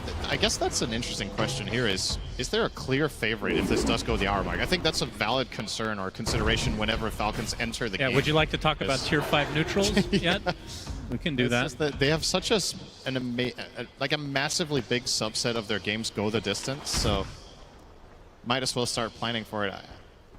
Yeah, who would you choose then? I feel like it's kind of close, really. Disruptor Ags is a true wild card in the late game. That's a concern you have to deal with against the side of Tidebound. Planet, of course, can start scaling. His Muerta is currently going Atos into Ags, which is very standard on position 4. Once you get Octarine, as well as a full Gleipnir, this hero becomes a true late game menace. Just all that low cooldown AoE control. Shaker is a late game monster, so they definitely have some of their own, but of course Falcon's side, you've got Gyro, you've got late game Beastmaster, 2 arenas, Snapfire. Yeah, we have seen that hero pop off. Yeah. Even without the right click variation. Just that 25 talent with the globs, crazy damage. course, that's 35 minutes away, so... so much to look forward to. That's right. I mean, we both know we're going to get there. Falcons sure can't end games. That's something we've learned at this tournament, no doubt about it. So far, they've not been in a position to, so, in this one. In the Aegis, tournament, can't speak for all games, but... True. 30 seconds on Aegis. Shiro and company look like they want to make a move potentially. They gank some boars. They kill one of them. So looks like Lincoln's is going to be the next item for Shiro. He's been getting roared a little bit too often. Yeah. Makes sense. Does feel like a requirement this game. And he's also chosen a vast serrated Shiv, so he does have a little more attack range. It's clear that the mindset he is in is, I'm struggling to stick on targets, so he'll do whatever he can to find the opportunity to do that. Neutral item plus Lincoln's will be a big help. What can they break Lincoln's with? Decrep, homing missile. That's it. Well, there's going to be a Hurricane Pike for Skeeter. It's pretty good this game. A lot of the time when you buy Lincoln's for a specific target, there's still additional problems that could proc it, but here it's not that many. And keeping in mind, Snaking went for the pipe, so Aetherland's still some ways away for him. And Decrepify cast range, not the best without that. Trying for the smoke. Yeah, why? Ooh, oh, Amar with a miss. Yeah. Thought somebody was there, not the case. We'll retreat now. Yeah, now it gets awkward. When you've broken your smoke on your initiator, you might just call off the play. And like you said, the Aghanim Scepter online for Planet, and this is a huge deal. This is, I don't know if you'd agree on this, this is a top 10 Ags for me, easily. It is so good. Crazy good. Being able to increase the width of the dead shot by a very, very high degree. It's actually an interesting item on carry as well when you go for the other facet. Now he has Supernatural, or rather he has Dance. Mara caught off guard, gets glimpsed back into the arms of Shiro, gets Decrepified, though, it's going to save him a bit. Gets a huge kill onto Shiro out of nowhere. Didn't bother with the BKB and suffers the consequences. Uh-oh. That looked kind of promising. To be fair, he's been dying in BKB every time. So he's like, what if I don't hit it this time? Yeah, well, same result, it seems. If he BKB nullifies there onto the Mars, I think perhaps this fight goes differently, but just wasn't expecting to getting caught off, and you have to BKB and get Roar. Yeah, you just have to, because if Falcons are going to burn the Roar on you during your BKB, they probably can't burst you 100 to 0 anymore. Gyro more or less a split damage carry rather than the focus fire single target, and you are freeing up the fight for your Timbersaw to carry it, right? Bach has big items to get in there and cause a lot of havoc with Ags now with BKB to protect it. But if you just die on the spot there, you're not allowing your teammates to shine in the fight. As Malrine will be going for the refreshers, so lots of refreshers planned on the side of Falcons. Oh, looks like, yeah. Yeah, looks like Amar is still going for the refresher first. I thought he might change his mind when he realized his mana. He switched to Aetherlands. Oh, you're right. He does have an Yeah, he bought an in-between item. Okay. I feel like he is almost the only player in the world who buys this item on Mars. I could be wrong, but I just connect this item with him in particular, using it as an intermediary way of getting that mana that he needs for the refresher. He uses it for the extra cast range on Spear, of course, and the cast range on Arena should not be underestimated. It gives you some nice additional plays with Blink spearing into Arena being easier to pull off. Oh, Planet forces the issue from Amari, gets off his ult, gonna force the BKB out of Shiro.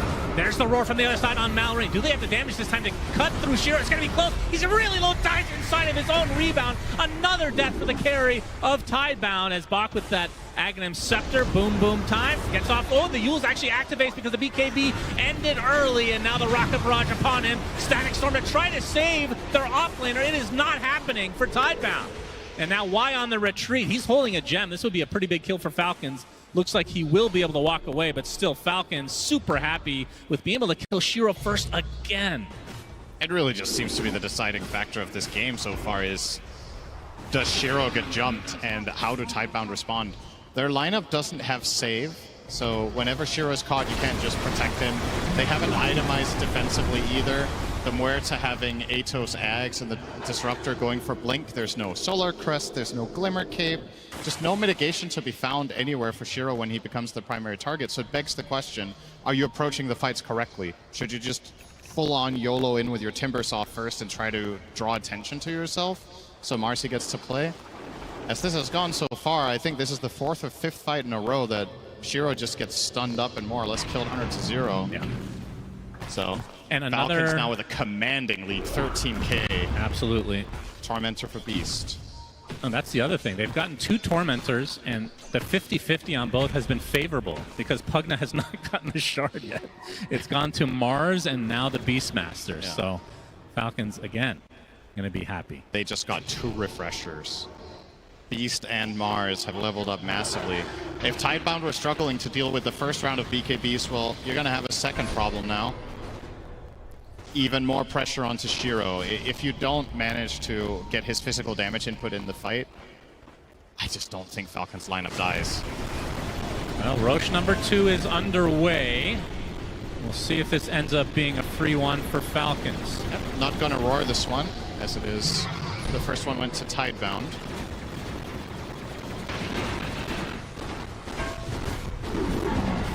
And they'll probably put it on Malrine, I guess. Or, well, they both made an inventory slot. They were unsure, or maybe he was just freeing up the slot. Yeah, for the I'm gem. sure they were having a very civilized discussion, and then Skeeter just takes it. Skeeter Understandable. Said, me carry, and took it. Exactly. He's almost going to, and the longer stuns will very much come in handy. And there it is. They're going to look for that exact play. Aegis expired. You have 2 Lincolns. But now, of course, with how long this took, Falcons have items of their own. Skitter has Satanic now, so he's a tough target. Amar has He is completely isolated. He does have... He can combine his Eon Disc right now on Amar. So if he's the primary target, he can save himself. This is not easy for Tidebound. Yeah, it looks like they just get a couple wards down, and we'll have to wait in all likelihood for the next Roche, which they absolutely have to fight. And of course, their lineup is unbelievably scary in an isolated area like that, or in a contained area.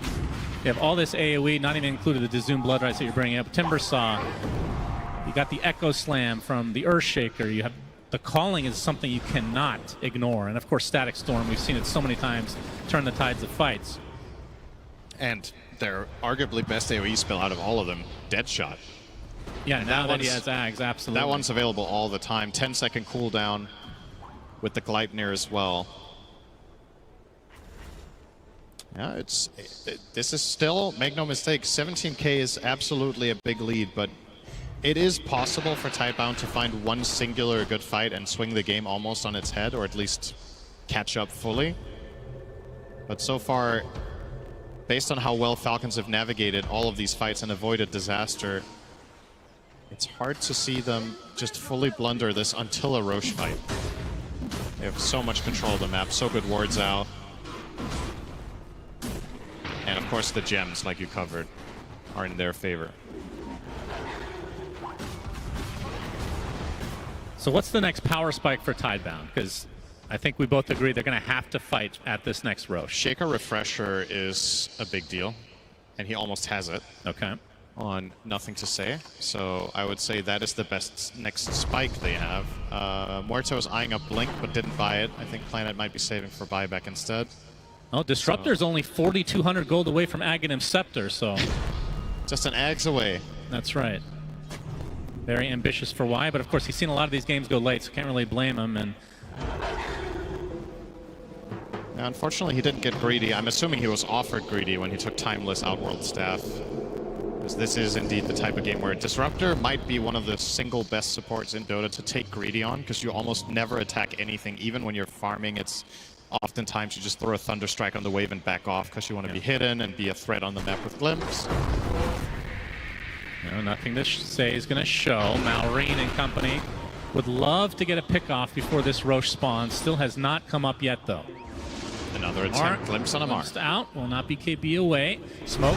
Oh, there's the Echo Slam. There's the opening under the gyrocopter. Going to be able to blow up Skeeter. He's dead. Just like that. As Malrine gets off another roar. But now this is in full retreat mode. They do have buyback under the gyrocopter if they want to use it. Fisher's going to connect onto the Pugna. Snaking. Tankier than he looks, of course. Bach, his Aghanim Scepter does proc his crit with the Mortimer Skizzen. There's the Mars Arena from Amar himself. Lots of damage onto Shiro with the double spear to follow. Shiro's dead. Bach follows suit. No buybacks needed from the side of Falcons as they somehow turn this. Even though Skeeter dies first, they have to commit so much for that, and Amar finds a beautiful angle. That spear was... Oh, the cancel of the TP. Wyatt does get off another glimpse, but we can see the TP from Malrine. He wants a piece of this, and he'll get it. Denies a bounty rune, though. Good job to Wyatt. That gets tipped for that. Nice heads-up play. Yeah, that was the timing for Tidebound, right? And they kind of lost that. At least it was like it looked good at first. A draw at best.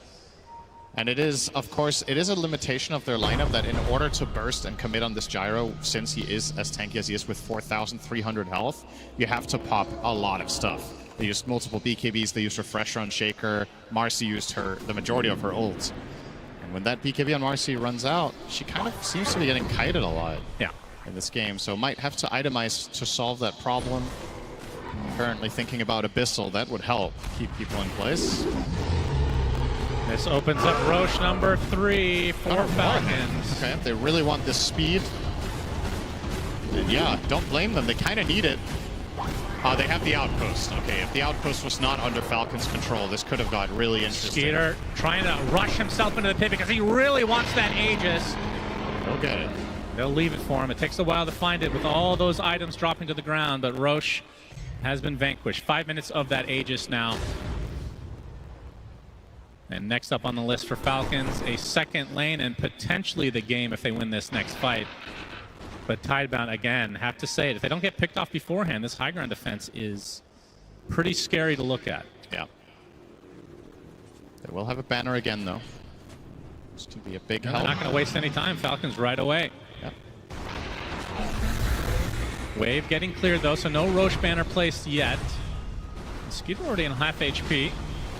We'll get healed via the Pugna, so not going to use the Roche banner until now. This tower looks to be dead. There is a fortification online for Tidebound. Flak cannon. As Lamar jumps in very deep, gets off the arena. They're going to focus on the buildings for now, so maybe this is just... He's just going to die to the Mortimer, so Planet... No chance at all, as that's a second lane for Falcons. Glimpse back, Malrine's gonna get Echo Slam with the Fissure to follow. He's gonna get E-bladed though, nothing to say. Does get the kill with the last Fissure. There's the buyback though as Skeeter disposed back into the Static Storm. Pops the BKB, healing up thanks to the Pugna and a little bit from the Satanic as well. And you can see Shiro left all alone. He's roared and killed. 90 seconds of no Marcy as a cheese eaten up by Skeeter, and they're going to go for full megas, if not just the throne outright. They didn't even get his Aegis there. They kill the Beastmaster, he has buyback. There's just so many lives to get through. Yeah. You have to commit so much to kill one core one time.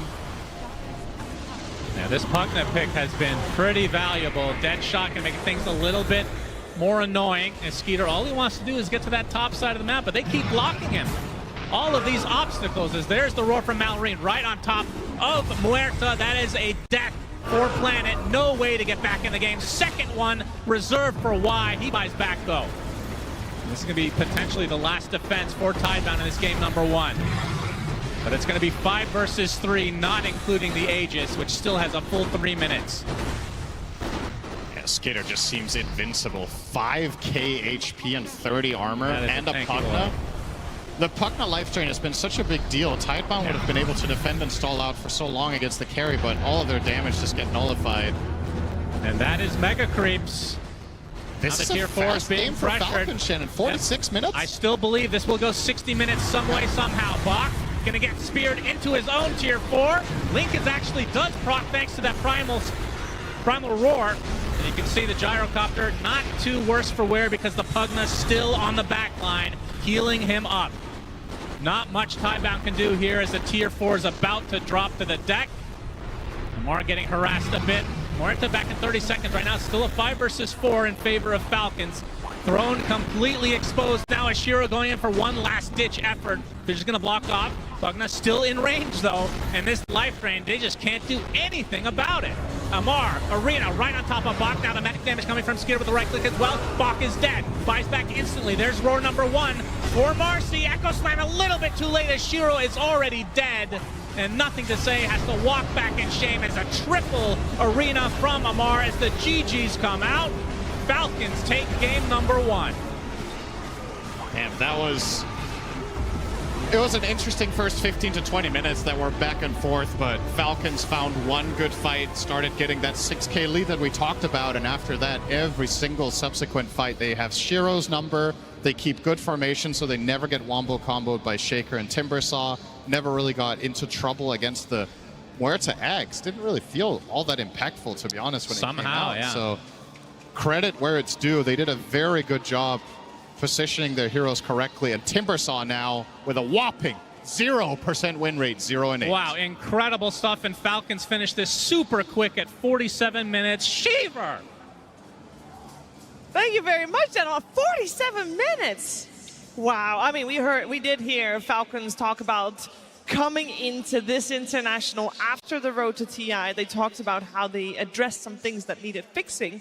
And one of the things, well, I don't think it needed fixing, because to be honest, I'm here for it. You know, I'm here for the 70-minute, and I'm sure that you guys are also here for the 70-minute games, but the players, they thought it needed fixing, and they fixed that. They make sure that they leave no room for Tidebound to make a comeback in this first game of best of 3. A lot to break down here with Kezu, Effie, and T-Gov. T, this game, it did feel very smooth for them.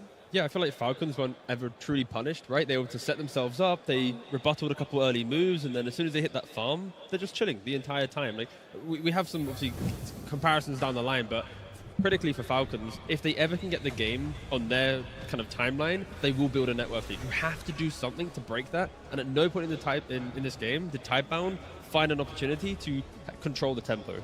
They had like a couple of okay plays, like here, right, with, you know, you had Y, who did pretty good on the Disruptor, like set up some kills, try to help Shiro with the Marcy, but ultimately there were a lot of fights where this just kept on happening. You have Snaking there with the ward, you have the Arena, the kisses, you get some kills, and later Tidebound were in an okay spot, but I feel like they did 1 or 2 mistakes that they could not have let happen in this game.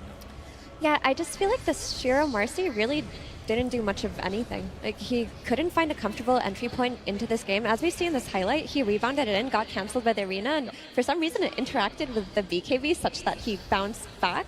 But this wasted a lot of his BKB duration, and here he just dies. Typically with carry Marcy, she takes over the entire map when she gets that Helm BKB timing. This time wasn't the case. She was just dying over and over again every fight. It's also weird, because I don't know if he was BKB during the rebound or used it mid-air, but the fact that it like stopped his rebound, like it ruined his absolute entire fight. And like you're saying, like also with the heroes, they want to play from ahead, they want to have a good start to the fight, but it just kind of didn't happen after the 50-minute mark anymore. There's just no damage. Like, look at all the clips, it's just Marcy punching, doing nothing. Buck with the Ags and BKB, he's having to run away. Of course, you know, it's the tail end of a fight, but if it was in principle like Tidebound, if they didn't, you know, capitalize on maybe like the early, it's basically like there's 15 minutes to be aggressive, or the whole game is waiting for Falcons to hopefully make a mistake themselves.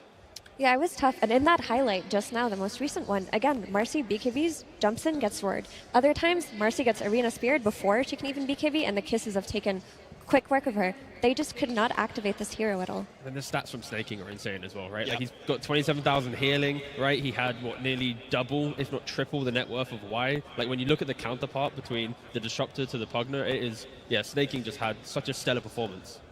Yeah, also his itemization, right? At some point, he had an incredibly good game. He's an 82% of all the kills. You know, he farms the dead lane like he always does. He had such an early pipe during the draft. It was like, maybe they can pick an offlaner who can buy it. They just get it on their +5 support, which is, you know, kind of unheard of. So yeah, you know, Snaking his Pugner, you gotta watch out for it. Yeah, I mean, at this point, we talked about it even before it was picked, because it was such a strong hero for Snaking also during the road to TI, and we talked about it potentially being banned, but they get their hands on it and they crush with it. But that makes the list of heroes you want to ban against Falcons pretty big. But my main question was, this game, one of the problems that Falcons did have during the road to TI was being able to go high ground. And I felt like they solved it, but I couldn't really pinpoint as to how they did that. To go high ground? Yeah. I mean, or was it just they crushed so hard before that it was just feeling easy? Yeah, along those lines. I think as soon as you get to the high ground and you know that, like, there was one play where it was like an Echo Slam on a Jayakov 200 to 0. That's the only way they actually enter a fight. So if you have vision, then you're not going to have that happen again. It happened once to Skidder, it doesn't happen twice, high ground's going to be easy. Yeah, and we did say that it was going to be very important for Tidebound to do good during the lanes. As we here have a clip T for you.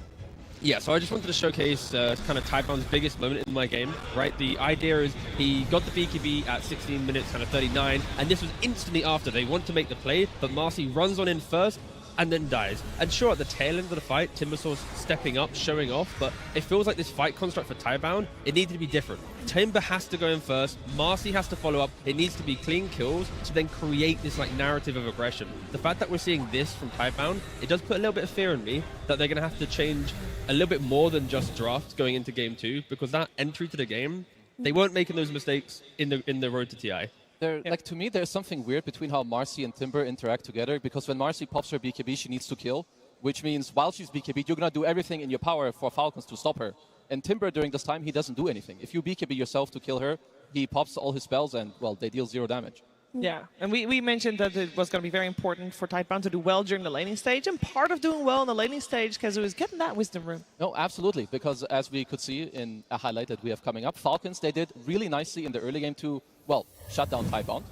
So what we have here is, you know, at 6 minute 10, they just picked up the rune and they just walk in here with 2 of their bodies. You know, you have Snake King and Malrine. They eye up this hard camp because for Shaker, it's very important to have stacks. If you don't have the hard camp stack, well, first of all, you're going to lose gold and XP, but it also makes it harder for you to then later on farm the Ancients. With Malrine's Invis, they not only steal the stack, they move furthermore east. You know, here in the early game, nothing to say. He was kind of low on HP, low on mana, and we have to reiterate, Tidebound's early game was super important for the heroes. You have Disruptor, you have Marcy, they need early levels, they need early momentum, and just this move alone sets up Falcons for success and slowed down Tidebound. So this was huge for them. Yeah, very solid. I mean, at that point already, Tidebound a little on the back foot. So then maybe you're going to group up and try to kill this one target because that's your road back into the game, right, Effie? Yeah, you see a Pugna, you think it's just a little guy. Let's just take quick, you know, make some quick work of him, push him out of a lane, but that just was not the case here. In this highlight, this is right after Tidebound gets the Aegis. This is when they want to take control of the map themselves. They commit so much to killing Pugna here, and he just walks away. He gets away scot-free. The Cookie here to disengage, and then his team just follows up with Aurora, a beautiful arena in the back. And when it looks like maybe there wasn't enough follow-up damage, you have crit with the Mortimer's Kisses in the back line, and the Timbersaw also dying through his BKB. This was a very pivotal moment of the game because they needed to kick him out of that lane and take that area of the map for themselves. And a few seconds later, the same thing happens. They go to push Pugna out of the lane. In front of 3 heroes, he just TPs out. Snake King just will sit on the dead lane, shove waves, do tower pressure, force heroes to him, and apparently walk it off. To me, this was kind of like the checkmate moment because Tidebound, they just took Roche like 10 seconds before, but Shiro, he doesn't have BKB, he doesn't have TP, so they make this move top, it's 4v5, it fails, your Aegis timer gets wasted, it was a huge mistake. Essence Ring and Brawny is also pretty OP. Yeah. And Nether Ward is pretty good against Spellcaster. And Solar Crest. Yeah. There was a lot going for him there. There was a lot going for Falcons. And there maybe were moments where Tidebound felt a little hopeless about what they could do. For example, I think Shiro had a pretty rough time purge. That's right, Shiver. Yeah, the BKB usage was a little bit tough here for Shiro, and let's take a little bit of a slow moment to explore some of those spots here. This is that Tormentor fight where they're jumping in. He didn't press his BKB before jumping. He gets pushed back and immediately presses his BKB, so loses that one, ends up getting chased down. Very rough for him. This one I thought was the most interesting, though. This is the fight near the Tri-Camp. Now, he jumped in on this Mars here, which looks like it's going to be a pretty good... Oops, that was too close. Looks like it's going to be a very good jump, but the downside is that you're going to see a Cookie come from the southwest, and something weird happens. The second that the Cookie hits the Mars here, it instantly stuns Shiro. So normally, that person is going to fly over the guy, and by the time he lands here, that's when the stun happens. For some reason, the stun started early. That means Shiro didn't get this opportunity to press his BKB, so that was like the second or third fight in a row where his BKB ended up not being very good. So these kind of cascaded so many fights in a row here where he was forced to press a BKB at not necessarily the best moment. He's already down to a 6-second BKB at 30 minutes, and they had Roar to layer through this. So very, very tough game for him. The BKB usage was so crucial for him to do his damage, and we just didn't really get to see very much of it. Thank you very much, Purge. We did not. And there's one thing that I still very clearly remember about our talk before this series even began. Because we talked a lot about Shiro and his ranged carries.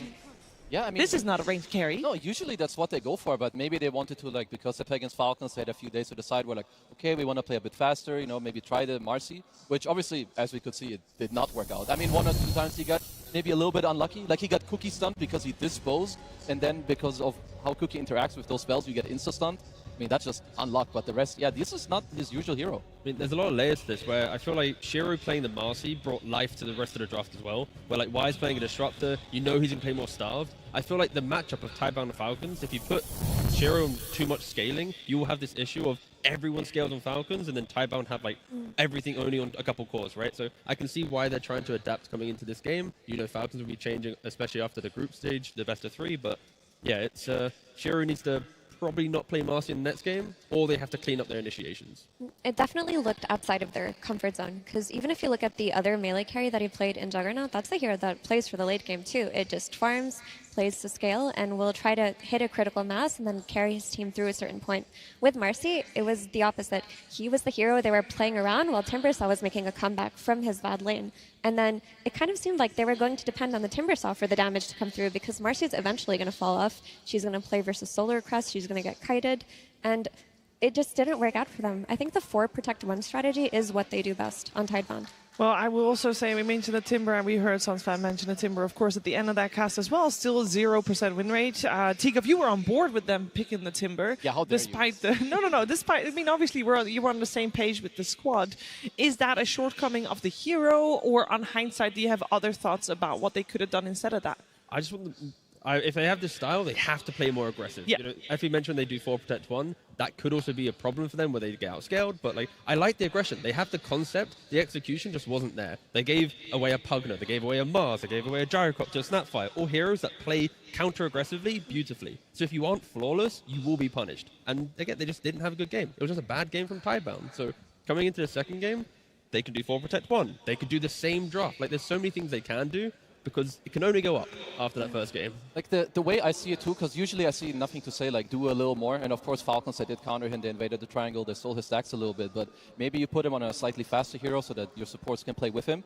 Usually he's very good on Shaker, but depending on who you play on, they're going to slow down your game, they're going to pick different heroes.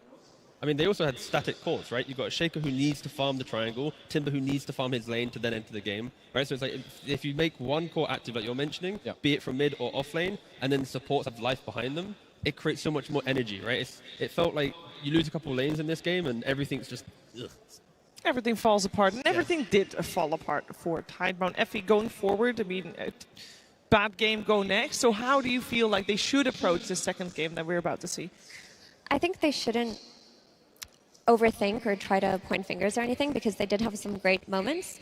I would just look towards taking out the Mars, honestly. I was thinking about this, but Mars as a hero counters a lot of Shiro's hero pool. His gyros and his SFs and his TAs and whatnot, they don't want to play against this bulwark and this arena. If they can maybe take it out of the second phase, not give Falcons those good kill combinations, like the Mortimer's Kisses plus the arena, like the Mortimer's Kisses plus the Roar, and make it so that they can just play around their safe lane in a way where they're not going to lose if they have to congregate there, it'll be easier in game 2. I actually really like this point, because like we're all saying, it's Shiro's hero pool is mainly ranged. I think it's also Amar's best hero. It pairs so well with what Crit is playing, your Hoodwink, your Grimstroke, your Snapfire. And I feel like this exact lineup we saw from Falcons, like when they were dominant throughout this entire year where they won LAN after LAN, this lineup looks very reminiscent of what they used to play back then.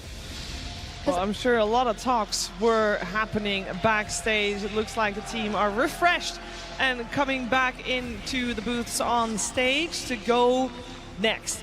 And for this series, for this game that we're about to see next, I would imagine in the previous game, we did see that it was Tidebound that had the first pick in the game. And I do want to touch upon that, because that did mean that they secured themselves the Shaker. And a lot of what we're mentioning is the laning stage and how they contested the stacks for the Shaker, Teagup. So that felt somewhat predictable. How do you feel is going to impact when the pick order gets changed and stuff like that? We're seeing a repeat of the best of 3. Tidebound in game 1, they had first pick, they lost. They had second pick then game 2 and 3 and was able to win. So maybe in this matchup, Tidebound having second pick is the advantage for them. They want to react more. They don't want to get put in this position of, like, they're picking the Marcy, the Muerta, like they're kind of flexing things a bit more. They're trying to be more creative. They want to lock in strong, stable heroes and utilize second pick. So I'm expecting them to have that pick order potentially in the second game. I did quite like seeing NTS play Primal Beast too. Yeah. When he was on that hero, it felt like it was ready to join its team and help way earlier than a Shaker who needs to expend his first Echo to come back in the triangle stance, right? If you're a Primal Beast, maybe you can look towards setting the plays, playing with your team, and allowing for Shiro to do what he does best, which is hit neutral troops. I do think it's also nice if you have those heroes, because Falcons, like we said before, they become slow at some point, but they don't start slow. They start fast, they open up the map. You want heroes where you can address like the Skeeter move. You know, Skeeter's first gate, his first TP on Nature's Prophet to the mid lane, to the safe lane. So your Primal Beast, your Pangolier, your Tinker, all of these heroes, they could do that. So that's something I would like a lot. The thing is, you know, Falcons, when they want to go to an objective, they're going to bring the numbers, right? If they want to defend a tier 1, heroes are there. If they're going to fight a tier 1, heroes are there. If they're going for wisdom, like, they're always going to have the resources. So Tidebound needs to be able to match that. If you don't, from like the clips that you showed, Kezu, they'll outplay you, take 2 wisdom shrines, and then they'll take the stack. And it doesn't look like a lot, but 2 wisdoms, the odd stack here, the odd fight there, it compounds to 3,000-4,000 gold to simplify that first big fight. Now, a lot of our talk has been going on about how we want Tidebound to be able to improve going into game number 2. Of course, they're the team with the game down. They want to make that comeback. On the other side, you have Falcons that just had a fairly easy, fairly smooth first game to this series. Of course, they want to repeat that result. They also know that Tidebound's going to react and do something different in this game number 2. But is there something, Effie, that we want to see that they'll just be able to do again from this game, even in with maybe a different draft? Any kind of concepts you want to see a repeat of? From Falcons, I think the idea of 2 supports that can just wave clear, hide on lanes, create their farm, and force people to chase them around the map, do that again. Looks so good. Whether it's a Pugna, whether it's an Enchantress, whether it's a Snap or a Hoodwink, these heroes are very disruptive towards Tidebound, because when they were responding to these supports map pressure, they were bringing everybody. Like, they had to bring 3 heroes, bring a +1 behind because, oh no, we don't have enough damage to kill Pugna, and they just lose their advantage on the map. They lose their area control. Falcons have a very a script in a way where they stick to what they want from their players, and their players and their heroes that they have, they're interchangeable. So if you ban one, you get the other. So I think for them, it's probably more about they should be ready for how Tidebound will adapt in the next game with maybe a different pick, a different ban, and just play as it did in game 1. But that's why I think when we've praised Snaking, giving him like MVP for the Pugna, he can still play Chant other heroes. Why not look at Crit more? Why not look at the Snapfire, the Hoodwink? These are the active heroes that make everything feel so kind of oppressive in the game. If they're both gone, he's now playing like a Bat Rider or a Nyx or a Ringmaster. Like, they don't have as much of that kind of punchy value. So I'd say double ban those 2 heroes. We can see a completely different style from Falcons. I like that. Or take the Snap for yourselves. So one of your supports has that wave shove, because when they do give Snap away to Falcons, it opens up for so much combo potential. Again, the kisses on the Roar, the kisses on the Arena, they came in clutch so many times last game. Yeah, a lot of questions we have about what's going to happen in the upcoming draft, and those questions will be answered in just a moment. Team Tidebound versus Team Falcons. Game 2. Game 2 means that if Falcons take this game number 2, they secure themselves top 6 at this international. Of course, Tidebound would like a repeat of what happened in the road to TI, where they were able to bring it back in game number 2 and 3. Let's see how they're going to attempt to do that. We have this time around Tidebound on the Radiant side, Falcons on the Dire side, and it's Falcons this time around with first pick. So the complete swap around compared to previous game. But there is one thing that didn't change, is that the Ancient Declaration still gets first phase banned, even though right now Falcons only has those 3 bans. So that's a little bit surprising to me, but that also means we got extra juice left in the pool. I think they've identified something important, which was this hero has kind of been a crux to Tidebound in how they draft. It's always picked really early on. It's always their follow-up damage, and we haven't really seen Planet on very much else. We saw him just now on the Muerta, and it didn't look as good. He looked a lot less comfortable on that map. Yeah, and I think that's maybe where they should or have to look more at the heroes that you guys are mentioning too, with the Snap, with the Hoodwink, maybe something else that just makes it a little more easy, because yeah, the Muerta, it did not sell me in game 1. At least one thing that is here now for Falcons, if they do want to first pick it, which they've done a few times before, Sand King could be left open, because, you know, last game around it was banned, Tidebound went for the first pick Shaker, and they do ban out the NTS Tinker one more time. Can't blame them for doing that. Yeah, and then Naga makes it through also with that ban that we've had on the Beastmaster and the Shaker. We'll see if Tidebound wants to go for the Sand King themselves. I don't think I want to see that from Tidebound. It's again, we're going to see NTS hitting that triangle early on, trying to farm a certain item timing and just not being available to his team. This Naga Siren creates a lot of issues because last game we talked about the wave shove coming out of Falcons and how Tidebound couldn't respond to it that well. That is what this hero does best to you. Yeah, no, Naga Siren, how do you word it in a nice way? I forgot I'm at TI for a second. You're gonna hate the hero. I hate the hero. I mean, I'm a support player, but like, come on, man. It's like you press one button, I jump a guy, and then he sings from the tree line. Like, congratulations, man. You've got Shade healing, like whatever. Like, it really simplifies Dota so much that you have wave shove, you have fight reset, and also it plays into Falcons' like logic of the game, which is we want to scale, and it is like the perfect Falcons hero. It's why it's banned out so much. I mean, they've been using this since like what, Singapore TI, where like even carry Naga was super good back then, where Skeeter played it every time, or snaking and they go with the flex. I like Tidebound's response. Centaur has really risen up in popularity a lot. Generally, when you see Naga, you want heroes that can stay there, you can clear illusions, have high HP region, maybe by a Vanguard. And I've seen the Aghanim Scepter, like the card, it's been getting picked up like a lot. Yeah. It's a really cool thing, especially if you have a carry like Shiro, who's gonna range carry and just be all of your net worth. If you can cart him late game, get him into the midst of the fight, keep him safe, that's one step better than what they had last game. Last game, not a single save existed for the carry. Here, you solve it through your offlaner. And with the laning matchup, right, the Centaur, the Naga Siren, Centaur will just be able to play the lane like Kezi's already mentioned. And I think knowing that your offlaner is going to have all this farm and doesn't need to rotate is a really good indicator to kind of a successful Tidebound lineup for sure. I want to see Shiro play Morph, if they can build a draft for it, because maybe take advantage of this AA ban from the enemy team. Make it so that it helps your draft in a way that one of his counters are out of the pool. We've seen how good he looked when they played the Morph plus Centaur combo, as you showed us, Kezu. Yeah, I mean, that would be, I think, incredibly good for them. And like I like it a lot when you do make use of bans. There's also, there's no beast, you already banned it out. That would be good for the Morph too. Of course, we'll have to see it later, because picking it like in a vulnerable position can be very hard. I think one thing that I find like really funny to see in this draft, so Falcons last time around, they were the ones that picked out of the second phase and they took the snap. Now it's reversed. You have Tidebound that they pick out of phase, and you have Falcons that are like, Snapfire and Pugner are so good, we're not going to let you have them. So it just shows you like the value of how highly they actually think of these heroes. Yeah, speaking of high-value heroes, though, Nature's Prophet definitely has been one and can also be flexed. And we can, of course, see it as support, but we can also see it in the hands of Shiro as a range carry. I'd like to see it as carry at the moment. Of course, the draft might change that, but just the general playstyle. Centaur doesn't care about Naga Siren. He's just going to play that lane. Nature's Prophet, good farm. You rotate in. You're now pressuring Skitter. You're like progressing the map. You're making Falcons react, and making them react in the early game, it really hurts them quite a lot. And this is the big trade-off that happens when you do expend a double support ban on Falcons. One of the most popular heroes of the tournament gets given away. We'll see what Shiro can do with it. I mean, when you talk about what Nature's Prophet does versus a hero like Naga Siren, he can just press ulti and negate a lot of the wave shove she provides. Yeah. So it's already a step up.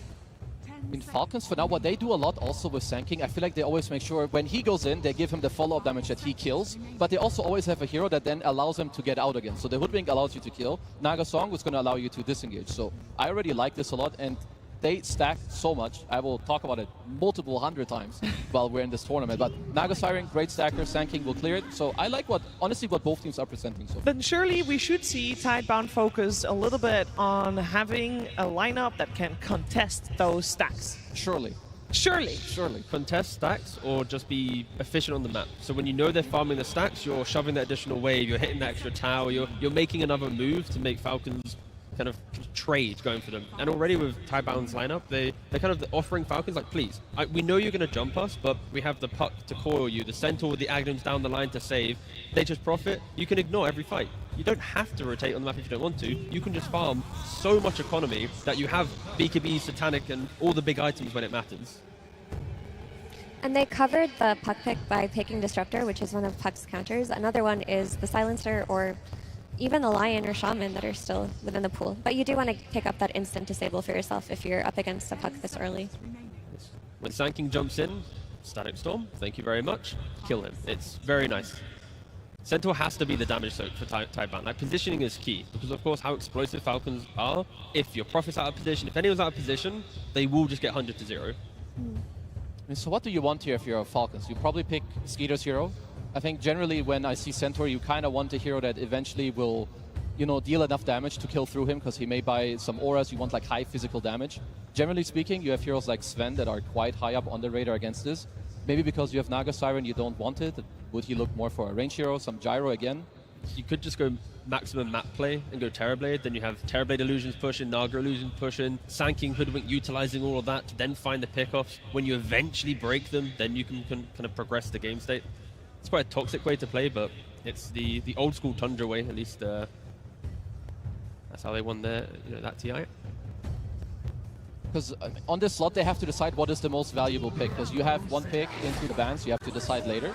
They go with this should be an Amar Bristleback. Yep. I don't really see Skeeter play it. I think Amar's just so good on his heroes. There's no real reason to flex them. Is there enough damage right now with Tidebound's heroes where we were... Yeah, that's pretty much it. Do they actually have any damage? Scaling, lovely. Love the scaling. Damage, not really.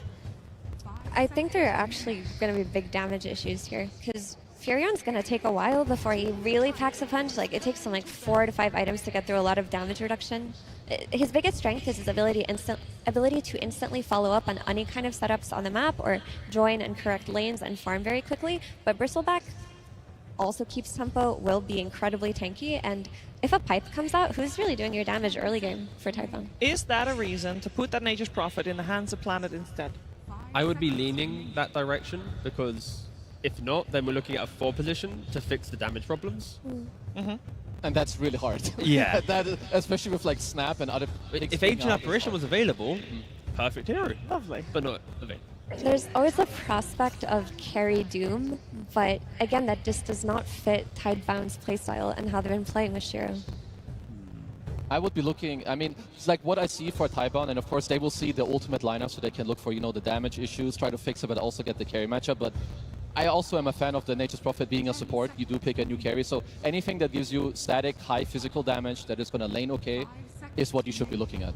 If we're looking at carry, it could be like a Medusa, just to try and outscale, hold the high ground. And if you want a support for Planet, I'm thinking Phoenix. Have some Sunray, you then have all this control in front of you, you then utilize that, the Shard Sunray as well with your egg.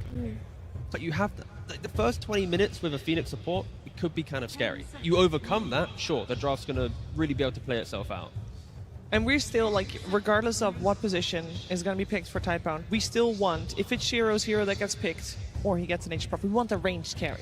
Not necessarily, more so just a hyper carry, not something like a Mercy. I mean, I was thinking that maybe they would want Ursa, but they banned it, so they're not going to get their hands on this. I think for Falcons, generally they play with 2 initiators nearly no matter what. And this time you have Amar, who's not the initiator, so I kind of feel like... He does initiate, he runs in. True, he really runs in aggressively. his big-ass body. He's going to get in there. So I would be leaning for Falcons, for like the classic Skeeter hero. Your DK is banned out. There's still... Your Sven, is there anything else that's like strength? Maybe, it might jump in for his team. But does that hero need to be more of an objective taker, or...? Not necessarily. I feel like BB is quite good. Yeah. It could be Faceless Void. True. And it looks like a pretty comfortable pick. Or a Baden. I like this. And heroes we don't see Shiro play, but could also be good. Again, the carry Doom or a Lifestealer. We saw Lifestealer do well earlier today. Yeah. Lifestealer is good against all these 3 cores for sure. And good against the supports as well. You can just rage through the song, you can live through the epicenter damage. He can be kited, but you have a lot of lockdowns, so I feel like the heroes around you could cover, for this, right? You have Glimpse, you have some kinetic fields, you have a coil here, you have a Stampede for you. Does that mean that we do no longer, if you wanted to see the Shiro Morphling, is this no longer a good game for this? I don't like it because it'll get easily outpaced by Abaddon plus Bristleback. It just looks too greedy. Okay. There's a lot of time left for Tidebound to come to the perfect solution for the last puzzle piece in their draft. I mean, I'm okay with the Lifestealer. I feel like there might be something better, but I can't... Like, I think of Lifestealer, I feel like it's good, but maybe there's like this, holy damn, this one pick where everyone goes like, wow, what is this? I can't see it. We forgot about the one that they're going to pick is the one we're going to be, oh my gosh, we should have thought about that. We'll see, though. Of course, this could also be a time where Blink gives a speech to the squad about what the plan is in the early game, if they do want to play this for the late game. Because I don't see any game-breaking +4s, at least. Ooh, well, that is a hero we have seen Shiro played.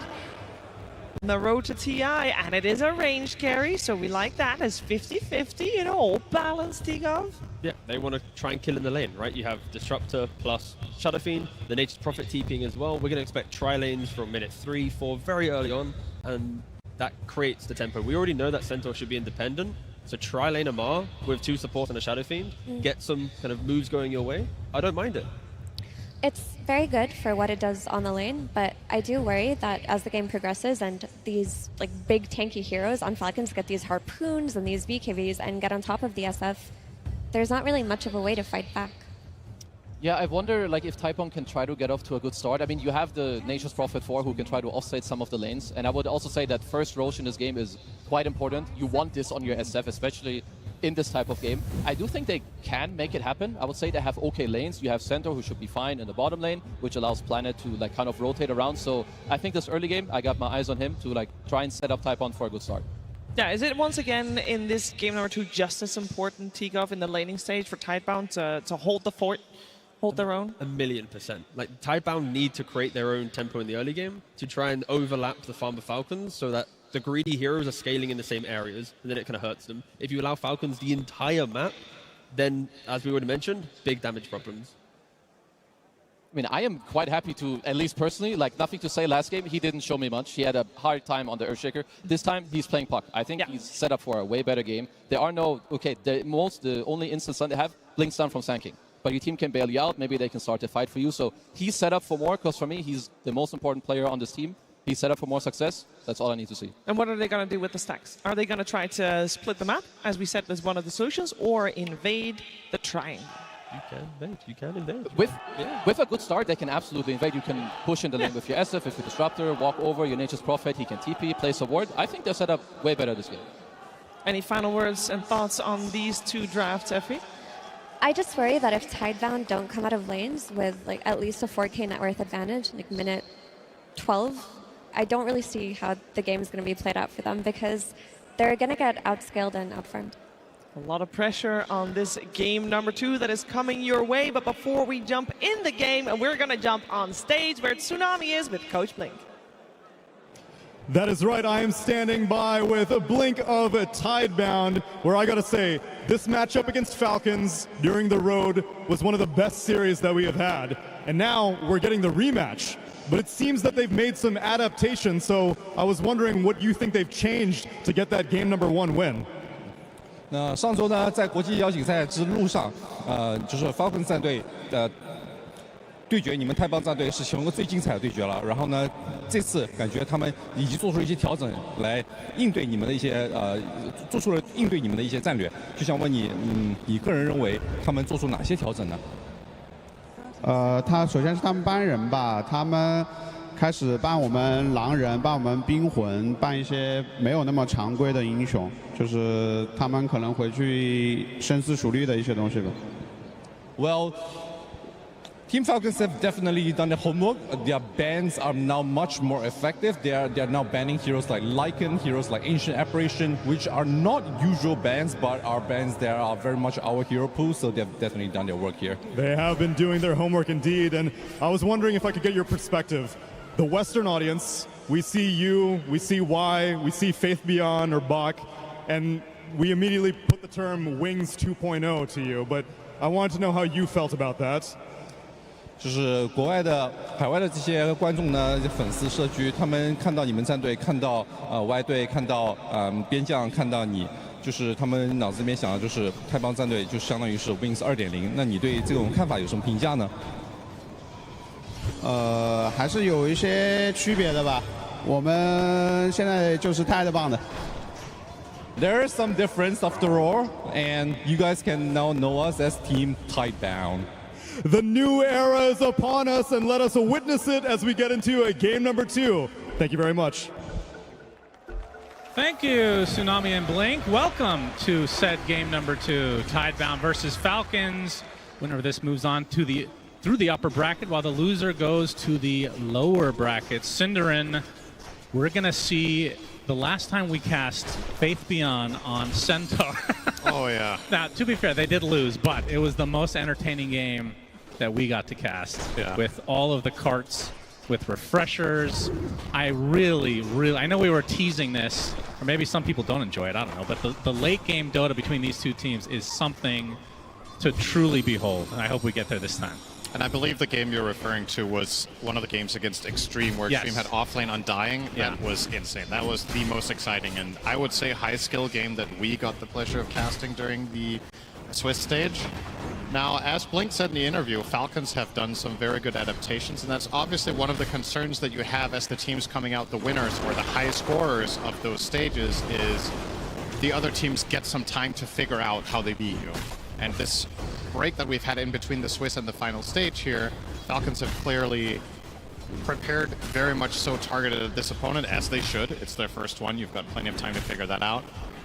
Will be interesting to see in the future days when you have less time, how fast you will learn from the few games you get to see now from here on out. But yeah, the bans in particular really show a bigger adjustment. I would argue Falcons have made a much bigger adjustment against Tidebound than vice versa in the strategy. I'm not too surprised with what Falcons are getting to run in these games. Yeah, I completely agree. And we were talking about this the other day, the fact that historically Chinese Dota has been extremely good at late game Dota, whereas kind of in the early stages they've been struggling as of recently, but it feels like Falcons, if it does go late, they're no strangers to this type of gameplay anyway. Yeah. I would love to see a late game between these two teams where nobody is really far ahead. I think the last game, the advantage for Falcons just became way too big at around 30-35 minutes. If the game is close, the teams are going to be delivering at a very high level. So fingers crossed for that. Now, as far as the lineups go, I do think it's more likely this game that this one will be slower, actually. Effie brought up a good point on the panel about the tankiness of Falcons' cores if things go according to plan for them, but I don't necessarily think a mid-game portion for them will be that easy. However, it's also not going to be the easiest task for Tidebound to build a big lead. Because how will they find multiple successful fights where they come out far ahead against this lineup? Tough to see. You have Disengage of Naga, you've got Abaddon, who's like the hardest carry in Dota to kill. At least one of them. Bristle back off lane. Tall order. Yep, very true. Abaddon has been extremely powerful in this tournament, and the last few months at the very least as a position 1. Nice pushback from Crit as he gets away from this potential death. See 3 members of Tidebound in the area, and that's the beauty of having the Nature's Prophet, which started out as the best hero of the patch. And where would you rate it now? Because, I mean, obviously it's always had this flex potential. It's still up high. I think it's just a very high skill hero, because not specifically because of the spell casting. Like casting spells with Prophet is very simple, but using its map presence correctly. Yep, Amar taking a lot of raises, wants to get aggro though, pops the stick as Shiro now is the one he's pursuing, but this looks like it might be the death of Amar, but first Planet goes down. That is a huge deal, so first blood actually going to Falcons, but of course Shiro getting the kill onto the core. He's going to be at least a little bit satisfied with that. Still, it's a 3v2 situation. That's a great result for Falcons in that exchange to get the first blood and just overall trading. Even if they didn't get the first kill, it's still quite good in the circumstances. But Amar is an absolute master at Bristleback. I think one of the things that sets him apart from most other Bristles, in my opinion, is his ability to... It's small moments like that, those snippets where you just watch how he turns his hero. It sounds so basic, but honestly, if you look at his gameplay on this hero against the majority of the field, even other like top 6, top 5 Bristleback players, I just think he's the absolute best at these high-pressure moments where he is the target, at rotating around, getting as much mitigation as possible while still doing his output. A lot of the time, the best play on Bristle is literally standing still. Yep, like he did there. So, pretty cool to see. So what kind of build do you want to see from him this game then, with the lineup in mind? I mean, currently he's eyeing up Blade Mail. I think that's a very good choice into Shadow Fiend and Puck. I think you just want to reflect a lot here. Aside from that, Sanjay and Yasha seems fine. I think BKB should be on the menu at some point. Lotus Orb could also be very good, which, you know, when I list all of Bristleback's best items and I like all of them in the game, it probably means it's a pretty good pick for that game. So, not sure I have a favorite order, but I do think Lotus, Blade Mail, and BKB should all be in it at some point. 6-minute power rune. Malorine's going to be sprouted and will be greeted with a shield rune activating right underneath him, so we'll be bottling that up.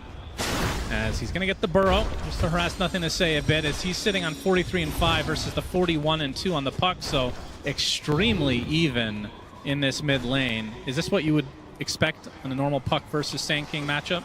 Probably. The way Malrine played the lane is he just cuts waves, right? He pulls the waves together and then sandstorms them, so effectively he just trades. Maybe sometimes you can come out slightly ahead if you also integrate neutral camps well or whatever, but yeah, not too surprised to see this overall result.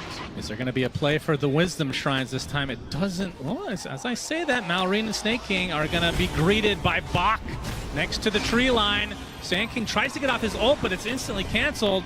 Coil is going to be expended. Malrine does not activate the ult as of yet. Tries to burrow strike out of the glimpse, but it's not happening. It's Nothing to Say. He's going to greet Snake King. Likely a death to his name is Skeeter. Now to 1 versus 2. Malrine's going to try to accompany him at the moment. Snake King, one more right click will do it for Nothing to Say. We'll be able to clip him with the Illusory Orb, but the bigger kill is onto Skeeter. Malrine, though, with the epicenter, misses the burrow strike, but still gets the kill on the Centaur, and he takes the Shrine of Wisdom as well. So despite being outnumbered, Falcons getting the better of that. Just like in game number 1, they get both Wisdoms minute 7. Was not expecting them to actually be able to get it this time, though. I mean, the thing is, Tidebound was actually ready for that, too. Yeah, it's a pretty good showcase of some of the things the panel was talking about with damage issues, right? This support duo of Prophet Disruptor do not deal much damage in the early game. So you just run over there with your tanky heroes and with a Photic Shield, and who's going to kill them if not Shadow Fiend? You've got a bit of poke damage from Puck and Centaur, that doesn't cut it, especially with Bach's skill build of 3 points and Retaliate. So, yeah, to be fair, surprised with that outcome. Yeah, I mean that is pretty normal though. Got to get farm on Centaur. Oh, of course. I'm not blaming his item build, or his skill build. I'm just saying you just don't have that much damage to kill the Sand King there. They kind of had to disengage when he got a Photic Shield on him, and he just pursues. As Tidebound will find a nice nifty stack that Falcons have been working on. Of course, Falcons one of the more active stackers in Dota, and Shiro even coming in to clean it up. So very nice state there for Tidebound. Yeah, that's a good steal. Well, we get to see the Centaur Helm of the Dominator. I believe he went that in the game that we cast as well. I think it does so. amplify his farm a decent amount, but this, yeah, with the 3 in return, like you said, this is going to be farm mode for Faith Beyond right now. The funny thing is we've seen a lot of uncharacteristic traditionally heroes going for the Helm of the Dominator, right? But when you think about it, it actually makes a ton of sense on Centaur, because you get HP regen, which is what he really wants in lane. You get 6 armor. This hero has very bad armor, but very big strength growth. So your EHP per armor on this hero is second to almost none. And therefore, if it is a patch for Dom, just makes sense for Centaur to be the one to pick it up. Makes sense thematically as well. With Stampede, you want more animals, aside from your teammates, of course, to be able to take part. Such a beautiful spell. Remember when that used to stun initially when it came out? Oh, yeah. Good times. That was when you peaked in MMR those 2 days. Yeah, I was ranked 6 in the world. Thank you, Cinder. I was not going to bring it up, but since you did, I will. No, I didn't bring up your ranking in the world. I just said you gained MMR. Yeah, something like that. Yep. Malrine trying to defend this mid lane.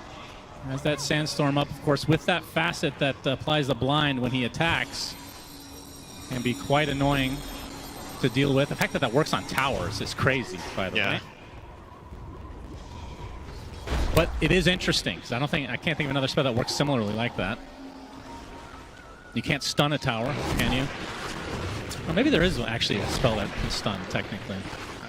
We'll have to think about that. Off the top of I'll give you the rest of the game to think of that one. Is Mask of Madness now online for Shiro? You can see the pressure being applied to this tier 1 as Shiro shows up with Planet as well. And it looks like this is going to be a nice pickoff for Tidebound. Will it turn into anything else, though? Malrine, he's going to be spotted. Glimpse back into the kinetic field. Nice pushback, going to slow them down a bit. Coil applied, but that's not going to really turn into much as the numbers have come from Falcons. Skeeter leading the way. Oh my goodness. Okay. Has not leveled his ult as of yet, so does have to be a bit careful.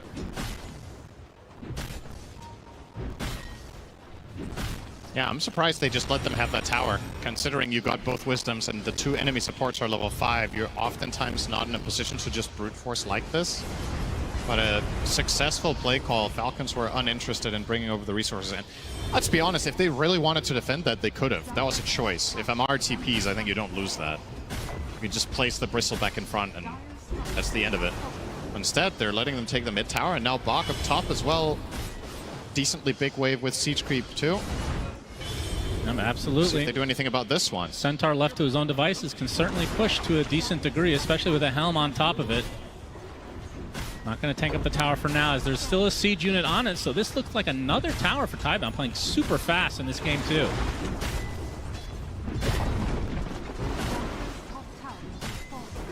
Crit on Y, a little bit of poke here. The rotation from Nothing to Say a little bit too late to be able to find a coil. Now Crit will make a move of his own together with Malrine. That's that blink reveal. I think the dream kill here is to get Puck with a blink epi into Bushwhack stun combo.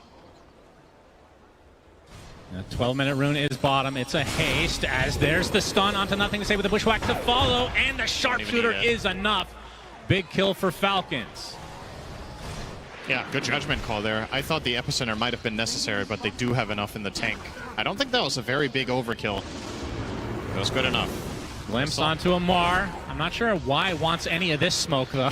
He will now retreat, and Malrine will greet him. As Stampede is used, but I think he is dead anyway. Yeah, drops to the deck. So a Stampede down and another support kill for Falcons. Radiant structures are fortified.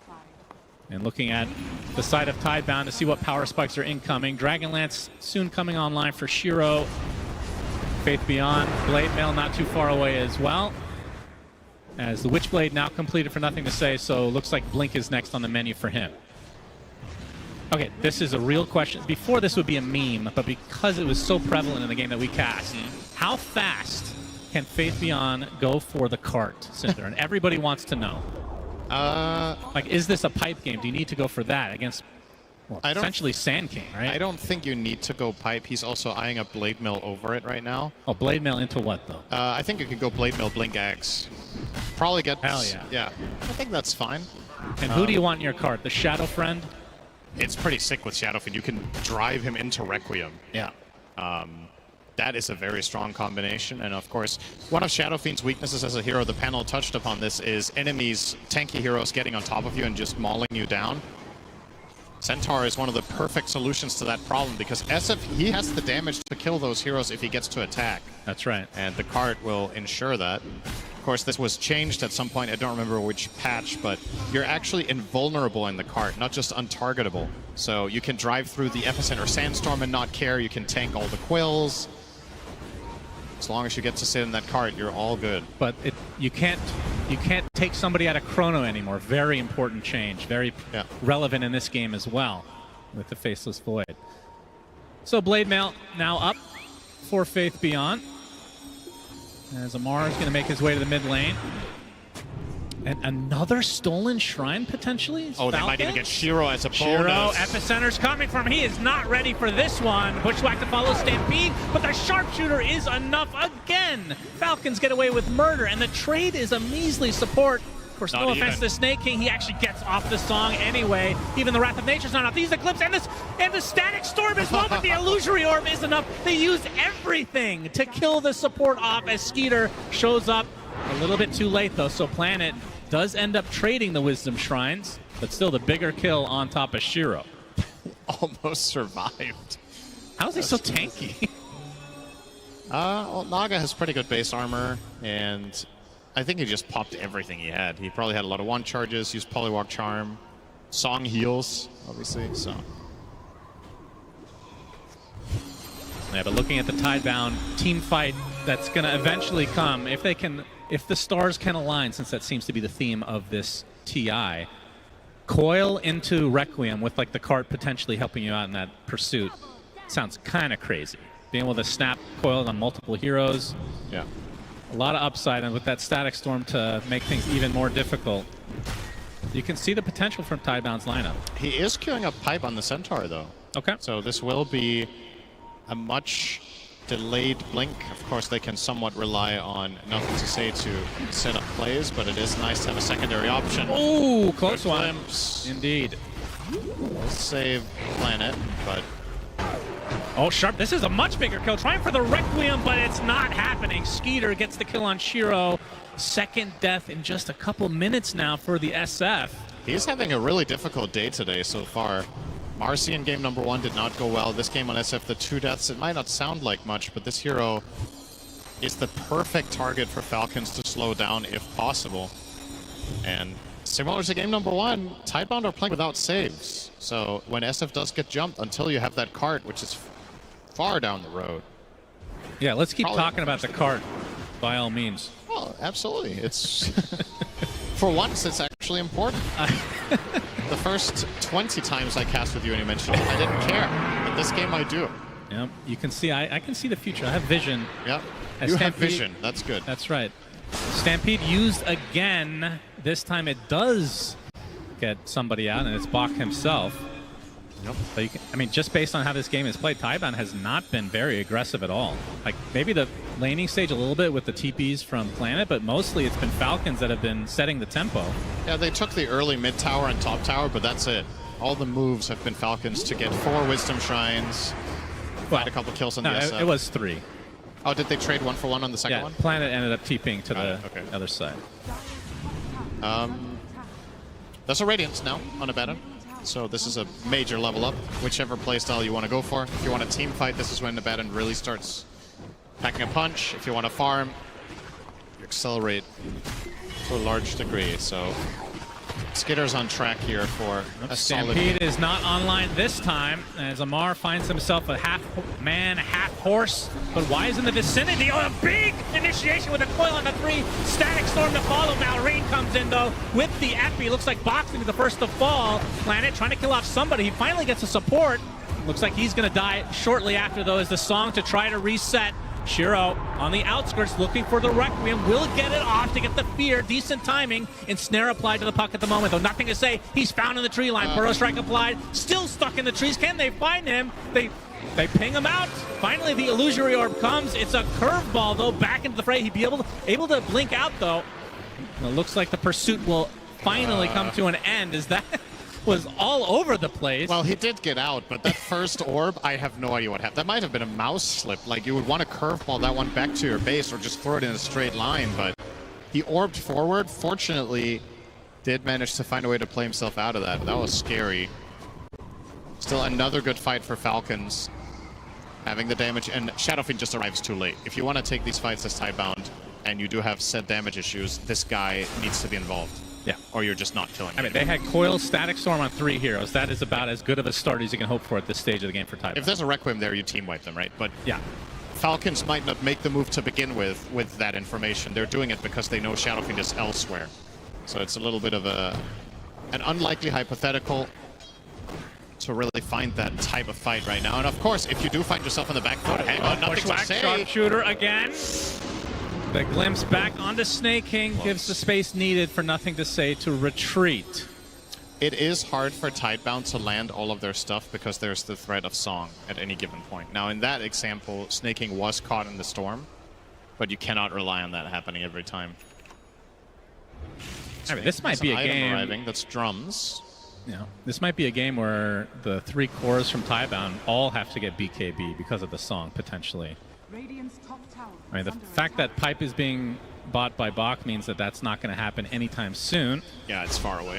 That would be like a 4th, 5th item for him if the game gets to that point. Malrine, he's going to be able to pop the Epicenter, and that is way too easy onto Faith Beyond. And it looks like the rest of Tidebound might want to still fight. Yep. Glimpse onto Skeeter. Gets stunned up now, has the borrowed time, and the kinetic field not in time, so he is going to be able to shrug it off with the Aphotic Shield and the rest of Falcons nearby. Understandably, Y is hesitant to just go in there against an Abaddon ult, but ends up being a little bit too slow, doesn't land the field, and this is probably just going to cost them the Wait, are they contesting this? No, the Centaur taken out. They know this is happening, but indeed. Skeeter, of all the heroes, gets the shard. That's surprising. Talk about that in just a moment. Kinetic field with the Static Storm onto the Sand King, but there's no follow-up at all from Tidebound. They have to run away. This is such a good shard to get for free on Cora Batten. Yeah, how did that even happen? He's third in net worth on his team then, or he was at that point? Well, Crit bought his own, so he was competing against Naga, and Amar also has his own. He bought his too. Okay. So, yep. And if you subtract 1,400 from his current net worth, he's below Sand King. So, yeah. He was eligible. His other teammates are just that farmed. Yeah, that's pretty insane. I feel like Falcons are one of the teams that actually purchases shards a lot earlier than the average team. Probably one of the nerd stats from AUI 2000. One of his preferences, Skeeter. Under the tier 2 tower, Coil will snap thanks to the glimpse. Skeeter's ult is now down. Wrath of Nature coming for him. Does hit, but now the reinforcements have arrived. Burrow strike from Malrine. Bushwhack not going to connect this time, but a sharpshooter does. The Stampede does not give the distance needed. So another punish from Falcons as they now have a 5K lead. It doesn't seem like Tidebound are able to string anything much together in these attempted aggressive moves. They're just unable to connect on the heroes that they want and get the damage out. Abaddon being the target once again just doesn't really help if you don't have the follow-up. What you want to do is to force his ult without using Glimpse. If you use Glimpse to force the ulti every time, he just runs away. So if they're unable to force it without it, the play probably doesn't exist to begin with. And it's just a big waste of time. I mean, sure, you might not lose any kills or any heroes in the process, but you just know in the back of your mind, Falcons are farming on 3 cores the whole time. So they're beating you on efficiency if these moves fail. Yeah, well, now Faith Beyond has the pipe. Obviously, we talked about the fact that he opted to go for that before Blink, so it feels like they have to get something out of this. He's queuing up Crimson, too. Oh, okay. Well, you don't need Blink if you know you're going to get Aghanim Scepter at some point, Cinderin. You know? Well, that's debatable. I mean, the fact that you can Blink full range now with somebody in the card and it works. Yeah. Absurd. So many micro buffs over the last couple years with this item that we keep talking about we probably won't see, so we're just wasting everybody's time. But regardless, Falcons now through the gate as they have their sights set on nothing to say. Well, they don't have their sights yet, but they have an idea. He's up here. Burrow strike finds him. Bushwhack to follow, and another sharpshooter kill for Crit. My goodness. He has 4 kills right now on the Hoodwink. Feels like nothing going the way of Tidebound so far in this game, too. This hero pairing is so good. So, Hoodwink plus Centaur, Hoodwink plus Sand King, you hit a Burrow Strike, you make sure you get the Boomerang in ASAP, you amplify all the spell damage from Sandstorm, from your other spells. He doesn't even have an offensive item in these kills. He's running Glimmer on Hoodwink, so he hasn't amped anything else than buying the Boomerang. That's good enough. Now mid tower finally for Falcons. 8,000 lead going to be on the board after this goes down. For 1 second, now it's back to 7, but it was a good second. Yeah, we will always remember that. Very memorable moment here at TI. Mallory now taking some creeps away from Tidebound, working on his BKB next, not that far away. And Shiro with the 2 deaths that, I mean, it's only 2 deaths, but it does feel like it's kind of compounded from game 1 to some respect, because he was just dying constantly. Yeah, he has 9 deaths so far today, I believe. Wasn't it 7 in the last game? Something like that. Sure, we'll just go with that. Working on the Silver Edge, so wants to be able to break the Bristleback, but again, this is an off-lane hero. You still have to worry about 2 more cores that are all mega farmed. And the question is, if you break him, does he even die? He has Lotus, Pipe, and Sanj. It's a really, really tanky Bristle here. Top of the net worth. I think you have to try to bide your time here as Tidebound, which is always going to be a dangerous strategy to have to play against Falcons, but realistically speaking, with the supports that you've drafted in this game, and also arguably in game number 1, you're putting a lot of pressure on your cores to do all of the damage, and if they're unable to find that early lead, you fall into this mid-game stalemate where you can't really pose that much of a threat. They will eventually get there. Puck is one of the best late gamers in Dota. From the mid lane, Centaur can become a monster. I'm not concerned about Tidebound's ability to win this game at the hour mark. I'm concerned about their ability to get there. Because Falcons are ramping up more and more, and if they hit their stride like they did in game number 1, we could be looking at a similar end time of like 45 minutes where the heroes are just invincible. Yeah, for sure. And I was going to say, he's holding on to a lot of gold, but changing his mind, going for the Blink Dagger now in Centaur. We'll see if Tidebound want to get a little bit more aggressive now. As a result, Shiro actually pops the smoke. The dust on the other side, though. They know that he has the Shadow Blade. Don't have the vision required. They do find Y instead, though. Another sharpshooter kill. Man, oh man, Crit is farming up those fantasy points today. And this is all a setup for Roche. Amar with the amp damage, with the goo. They've got Curse of Avernus. This is nice and easy. Nothing to say. Oh, he's going to get Epicenter Burrow Strike as well. Crit in the vicinity in addition. Hook stop comes. It's going to be close, though. Nothing to say. Just able to get out. And again, this Roche is really all that Falcons care about, and they're going to secure it now officially. They just have to pop. They have to pop so much in escape, right? If there's a hoodwink ult there, the puck is 100% dead. That only worked out because Crit had sharpshooter on cooldown from the previous kill, which is, you know, fortunate for Nothing to Say, but at the same time also showing that Falcons keep finding the moves back to back. So you don't get much time to breathe. For a team that's got a reputation in this tournament for good reason, and in general of playing like slower and choking out the map, I feel like today Falcons are deliberately playing a higher pace against this opponent. Yeah, for sure. Just seemingly the right approach, at least so far, against Tidebound in this series. And again, I would argue a large part of it is them exploiting the support duos that Tidebound has picked in both games, just not having that much kill power. So whenever we get into the skirmish mode, Crit's Hoodwink is just having more impact than the enemy supports combined. He's actually offering those kills. And we're talking about Nature's Prophet on the other side. I feel like you haven't said that statement the entire year. But that is definitely the case in this game, too. Wisdom again for side of they Falcons. Will take it.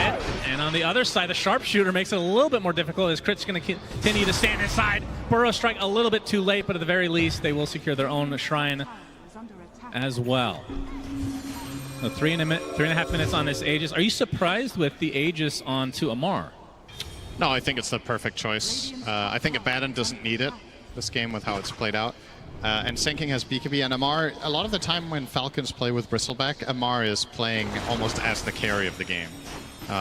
So they're going to send him in front, and he can create all the space in the world knowing that he cannot die twice. So I don't mind it. I think it's good. He's level 18. Yeah. Top net worth in the game. Sounds like a good Aegis carrier to me. And he can certainly hit buildings as well.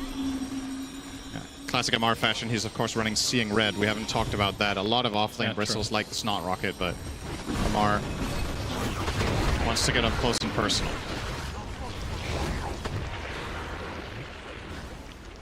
The fortification comes out on this tier 2, and it's just a matter of time. I wouldn't mind seeing Falcons go high ground here. Already? Yeah, I understand there could be some concern with if you get caught on the back foot and you have to run away and then you get glimpsed back in. I really struggle to see the side of Tidebound killing this Bristle twice. I think they can at least burn the Aegis and see how much they can get. They have Song of the Siren, Aegis, Abaddon. It's difficult to deal with them. But so far playing it safe. Yeah. They have 2 tier 2s down now. Only the bottom lane remains as Planet currently pushing that out. He's working on an Aghanim Scepter for the Prophet. So Silver Edge now up for Shiro. And like you said, this is against the Bristleback, whose top net worth has the Aegis. Will they even have remotely close damage to bring him down? That's what's kind of interesting about this game state is Falcons, I think, are... I'm not going to say they're peaking right now, but I think if both teams just farm for another 5 minutes, I actually think that's good for Tidebound. You want Puck to get to more critical mass, like get level 20 talent, to start getting next damage item potentially. Currently going for Yules, though, so that's not all that scary. You want Shadow King to get crit. We want him to be able to kill these tanky boys, and so far doesn't really have it. Now the Tormentor for Falcons, so this is the upgraded Song of the Siren, much more healing. And also regenerates mana. Largely irrelevant in this game. But well, we'll see. I mean, it's percentage-based. The healing is good, the mana regen is... Oh, yeah, that part. I don't think that... But percentage-based healing, when you have 3 strength or 3 tanky heroes that are your cores, is insane. It's combo. very good. So as an example, it heals currently 6% max HP per second. So on Bristleback, what's that? That's like 150? Not bad. It's like 2 hearts. I thought heart was bad, though. Well, 2 hearts is good, but you can't do it. Okay, gotcha. Skater finds an opening, snaking with the ensnare. This will be the death of Planet. Still working on that Ags. And yeah, it looks like Falcons are going to be pretty content with the 2 tier 2s down as the Aegis expiring in 15 seconds. But this is going to open up Tidebound smoke now as they look for an opening. BKB, though, for Amar. That's going to replace the Aegis. So he's going to look to potentially pop this smoke from Tidebound as they make their way into their own jungle, which has been infested now by Falcon members. And there's a Crimson Guard. I'm not sure about this Crimson. It's okay. He's going Ags next. We're going to see Cart this game. I promised it to all the viewers. I feel like Let's hear it for Cart, everybody. Yeah!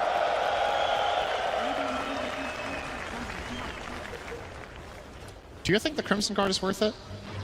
I mean, there's a lot of physical damage. There is, but and it's good for high ground with the tower, theoretically. There are some benefits. I just feel like the cart is what is... I can't believe I'm saying this in a cast. I feel like that is the potential difference maker in this game where Shadow Fiend seems like he needs help being brought into good positions in the fights and dealing the damage, or if nothing else, you can use it as a save. The Crimson, you're delaying that a lot more. It's definitely not a bad choice, but I'm not sure it's the best.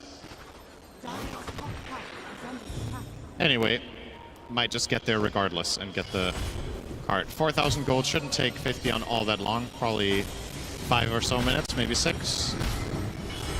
But that will, effectively, that will be after next Roche. Yeah. So that timing is unfortunate. Snake King's getting pretty farmed now. Has a Solar Crest with drums and Force Staff. Will be getting Greaves relatively shortly. This is a support hero, Cinderin. He has 140 CS. If we transported this image back 6 years to you, would you have a heart attack seeing that as a support player? I would have a heart attack at seeing how big the map is. Oh, okay. Yeah, that's fair. Maybe a heart attack is a very big statement, Shan. Relax. We're all about that. I would be surprised. Now Naga is no stranger to farming. Like, this isn't a new thing that support Naga gets farmed. But obviously, when the map is bigger like this than a couple of years back, and you are in control, Naga is one of the most oppressive heroes, which is why this hero gets banned so much. Because whether it's played in a support or core role, the illusions are low cooldown scouting tools that push waves non-stop, so you always have to take care of that. Naga is Helm of the Dominator 2.0, right? The illusions just do the same thing as those doms do by pushing out waves non-stop, farming for you, letting you scale. You can buy any items. He's effectively a core. I mean, he's only 3k behind Malrine, for God's sake. Yep. Pretty impressive. And that's probably the reason Malrine isn't ahead of at least Centaur, is because Naga is taking some space. Yeah. Otherwise, Sand King will get more, but he doesn't need to. Sharing is caring. Curious to see what Snake King will do after the Greaves, because I think we can already start thinking ahead for that. There's nothing indicating that he will stop farming. And 14k net worth already. What is a good item here for the support Naga? Dagger. I guess you could get Hex. Ooh, yeah, Hex would be good. Against the Puck. Plenty of options. Or both. Blink Hex. Yep. Just become Shadow Shaman yourself. If he keeps farming at this rate, he'll be 6 slotted at minute 50. So.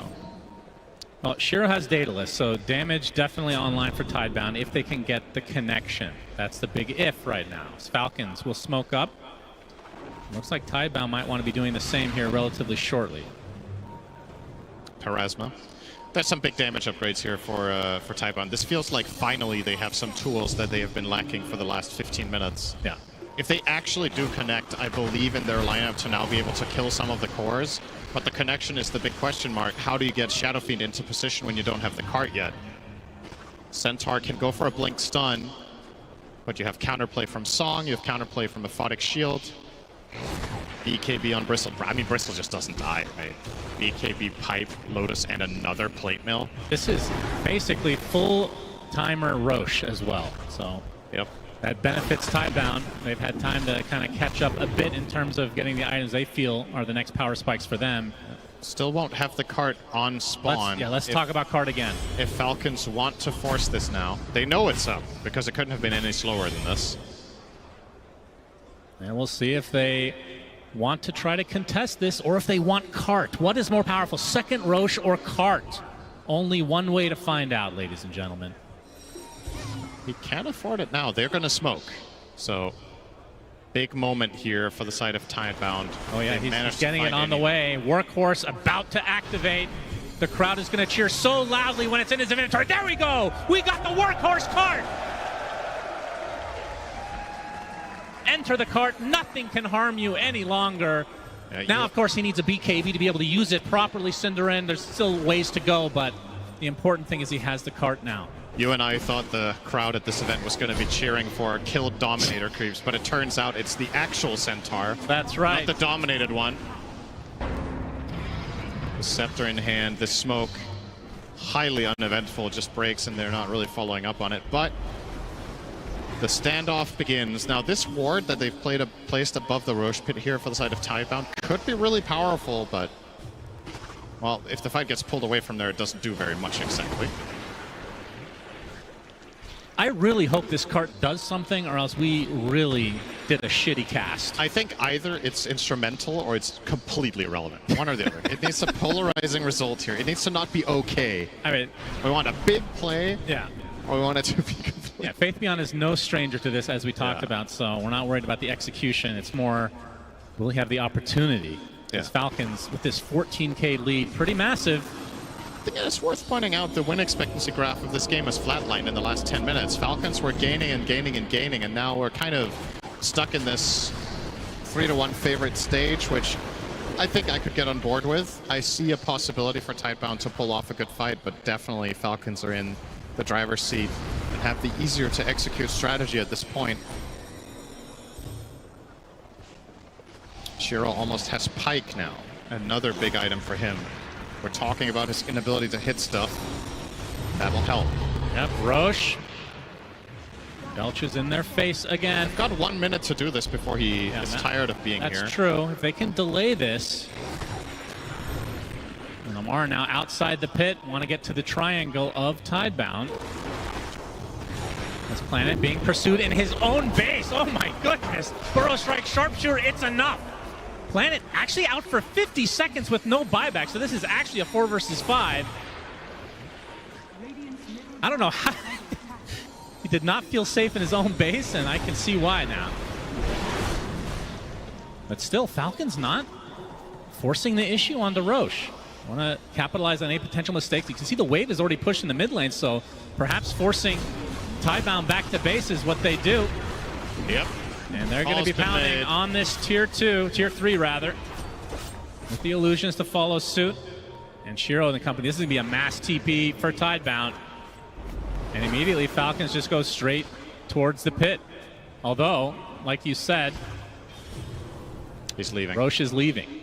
His home has now changed. It's summertime Roche, heading to the south, where closer to the equator, nice and warm. And Falcons are already set up better in this area than Tidebound, courtesy of being there first. So once again, feels like they have things under control. Snaking will keep pushing out lanes with these pesky Naga illusions. And sure, you do have Nature's Prophet to try to do the same thing, but it just takes him longer to do it, and it's a bigger commitment. Using teleport every time puts you on that cooldown where you can't connect to your team. Naga just spawns the illusions, sends them out, and stays with the team. Always available for the save. Yep, true. Yeah. Do they have any smokes left is the question on Tidebound. They don't have anyone in their inventories, so it's difficult for them to access this area, but at the same time, Falcons also uninterested. This has effectively been a 3-minute Roche fight without hitting Roche. Well, Roche and without hitting each other. So the old Roche off, but this time in a different area. Oh, yeah, we had this forever in the corners. Yeah. Man. I love this current Roche, though. Yeah. It's good. All right, Tidebound on the high ground. You can see the illusions continually spotting them. As Yeah, it's Falcons not just only the daring Naga. them. It's also the Abaddon Radiance. Oh, Manta. Stampede. Okay, epicenter comes in from Mallory. Pops the BKB as well. As Bach looking for somebody to use on his cart. He's going to be applied some pressure. Pops the Blade Veil. Nobody really wants to touch him now, though. Gets rooted up onto the high ground. Nothing to say coming. They're trying to take out the Abaddon, but he activates his ult just in time and heals up to full as a result. There's the cart onto the Shadow Fiend. He'll be able to get off his ult. The Centaur dies first inside of his own cart.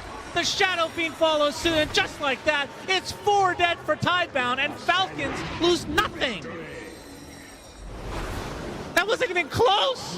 The cart didn't do it. Maybe they'll get one more chance, but it will be against a man advantage now. Aegis as well as Banner. Wonder who they'll put the Aegis on. Saw Skeeter take a lot of damage in that engagement, but obviously stay alive. It will be a Mar again. And it's sieging time. You've got plenty of time. You've got 50 seconds before Shiro's up, so I think high ground already is on the menu. They're barely even scratched. All their heroes are looking full right now, and they still have Song. So, in reality, that wasn't even remotely close. Now, Hex comes out for Hoodwink. He almost has Refresher on the Naga. This was the previous fight, of course. I mean, the fact that the Disruptor gets taken out before the fight really begins kind of spelled the doom for Tidebound, and didn't have enough money to buy back and TP in. So Falcons capitalized. Now they're up 24K with the Aegis advantage, and now pushing that bottom lane. Can Tidebound do anything to repel the forces of Falcons? This is going to be one lane for them extremely easily. Not exactly a carbon copy of the previous game, but it's feeling really similar overall. Similar time for the overall high ground, going for the killing blow here at about 45 minutes. Executing the map better. He gets broken, but just going to shrug it off. The second lane in the sights for Falcons. Oh, the Hex onto the puck. The Bushwhack to follow. The save! The cart saves the puck. Gonna try to turn this around, but where is the damage coming from exactly? Nature's Prophet in the midst of all of this. Trying to TP out, but the Burrow Strike connects. Bushwhack to follow. That'll be the death of the NP. And again, 3.5 minutes on the Aegis. Falcons have plenty of resources to work with as Amar looks like he's going to finish off this second barracks very shortly. Another Hex, but the Burrow Strike actually misses, but they find the connection on the Nothing to Say. The Stampede is not enough. He is out for 90, no buyback.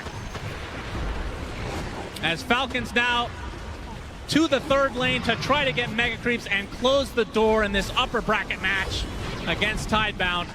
And it's looking like it's going to be a 2-0. What a stellar performance this game has been from Crit on the Hoodwink. Bach gets off the Hood Stomp to try to break the Abaddon, but he already has his ult on his Amar, just destroys Y. Cart onto the Shadow Fiend in retreat. They just call GG, and just like that, Falcons 2-0 Xtreme in this upper bracket match. And this individual game more so than the first, not even remotely close when you look back at it. Tidebound maybe had one singular successful move, ending the game with 5 kills. At minute 45, Falcons in complete control the whole time. And as I was saying, for me, Crit, total standout performance of the Hoodwink. The way they played the map together, the Sand King and the Hoodwink, I feel like was what dictated almost everything that happened. So the overall strategy for Falcons is push in waves with Bristle, push in waves with Naga, push in waves with Abaddon Manta, and then Hoodwink and Sand King, whenever heroes split up around the map trying to find farm or deal with the problems, they pick them off. So an absolutely incredible performance here from Falcons, and a series that you and I entering today were like, we were unsure how to place this one. I think maybe the previous series were a little bit more going the way we expected. This one we didn't know. We thought it was going to be 3 games. It wasn't. Yeah, it feels like Falcons have really leveled up as you hear the crowd cheer as they exit their booth, but just a masterful performance. And it felt like Tidebound just, I don't know, didn't look like the same team, but maybe some nerves getting to them. Of course, we have 2 TI winners, so I doubt that that's the case. Either way, Falcons really showing up in this series, 2-0ing Tidebound. And well, we did see the cart for Faith Beyond. Unfortunately for them, it just wasn't enough. Falcons completely starved Tidebound out of the map the entire... I mean, this felt like a prototypical Falcons game from, let's say, 3-4 months ago. Yeah, just that. Again, relative to the length, to the game length of this patch, this is equivalent to Falcons winning in 30 minutes half a year ago, right? Like this was way below their average game time of the tournament, sitting at about 54 minutes. So today, both the games they won, they did it about 10 minutes faster than they do on average, and against an exceptional opponent. So it sounds like we have an interview with Amar.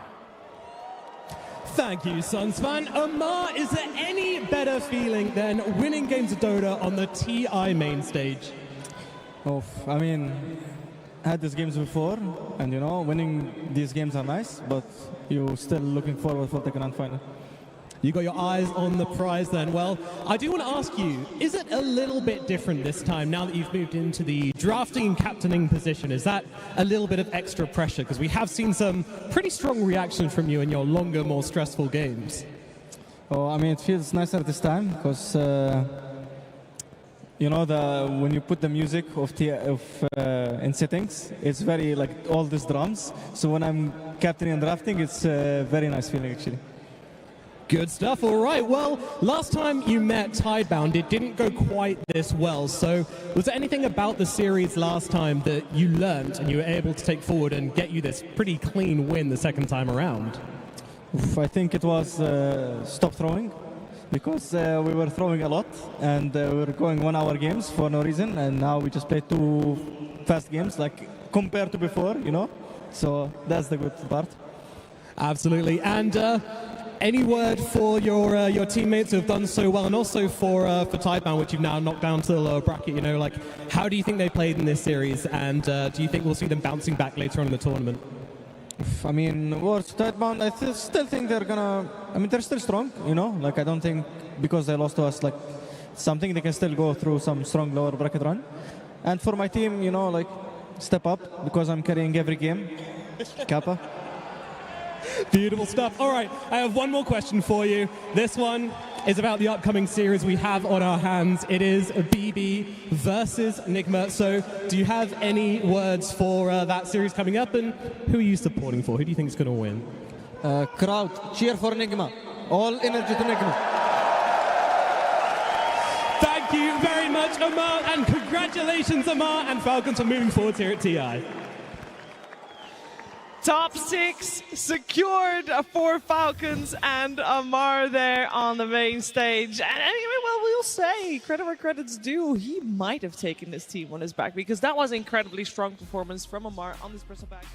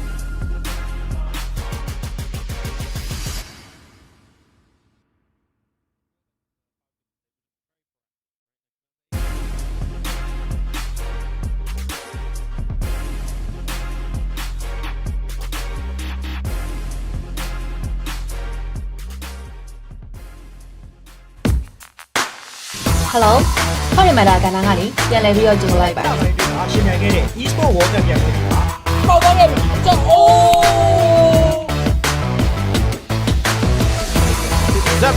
တယ်ဆက်မှလည်းစပါခက်တွေရမာသေးကြတာအဲ့ဒီနောက်မှလည်းကိုရှစ်တယ်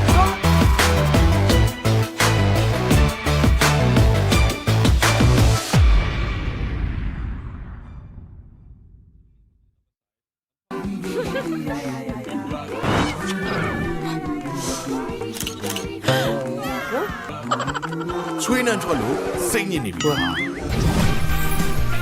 ယုံကြည်မှုကိုနှစ်ဆတိုးမယ် Power Code ချွေးနှံဆိုကလမ်းဆောင်မှုရှိစေမယ် Sport Active ချွေးနှံဆိုကပြီးစုံတင်ခြင်းမရှိအနံ့ဆုံးများကို24နာရီကာဝယ်ပေးပါမယ်ယုံကြည်မှုနှစ်ဆတိုးဖို့မှန်ကန်တဲ့ရွေးချယ်မှု Bellman Deodorant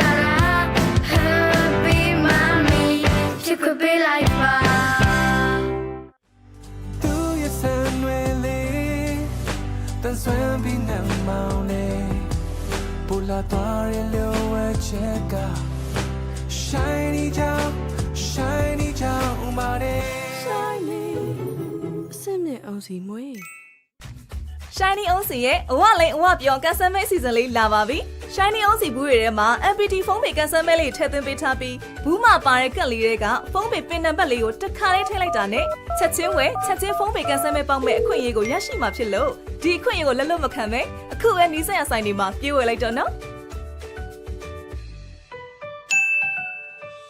ဆန်ရွယ်လေးရဲ့အာဟာရအကြောင်းကိုသိပြီးကြပြီလား။ Shiny ကနေစံသားတစ်ချောင်းချင်းစီရဲ့အာဟာရကိုဖြည့်တင်းပေးနိုင်မယ်။ထောပတ်သီးစီကိုအသစ်ထပ်မထုတ်လိုက်ပြီနော်။ Shiny ထောပတ်သီးစီကထောပတ်သီးစစ်စစ်မှထုတ်လုပ်ထားလို့စံသားရှိအစိတ်ဓာတ်များကိုဖယ်ရှားပေးပြီးပုံမှန်သုံးစွဲပေးမယ်ဆိုရင်စံသားကိုတန်ဆွမ်းထူတဲ့စေတာပျော်ပြောင်းနှူးညံ့စေတဲ့အပြင်စံသားမွေးချောက်ပစ္စည်းခြင်းမှလည်းကာကွယ်ပေးပါတယ်။ Shiny စံသားအဖြစ်ထောပတ်သီးနှစ်စီ local နဲ့ international က e-sport tournament ပွဲတွေကိုမကြည့်လိုက်ရတဲ့နဲ့လွတ်သွားတဲ့ပေါ်ရာရှိတာprofessional player တွေရဲ့ strategy ကြ rapid တွေ jungler တွေရဲ့ a master retriever တွေရင်ခုန်ဖို့ကောင်းလာတဲ့ gang game ပိုင်းတွေ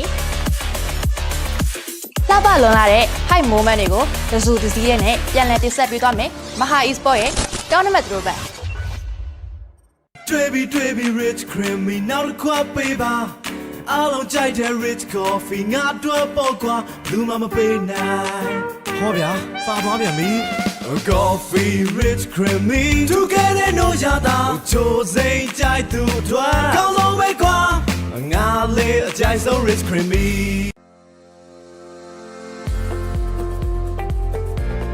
တစ်ဖက်ရကောင်းတစ်ဖက်ဖြစ်ဖို့အတွက်အေးမြတဲ့တောင်တန်းပေါ်ကဆင်းသက်လာတဲ့တစ်ဖက်ရွက်နုနုလေးတွေကိုခင်မီစက်တစ်ကြီးများဖြင့်ထူးစီမံထုတ်လုပ်ထားပြီးအချိုးကျနာစွာပေါင်းစပ်ထားတဲ့ပြည့်စုံတဲ့ပုံမှန်ရတာနဲ့ Grand Palace မြန်မာလက်ဖက်ရည်ဆိုင်ကျော်လက်ဖက်ရည်တစ်ခွက်တော့ဘူးတစ်ဖက်ဆိုင်သွားပြီးချိန်ပြနေရလို့လား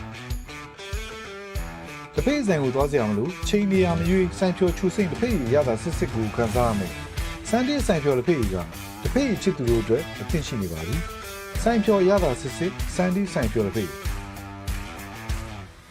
ဖြူဖွေးအေးမြချွေးထိတ်စီတာ Bella Roll On ဝေးပြန်လန်းဆန်းစီမယ် Clean Fresh နစဖြူဝင်ဝေးပြန်စီမယ် Extra White 24နာရီလုံးဝေးပြန်စီတယ်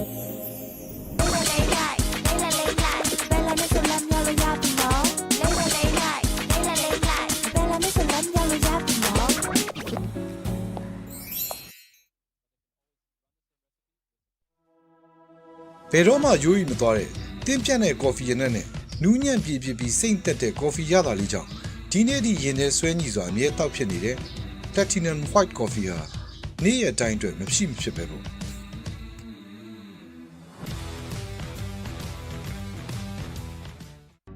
ဆန်ဒီနက်ကော်ဖီဟာကမ္ဘာအကောင်ဆုံးအရေးသွင်းမြင့် Arabica ကော်ဖီစစ်စစ်နဲ့ထုတ်လုပ်ထားပါတယ်။အကောင်ဆုံးနီးစနစ်တွေနဲ့ကြိတ်ခွဲထားတဲ့နူးညံ့တဲ့ကော်ဖီမုန့်တွေဟာတောက်လိုက်တဲ့အခါရှားပေါ်မှာကျန်းရှာမနေပဲနူးညံ့ပြည့်စေပါတယ်။နူးညံ့တဲ့ကော်ဖီမုန့်တွေကြောင့်အချိန်ကုန်ခံနှက်စရာမလိုတဲ့အပြင်အနံ့ရတာပြည့်စုံတဲ့ Arabica ကော်ဖီစစ်စစ်အရသာကိုခံစားရပါပါ။နှက်စရာမလိုတဲ့နှက်ကော်ဖီ Sandy နှက်ဖြော်ကော်ဖီမဒါရဟီယိုတွေကိုစပြီးခိုင်းတော့ပါလားအိုင်ဒီယာတွေဆက်တာမလို့ရောတင်းမိတ်တွေစုတာခံရတော့လား Mobile Legends ပြင် Dota ဆော့ရဲ့ပရိသတ်တွေအတွက်အိုင်ဒီယာကဒီယိုကိုင်းနဲ့အသစ်ထွက်ရှိလာတဲ့ patch တွေကိုနောက်မကျစေဖို့အခုတင်ဆက်ပေးနေရတော့ My Sport TV Channel ကနေထုတ်ပြပြတာတော့မယ် Party Better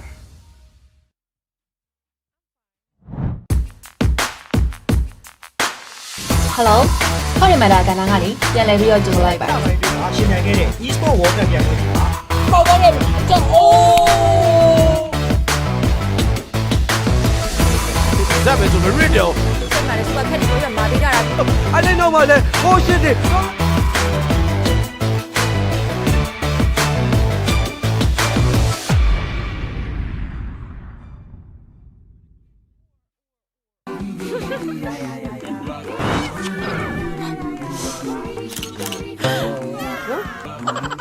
ချွေးနှံထွက်လို့စိတ်ညစ်နေပြီယုံကြည်မှုကိုနှစ်ဆတိုးမယ် Power Code Trainer ဇိုကင်လမ်းဆောင်မှုရှိစေမယ် Sport Active Trainer ဇိုကင်ပြီးစုံတင်ခြင်းမရှိအနံ့ဆုံးများကို24နာရီကောင်းဝင်ပေးပါမယ်ယုံကြည်မှုနှစ်ဆတိုးဖို့မှန်ကန်တဲ့ရွေးချယ်မှု Bellman Deodorant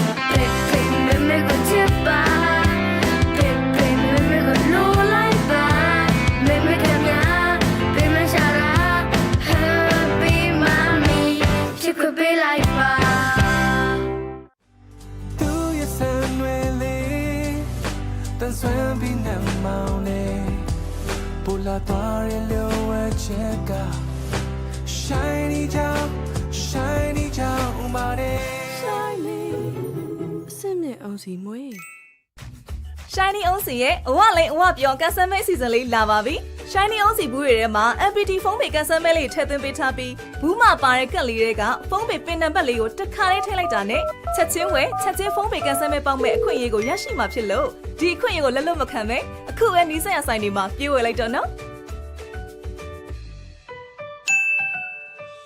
ဆန်နယ်လေးရဲ့အာဟာရအကြောင်းကိုသိပြီးကြပြီလား။ Shiny ကနေစံသားတစ်ချောင်းချင်းစီရဲ့အာဟာရကိုဖြည့်တင်းပေးနိုင်မယ်။ထောပတ်သီးစီကိုအသစ်ထပ်မထုတ်လိုက်ပြီနော်။ Shiny ထောပတ်သီးစီကထောပတ်သီးစစ်စစ်မှထုတ်လုပ်ထားလို့စံသားရှိအစိတ်တောင်များကိုဖယ်ရှားပေးပြီးပုံမှန်သုံးဆွဲပေးမယ်ဆိုရင်စံသားကိုတန်ဆွမ်းထူတဲ့စီကပျော်ပြောင်းနှူးညံ့စေတဲ့အပြင်စံသားမွေးချောက်ပစ္စည်းခြင်းမှလည်းကာကွယ်ပေးပါတယ်။ Shiny စံသားအဖြစ်ထောပတ်သီးနှစ်စီ Local နဲ့ International က Esport Tournament ပွဲတွေကိုမကြည့်လိုက်ရတဲ့နဲ့လွတ်သွားတဲ့ပေါ်တာရှိတာProfessional player တွေရဲ့ strategy ကြ rapid တွေ jungler တွေရဲ့အမိုက်စာ retriever တွေရင်ကုန်ဖို့ကောင်းလာတဲ့ ranking ပိုင်းတွေလှပလွန်လာတဲ့ high moment တွေကိုတစုတစည်းနဲ့ပြန်လည်တင်ဆက်ပေးသွားမယ်မဟာ Esport ရဲ့ tournament တို့ပဲတွေ့ပြီ rich creamy နောက်တစ်ခွက်ပေးပါအားလုံးကြိုက်တဲ့ rich coffee ငါတို့ပေါ့ကွာလူမပေးနိုင်ဟောဗျာပါသွားပြန်ပြီ Coffee rich creamy together no yada ချိုစိမ့်ကြိုက်သူတို့ကောင်းဆုံးပဲကွာငါလေးအကြိုက်ဆုံး rich creamy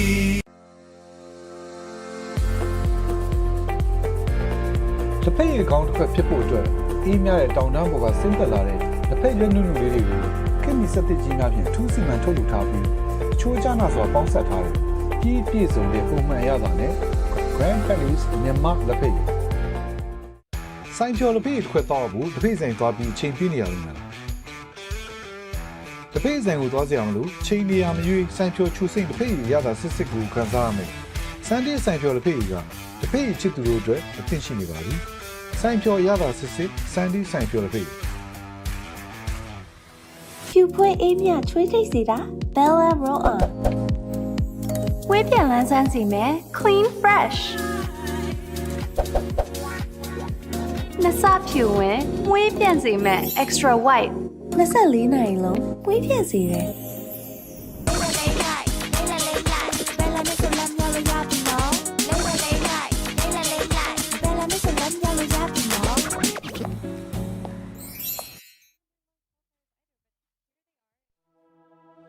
ဘယ်တော့မှရိုးရီမသွားတဲ့တင်းပြတ်တဲ့ကော်ဖီရနက်နဲ့နူးညံ့ပြည့်ပြည့်ပြီးစိမ့်သက်တဲ့ကော်ဖီရတာလေးကြောင့်ဒီနေ့ဒီရင်ထဲဆွဲညီစွာအမြဲတောက်ဖြစ်နေတဲ့ Platinum White Coffee ဟာနေ့ရက်တိုင်းအတွက်မဖြစ်ပဲပေါ့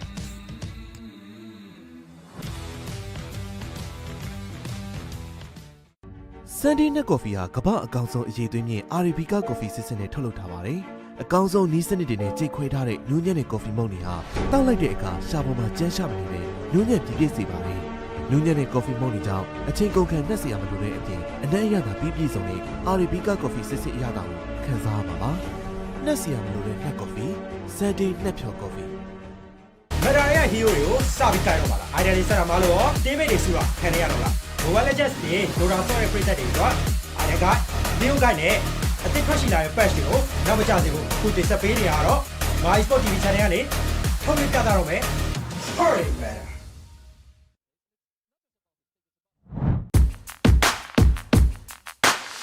Hello ခေါရမတာကဏ္ဍကနေပြန်လည်ပြီးတော့ကြိုလိုက်ပါရှင်မြန်ခဲ့တဲ့ e-sport world cup ပြန်လို့ပါခေါ်ပါရဲ့ကြောက်အိုး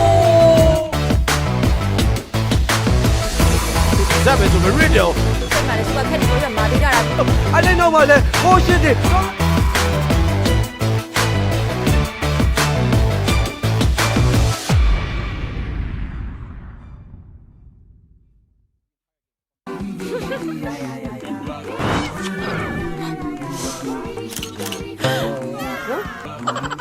ချွေးနှံထွက်လို့စိတ်ညစ်နေပြီယုံကြည်မှုကိုနှစ်ဆတိုးမယ် Power Code Trainer ဆိုပြီးလမ်းဆောင်မှုရှိစေမယ် Sport Active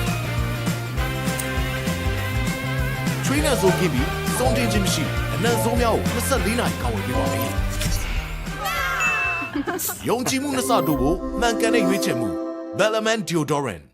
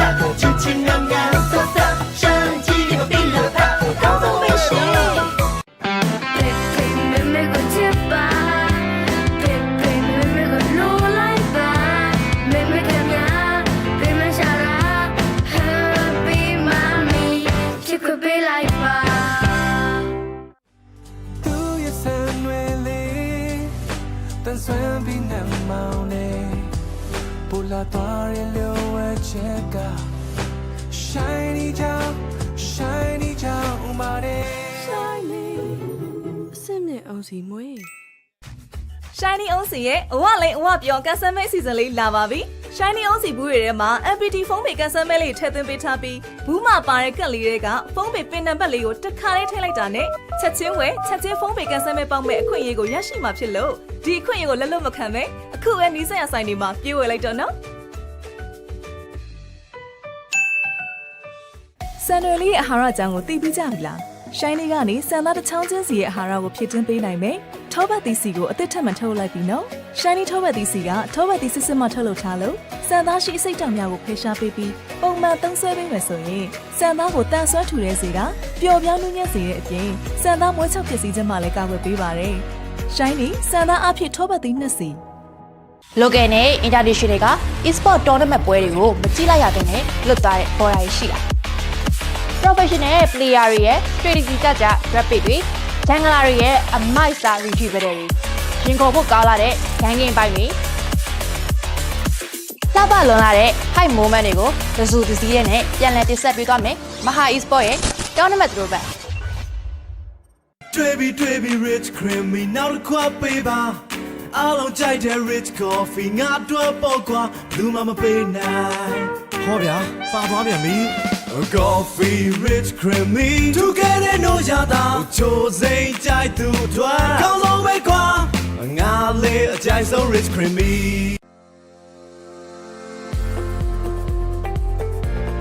တစ်ဖက်ရဲ့ကောင်းတစ်ခွက်ဖြစ်ဖို့အတွက်အေးမြတဲ့တောင်တန်းပေါ်ကဆင်းသက်လာတဲ့တစ်ဖက်ရွက်နုနုလေးတွေကိုခင်မီစက်တစ်ကြီးများဖြင့်ထူးစီမံထုတ်လုပ်ထားပြီးချိုးကြနာစွာပေါင်းဆက်ထားတဲ့ပြည့်စုံတဲ့ပုံမှန်ရတာနဲ့ Grand Palace မြန်မာလက်ဖက်ရည်ဆိုင်ဖြော်လက်ဖက်ရည်တစ်ခွက်တော့ဘူးတစ်ဖက်ဆိုင်သွားပြီးချိန်ပြနေရလို့များတစ်ဖက်ဆိုင်ကိုသွားကြရမလို့ချိန်နေရမရွေးဆိုင်ဖြော်ချူစိမ့်တစ်ဖက်ရည်ရတာစစ်စစ်ကိုခံစားရမယ်စန်ဒေးဆိုင်ဖြော်လက်ဖက်ရည်ကတစ်ဖက်ရည်ချစ်သူတို့အတွက်အသင့်ရှိနေပါပြီဆိုင်ဖြော်ရတာစစ်စစ်စန်ဒေးဆိုင်ဖြော်လက်ဖက်ရည်ဖြူဖွေးအေးမြချွေးထိတ်စီတာ Bella Roll On ဝေးပြန်လန်းဆန်းစီမယ် Clean Fresh နစဖြူဝင်ဝေးပြန်စီမယ် Extra White 24နာရီလုံးဝေးပြန်စီတယ်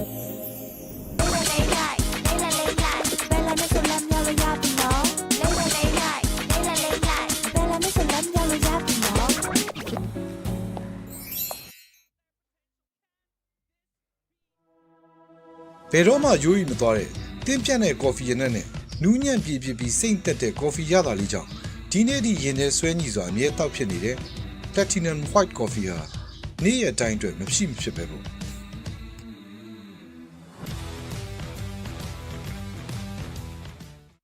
ဆန်ဒီနက်ကော်ဖီဟာကမ္ဘာအကောင်ဆုံးအရေးသွင်းမြင့် Arabica ကော်ဖီစစ်စစ်နဲ့ထုတ်လုပ်ထားပါတယ်အကောင်ဆုံးနီးစနစ်တွေနဲ့ကြိတ်ခွဲထားတဲ့နူးညံ့တဲ့ကော်ဖီမုန့်တွေဟာတောက်လိုက်တဲ့အခါရှားပေါ်မှာကျန်းရှာမနေတဲ့နူးညံ့တည်ပြည့်စေပါတယ်နူးညံ့တဲ့ကော်ဖီမုန့်တွေကြောင့်အချိန်ကုန်ခံနှက်စရာမလိုတဲ့အပြင်အနက်အရသာပြည့်စုံတဲ့ Arabica ကော်ဖီစစ်စစ်အရသာကိုခံစားရပါပါနှက်စရာမလိုတဲ့နှက်ကော်ဖီဆန်ဒီနှက်ဖြော်ကော်ဖီမဒါရရဲ့ hero တွေကိုစပြီးခိုင်းတော့ပါလား idea တွေစတာမလို့ရော teammate တွေစုတာခံရတော့လား Mobile Legends ပြင် Dota ဆော့ရဲ့ preset တွေဆို idea က video ကိုနဲ့အသစ်ထွက်ရှိလာတဲ့ patch တွေကိုနောက်မကျစေဖို့အခုတင်ဆက်ပေးနေရတော့ My Sport TV channel ကနေထုတ်လွှင့်ပြသတော့မယ် Party Better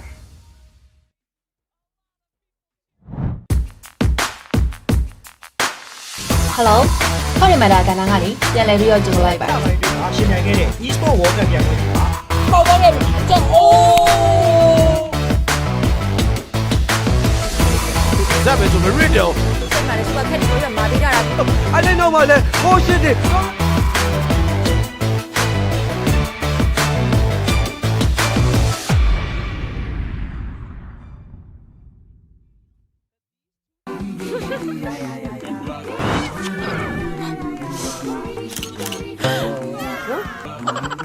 ချွေးနှံထွက်လို့စိတ်ညစ်နေပြီ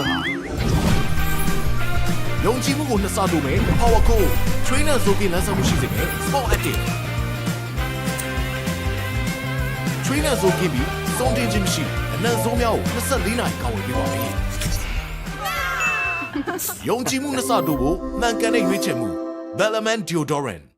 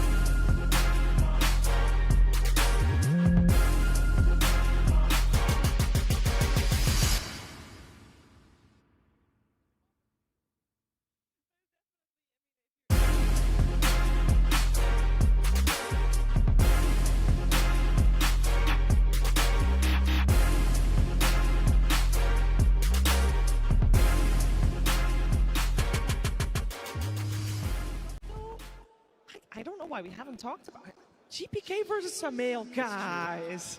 That is the ultimate treat. I feel like when Samael came onto the scene, he was the prodigy. At some point, GPK, Kazu, was that prodigy as well. No, he was for sure, and I feel like he kept that for a while, and then he tapered off. But since a few months ago, I have not seen this guy like lose a mid lane. I feel like he destroys everyone. He can play mirror matchup, and he will beat you back. Yes. So it doesn't really, and they play through it so well. So yeah, this matchup, I'm gonna keep a very close eye on it. I agree. In terms of lane mechanics, GPK is the strongest in this tournament. It's just going to be about what kind of day they're having on BB team, because they can be so hit or miss with how they play around him. Because I've seen him be thrown to the wolves at times, especially at TIs. There have been main stage games where he's just getting camped by 3 heroes, and I don't know what's going on in the side lanes, but hopefully BB team can get past that too. A key thing as well is they're relatively honest mid laners, right? They're not really utilizing later picks in the draft. They're not trying to get the one up with a Huskar or something to try and beat their opponent. They are just picking, I want my Storm, I take my Storm. I want my Invoker, I take it. That shows confidence that your supports will be able to come to mid lane if there are counter matchups. So I think both players will have this logic of, I want my hero, I don't really care. We're not going to suddenly see a major shift on that, but I think the supports will be the game changer because they're so equally skilled. It just takes one rune contest, one smoke gank, one TP, and either of these players can break a game. Also, I've seen a lot of games where Samael's just popped off, but then he won't buy a defensive item. Like a lot of the games during Road to the International, he'd be on Puck versus something like a Shaman. He'd be destroying the entire game, but not have like a Yules or a BKB or anything. Just go straight for that Blink Parasma. Then all of a sudden, one fight, he gets caught. He's dead. Suddenly, there's a big throw. I mean, there's probably like, maybe it's because he often has like some task or bane, so maybe he's like really trying to like maximize, get that DPS going up. But like you're saying, when you miss this timing, it can really throw the game quite hard. So you have to make sure that like, you get through those mistakes, sort of like talk about what is it that you want. Can you play with me to like enable me? Because yeah, both these teams, I feel like when they play well, they play incredibly well, but they both have tendencies of missing as well. So with that in mind, do we want, especially on the side lanes, do we want those lanes to be somewhat freed up, if you will, for the supports to have the space, Tigov, to roam, to help out their mid laner, if it's that important for that mid lane to do well? I mean, it's natural based on, we saw the hero pool from Miro. A lot of his heroes can be independent, right? Yeah. And that's going to be the key thing. What will Noob play? What will Miro play? If Noob's needing a hero that needs help, we're testing the crowd here. There is only one hometown hero here, other than Kesu on the panel. We'll give him flowers, but give me some. Come on, you gotta give cheers or cheers are due when Kuroki is on the screen inside Hamburg, inside Germany here in the Barclays Arena. It is so good to see him back on the stage. I like this minigame. I'll show him into here, into don't show him, into show him again. Let me guess. Are we going to show him again? We will definitely show him. Oh, I bet we're going to show him. I'm sure he How many he catches on, do you think? I think that smile kind of shows that he realized that already. That is for sure. I do want to talk a little bit about the coaches and if you guys have more information about what kind of style of coaches both of these are. We got Bulk on the side of BB Team, of course, and Kuroki on the side of Nigma Galaxy. To be honest, Kuroki hasn't been a coach for that long yet. No, but of course, there's no point even trying to reference his experience. I think starting though with Bulk, I would say for BB, they've had a turbulent year, right? Bulk has not turned up to every tournament that they've played. He's sometimes been online, sometimes been ready. So it's like, I think they are very different in the fact that 100% from Kuroki, Bulk's maybe 75% due to like visa issues and that kind of shenanigans. Oh, we did see GH putting his headset on proper, rubbing his hands, and it's exactly the right time to do that as we are ready to jump into the series. BB Team versus Nigma Galaxy. Game 1. Is this the most awaited series of the day? I think for me it is. I will say the predictions that people had inside the client are heavily BB Team favored. I'll tell you right now, BB Team is sitting at 78% with Nigma Galaxy on 22. But with them in mind, the series that they've had in the group stages, this should be, in my head, one of the closest ones. Who did you predict for this one, for your fantasy? Uh-oh. Go on, Shiva. Who did you put down? Come on. Tell the arena. Leave her alone. Don't comment. Okay, so one beat. All right, Kezu, who did you put? BB Team. Effie, who'd you put? I didn't have a mouse and keyboard, so I didn't do my prediction. Am I the only one to have put Nigma in my... Okay, all right, my panel you is... 22%. Yeah, wait, is the 22% just the arena, actually? Yeah, maybe. Oh, yeah. Well, there's a chance Mira would have put Nigma had she had a mouse and keyboard. I absolutely would, because I believe in sure. I do. I'll tell you why. Because this is a triple Lebanese stack, and they're my boys, and I need them to do well. That is true. All right, let's focus our attention what's going on here with the draft as we are in it. We got BB Team Radiant, Nigma Galaxy on the dire side, and it is a Shaker that gets picked up first by BB Team. We talked about respect for the mid laners. Yep. BB Team was like, yes, Shamil? Yes, sorry, bud. No Puck, no SF, no Queen of Pain. Yeah, this also just opens up a comfortable pathway to this being a mid Earthshaker. Like, it's mostly Nigma that's been flexing the Earthshaker to offlane more than any other team. It's just been an outright mid, but it works. If it works, you know? Yep. It does feel a little bit disrespectful, though, towards Nigma Galaxy supports, that they're not throwing a single support fan in there. Well, that's true, but then use it, right? Like Nigma, they get like their free pickings maybe next phase, they get what they want. So, and we saw, I believe, this exact same opening in the series just now. You had the first pick Earthshaker. I believe it was Falcons responded with Beast. You have the option of flexing it if you want. Noob has played it a lot. I would say that this is one of his probably better heroes. I like him on Beast. I like him on Mars. You know, you get the team fight going, you make it happen. So I feel like Nigma should be pretty happy with how this is starting. It also helped for BB. We mentioned that both GPK and Sumail kind of don't care picking their hero blind. When you ban like this and pick the Shaker with confidence, you're not overthinking it too much. It's enter the draft, be confident. But yeah, Nigma, they're going to be very happy having the Beastmaster. Noob, he excels, like Kezu just mentioned, when you can rally behind him.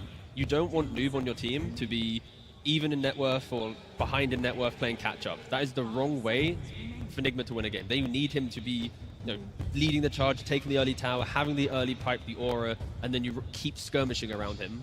Yeah, and speaking of respect, the respect for the supports is still shown with the banning out of the IO. Nigma Galaxy has been one of the teams that have reoccurring IO plays in their road to TI, but not this game round. Yeah, Keeper of the Light as well. These are two specific heroes that are only Nigma Galaxy, which is incredibly interesting, because if you look at these bans coming out of BB Team, I don't think we've seen this replicated versus any other team. We've never seen like a triple mid laner ban into an IO ban in the second phase. It's usually, oh, Beastmaster, oh, Undying, oh, Nature's Prophet, Oh, like Bane. On another mid just for the fun of it. I guess they just really want to make sure that Shaker would have a good time, even though I feel like against Storm you're okay, but just opening up some options. Maybe there's something else. Maybe their two next supports are kind of susceptible to this. I think also when you do have Beastmaster yourself, it's really nice when people can come to your lane and help you out. You have this mid to play around. Maybe he gets a rune. We get some respect on the Hoodwink. I like that. Okay, locking in the Muerta early on. Omar, he likes playing it against Shaker, having the AoE silence on the ground, even just hitting him with a dead shot. Like anything to combo break Shaker's initiation will help a lot. Also just a very strong lane. All of it, like if you can deadshot back the support hero into the boars, they're dead. He should be pretty happy. I mean, because they have played it before. I personally have not been super impressed with Muerta yet. I think the stats were, what, 0-2. But, you know, if it's one of your comforts, you can always make it happen. Remember, again, you're at TI. You want to be comfortable. You don't want to, like, feel too pressured or too stressed, forced out by, like, one ban. So, all in all, I like it. In regards to draft, though, we are seeing two of the same heroes that Tidebound drafted, right? The Shaker, the Disruptor. They quickly fell down a bit of a trap, right? Where they lacked damage. They weren't really able to kind of catapult themselves into the game. So I'm interested to see where BB changes to fix that. I think they just have a different archetype of mid laner on BB. Like they have this Invoker Storm type of player who's always going to be able to output damage, whereas for NTS, he's more of that melee hero mid lane. Or that's what he's been doing for the last couple of years. I like the Wind Ranger pick. It should be Save's hero, most likely. It's a hero that from the post 4 is quite good. When you do play like the post 4 support with a Shaker, you like heroes that can stack the triangle, Wind Ranger, click one, power shot the other. You have long range, you get follow-up damage. I like what I'm seeing so far from both teams. They have zero committal engagement, right? You can glimpse a guy, fissure him, power shot, and not a single hero is actually in proximity of dying. You're never close to the Raw, you're not close to the Muerta. So you can just keep whittling them down, and then you choose when to fight. I was going to say, I think there's a definite chance of dying for the person that gets glimpsed. Yeah, true. Yeah. Poor soul.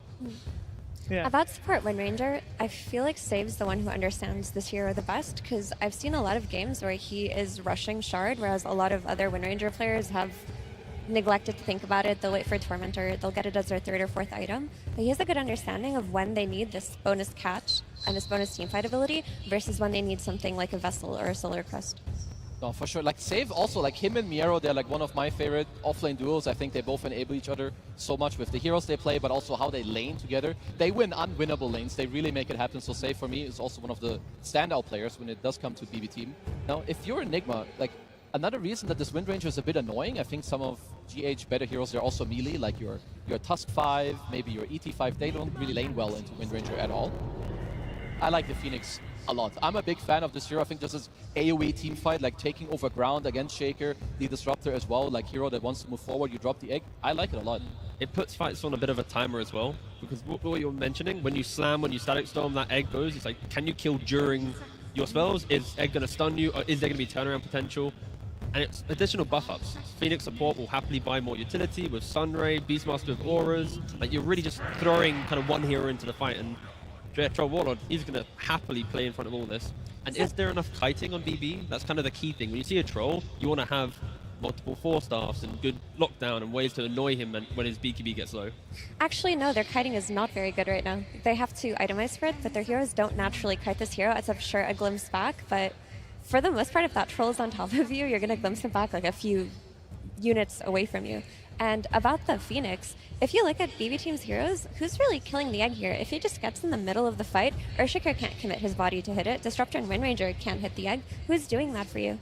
It's quite hard. And I like that Nigma, like, they kind of took one step forward to pick the troll, because if you don't take it here, they're not going to give it to you last pick. Like, come on. But also, they're keeping the Beastmaster alive. It's still the mid and the offlane. If they were to pick mid or offlane here, of course, then you are kind of showing your hand very quickly. Then now BB can understand, okay, I can counter it. So they are preserving the flexibility of the Beastmaster. And they're taking away a potential counter to the egg from BB Team, who could have looked towards picking that troll on their last pick, or that Ursa. I will say the stat that we saw from the Troll Warlord, that seems pretty scary for BB Team as well. 100% win rate so far with 9 picks. That is quite the stat. That's a pretty scary win rate, Yes. I'm not going to lie. Like, if you're a BB team, you should look to address this hero. You could put Shaker mid. There are some hard counters that I don't know if they're really happy to play it. There's Doom. It's like one of the best ones. You Doom him, obviously can't heal. It's hard to also buff up a hero who is Doom because he can't Satanic. Maybe they want to look for something else, a carry-to-carry matchup. The problem with Doom, though, is the pacing of the game becomes very slow. It's the mid Shaker that needs to farm stacks. It's the Doom that needs to farm a Midas and then sell it and buy another item, sell it, you know? And then Beast is buying Helm of Dom, haha, the map is mine, right? It's the pacing on BB needs to be respected. The damage they have, sure they have a pick-off damage, but for big fight, it is a little worrying. But they do go for the Abaddon. I'm like, sure, it's there. You can frontline, you buy Radiance. Eventually you'll be able to ignore the troll, kind of soak up his damage, but still worried about the first kind of 20 minutes of the game. If the lanes are even, I'm expecting Nigma to control a lot of the pace in this game. If we're saying that BB Team doesn't have enough kite yet to deal with the troll, why isn't the Wind Ranger shard or the Fisher, is that not enough? It is. Not enough, but it's good building blocks to be able to kite him. But once Troll has a BKB, a Blink, and he's targeting the hero he wants, there's no issue, right? It's early on, yeah, it can be annoying. Shaker walks over, fishes him in laning phase. Windrunner has Windrun, but in the wider game, you're expecting the Troll to have that kind of instant jump, instant kind of wow factor of the fight. Okay. I wanted to say about the Abaddon that I like that he addresses the issue of a hero that can just kill the Supernova, because that looked like a big win condition for Nigma's fights. There was really nothing before this, so you could just Aphotic Shield the Spirit, you hit the Supernova, and if they go on you because you're the one hero hitting it, you've got your borrowed time. You're fine there. Also, you're playing against Beastmaster, so you can be that save for your Earthshaker. If he's getting roared in these fights, you just Aphotic Shield him, you're removing another one of their fight conditions. So this Abaddon pick solved 2 issues that Nigma were creating in their team fights. The issue of the roar and the issue of the egg. I really want to see Nigma pick up Death Prophet, because as much as like we're seeing like Abaddon can do this to Phoenix and Shake it, sure, if you get more tempo, more pressure to just break the map, we've seen Sumo play it already, it's a good matchup against the Shaker. I think just have an element of go from Sumo, and this game can be, Nigma's to throw, I guess. I think also for sure with them banning with them banning Weaver, it means that Beast is going into the offlane and not into the mid lane. I don't really see otherwise why you would want to ban this hero unless you want to keep up your own options. So it should be the Sumail hero we're looking at. Maybe it is the Death Prophet that you mentioned. It at least would. It's nice if you're Phoenix also if you have a dude that's going in with your Sunray, so you don't only play on egg. And with the Gyro and the Weaver ban, they're expecting Abba to obviously be the offlaner with a new carry being picked up for Pure.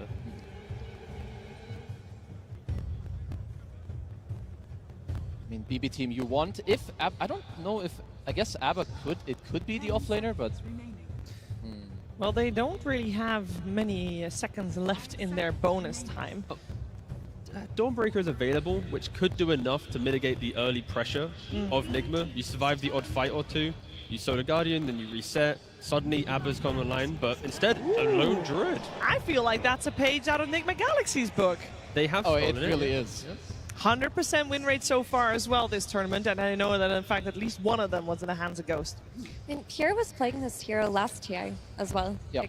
Like, they do look for games of their own where they can be that lone druid, but what I like that this lone druid is providing is that it's giving them tempo and a way to overrun Nigma, because sure, we talk about what happens when they group up together, but there's going to be a period of the game where Troll is just farming with his Battle Fury. He's not going to be fighting early, especially when there's like an Abaddon to counter the Roar. What's the win condition there? So while he's farming, while that Beastmaster is like taking over a side of the map, if your lone druid gets a couple of items, you just play behind him, you can take everything from Nigma I here. could see the DP that you mentioned. I could even see an Invoker, something that helps you deal with the lone druid in like some shape or form. Yeah. I would not mind it. There's that Invoker. Is Invoker for everyone now Helm of the Dominator Invoker? Yeah. For It is. Sumail. You go the Helm of Dom into drums, you're really strong together. You have so much Zoo already that's just like swarming the opponent. Lone Druid is not that good against it. It's going to need a couple of items. But I mean, I don't know if I like or dislike that BB team took like maybe more what like Nigma, you know, used against him to beat them. But I agree with Effie, and I just remember that he did play it a lot last year. And he plays it really well. It's one of his heroes. Yeah, you need a hero to play around. That's critical. A lot of their heroes are quite static. Lone Druid, he is the focal point. So for Nigma, you know that as well. If you can shut down the Lone Druid, a lot of their early kind of pressure comes from him. So I think I am expecting to see Nigma maybe rotate early onto him, try and stop Pure from having a good time in the early game, because a Lone Druid uncontested, we've seen what Ghost can do, but also a Troll uncontested, we see what he can do. And I think I prefer the Troll overall, personally. I mean, it's a 100% win rate. How It can you can't go lose. against it? It has a 100% win rate, being picked like on 18 to close it out or on 24. I don't think we've seen it picked up this early. And this Lone Druid, when he gets the BKB on his bear, and in a scenario where BB team win their lanes, and an early BKB on this bear, who's killing him? Who's fighting him? I don't see any heroes on Nigma being able to play into that timing in particular. So we're putting a little bit extra pressure on the laning stage, especially for Nigma Galaxy to go well. They really need it to, because if their lanes go poorly in any capacity, they could lose this game very quickly. Lone Druid with like Aghanim's BKB and the toxic kind of rat situation can 1v9 this game. Like Effie's mentioning, like you have to roar it, you need the Troll to be there. So like don't let Lone Druid get that much farm, but find the sweet spot to try and punish him like earlier. But I have faith in Nigma. You have Galaxy. faith? I think this last pick Invoker, you get all this Zoo, you have your Beastmaster, you go forward, you have your Ghost Troll with some Sunray and Egg and Alacrity. He's going to make quick food of BB team. And that's why you put BB on your fantasy. Exactly. There we go. Game 1, Nigma, and then come back. I see. I mean, so far both of these teams, they do like the comeback regardless. You know, we have had some long back and forth games, so I hope we're going to get one of those as well in our first game. Before we head to that game, though, it's time to look at our fan favorite. It's Karaoke, who's standing by with Slags. Absolutely. Hello, ladies and gentlemen. We have Karaoke here on the stage for a quick interview. Gotta love that crowd, my man. They are here for you. All right. Now, you guys, woo! Thank you, crowd. Yes! Why not get to any questions here? We gotta wait for the 15-minute ovation, Ed. You guys are one of the best Bane teams out there, but you guys choose to ban it this time. Can you talk to me why that was so imperative for you guys to do, despite your 75% win rate with that hero? We believe that they also really love the hero, so it's quite contested. And it's just an approach we took for now. Understandable. All right. They are going to go ahead and sneak in that last pick of the Lone Druid. I know you guys know how to play that yourself. Are you nervous about that last pick? We're actually aware that he practiced this hero on his Smurfs. My players met him in his pubs. I think he's going to play with the free items. I think, was it last year or 2 years ago, he played it pretty successfully. But let's see what happens. All right. Who made that call for Invoker Sumail? Was that him? Was that you? How'd that come about? We were discussing some heroes. I wanted the Invoker. because I really love his Invoker. He's one of the best. All right, my final one. Of course, we do have you here in Germany. Would you have any words to say to this crowd, perhaps in German? Everybody out here cheering for you boys here today. Leute, enjoy the show. Wir geben uns Mühe. Danke, dass ihr hier seid. Und let's go. Let's go! Thank you so much, my friend. Let's head into game one. Half a decade in the making, Nigma Galaxy have finally made it to the International. The road to TI is long and treacherous, Avery, but it's the longest most for GH and Kuro. Oh, it has been a long time in the making. I mean, I can go back 6 or 7 years to when I used to coach this kid. I thought he was going to be on top of the world forever. Now he's at TI trying to reprove himself, a very different situation. And to me, that is the story of this series. Two teams who need to prove that they belong in that podium finish, that they can go on a deep bracket run here. And it all starts game one. A Sunstrike to start things off. Omar will take the first blood on Miro. Nigma start their TI debut over the last 5 years in a hot way. These guys are going to be hungry this series. BB team need to be ready for some aggression, for some pace, probably some throws at some point. And then you need to make sure you close that out if you're either team in this series. We have seen both of these push games to the limit, and both of them have that game slip away. They have a lot of TI experience on both sides. Now's the time to put it to use. I really enjoyed these last two picks in the draft. Sumail Invoker versus the Pure Lone Druid. These are two players who, when you put them on this hero on a TI stage, they can absolutely just 1v5. We've seen the damage Sumail can inflict at TI. He is one of the greatest TI main stage killers in Dota history, and this is one of the ultimate late game heroes. And we saw what Pure can do on this Lone Druid when he had that Tundra run. He was the best Lone Druid player in the world at that time. Despite all that TI experience, this team is coming into this matchup as underdogs, right? Matched up against BB team, a team who has also been working year over year over year. Particularly the duo of Pure and GPK have been working together for quite some time. They have been hunting this Aegis for so long together, and while they have had success in various tournaments, they just always cannot seem to close it out when it comes to TI. Whoa, who's the underdog here? I think it's Nigma. Do you think otherwise? I don't know about that. I have rated this team pretty highly all season, Austin. I think they are here to prove you wrong, but this is going to be a really tight match. As you said, I think both teams have a lot on the line, a lot of experience to go into it, and it's just about who brings more here today to try and push forward. Already, look at the way these lanes are shaping up. This Lone Druid is suffering on this lane early. That said, they can get aggressive on this lane, particularly those levels 3 through 5. You get the higher bear up, you can start to lay into noob. There's not a lot of sustain on this lane. I do think Nigma have answers for the Lone Druid in the mid game, particularly the Phoenix, the Beastmaster. If you want to just roar, go into him. Evoker Alacrity on Troll. Troll is a great hero versus the Lone Druid if he can just lay into the bear, take him out. I don't think this Lone Druid is a complete gotcha pick, but it could absolutely give BB team a lot of tempo in this lineup. You combine it with the Abad, and you start pushing down towers. You go high ground early in this game. We have not seen it a lot this TI, but it is absolutely in the cards here for BB team if they can come out with a strong laning phase and gain a lead. And what about our other side lane? Who do you give the advantage to in this matchup? Troll Phoenix versus the Wind Ranger Abaddon. Troll Phoenix is a really strong lane. This is a lane that was run by China 2 or 3 years ago. They just spammed it. It's probably the best carry to get Phoenix through the laning phase. Nowadays, this hero's stronger, so the help goes a long way, but Save is he's a Wind Ranger master, man. He's probably the only guy at this tournament who's going to bust us out on the 4 position. I'm a big fan of this hero. When you pick it, nobody on your team in a pub is a fan of you picking it. But once you perform, you prove them wrong. This guy knows how to execute on this hero. He can do a lot in these team fights, particularly if you land those shackles. Can absolutely be one of the best stuns in the game. He has that kill shot to put through. Can be a really annoying spell for Troll. Keep that in mind, right? This is a hero that likes to get low, try and pop ult at some of these last minutes. You get kill shot down, you're just out of that fight completely. I think this off lane is pretty strong for BB team. I think BB team is going to pull ahead of these lanes over the 5 to 10 minute mark, even if some of the early waves are a little rough for them.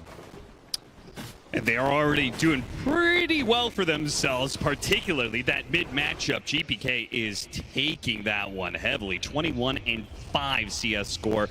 Sumail rivaling him in denies, but a little bit behind in the CS.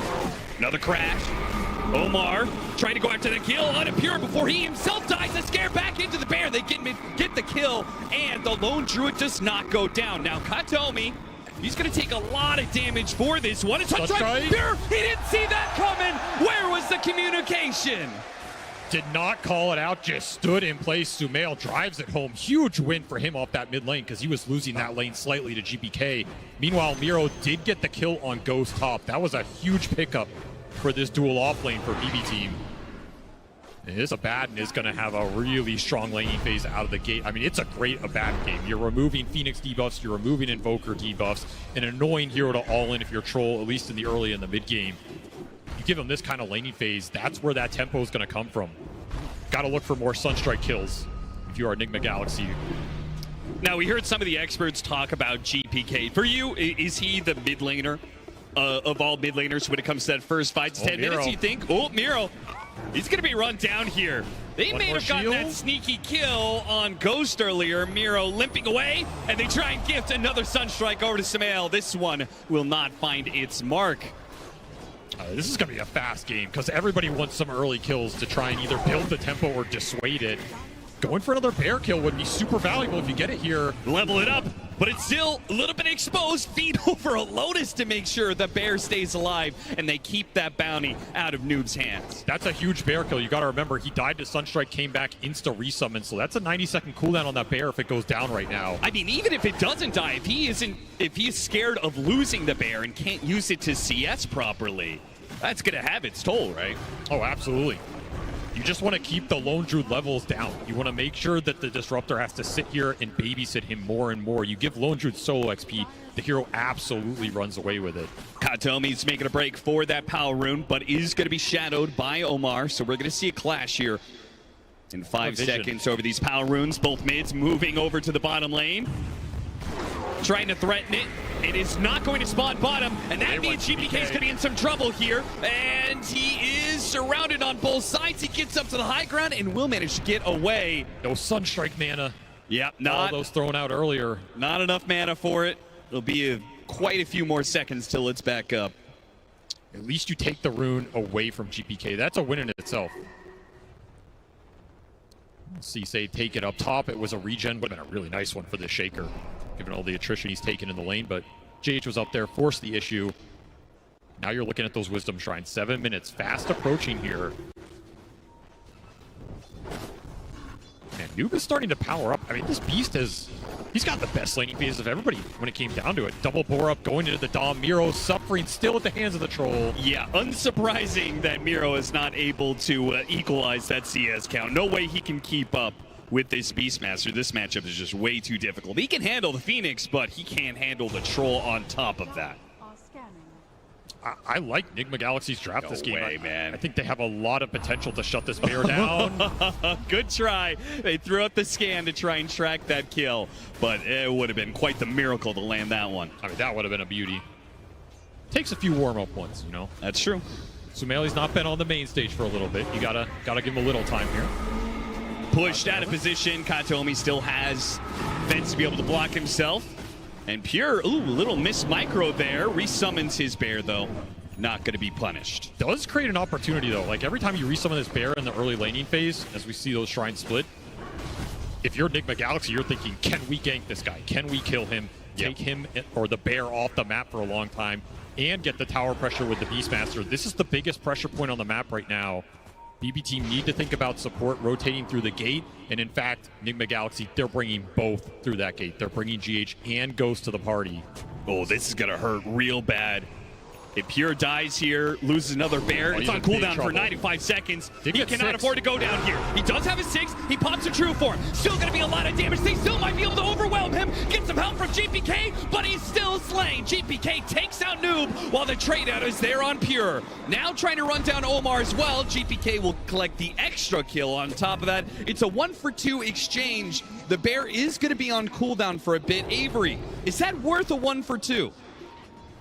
That feels a little underwhelming for what you wanted out of that gank. Particularly, you're bringing 4 heroes down there with the beast timings. If he doesn't have 6 on Lone Druid, that is an easy gank in the team fight in the tower for Nigma Galaxy. That timing was perfect for Pure. Like you said, he's not going to have a bear, but look at the gold injection for this Earthshaker. GPK got massive. So much off that save, got a lot off of that coming into the fight with the amp damage rune from top, and he's still got stacks to go back to. I was going to say, he's going to be huge if Nigma cannot contest this stack clear, which we've seen all tournament long. Like, how do you stop an Earthshaker from clearing out an Ancient stack? You get too close, then you might just die in the Echo Slam. You have to just kill him before he goes and does the stack. Nigma do not have good stack contests this game either. Sumail, you're very far versus a Glimpse. Not enough heroes in the vicinity, though. Nigma Galaxy bringing the support. I mean, the Helms are going to start to add pressure to this map. You have Forge Spirits, you have the Invoker Helm, you have the Beast Boars, you have the Beast Helm. You have a Troll who can push a tower on his own. BB team are really going to be split trying to defend all of these tier 1s in the early game.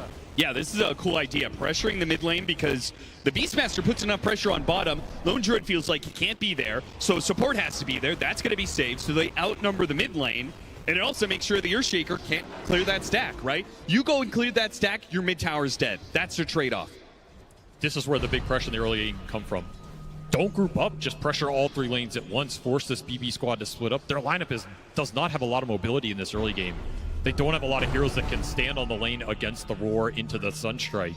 We're already seeing it. Everybody got kicked out of bottom here. Noob is going to take this tier 1 for free, and that is going to open up the Beast rotation into mid. That's your normal trajectory here. These are scary early game moves for BB team to respond to, and like you said, if you use Echo on the stack here, you're not going to have it for a tower defense. Frankly, I think they have to do it. Because if the Beastmaster comes into mid, they take that mid tower, your jungle is completely open for the taking potentially. Kataomi, he's going to be in some trouble here. There goes that Echo Slam. Oh, look at that. The Slugger hits. All the hits from the Ancients go flying in. A Sunstrike barely off the mark. Misses out on the Wind Ranger. Not that he would have died. Kataomi hoping to pull another core out of position here as a Glimpse is up in 1 second, but too much pressure from these Helmadoms plus Forge Spirits. Noob did not make that rotation mid. He kept pushing in bottom. Maybe the right call. That Shaker Echo was devastating there. He is so rich out of this early game. He's going to have to pull the next 10 minutes together for BB team as the Lone Druid tries to catch up. And here comes that Blink Dagger rotation.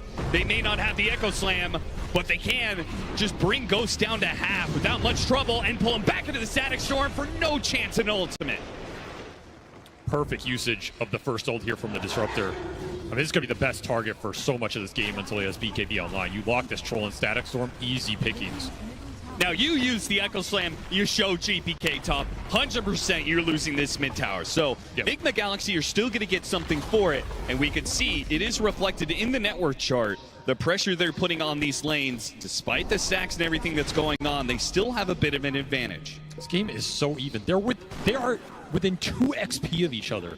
Coming into this 12-minute mark, these Wisdom Shrines are going to mean a lot. I mean, I don't think I've seen a closer experience gain in the early game. Just brawling it out. Pure trying to lend a little help to control this mid lane against some of the summons. Not the most efficient use of his time, but he's scared to go and show against this Beastmaster. You get roared from the tree line into Sunstrike, you're just dead. His reactions with the ulti this game are going to have to be on point as we go later and later. I think one thing I'm concerned about for Nigma is you go this Helmadom and you have the Beastmaster. You have really good ways to pressure towers. You want to get these early towers, but we've seen the way that these heroes, particularly Earthshaker, he gets his shard and it feels impossible to push into him just because every single time he just from a distance, Fissure, pops Enchant Totem, the Aftershock plus the Fissure damage just takes out the whole wave. You also have to be scared about grouping into a fight with all these summons against the Echo. There's a lot of destruction that can happen here. I mean, this is the biggest target priority for Nigma Galaxy in this game. You're worried about the Lone Druid scale, but you shut him down here. It's the Shaker that's the real problem. Miro freeing up this top tower is going to give a lot of space to Pure if he can eventually rotate up there. But here's the smoke coming through. Again, start to make space. Look for big core target takedowns. You're looking for the Beastmaster. You're looking for the Invoker. You want to relieve the pressure in your jungle right now. Oh, this is going to be awkward, though. Nigma Galaxy are wrapping into this area from behind. If they can just get a clean kill on the Beastmaster, that's fine. But Noob, look how safe he's playing it. is really He's playing good behind right this tree on the high ground. They know he's here, but it's not going to be a fast kill. Not what they're looking for. They certainly have a glimpse available, but he gets off the roar first. Now they have to pull him back into the static storm, and he's certainly dead. But the rest of Nigma Galaxy is on their way. Can they get a good team fight out of this? Tornado's going to go down. Noob's not gone yet. They pop the supernova. The bear, it just cannot seem to find the kill, and they get a kill out of it without losing Noob. A sick dead shot from Omar. Push that shaker away, buys more time. Nigma Galaxy bailing their offlaner out. They are losing some damage on the mid tower, but the positioning from Noob was on point there. No easy shaker blink. GPK's move gets shut down. That's what you're looking for. Little helm cleanup. I mean, this was what I was talking about, the interactions. This Lone Druid pick, you are into some counters here, particularly that Phoenix. The attack speed slow is brutal to fight into. The Sunray on the high HP targets, also brutal. Yeah, miss percentage is really bad for this bear, right? Also the miss and the attack speed slow. I saw a couple times Pure just didn't get a hit in. You're a bit concerned in terms of he likes to join these early fights. He likes to make his way into that 15-25 minute period and have impact. I just don't know if he can do it this game in terms of the matchups unless BB can find those supports early on. And even if they can they end the game fast enough before the scale of Nigma starts getting out of control, right? It feels like they are squeezed on both sides. They have to hit this mid-game timing superbly. I have some faith in Pure's super late game Lone Druid. Okay. This hero is terrifying late game. We see what Ghost can do with it. Tornado catch and push him into the meteor. The map 6-5, and the pressure does continue with a pick off on a support. A little bit of damage on the tier 2. BB team trying really hard to keep control of these towers. I'm surprised Pure has stayed on this part of the map for this long, because this is where Nigma are just putting all their forces. They're taking over this jungle. He's basically on the front line, but he can't ever get this bottom wave out. There's a lot of space up top. There's Ancients to clear. It's almost as if he wants to take the fights right now, but can't find a way to do it. Still a dead even game in terms of that experience. So he's at least finding the levels, but Ghost is out farming him right now. This troll has just been going ham with this Battle Fury. He's 2 levels ahead. He's already level 12. If he gets defensive items up in this game, you put Alacrity on him, he's going to be an absolute beast in the fight. Trying to slow down Miro's push. See if Omar can get the deny here. Combined with GH, they do get it. Dead shot back, double hits from the supports, and a denied tower. Nice little gold injection. I mean, Miro's done his job though, right? He had a tough lane, he got through it, got the kill on Ghost, took the 2 tier 1s. He's opened up the map for Pure. Yeah, I mean, the fact that he's even close to the Nigma cores, I mean, that says a lot about what he's managed to pull together after that rough laning phase.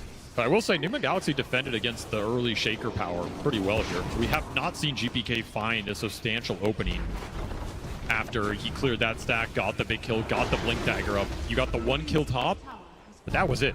Yep. The smoke failed bottom. He's kind of just been farming out P's. Not getting what he wants out of this period when he's super strong right now. In a way, it feels like these the pressure on all these towers makes it even harder, right? All these lanes are shoved in. How's your Shaker ever going to be out on the map finding this troll? Because he could be anywhere at this point. He's also just not seen heroes do it. Helm of the Overlord, plus Invoker Dom, plus Forge Spirits, plus Boars. Dead Shot, Fire Spirits. There's a lot of Ghost Shove in this game. Kind of hard for GPK to find targets to jump and initiate on. Hard to find glimpse targets right now. And the mid lane has been a big issue. BB team have had struggles pushing this mid lane out. Small opportunity, but not enough backup there. Spots the Lone Druid. Pure is able to back away safely. If Nigma Galaxy get to some BKBs, Mantle on the Troll, 1 or 2 defensive items, they are going to force Roshan in this game. And it's going to go down incredibly fast, and BB is going to be forced into a tough situation of fighting into that Supernova, fighting into the calling around a choke point. It's an incredible Roshan team, incredible Tormentor team. This is why you wanted to outpace them here. Early Diffusal on the Abaddon, and not a conventional item. He's looking to ramp his own damage and control in the fight. But now he's in trouble. Nice use of the Hurricane. That extra bit of distance in the Echo Slam. It found Samael's Invoker. In trouble. Half HP, a power shot. That's not going to do it. getting a bit of a helping hand from his supports. Oh, and the backside, Pure, he gets right on top of Smail with the bear, but he can't hit him right now. He's got to get, oh, he just follows him, gives him the vision from the power shot, and Zane, he don't miss. GH, he may have popped that supernova, but he's come back in. His second life isn't going to do him a bit of good. BB team, they rout Nigma Galaxy on this one. GPK finally getting that connection he was looking for on the biggest target of that Invoker before the BKB comes out. And Pure lending a helping hand. Hey, I'll throw the bear in there, give you some vision, maybe some body blocks. You get the kill shot. Easy. I'm cleaning up Ancients the whole time. Extra levels coming in now for BB team. They should have a Vessel pretty soon on save as well. He got a lot out of that fight. Level 10.5. Quietly having himself a game here. Certainly been BB team's MO. Save. He rocks kind of like the same 3 or 4 heroes when it comes to a tournament, and he has a tendency to be one of those supports that scales up into a real threat going into the mid to late game. And we'll see him do that with the Vessel. Certainly needed, because we saw that initiation on Samael. It was not a fast kill by any stretch of the imagination. With some of the stat buildup from Invoker, he is tanky, man. 1750 HP. That said, if I'm BB team, I want to fight right now. Before the Invoker BKB comes out, before extra defensive items on the Troll come out, that's when this Vessel is going to give you the maximum value. They're smoking up, trying to do just that. Would love a big core kill off this smoke committal. Backing up the Lone Druid as he pushes out top. Katomi and GPK barreling through this jungle area. Anything they pop in should be a glimpse kill. They run into New. He's so tanky. He is so tanky, he hasn't even popped a pipe yet. He's not going to go down easy. While the Disruptor on the front lines, that's going to be an easier pickup perhaps. Needs a little bit more damage. One more hit is all it should take, but can't quite find it. Meanwhile, Miro locked down, but he still has his ultimate. He's okay for now. They turn back, deal with the Granite Golem, and go back to Ghost, who still has his ultimate. He's okay for now, but as you said, the BKB timing for Nigma Galaxy is so crucial. They don't have to force this. They don't have to try and defend this Tormentor if they just want to wait for this extra 1,500 gold. But no, aggression, name of the game for Nigma Galaxy. They re-smoke up. And Noob trying to give them the opening, trying to find something. This could be a tough contest. Your Beastmaster's just so low. Doesn't have pipe for another 15 Omar, he's seconds. going to break. Pure's in this jungle area, but he's already popped his true form. He's too tanky to get initiation on. Samael goes in for the side. They find the Disruptor, and they do manage to bring him down. While Miro, he doesn't have his ultimate this time around. Popped that earlier. They're back to the Tormentor. There's nowhere to run to. They're kind of to a corner. They just got to TP away and hope it works out for him. Miro trying to deny himself. He gets the deny. But what about Pure? A sick little play, but the carry, it's going to be both him and his little dog too. They both die. Nigma Galaxy's attack points in that fight were so damn good. You had Sumail and Ghost flanking from the back, cleaning up the weak supports, threatening the Abaddon who didn't have ult. This bear ran into the Phoenix and the Beastmaster. This bear's just dying. He got no damage done in that fight. Quite literally, it says 0 for Pure. Oh no. That is brutal. Like, that is brutal. Not the carry player who is used to having 0 damage. This bear just never gets an attack off it. It's just struggling through the attack speed slows and whatever. I mean, he's obviously doing some damage here, so the game did not like it's not the bug damage, but I love how aggressive Omar, he sees weakness, he just goes in. Finding that dead shot, catching Pure, because otherwise that would have been okay. We got a Disruptor, a deny on the Abaddon. It would have been okay. They would have gotten Tormentor. That would have felt good, but catching Pure, mwah, that was great. I think the first half of that was okay for BB. They're wearing through that. That Beastmaster, you run into him, he's so tanky. He had Granite Golem, he had Pipe, 2,500 HP. Oh, trying to get the glimpse back. GH is too quick for now. Oh, and he gets over until the power shot, until GPK. There's just no way out for old GH. And they're giving it to the bear. I think they are feeling how much Pure is struggling in this game. He's going to need as much as he can get here. While Miro, he was left to fight for scraps and is still finding himself a bit more. He's going to work towards that Manta. Yeah, BB team, this seems pretty clear that their mid-game timing is just not going to hit. No, there's just no way they can end the game. They're going to have to try and scale in this game right now. Which means especially if Nigma Galaxy is strong enough to just do Roshan, which they won the last fight, and now they have BKBs. Now they're hitting their really strong timing. There's no way you could stop this. We talked about BB team's tempo, but this Nigma lineup can also very easily go high ground early here. That mid-game window with first or second Roshan, again, Alacrity Troll with Beastmaster Ors behind him, Forge Spirits, a lot of summons. As long as you don't give up a massive Echo Slam, these tier 2s and potential tier 3 sieges on the menu. Especially before Pure gets more items. Like, he's going Ags here, but you're going to need something to help you fight through the debuffs from the Phoenix going on to the Bear. That's his biggest problem right now. And that's why he picked up the Shard, right? So he's got the Shard where Savage Roar, he now has a basic Dispel, but that'll help some, right? There's still going to be a growing miss percentage chance. There's still going to be maybe another Fire Spirits. It does feel like this is a game you eventually need BKB on the Bear. Yeah. Oh, for sure. But obviously that's a ways away. It's going to be a strong Aegis period for Nigma Galaxy. Up 6K. Looking to expand that lead. They would love to let Ghost take some tier 2s while they smoke and try and find something else on the map. I like that they're looking for that right now. Their catch is not the greatest, but they can absolutely run heroes down. GPK spotted by the Fisher. Omar's going to find him, and he gets a dead shot in time. GPK trying to run it out. Noob. Primal Roar not even required to collect the killing spree on GPK. Amp damage Shaker taken off the map. Super valuable here. It's going to let you push the lanes a lot more aggressively. The summon shove continues to oppress the lanes for BB team. I just don't think I've seen this mid lane across the river for Radiant here. No, and it probably won't really change. So the foreseeable that's future. Your biggest point of information in Dota. And every time you can't get that out, the enemy can make better moves than you can. Sumail looking for the solo pickup here. Yeah, it just means you have to do stuff like this. Katomi kind of has to just run out there, push out a wave, because they're trying to buy time. But Nigma Galaxy, they've got a tight hold on this game. Not letting the lanes push out very far, not letting these Helma Dom creeps do too much, right? How many times has Ghost run into him, just cleaned one of them up? They have double Solar Crest already up as well. Extra barriers to try and fight through here. I mean, Miro is gearing up to try and carry this game himself. Yeah, with full out Manta. I just don't know if that was the role they originally had intended for this hero in this lineup. What do you think their intention was for this hero? Basically back up the LD's timings. Yeah. I'm not saying you go full utility, but Diffusal Manta in this game, it's not giving you a huge amount of value because you're just not fighting with it as your other heroes are behind. All right, now this will make things a little bit more annoying. Nigma Galaxy will have to deal with this bear that has an Aghanim Scepter. So it's going to be running around, it's going to be farming your side of the map, it's going to be cutting out these creep waves as well.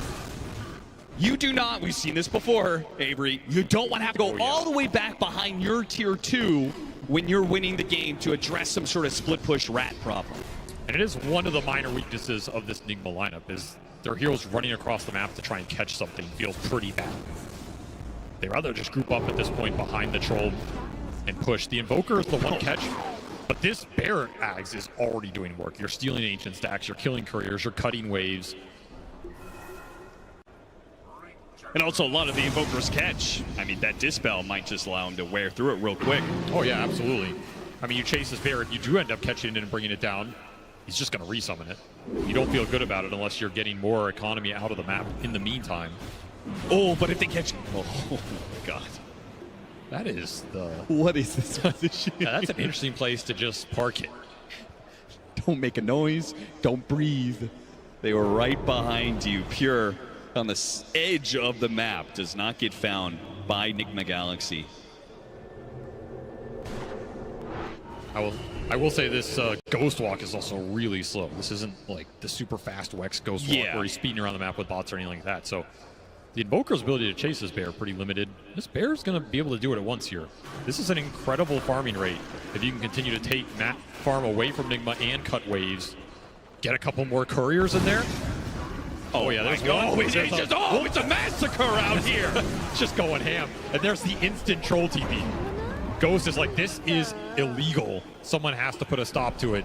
Yeah, I think the damage is already done. It's been like a minute and a half, 2 minutes of him splitting the map on you. You can't chase it. He's killed 3-4 couriers. He's taken out like 10 different waves. Just stealing farm in front of you. Gotta go for the permanent. He doesn't have the roar. It's on cooldown. He's actually got the bear. Yep, there's one. And one down, another to go. Send it back out. You made them all go to the part of the map where you weren't. Now you're going to farm the rest of it. This is highway robbery right now.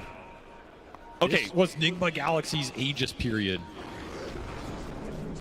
Foregoing that they actually managed to find it, what happens if this keeps going on? Aren't you in a way forced to just barrel down high ground? Hope for the best? Katomi really wants to switch some control. Oh, Omar gets right in there just at the last half second. Takes away the Wisdom Shrine and claims the kill. Katomi tried his best, but Nigma Galaxy up in experience and up 8,000 net worth. Just the question is, how good are they at being able to close out the game? Here comes Ghost, and nice dead shot from across the way. Stops Miro. Miro will do his best to create as much time, hoping that Amanta will give him a little bit more. Nope, locked down by Ghost for too long. Map is starting to shrink a little bit.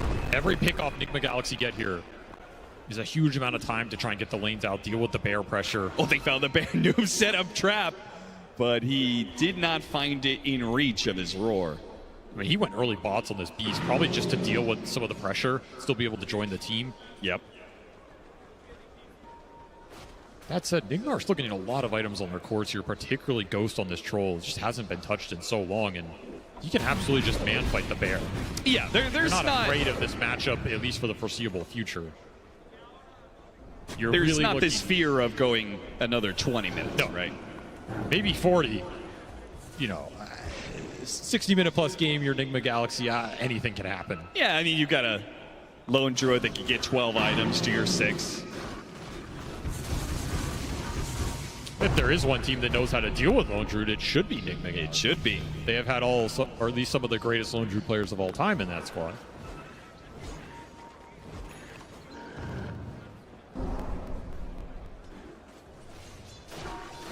AC next for Pure. Be a very nice power spike for him if he can get there. Another smoke up. Nigma Galaxy, I'm surprised they're smoked where they are. That's a long way to run. Yeah, I mean, having that many heroes up to that side of the map, just all the way up there at the top, right? It's like, it's also if they don't find this bear, it's gonna feel really bad. But Pure is getting greedy. He wants the tier 2. You should find it here. And he doesn't have the roar again. Is a 5-man smoke worth a bear when he has a resummon? Yeah, probably not. Yeah, you have to roar it. You can't afford this chase to go on too long. He still gets the... I mean, you'll take it, but it's a little awkward timing-wise, right? If this was when the Roche was spawning, which it could, though it absolutely could line up here. But if you delay that smoke 30 seconds or a minute, and you clear out the map, you can just go straight into Roche if BB Team continue to dodge you. What is BB Team doing? What is going on here? They're going for... They're going to try and sneak away a Tormentor? Yeah, that's exactly what they're doing. That's a pretty cool play. I mean, that shows you what Tormentor is worth. If you're willing to invest that kind of time and that many heroes. Oh, no, Cataclysm! Save. He wasn't sure if that TP was going to get him out of there in time, but now he's just got to lead Nigma Galaxy. Ooh, that dead shot so close. He gets through the gate, and he might be okay to make it back home safely. I mean, you could see BB Team's idea, though. Like, they take this Tormentor, GPK, he's TPing out of there before that thing's even dead. Yes. He's like, good luck, team. I've seen this one before. I'm not getting stuck in this corner for a second time. They're in dodge mode right now, but they are recovering this net worth gap. Yeah, taking away that Tormentor. I mean, it's not just a shard in their pocket, the extra gold. It's denying it from Nigma Galaxy, who clearly, I mean, they have full control of the map. They could have taken it as soon as it spawned. Miro sneaking by them again. Oh, spotted by Omar, but not in time. So damn close. They did get a second Boots of Travel up on that Invoker, though, so double Boots of Travel for Nigma Galaxy. In theory, this is what you need to keep the lanes and then look for those catch kills around the map. And of course, Roche is up, so... Yeah, and that is not an objective that BB Team could just sneak away under Nigma Galaxy's nose. This one is certainly going to be Ghost. Very difficult to contest, too. You're unlikely to find GH at the start of the fight, and if you don't, he's just a monster around that pit. especially without any BKBs on your heroes, right? You have a BKB-less lineup. Very hard to man up in the Phoenix Spells right now, and Nigma Galaxy know it. Well, we're going to have one of the ultimate carries of Dota 2 with a Battle Fury, BKB, MKB, SNY, Aegis at 33 minutes, soon to be Satanic, so he's got 2 lives and potentially 3 if he can finish up the Satanic quick enough. Do you get a little bit scared about what this Lone Druid's doing to you? Do you just say, okay, they're not willing to fight us, let's try this high ground. Let's see what happens. The difficulty with the high ground is you are going to get ratted. And this is a very high damage rat. I don't think you know Noob is willing to roar that bear to stop it. And they brought 5 heroes back to kill that bear. I mean, you see the lines instantly drawn. Okay, get out on the map. Killing this bear does give you a window where if you can make a fast play and engage in a fight or find the bear again, yes, it's unlikely Pure will play as risky with it. Or if you force the high ground, then the Lone Druid buyback is irrelevant if he only has the 1 summon.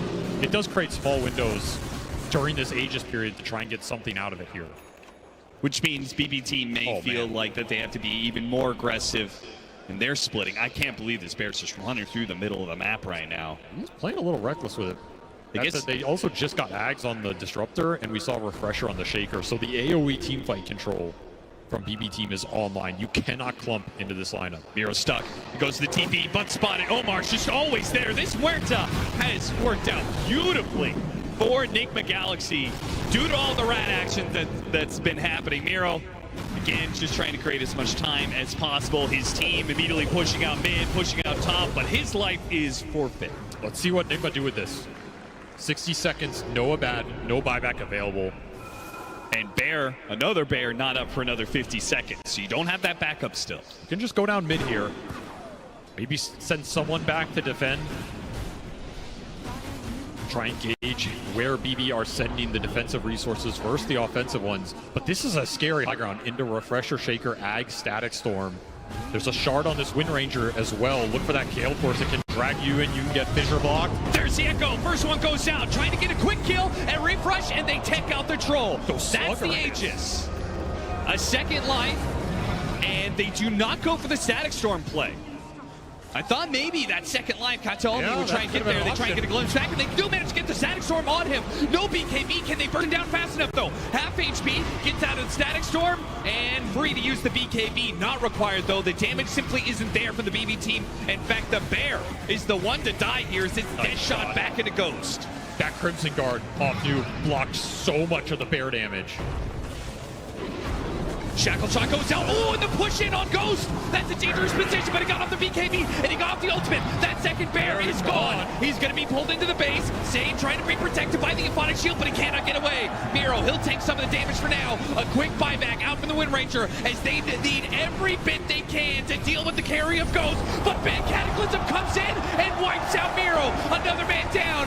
4 left. Call it 3 with no Bear on the Lone Druid. Nigma Galaxy have full control of this base for now.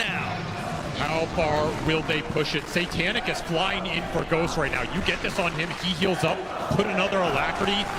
You keep going here. Power shot after power shot. Ghost, heal out, heal it. Satanic builds him back up the full. And now what do? No Echo Slam for 25. No Bear for 30. Don't have the damage right now. Nigma Galaxy know it. It's got to be a second lane of barracks. Seemingly nothing BB team can do to stop this. You can block him off, you can pull him in, but you cannot bring this Troll down right now. Not with the auras he has behind him. GPK just getting hounded by Forge Spirits. A clean 2 lanes for Nigma Galaxy with that Aegis. Exactly what they wanted in that period. And this is where I go back to the itemization on the Lone Druid. It feels like you need BKB to get in there and do anything, but you need more damage as well. Now this Crimson Guard is a big problem for you. Not to mention the mid and bottom lanes pushing in when your whole play for BB team has been doing this rat. Rat's going to be a whole lot less effective now. Octarine. Invoker, Samael is scaling up. He's level 20. They still have so much in the tank. That's the scary part about this. You're going to need to land some big Static Storms or some massive Echo Slams. I mean, you can also argue that push kind of works because they have to commit so much to bring the troll down the first time. Yeah. Right, that was the entirety of GPK's kit. In which case, Nigma Galaxy, they should probably just chill out until there's another Roshan available. Yeah, you can all in the troll this game if it's just a straight up push and they have everything. Like, and you're not going to do that without 2 lives or some hard save. Doesn't exist right now. In 3 minutes time, it means BB team will be forced to contest, right? Like, it feels like they cannot afford to give up another Aegis. That is a must contest Roshan. You cannot give up the 3rd one this game. You just try and get as much on the bear as you can. He does have MKB done. That helps a lot. It does. Still no BKB, though, so he can still be locked down. Quick Savage Roar. Pushes Ghost away from his mark, but level 25 right around the corner for him. I mean, you do have to be careful of a situation where they go in, start studying a target while the bear is in range to go and hit that target at the same time. Because this bear will do a lot of burst damage. Sure. I think that's why Nigma Galaxy have been so careful every single time they've brought multiple heroes when it comes to ganking that lone druid bear. Because so much of BB team is off map, they're saying, you know, maybe they're behind the bear. Maybe this is a play. There will be saves that come into this game for Nigma Galaxy, though. That is something to think about, particularly in Ags on GH down the road. He went an early Aether Lens on this Phoenix, not an item you usually get. Sure. But it helps him with the cast range to put debuffs on the bear, and if you eventually get to Ags, significant cast range on that save. You can pull people potentially out of Static Storm this game. So there's still some really solid scaling mechanics for Nigma Galaxy here. And of course, everything rides on this next Roshan. You get next Rosh here, you can put 2 lives on your troll. You're threatening the Megas, you're threatening that final push in the game. This bear just farms so fast. I mean, can you imagine if Pure did not have as slow a start as he did in this game? Oh, yeah. I mean, that's where credit is due to Omar and Noob, the fact that they won that laning phase so hard. Just looking at Refresher. I mean, is more bears better than one strong bear? It is the age-old question. I mean, this is where you trust your instinct as a lone druid player. Sumail gets caught. And they caught Sumail! Sumail thought he was fishing for a bear kill. Instead, he is the fish. Victim of the bear and company. That's a nice bait. I mean, that's like mentality, right? This bear has been hunted all game. If you're Nigma Galaxy, you're used to just being able to commit on it for free. There's no one around. Guess what? 4-man smoke going straight into you. Not a move Sumail was expecting. Lucky for Nigma Galaxy, this Rosh is not up yet. So you have a window to get this Invoker back on the battlefield before that objective's available. Dire's bottom tower is under attack. BB team find yet another push, looking for another pickoff. I mean, they get another one that maybe they could actually get Roshan for themselves. It's going to be a medium respawn time. Also keep in mind that Troll 25, available for Ghost, Battle Trance, Strong Dispel, super valuable in this game if you're trying to go in on him with stuns first. Yes, because not going to help you in the Static Storm, but can help you in a stun situation around the pit. Right, which is where the Disruptor really needs Blink Dagger, because he can't just rely on the Earthshaker jumping in and chain stunning as he slowly walks in with his Arcane Boots to drop a static. He's got to be there instant. I mean, he's looking for it, but Kataomi is pivotal for BB's game plan. He needs to land a good Static Storm on one of these core targets between likely the Invoker and the Troll. The Troll, if you can grab him, because Ghost, he just bought out for Refresher. He is an absolute beast. And he is kind of approaching peak. Yeah, this is him. I mean, this is Cap, basically. You get buyback. He doesn't have buyback right now, but BB team don't necessarily know that. Yeah. And if he gets BKB off before Static Storm hits, he's guaranteed 2 of them. He's guaranteed 2 ults. He's guaranteed 2 Satanics. Well, is he guaranteed? Well, yeah, he doesn't have much mana to work with here. It's pretty much all of his ult. If he battle trances, refreshes battle trances, that really doesn't leave him much for any axes. He is not the smartest hero we've ever seen. No. He'll figure it out. Grand total 52 intelligence, runs into Miro. GPK. Little Fisher goes out. And you know, Ghost, he's got his finger just hovered on either early the BKB button or that battle trance. The glimpse, it made him skittish. He thought he was being pulled back into a Static Storm. You can't blame him for that. I mean, if the Static Storm gets dropped there and you don't BKB, it can be the team fight over. Yeah, this is going to be a game and position that you want to exercise some restraint, some caution, some discipline. You can't really afford any risks if you're Ghost right now.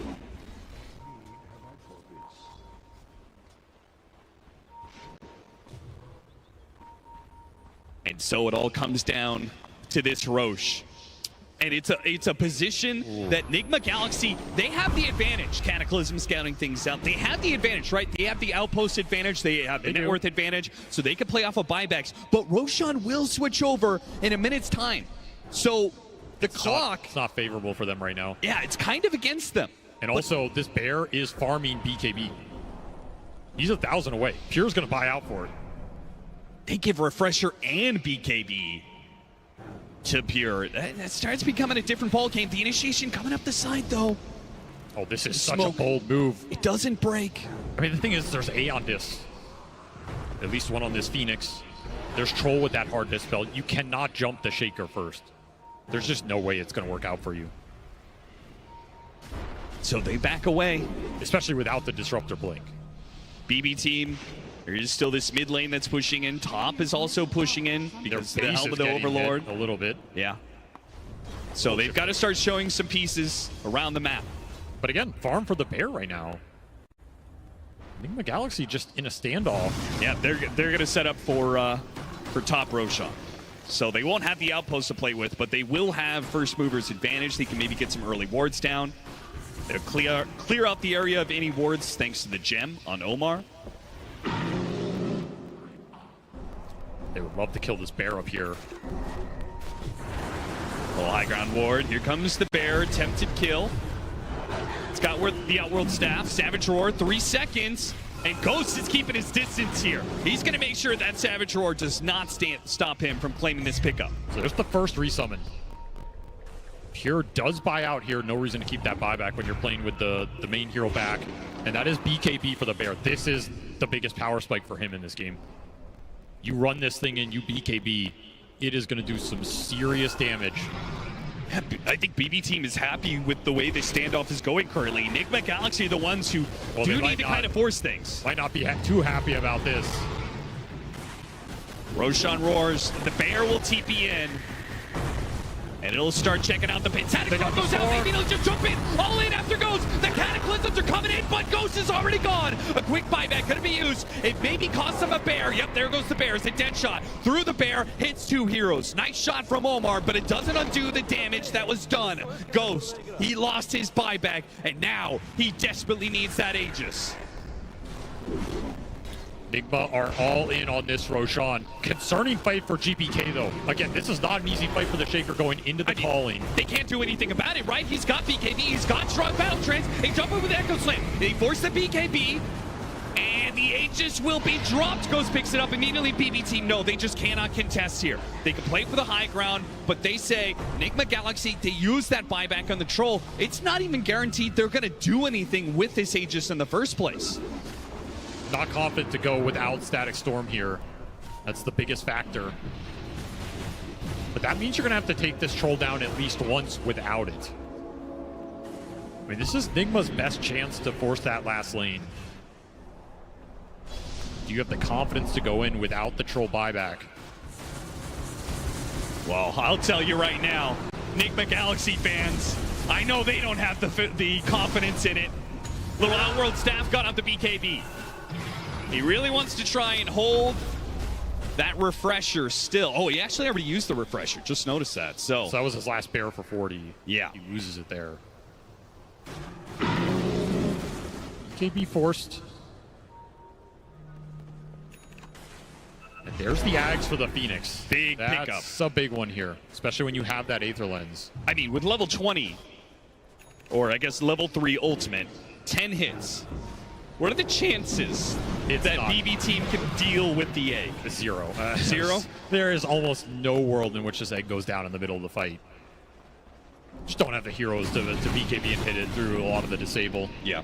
He's also got Refresher Shard, so he's got 2 of those eggs that can come in and save. And he's got Aeon Disc on that Phoenix, so it's really difficult to jump GH first. Sure. This could be an incredibly pivotal item purchase. If you could bail the Troll out. Clearing through the trees, noob. Doesn't have a stun for it. The Hawk not acting fast enough. I mean, I'm sure this is a phrase that a lot of Nigma Galaxy fans hate to hear, but I think you're supposed to go high ground here. Just that phrase puts a little sickening feeling in my gut, Avery. Because a 3,000 net worth lead is all they are left with right now, and another pickoff has completely killed their net worth lead. A force staff back up to the high ground, and this is now approaching an even ball game. Can't give up freebies like that.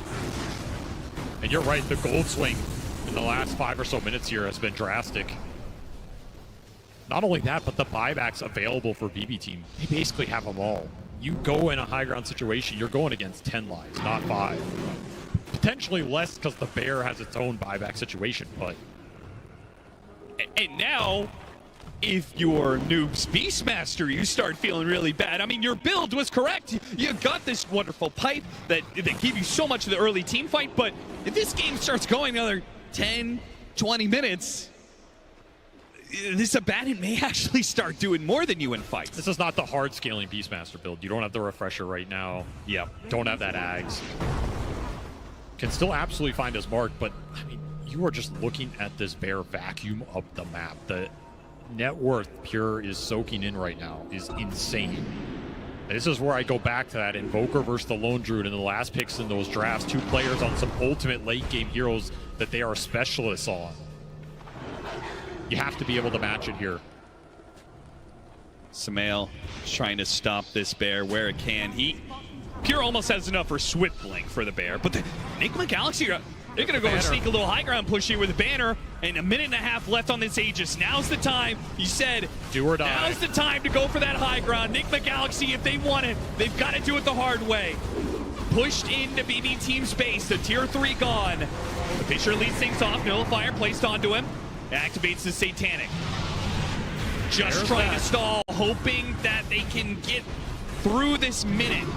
That the Aegis protects Ghost and be able to all-in him. A bear almost going down. Savage Roar pushes him away just in time before it falls. But that leaves Ghost. He just runs back up to the high ground. Here comes Cataclysm. Ooh, not that much damage. Oh, and he actually changed this. He's gone. And on the second life, here comes the Static Storm. Where's going to be the save? It's all to GH now, and he's got the Supernova save. He bails out his carry Ghost, and BB Team, now they're the ones on the run, as a fresh life Ghost will approach the stage with no Static Storm to stop him. Another Echo Slam, almost the first damage, but he got it, the Battle Trance. GPK, his Aeontis only protects him for so long. A refresh from Ghost. He's dealt with one. A Bamback's going to be used. Can he get off another Battle Trance? He's got one more to go. Another Supernova save. And no way to stop the egg. Megas inbound now as on another life. They'll finish off the building. BB Team will have to play against Megas in game 1. And if you get out without being glimpsed, that is an absolute win here. You got GPK's buyback, you got Megas, 2 perfect saves from GH. They were not ready for that egg cast range. I was surprised he got it. He was on the other side of that Static Storm. The item investment from GH, you saw this from 50 minutes ago. Yeah, hover over that range. It's massive, man. Yeah, it's Blood Right, Aether Lens. And as you said, if there's no fear of the egg going down. No, there's 0 fear in this game. Absolutely no way an egg dies. Just got to make sure you bail your troll out at the right points. And now what do? You got to get a refresher on your disruptor. Maybe. So you Static Storm, he eggs, and then you Static Storm the egg as they're about to revive? Refresh disruptor, or somebody finds that Venus and checks him in the fight, which we just haven't seen at all. Yeah, I mean, BB Team have been playing defense so much, the very idea of them wrapping around on Nigma Galaxy seems an entirely foreign concept. That said, Megas is not the game here. Oh, right? No. Not it's a lot harder to take that throne down than it is to get Megas sometimes. Which means we're probably going to be playing for yet another Roshan. 60-minute items as well. Yeah.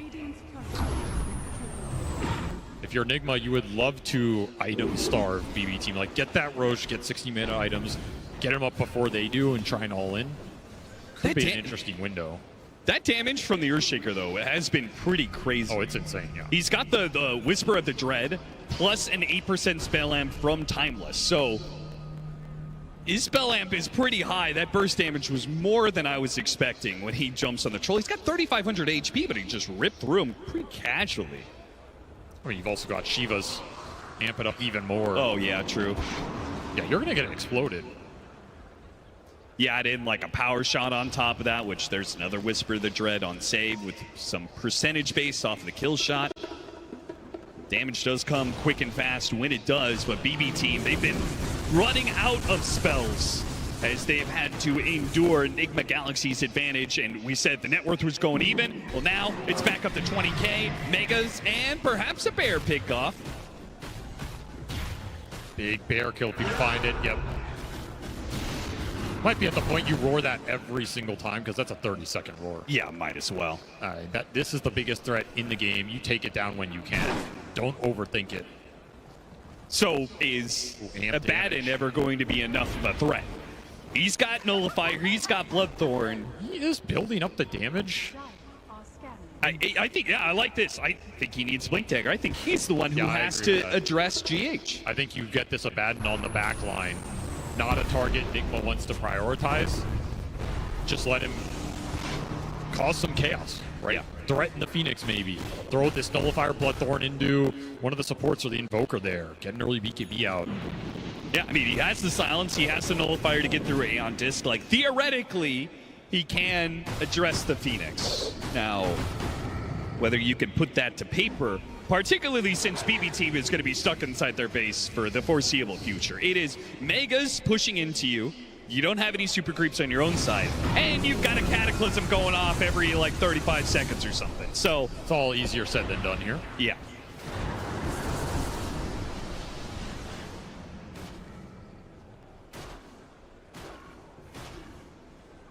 Outside of this rogue bear that is roaming the map,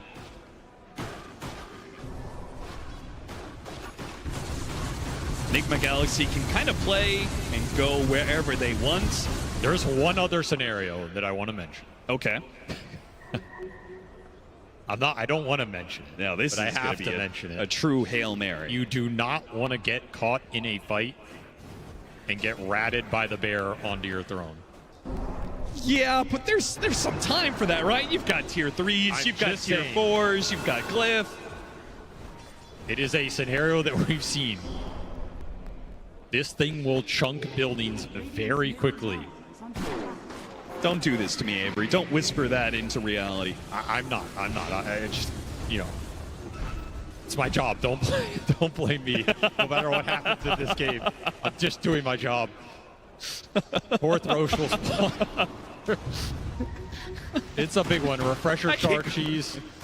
Potential to end the game here. Got to look at the buyback situation as well. Every buyback available for Nigma Galaxy. BB team still missing that GPK buyback for 2 minutes. And they technically are missing the Lone Druids off of a gold, but of course, his buyback is likely not consequential. Aghanim Scepter, Shard, and whatever you want off of Roshan's keepsakes. Ghost is very, very stacked. This bear could blink in. Okay, he blinks it out. Yeah, he goes for the wave. He goes for the wave.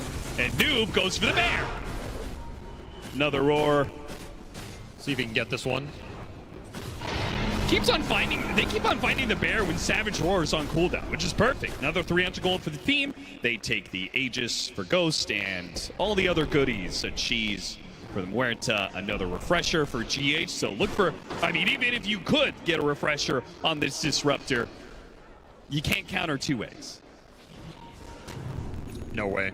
Such a valuable Roshan for Nigma Galaxy here. And this is a throne killer right now. Gonna have to come up with a miraculous defense. Abuse the hell out of buybacks. Try and drag Nigma deep into your base. Maybe Gale Force, maybe some Fissure Blocks.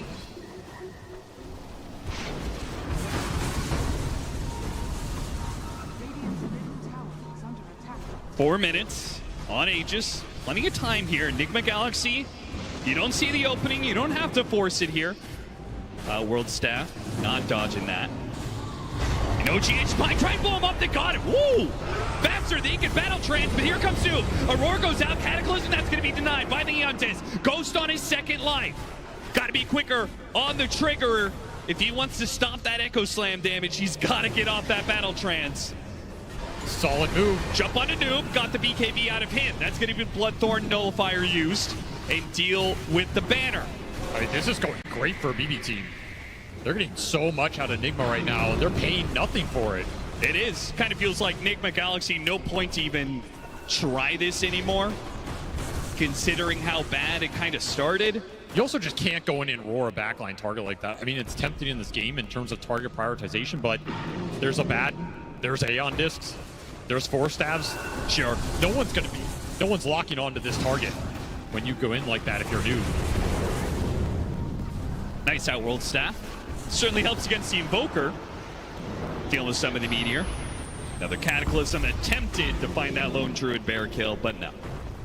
60 minutes is in almost 30 seconds here. Yeah, it is inevitable. We're going to see some tier 5 items guaranteed. Our BB team going to get that many, though. The bear, yeah. I mean, the bear can get what he can, but you've got to collect so many of those shards. It's going to be a lot slower for sure. Yeah, you're going to be left with this drought where Nigma Galaxy have their tier 5s and you don't. So I'm saying, man, if you can get some Helms of Undying or books up, just throw these books in, let GPK kill himself on the Necro units. Might have a little window here to make that push a little more enticing. You could wait for next Roshan as well. Say, hey, we messed up that last push. We'll be a bit more disciplined about it next time. I mean, not disciplined enough. What could they have done better outside of Ghost getting off battle trance? They don't really have another way to protect him. It's just pure reaction time.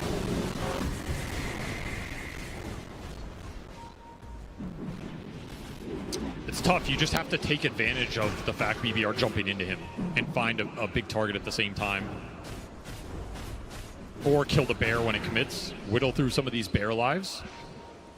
Which he has all of them up, by the way. So yeah. 3 bears available on this map. Well, I do think it's possible GH just holds on to his blood right. I'm not sure if there's anything better than that for him. So there's one tier 5 you probably don't have to worry about. Bears out on the map, trying to find any sort of neutrals, but Nigma Galaxy have already cleared them all. He goes deeper and deeper, but this one's taken 2. You know, the funny thing is, Pure is the lowest level, basically, in this game, because he's just sat his hero in the fountain. Oh, yeah. Which, I mean, it's 25 back Druid. Probably not. No, not the way he's playing it, not at all. Could be bad for someone's fantasy, though. That's true. They're getting close to that disruptor. All right, pressure. Helm of Undying. Oh, yeah, those are big. Beastmaster, Helm of Undying, Muerta, Fallen Sky, Samael. So he's got an interesting meteor combo from himself. Minotaur Horn for Ghost. Potential bear kill. 1 of 3. Tried to save it with the Aphotic Shield, but it has its own Helm of Undying. They actually jumped for it. But the push away at the same time made things kind of weird. Not that swift execution they were looking for, and Aeon is going to be popped on the Muerta. That's double Echo Slam. Yeah, that was... Maybe he thought he'd get a lot more damage off the Slugger, but it felt very casual. He does have the Echo Slam cooldown, but popping Refresher there feels pretty bad. This Helm of Undying on the bear is going to be insane if it's in the middle of the fight. That was a huge find from Pure. And he gets 2 of them, so... Yeah, pretty disgusting. That is an extra 100 something. attack speed, 80 magic damage from the Audacious as well. All right, bear number 2. It's beginning to stack up. Oh, trying to get it out of there. They do manage to bail it out. But still, the forces are beginning to push in. Ghost going in here. Invaders on all sides. Ghost will push in without an Aegis. They're not going to wait for another Roshan. They're going to jump in with Storm, though. Katayomi smokes. They're going to try. Shackle goes out first. Shackle slam, but he's going to be saved. They do have the bird damage. Here comes the Roar. Cataclysm, double Cataclysm, big damage. Oh, the Earthshaker, a little bit more. He gets up the Aphonic Shield, but it is not enough to save him. You're going to have to burn through some buybacks now as the Pure Bear tries to hold onto these tier 4s, but Ghost locked on with Alacrity on him. Neil will make short work of these tier 4s. They cannot concede many more of these buildings. They're going to have to fight. Miro tries, draws a little attention to himself. A beautiful tornado gets the Earthshaker a second time. Oh, Fallen Sky on Miro. He jumps in and goes. He sees the opportunity. He goes to the buildings. They pop the glyph. He's going to back out for now. You have Providence BKB. They got the Alacrity. He can commit. He goes after save, waiting his time, waiting for the glyph. Noob is just trying to create some space so they can all in on the throne. They see their opportunity, and Echo Slam jumps in. And Fisher, another a supernova save from Oma. What a save from GH. And Ghost will finish this game. 64 minutes, and it's Nigma Galaxy to take game 1. What a performance here, especially in that last fight from Sumail. He absolutely diced them up with the double kata, double meteor combination. Just burnt them to a crisp. As Nigma Galaxy, they controlled that game from, it felt like the mid-game to the end there, finally able to close it out. Bit of a nail-biter, but I mean, as far as Nigma Galaxy late games go, that was pretty convincing. It was. I mean, they got the lead early. Nigma Galaxy have done that time and time again, but it seems like they have significantly improved on closing out the game, something that has plagued this team all year round, and it's come a massive improvement just in time for TI. Non-stop pressure. Nigma Galaxy making sure that BB team was sweating in their base for the majority of that game. There's a lot to talk about with this one, Effie. We're going to dive right into it. And it did feel like Nigma Galaxy knew exactly what was coming from the get-go.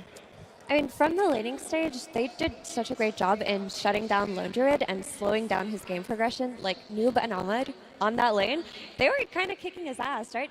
They had like 18 denies on that beat in Beast Fest.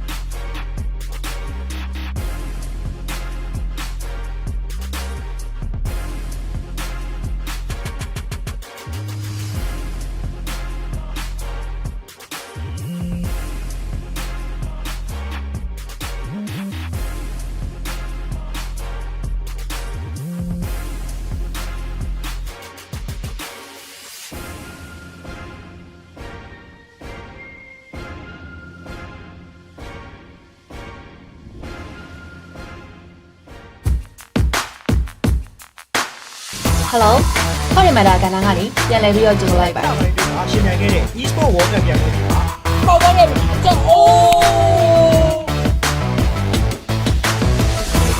that was a radio ဒီမှာလည်းစကွက်ခက်တွေတော့မာသေးကြတာ အဲ့ဒီတော့မှလည်းဟိုးရှင်းတယ်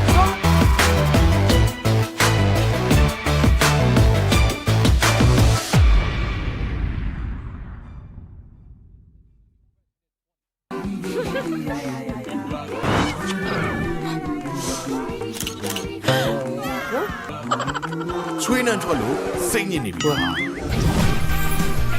ယုံကြည်မှုကိုနှစ်ဆတိုးမယ် Power Code ချွေးနှံဆိုပြီးလမ်းဆောင်မှုရှိစေမယ် Sport Active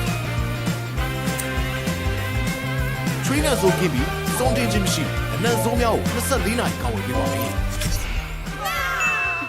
ယုံကြည်မှုနှစ်ဆတိုးဖို့မှန်ကန်တဲ့ရွေးချယ်မှု Bellman Deodorant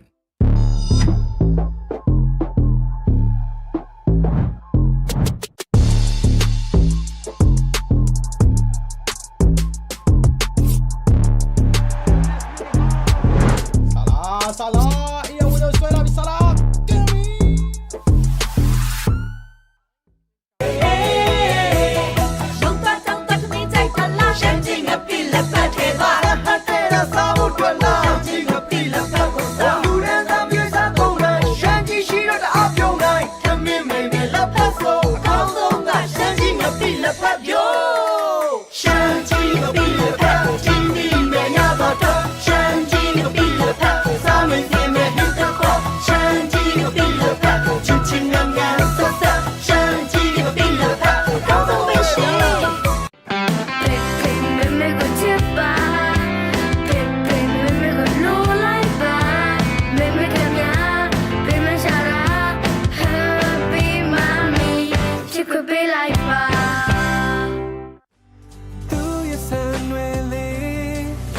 但算比那毛呢，不拉多人留我这个，shiny 叫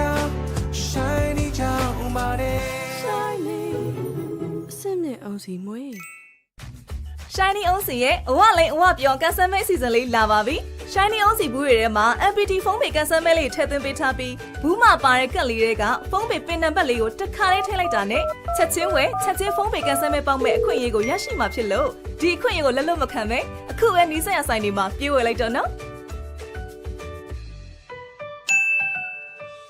ဆန်နယ်လေးရဲ့အာဟာရအကြောင်းကိုသိပြီးကြပြီလား Shiny ကနေစံသားတစ်ချောင်းချင်းစီရဲ့အာဟာရကိုဖြည့်တင်းပေးနိုင်မယ်။ထောပတ်သီးစီကိုအသစ်ထပ်မံထုတ်လိုက်ပြီနော်။ Shiny ထောပတ်သီးစီကထောပတ်သီးစစ်စစ်မှထုတ်လုပ်ထားလို့စံသားရှိအစိတ်တောင်များကိုဖယ်ရှားပေးပြီးပုံမှန်သုံးဆွဲပေးမယ်ဆိုရင်စံသားကိုတန်ဆွမ်းထူတဲ့စီကပျော်ပြောင်းနှူးညံ့စေတဲ့အပြင်စံသားမွေးချောက်ပျက်စီးခြင်းမှလည်းကာကွယ်ပေးပါတယ်။ Shiny စံသားအဖြစ်ထောပတ်သီးနှစ်စီ Local နဲ့ International တွေက Esport Tournament ပွဲတွေကိုမကြည့်လိုက်ရတဲ့နဲ့လွတ်သွားတဲ့ဘော်ဒါရှိတာ Professional player တွေရဲ့ strategy ကြ rapid တွေ jungler တွေရဲ့ a master retriever တွေရင်ခုန်ဖို့ကောင်းလာတဲ့ ganging ပိုင်းတွေ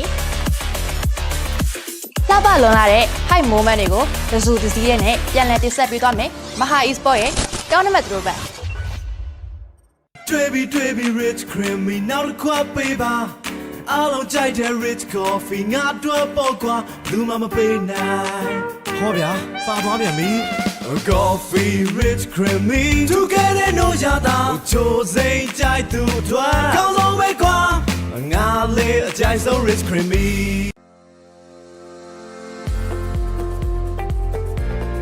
တစ်ဖက်ရဲ့ကောင်းတစ်ခွက်ဖြစ်ဖို့အတွက်အေးမြတဲ့တောင်တန်းပေါ်ကဆင်းသက်လာတဲ့တစ်ဖက်ရွက်နုနုလေးတွေကိုခင်မီစက်တစ်ကြီးများဖြင့်ထူးစီမံထုတ်လုပ်ထားပြီးချိုးကြနာစွာပေါင်းစပ်ထားတဲ့ကြီးပြည့်စုံတဲ့ပုံမှန်ရတာနဲ့ Grand Palace မြန်မာလက်ဖက်ရည်ဆိုင်ကျော်လက်ဖက်ရည်တစ်ခွက်တော့ဘူးတစ်ဖက်ဆိုင်သွားပြီးချိန်ပြနေရလို့မလား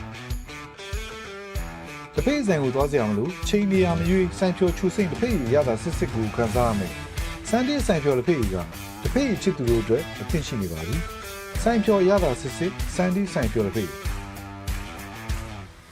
ဖြူဖွေးအေးမြချွေးထိတ်စီတာ Bella Roll On ဝေးပြန်လန်းဆန်းစီမယ် Clean Fresh နှစ်စဖြူဝင်ဝေးပြန်စီမယ် Extra White 24နိုင်လုံးဝေးပြန်စီတယ်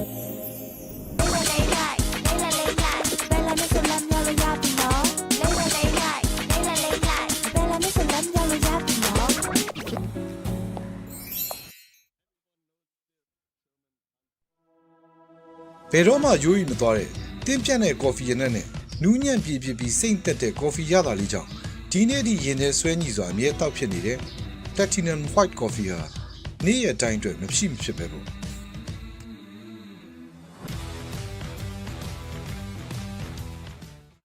Sunday နဲ့ coffee ဟာကမ္ဘာအကောင်ဆုံးအရေးသွင်းမြင့် Arabica coffee စစ်စစ်နဲ့ထုတ်လုပ်ထားပါတယ်။အကောင်ဆုံးနီးစနစ်တွေနဲ့ကြိတ်ခွဲထားတဲ့နူးညံ့တဲ့ coffee မုန့်တွေဟာတောက်လိုက်တဲ့အခါရှာပေါ်မှာကျန်းရှာမနေပဲနူးညံ့ပြည့်စေပါတယ်။နူးညံ့တဲ့ coffee မုန့်တွေကြောင့်အချိန်ကုန်ခံနှက်စရာမလိုတဲ့အပြင်အနက်အရသာပြည့်စုံတဲ့ Arabica coffee စစ်စစ်အရသာကိုခံစားရပါပါ။နှက်စရာမလိုတဲ့နှက် coffee Sunday နှက်ဖြော် coffee မဒါရဟီယိုတွေကိုစပြီးကြိုက်တော့ပါလားအိုင်ဒန်လေးစတာမလို့ရောတင်းမိတ်တွေစုတာခံရတော့လား Mobile Legends ပြင်ဒိုရာဆော့ရဲ့ပရိသတ်တွေတော့အားရကဗီဒီယိုကိုင်းနဲ့အသစ်ထွက်ရှိလာတဲ့ patch တွေကိုနောက်မကျစေဖို့ခုတင်ဆက်ပေးနေရတော့ My Sport TV Channel ကနေထုတ်ပြကြတော့မယ် Sorry man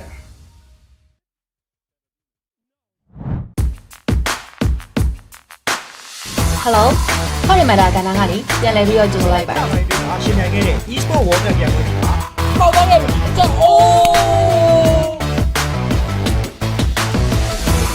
that was a radio စိတ်မှာလည်းစပတ်ခက်ဒီလိုရမာပြီးကြတာ I didn't know my oh shit it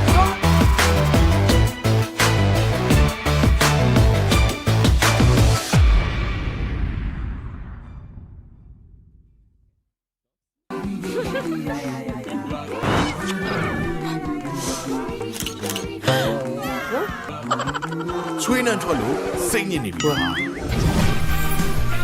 ယုံကြည်မှုကိုနှစ်ဆတိုးမယ် Power Code ချွေးနှံဆိုပြီးလမ်းဆောင်မှုရှိစေမယ် Sport Active ချွေးနှံဆိုပြီးစုံတင်ခြင်းမရှိအနံ့ဆုံးများကို24နာရီကောင်းဝင်ပေးပါမယ် ယုံကြည်မှုနဲ့စတို့ဖို့မှန်ကန်တဲ့ရွေးချယ်မှု Bellman Deodorant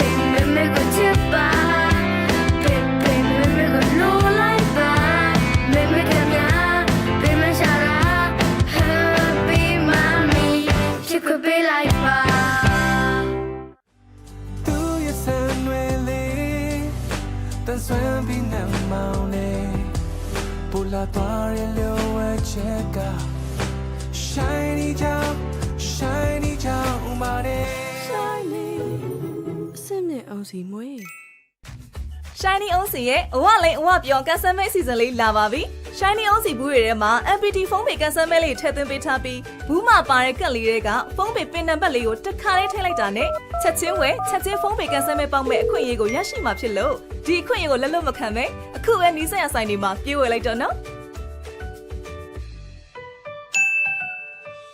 ဆန်နယ်လေးရဲ့အာဟာရအကြောင်းကိုသိပြီးကြပြီလား။ Shiny ကနေစံသားတစ်ချောင်းချင်းစီရဲ့အာဟာရကိုဖြည့်တင်းပေးနိုင်မယ်။ထောပတ်သီးစီကိုအသစ်ထပ်မထုတ်လိုက်ပြီနော်။ Shiny ထောပတ်သီးစီကထောပတ်သီးစစ်စစ်မှထုတ်လုပ်ထားလို့စံသားရှိအစိတ်တောင်များကိုဖယ်ရှားပေးပြီးပုံမှန်သုံးဆွဲပေးမယ်ဆိုရင်စံသားကိုတန်ဆွမ်းထူတဲ့စီကပျော်ပြောင်းနှူးညံ့စေတဲ့အပြင်စံသားမွေးချောက်ပစ္စည်းခြင်းမှလည်းကာကွယ်ပေးပါတယ်။ Shiny စံသားအဖြစ်ထောပတ်သီးနှစ်စီလိုကယ်နဲ့ international တွေက e-sport tournament ပွဲတွေကိုမကြည့်လိုက်ရတဲ့နဲ့လွတ်သွားတဲ့ဘော်ဒါတွေရှိတာ professional player တွေရဲ့ strategy ကြကြ rapid တွေ jungler တွေရဲ့ a master retriever တွေရင်ကုန်ဖို့ကောင်းလာတဲ့ game game ပိုင်းတွေ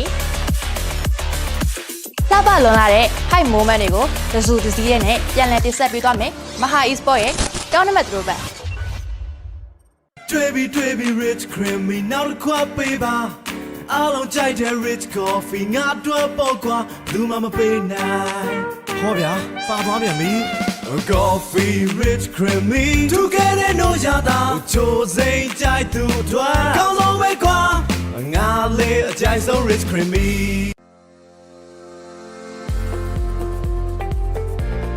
တစ်ဖက်ရဲ့ကောင်းတစ်ခွက်ဖြစ်ဖို့အတွက်အေးမြတဲ့တောင်တန်းပေါ်ကဆင်းသက်လာတဲ့တစ်ဖက်ရွက်နုနုလေးတွေကိုခင်မီစက်တစ်ကြီးများဖြင့်ထူးစီမံထုတ်လုပ်ထားပြီးချိုးကြနာစွာပေါင်းစပ်ထားတဲ့ပြည်ပြည့်စုံတဲ့ပုံမှန်ရတာနဲ့ Grand Palace မြန်မာလက်ဖက်ဆိုင်ကျော်လက်ဖက်ခွက်တော့ဘူးတစ်ဖက်ဆိုင်သွားပြီးချိန်ပြနေရလို့မလားတစ်ဖက်ဆိုင်ကိုသွားစရာမလိုချိန်နေရမရွေးဆိုင်ကျော်ချူစိမ့်တစ်ဖက်ရတာစစ်စစ်ကိုခံစားရမယ်စန်ဒီဆိုင်ကျော်လက်ဖက်ကတစ်ဖက်ချစ်သူတို့အတွက်အသင့်ရှိနေပါပြီဆိုင်ကျော်ရတာစစ်စစ်စန်ဒီဆိုင်ကျော်လက်ဖက်ဖြူဖွေးအေးမြချွေးထိတ်စီတာ Bella Roll On ဝေးပြန်လန်းဆန်းစီမယ် Clean Fresh နှစ်စဖြူဝင်ဝေးပြန်စီမယ် Extra White 24နိုင်လုံးဝေးပြန်စီတယ်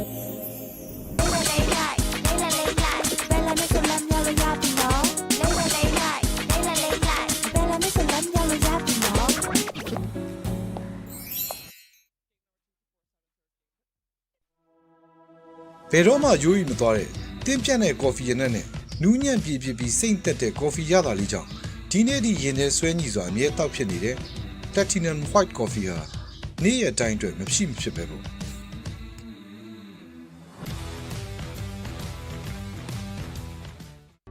Sunday နဲ့ coffee ဟာကမ္ဘာအကောင်ဆုံးအရေးသွင်းမြင့် Arabica coffee စစ်စစ်နဲ့ထုတ်လုပ်ထားပါတယ်။အကောင်ဆုံးနီးစနစ်တွေနဲ့ကြိတ်ခွဲထားတဲ့နူးညံ့တဲ့ coffee မုန့်တွေဟာတောက်လိုက်တဲ့အခါရှာပေါ်မှာကျန်းရှာမနေပဲနူးညံ့ပြည့်စေပါတယ်။နူးညံ့တဲ့ coffee မုန့်တွေကြောင့်အချိန်ကုန်ခံနှက်စရာမလိုတဲ့အပြင်အနံ့ရတာပြည့်စုံတဲ့ Arabica coffee စစ်စစ်အရသာကိုခံစားရပါပါ။နှက်စရာမလိုတဲ့နှက် coffee Sunday နှက်ဖြော် coffee င Meta ရဲ့ hero တွေကိုစပြီးကိုင်တော့ပါလား idea တွေစတာမလို့ရော teammate တွေစုတာခံရတော့လား Mobile Legends ပြင် Dota ဆော့တဲ့ preset တွေတော့ idea က video ကိုင်နဲ့အသစ်ထွက်ရှိလာတဲ့ patch တွေကိုနောက်မကျစေဖို့အခုတင်ဆက်ပေးနေရတော့ My Sport TV channel ကနေထုတ်လွှင့်ပြသတော့မယ် Sorry man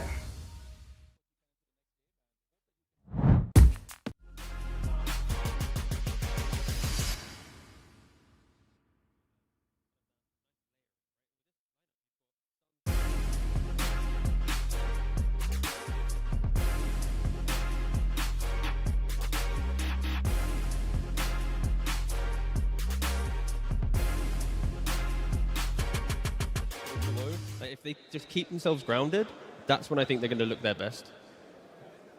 Yeah, we're going to see how the teams will adjust. One thing when it comes to these really long games, you do want to be able to have a support duo that scales, and we definitely saw the scaling from Omar and GH with the Muerta and the Phoenix. Scaling on the side of BB Team T-Gov with a Wind Ranger and Disruptor, maybe not as easy. Yeah, less the Windrunner, but I think the Disruptor was the... Sorry, less the Disruptor, my apologies. I do speak one language poorly. Yeah, Disruptor with the Aghanim's, one of the best heroes in the game, right? For support, but picking up Aghanim's, no other support hits that hard, right? Being able to mute is incredible. So I think it's fine, it's just the other pieces didn't step up, right? Like the Abaddon was a bit of a lost hero, Windrunner also a bit lost, Lone Druid lost lane, Disruptor had a good mid to late game, Earthshake had a good early game, but there was never a point where all heroes aligned. So I think it's Windrunner, Abba, and Lone Druid, they're the three pieces that just underperformed in that game. Yeah, also usually I just feel like they have more of a get-together, like in terms of the game, like how they play together, like even Pure we mentioned, he had a rough game, but like second item Axe, Lone Druid, he's not going to fight with you. He's going to split around the map, and I think usually BB team are more the team that eventually they hit their timings, they go together and they fight you back. I didn't see that so much in game 1, so I would like them to change it up for game 2 and try that approach instead. I don't think they expected to lose that Lone Druid lane as hard as they did, because their game plan must have been different on paper. Sure. Like, I don't think Miro went into that game thinking he would buy a Diffusal Blade. I assume he was just going to go Helm into Radiance, but when he saw the state of the game and that Lone Druid needed to play recovery, he went for that Diffusal to try to be as impactful as possible, make it so they can set up for a few easy kills with it. It didn't work out, but my question for a BB team now is that you come into a game with a vision, it doesn't work out. Do you pivot entirely, or do you just try to recreate it while ironing out what you thought were the flaws? Because I would prefer they moved away from it personally. Yeah, that did not inspire confidence. Again, not to harp on it, but just for the fun of it, Lone Druid had 800 more last hits than the Muerta, but also had like less than half the amount of damage of the Muerta, right? That kind of summarizes the kind of the emptiness of that game. Yeah, a little painful on that front, but hey, there's a new round, there's new chances on the horizon, because it is time for both teams to face each other once again. BB Team versus Nigma Galaxy. Game 2. Here we go. Round number 2. Nigma Galaxy 1 game away from being top 6 at this international. And of course, BB Team would like to be the first team on the main stage to force out a third game in this series. We got Nigma Galaxy with first pick on the Radiant side, and BB Team second pick, where they have just answered the Nature's Prophet with the Lycan. This is something that we've seen like more and more, like, you know, Lycan is very good against Prophet. You deal well with the map because you have summons, you have wolves. He has no AoE, so if this is a lane matchup, you should be pretty happy overall with Lycan. So usually when you have this type of setup, if you're Nigma, you should already think about protecting your team and your...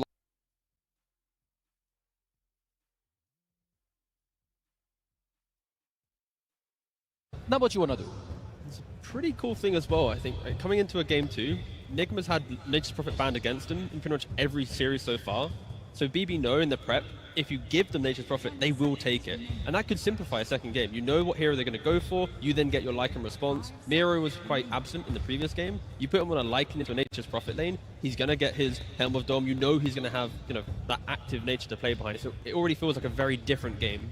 And when I think of heroes that Miro has looked best at, this TI Lycan's by far the one on top of the list. I know he's undefeated on his Bristleback, but there was this game versus P-Vision where he was top of the net worth, completely popping off, and the enemy TA got pulled an Aghanim Scepter, and he was still top net worth with the free 4K net worth TA got. Like, he knows his timings, he plays to kill. It feels like BB team rally around him when he plays this Lycan, and it's a really good change of pace here in this game too. Yeah, for sure. Like going from this game 1 into game 2, just making sure that you have the aggression, you have someone to play through. You're already setting up someone early in the draft for a good game. Because if Prophet is 5, he doesn't pressure you. If he's 1, he's okay, doesn't pressure you. And if he's a 4, sure, he might TP with a Sprout. But like that's about all the interaction you're gonna have. The key thing about a month ago, the last time that Nigma played the Nature's Prophet, they actually flexed it to mid lane, and someone played it there. And in the last month, we haven't really had crazy changes. So I think that logic could still exist with Nigma, where often we talk about the carry to support flex. Here, also have to respect the mid lane. Yeah, I've seen that once or twice from Malrine. I believe it's played with like some Vessel rush into Shard, Orchid, Mjolnir. I mean, maybe there's a few different deviations of that build, so something we should keep our eyes open for. If it does go mid though, it becomes open to being punished by GBK's hero pool, right? You can all of a sudden have a Storm Spirit come into play, like one of the old school Storm plus Coddle combos potentially that BB used to run. That's why I expect Nigma to potentially either pick off-lane plus support here to keep that flexibility alive. When they have the double pick available, utilize the last pick in the second phase, and then you can, C4 heroes on BB.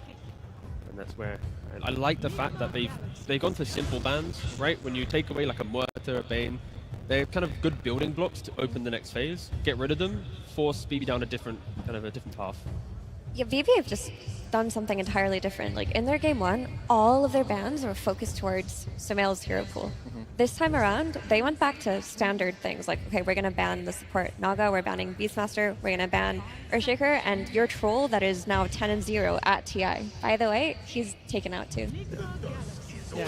We said at the very start of, earlier today, we said that if you are gonna try anything out, it should be right now in game 1 of the upper bracket where you have a lot of time and potential to adjust. So potentially that game number 1 for BB team was them trying that out.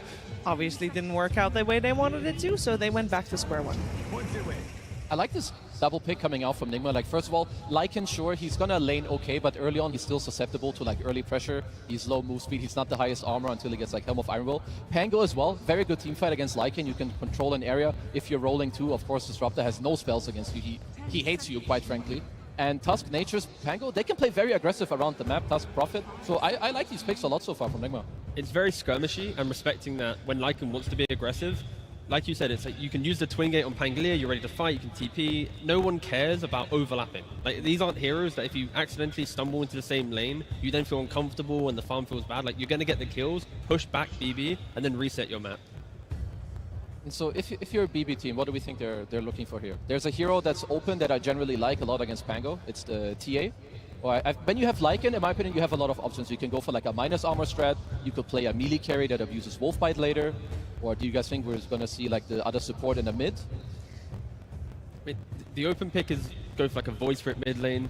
Generic mid that GPK has played multiple times. You have good catch. You don't die to the Pangolier. You can always find the back lane. You create information for everyone else to thrive with. Good glimpses, Lycan with the wolves.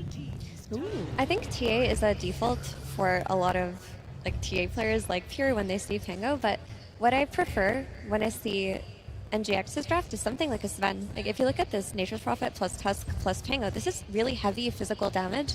Your Lycan isn't going to be building a Crimson Guard or anything like that early. It's not how the hero is played. But Sven, who has Warcry naturally, seems to be a great fit here. He also provides you with the burst and the melee carry ability to play with the wolf fight later. Pure hasn't played any games of it yet though, this TI. It would have been kind of nice, but so they go for the puck instead. I like the Grim coming out. I would say slightly underrated hero still. Like if you soulbind one guy and Tusk wants to go into Snowball safe, he's going to get insta-bound. It's also very good against Pangolier. It's nice with Lycan Wolves especially, super toxic to play against.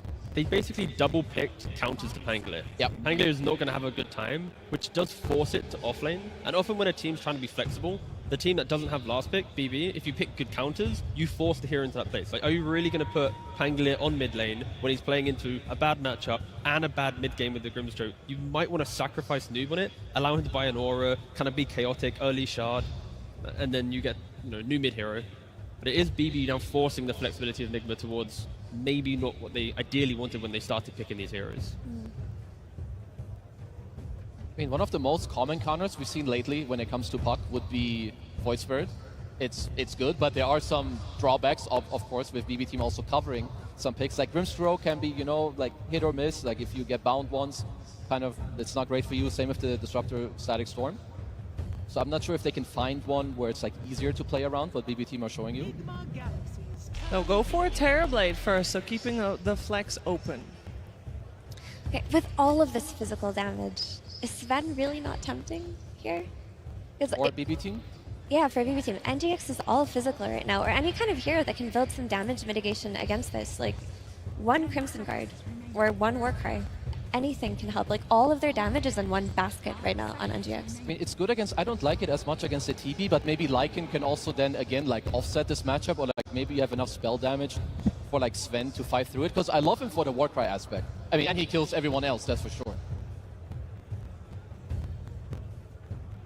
I mean, is there even anything better? I'm trying to think. I could see last pick faces Void if it looks good. I think it's very scary to play into. I don't think these Nigma Galaxy heroes kill that hero. It could still also just be a TA, and then you rely on your Lycan to buy the Crimson Guard. But when you see one damage type, it is so tempting to just counter it here. It will be BB team with the overall last pick, so they will see the full picture of Nigma Galaxy's draft before having to be making a decision on what they want to go for last. I think for me, as long as Pure has an aggressive carry from lane and early to mid game, I think their draft will look quite nice. You've got, you know, Puck that's quite hard to kill. There's no easy stun really to kill the Puck at all. You cannot rely on Rolling Thunder. So the mid game from BB plays itself out. The carry just has to join that engagement. Don't play like game one where you lose lane, hit jungle, have all the GPM in the world, but it doesn't translate into the game. But of course for Nigma, it does feel like Pango is mid to off lane, Terrorblade is the carry. If you're Nigma, like your mid pick, I feel like it should try to make it like a little more easy and simple. You're playing against a Puck currently with no catch. Sure, you have wave clear with your TB and like a guy TPing in, but Puck doesn't get stunned by Snowball. He's not going to get rolled on, especially when there's a Grimstroke in the game too. So if I'm Sumail in this position, or like if I'm Nigma, I want someone that allows my Tusk, my NP, maybe my Pango to play with me, and I open the game and I open the fight. I mean, there's always like putting Nature's Prophet on 4, trying to rush an Orchid on it, and going for something like Tiny from the mid lane. Yep, that's true. As long as we see a stun, I think I'm fine.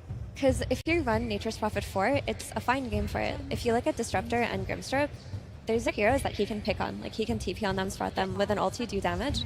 Whereas when we've seen Nature's Prophet supports look bad, it's if he can't kill the enemy supports.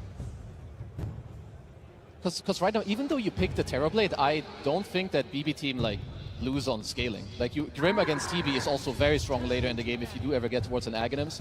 And Puck is not a hero that's to be underestimated if the game drags out. Maybe I'm overcooking, but it would be really cool if they sacrifice Pangolius so much due to the Grim and the Puck to like Amar playing it 4. You know, it's like, whatever, man. Just go pull Wave Exist, and then you get a new offlane pick. Prophet goes mid, TP goes carry. You have the scaling, you've got the tempo, but it's like, are you really in a game 2 going to randomly just put Pango on? Like, some teams would. I'm only referencing this because, you know, Kuroki's the guy that plays Razor 5, you know, back in the day. Like, You sound like the average Nigma fan with the Cold Tank, and it got 100-0 in like one go. No, it's okay. They banned PL, so I can't even falter you for anything you said, because this hero I would have never thought about in my life. I just see room right now for the creativity to shine in the fact that there are some problems. I don't know if Pango being the core role helps fix them. So why not just throw a random new hero into the mix? Is there then something else that would be like the ultimate pick if they do? Well, we're going to see a Tiny, so that is our answer right there. We don't know exactly where each hero will be played until people pick their hero. I feel it's pretty obvious that Tiny is going mid. Because like you can just run your Nature's Prophet 4 with the Pango, and you're strengthening his lane, allowing him to have a better entry into the game. Because while sure he is countered by Soulbind and whatnot, and Coil later on, if he's getting his Link Dagger and just rolls on the backline, he's going to have his impact in the game. Faces Void still showing. Oh, it's actually not a mid Tiny. It is the mid. It is the mid Prophet coming out, and Noob will play the Pango on the off lane. Okay, so let's see. I mean, I have played a lot of Pango into Void, and in my opinion, it's one of the worst matchups. You don't really pressure him too much, and you can get chronoed and die. I like Nigma's lineup overall, and I think it goes with what they like to do, like play aggressive, be oppressive on the map, take it over. But I think BB team, if they're not behind in this game, their tri-core scaling is like out of this world. They have the ability to punish mistakes. Unlike the last game, they couldn't really convert on Nigma making the mistake. But having the Prophet mid, I'm really looking at can Sumail from laning phase, break that, go towards the TB lane with Meta, get a kill, look at a tower. Go to the Pango lane, sure he's under pressure, but the correct TP, when Pure wastes his time ult, boom, that's another kill. Like I think all of Nigma's lineup is built around Sumail creating so much chaos, and then everyone just kind of shining from that. For sure, but I'd also like to say that Nigma's safe lane is looking really strong. Like Tusk plus Terrorblade versus Lycan, if he steps out a little bit, they can punish. So they can depend on that safe lane too to maybe bring them to the game, especially if Sumail joins, gets a few early sprouts. Like I could see this Nigma draft doing it. But I do think BB Team's draft looks a lot more stable, a lot more cohesive, and it's not too dependent on, okay, Lone Druid's going to carry the game. All of them have their ability to enter and play in this game. Yeah, for me too, like Nigma, they have to do well on their lanes and play off of that. Like Effie was mentioning, with the Prophet TPing around your mid, you have a good safe lane, play through it. With the gates, open up the map, play fast, because yeah, if a good player like Pure plays Void this game and he gets there with 3-4 items, he's not losing. Is there anything in particular other than the Phases Void you're looking towards to get to that point to begin with? Like in space and also GPK on the puck in a fairly good puck game. Early Crimson Guard would be so good. I mentioned it before, but like their damage is so purely physical, and now that Tiny has been revealed to be a support, he's not going to do much by way of damage either. I mean, BB didn't choke in the draft this time, so it should be a much more competitive game too. Well, that is good news. I think for all the Dota fans, we would like to see a series go the full distance, and this could potentially be the one. Before we jump into this game, though, we're jumping on stage where Tsunami is not jumping. He's standing next to Bull. So I think save it for the camera. Okay. Thank you very much. Yes, I am joined by a bulk of BB Team. Congratulations on making it this far, but this team has consistently been an issue for you. You guys only lost to one team in the road, and it was Nigma. What is it about these guys that makes it tricky for you? Nigma Goes была единственная команда, которую вы проиграли в предыдущем этапе турнира. Что в ней так сложно, что вы не можете с ним справиться?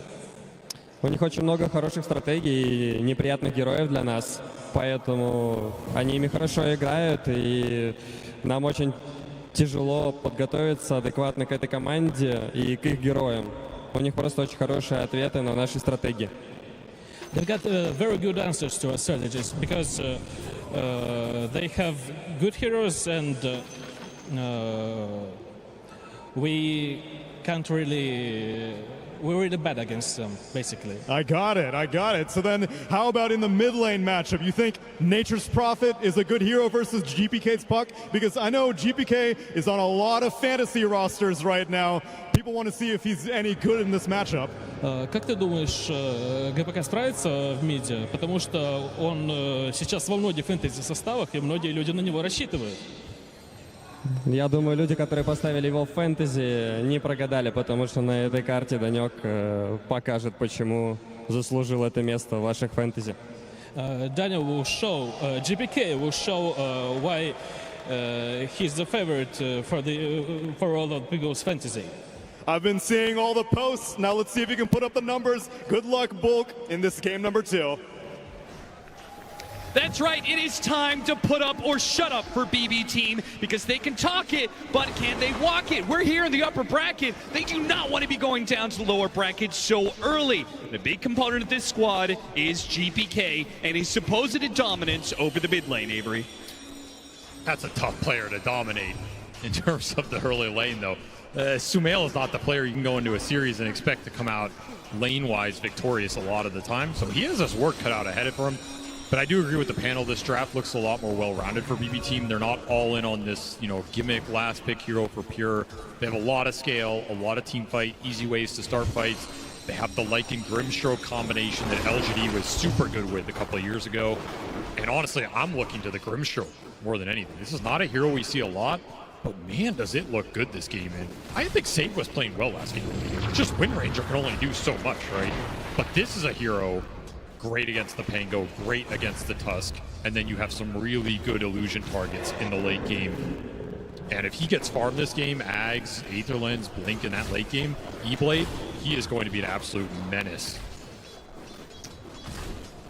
We talked about how some of the drafting problems for BB team. They were put in this position where they didn't win the laning phase and late game was going to be a crunch. So they kind of had to perform mid game, and they were so far behind they couldn't do that. This time around, they certainly have good late game, right? They've got the faces for it. This is the undefeated late game carry in this individual game, right? You can always win late game with this hero. It comes down to chronos, especially when you get 2 up, refresher shard off Rose, or if you get to your own refresher, you're just broken. You're straight broken. Sometimes it can come down to you also have damage to throw in the chrono, but this game just looks like a solid chronosphere game. And to me, it points to Nigma need to find a little tempo here. They don't need to completely run this game over, but they want this TB to be the first hero on that net worth chart. They want the Furion to be first or second. They want these 2 cores to be up there so you can overwhelm BB team with an early advantage translating into an early item advantage. That's where these heroes are going to thrive. And of course, you have the Terrorblade Lycan matchup. Like, that's why Ghost is on this hero in this game. I mean, this was a matchup where, you know, going back to Arteezy, who loves this, see Lycan, pick Terrorblade, win game. It's that simple. And why is it that simple? A reflection. You just, you know, you go in every fight, you reflect this guy, you get auras, you just get free amp damage room. Free 40% damage? Yeah, that sounds pretty broken on the highest base damage hero in the game. It's just stupid. Lycan also gives you a pretty free laning phase, and you are an illusion hero that can kind of push out the map, deal with his lane pressure a little bit, and Lycan is all single target. So he's not going and threatening you, or at least your illusions in the fight. Just a very one-sided matchup. Hopefully Ghost can make the most of it when it comes down to those team fighting and getting the big reflections off. So far, though, in this early game, Pure feeling the heat again. This off lane for Nigma Galaxy overperforming, I think, in this series so far. Oh, yeah. I mean, they killed it in the first game, and putting this much pressure on Pure early, though, Noob, I think he thought he had a kill on his hands. Omar, there was still cooldown on his spells. I mean, they want Pure here. This wave got pulled to a stack camp for Katayomi. Usually really nice, but Pure got chipped so much, he's having a hard time staying. Teleport coming in from Samael. Immediate glimpse from Katayomi, but inside of the Sprout. And the Avalanche on 2. That's actually pretty decent damage. Still, though, Pure, he thought he could go after Noob there, but way too much HP. And Pure, he's only got one single shared tango to deal with Omar. He takes the aggro for Noob to finish him off with the shield crash. A double for the Nigma off lane. They are showing up on the main stage. Katayomi going to try and get a return kill, but that's a Fairy Fire full one Tiny. You're not killing him on your own. Yeah, Omar jukes it, so he wouldn't be able to get the glimpse back into tower range. By the time he saw the Tiny, it was too late for all that. Now, he could still get a glimpse here and have a chance, at least be able to burn through some of the regen that Omar has. Pure hits him with a time dilation, but it baits in Katayomi. Noob, he won't have the damage with a swashbuckle to finish him off.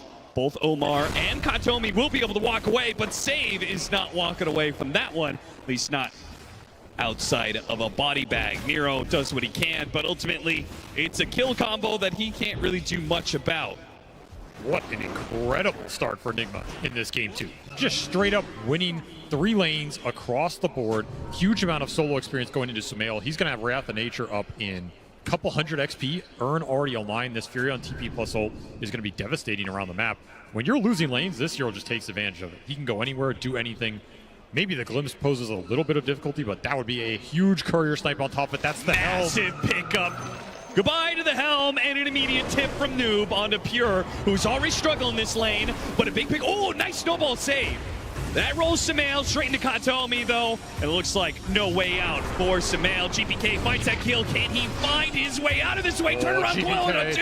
GPK, he wants more. You gank me? Nah, son, I gank you. It's going to be a GH third kill. GPK turns it around thanks to his support's rotations. Well, all eyes were on this man to step up, and he is absolutely delivering, salvaging this early game for BB team. That was about to be a 3-4K lead, complete route. If that Furion gets to pop hold, TP to a side lane, you are just getting owned across the board. Instead, you get a triple kill off your puck mid. Now this puck is well ahead. And this is going to be your best playmaker. I mean, also just getting the experience for your supports here. Such a big boon. Especially going into this Wisdom Shrine, which was not a guarantee, right? You have to think about these shrines against the Furion. Now a nasty little combo that isn't supposed to be successful before Miro has his 6. But, with the help of the Nature's Prophet, they would certainly get that kill. Samael, he's going to cut across and go after Save. Almost gets it off the reflection, but Samael teleported in just a little bit too far left to really help Ghost claim the Grimstroke pickoff.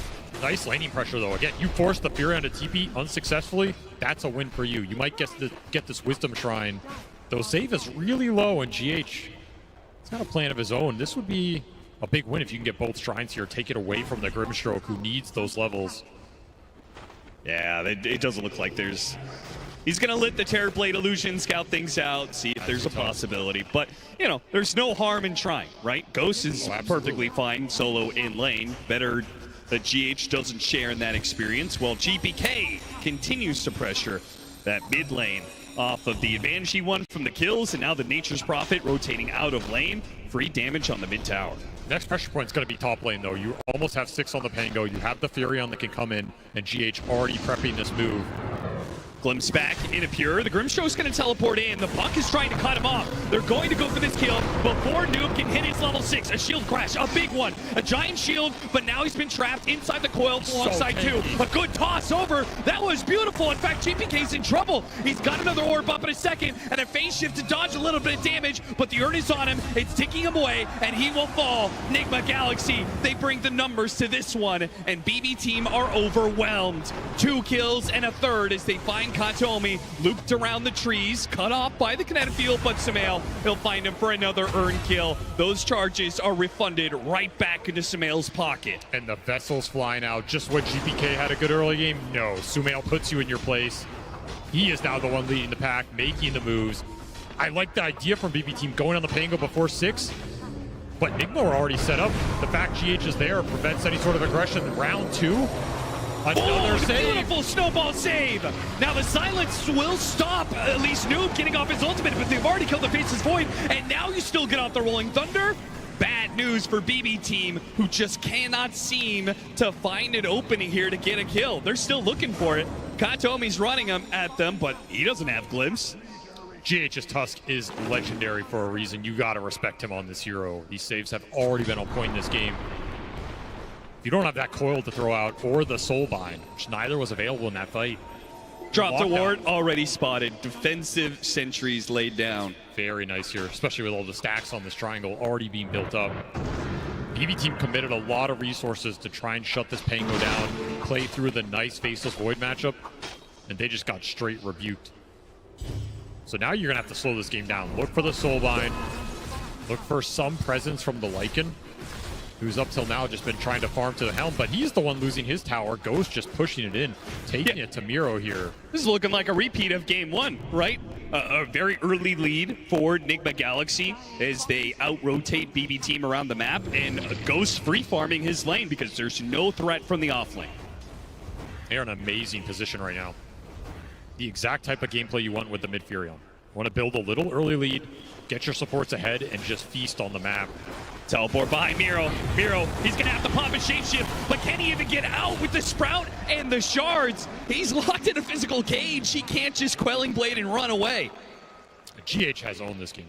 He has been in the right part of the map every time to make these plays happen. And now they're going to eye the GPK puck mid. I mean, this would be a backbreaker if you lose him with an Arcane in his pocket. You just need those level 6s on the BB team. Because even if they bring equal numbers to the fights, Nigma Galaxy, they'll just beat you on ults. You need that static storm. Just look at the aggressive positioning. We're 10 minutes of the game. They have a ward on the cliff. They have a ward around that tier 2 top. They're scouting behind these towers. They're looking for aggressive opportunities. There's a meta on a tier 1 mid.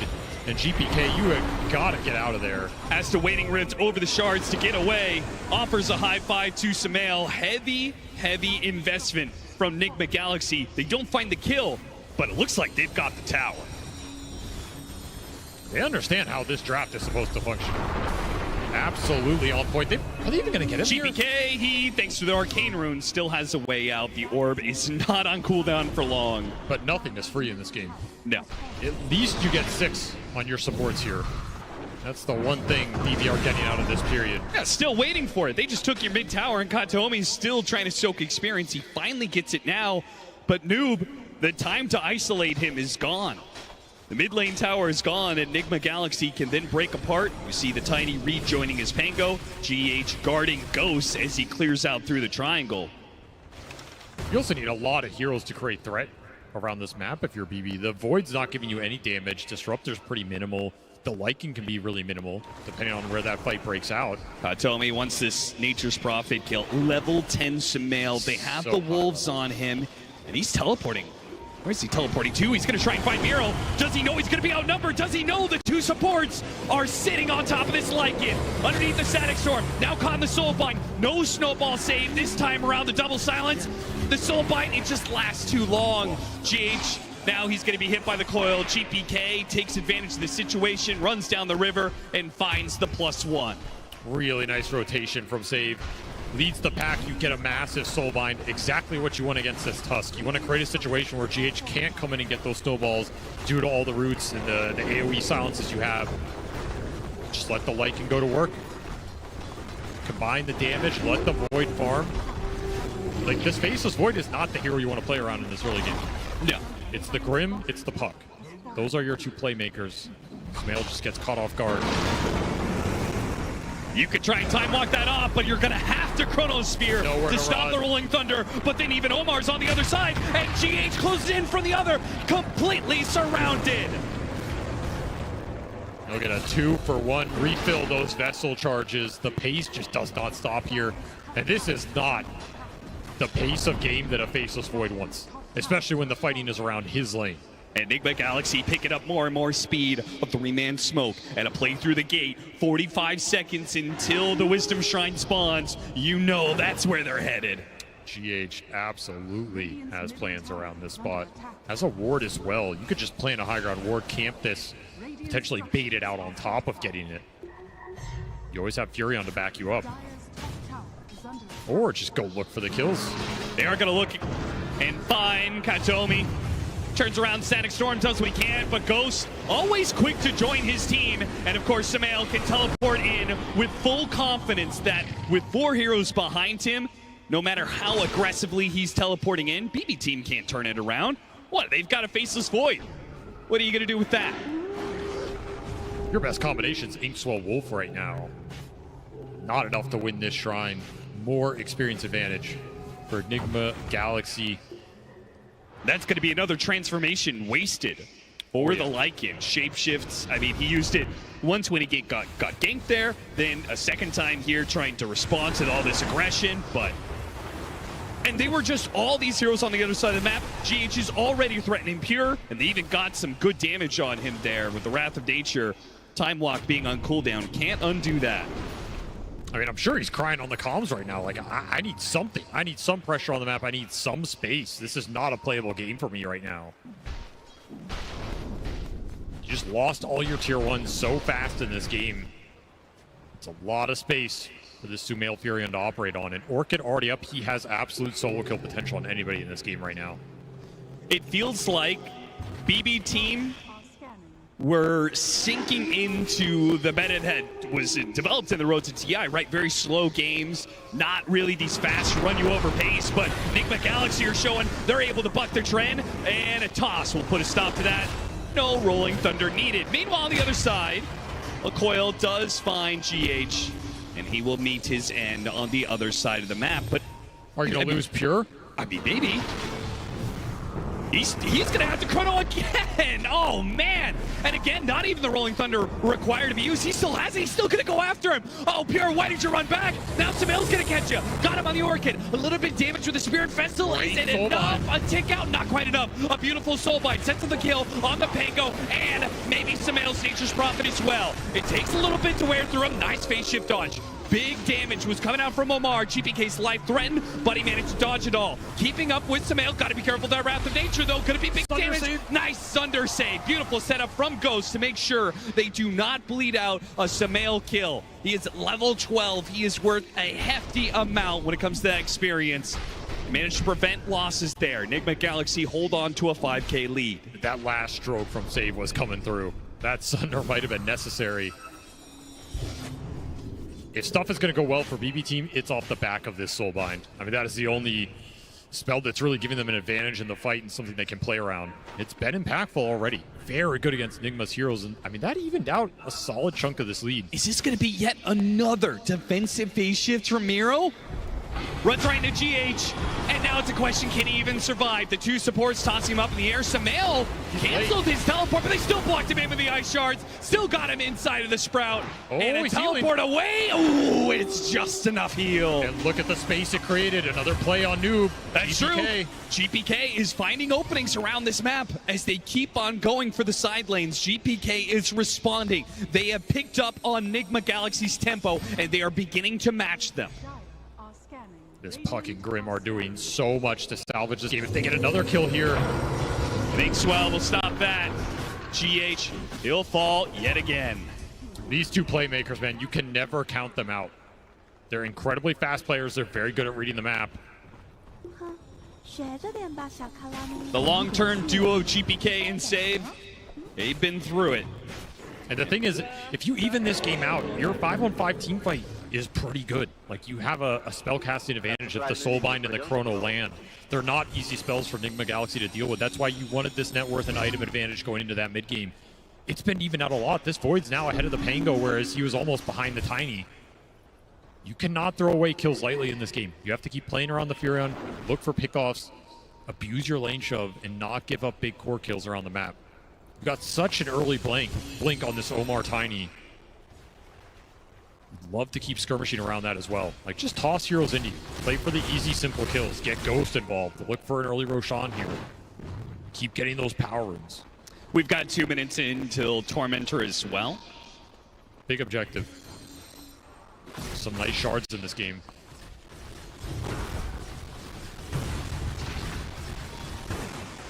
There's a smoke.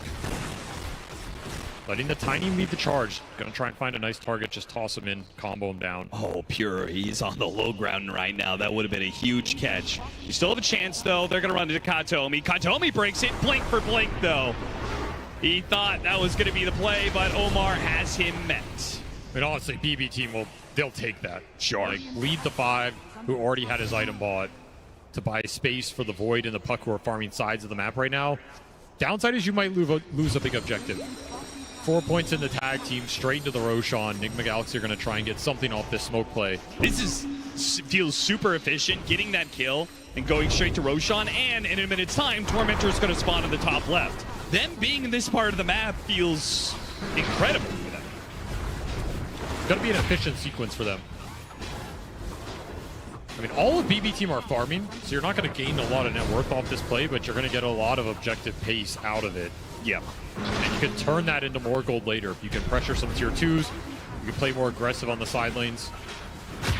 You see what Katomi's up to? They're going to get this Roshan, but I think BB team made the call that if they try and go for Tormentor, they want to take that team fight. They've got Chronosphere. If they can get the wards down, they've got Static Storm. They've got a huge team fight, as you said.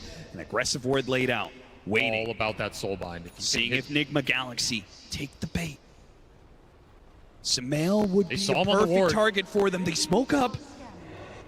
They did see him for a brief second there. Now it's a question of reaction. He's got a Static Storm on 2, only catching the Tiny inside. It's a valuable target. They do manage to take him out. Ghost is right in the middle of them, though with that Aegis. So they can't turn and focus on this Terrorblade, but can they chase? They go for the Chronosphere onto Sumail. They say ignore that Aegis, go straight for the big guy. Another Sunder save out from Ghost, and Sumail, dot dead, yet turns it back around with an Orchid. Can't finish off Pure either. The timer goes off. Sumail run down by Miro, and he's got a decent amount of damage onto Ghost, who sundered earlier.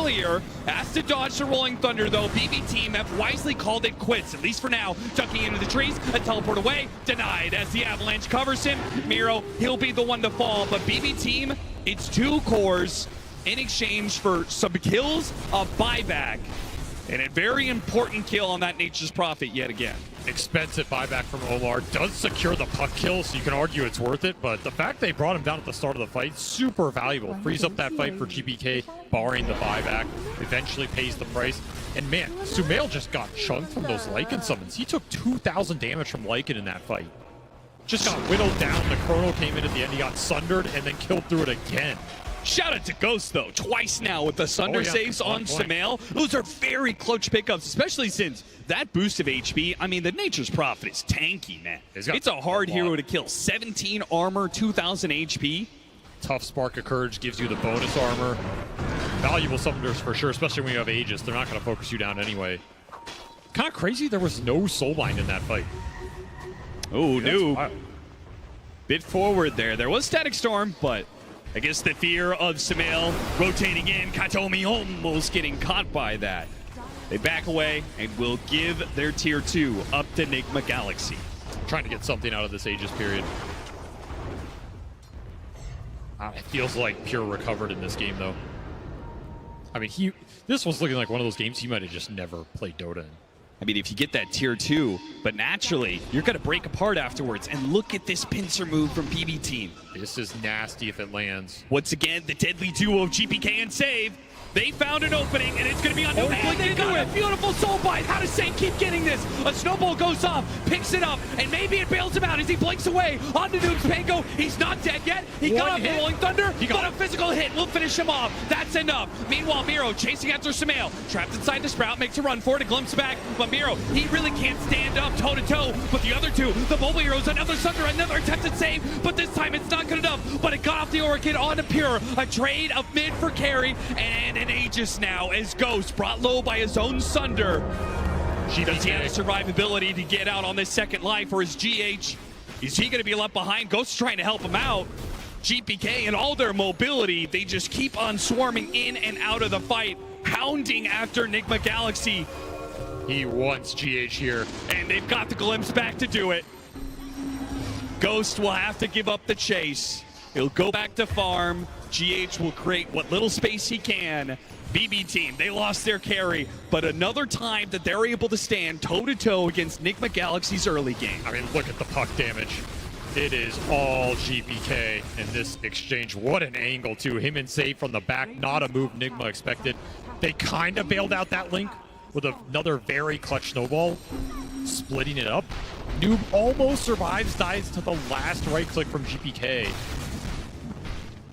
That is such a close fight. It was. Did him no favors that the Sunder save was a lot less effective because they were both low HP. Yes. So that kind of hurt them a lot, but we're kind of seeing the fight paradigm. They're just running at the Furion, and he's just kind of sitting there and taking it. Like, he can't output enough damage to dissuade the summons on his own. There's little summon clear in this lineup. Oh, beautiful glimpse. Kataomi with this blink dagger, but a better save from Ghost. A little Manta dodge to save his life. That will absolutely do it. Still, and that will ensure Ghost can get to his butterfly, which is a massive pickup. Yep. Huge timing for Nigma Galaxy. Everything is now riding on this Terrorblade. The Furion had his shot to completely snowball this game. He's going to have to try and scale too. But the pace that GPK is setting, he has an amp damage right now, 6, 2, and 8. Haste, amp damage, and bigger moves than Omar's got. He jumps away from the initiation, and now right into the middle, the thick of it. The Static Storm gets one, looks after GH next, but he jumps away to his curveball orb. He puts a little pressure on Nigma Galaxy, threatens to overwhelm them, and then backs away. There's no need to keep up the pressure. He created the space. Pure, he's farming away and loving it, I'm sure. This is a scary game to give Puck late game items in, because your lockdown is pretty limited to that support duo. And Tusk is not always the most reliable. You are really dependent on this tiny combination. Yeah, we're also seeing with the Faceless Void, right? If you have troubles locking down this Puck, it's only going to be worse because Faceless Void is going to be just as mobile as this hero. Given a little extra help there with the Grimstroke. Not quite the stun combination they were looking for this time around. Noob trying to use his shard to make sure he gets a lockdown after the phase shift, but there's still the Yules. GPK does manage to get away in the Rolling Thunder. Being used like that, Nigma Galaxy, they got to probably take a break a little bit. The team fights have not been clearly won by them. No, not at all. Rolling Thunder is a key component for that. Just gotta keep playing for ghost timings. Try and get the next Roshan around that butterfly. That's gonna be a nice power point for you. And try and keep dodging this soulbind. If you can ever find the supports at the start of the fight between the Tusk and the Tiny, would be a huge win to begin that engagement. But some of that Lycan lane pressure is starting to add up here. We don't even have the shard out yet, so it can get better. Oh yeah, that's a good point. In terms of stalling this game. Do you feel like the Nullifier is such a crucial pickup that it's more important than the side lane pressure that comes from the shard? I mean, Nullifier and Lycan is always just chef's kiss, right? You go in, you isolate a target, you know you're going to be able to bring this guy down. He already has AC. Downside is some of his auras are getting reflected, so he does have to pick his point of attack well. Otherwise, you're going to power up Ghost to just hit that butterfly, just hit level 18.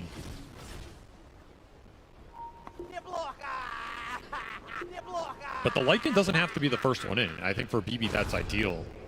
Which is another reason why, if you're Nigma Galaxy, if you can start these fights on your terms with a tiny initiation, it's going to feel a lot better for you. That's up to Noob. He's got to get that Rolling Thunder Blink Dagger initiation. They can't afford to be picked off underneath their tower like this. All the support ults being dropped on this Nature's Prophet. Feeling they got it for sure, but this Rolling Thunder is just beautiful. A bowling ball right through the middle of BB Team has taken out 2 cores and freed Sumail. He may have died, but they got a 1-for-3 exchange, and only a Blink Dagger will bail out this Grimstroke from death that was closing in. Pure just never gets Chrono off there. Gets chain stunned off Avalanche into the Rolling Thunder, into the congregations of the deep. The extra tendril betrayed him there. That's a very different fight if he gets that up, considering how clumped Nigma were. They got their Terrorblade glimpsed out of that fight, and they had to TP the new Pango into the preemptive Soulbind. Not a good fight setup for them, but they just pushed through it. It was just so unnecessarily risky to make that jump and not use the Chrono. If you don't want to jump in as the Void, I think that's fine too, but... I mean, he just doesn't want to Chrono his own teammate here, right? For sure. Like, you don't want to Chrono your own puck, it feels bad, but... Man, that neutral creep did some work there. It messed them up, man. Fortunately, Miro was there to finish it off, but that was almost 3 for nothing. Nigma Galaxy, they'll claw back a bit of a lead. 2,000 network lead for them, 28 minutes.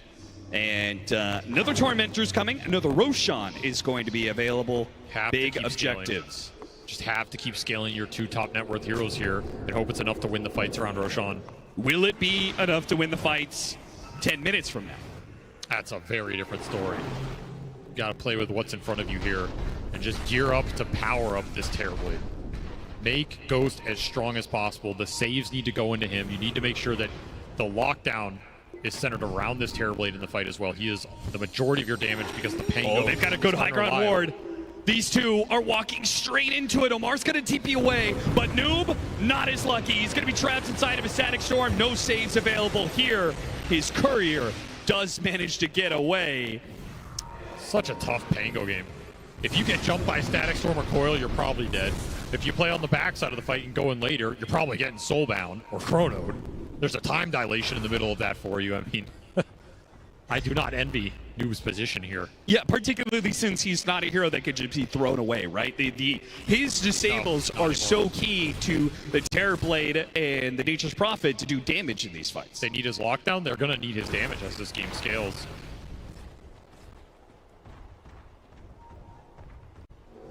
Scotty will certainly help if that will help to, just slow down some of these heroes just a tad bit if Ghost can get to that point. BKB will be a massive pickup for Sumail, at least until the Disruptor has an Aghanim Scepter, and Kataomi is really not that far away. He's been killing on the Disruptor with this early Blink Dagger, and the conservation of resources, he's just barreling straight to a fast axe. I mean, he's honestly had a very good game for how poorly that top lane went. This game is dead even. It's another game. They're within like 200 XP of each other. I don't know how these teams keep doing it. One team fight could break things open. BKBs are wanted on both sides of the table here. The Nature's Prophet and the Faceless Void are so close to it. It doesn't feel equal though, Avery. Feels like that Faceless Void BKB is a little bit more powerful. It's a little better here, especially when you have nothing to go through it except that punch, which pretty hard to burst this guy down in a single punch. Yeah. The Fury on BKB could be really influential though. If Sumail can, TP, if he finds one of these supports at the start of the fight, can pick his point and just take one of them out, could be huge. If he gets jumped first, all that goes out the window. You might also want to save buyback. That could be really influential in the Roshan fight. If you have 2 lives on this Fury and he can come back instantly. Oh, there goes that Aghanim Scepter. Pure spotted that one. worth the Observer Award, as I'm sure Nigma Galaxy know that it's awarded up there, but they can't afford to worry about the other side of the map. They're focusing on controlling Roshan. Smoke on both sides, and a stalemate. That's a 4,000 net worth courier right there.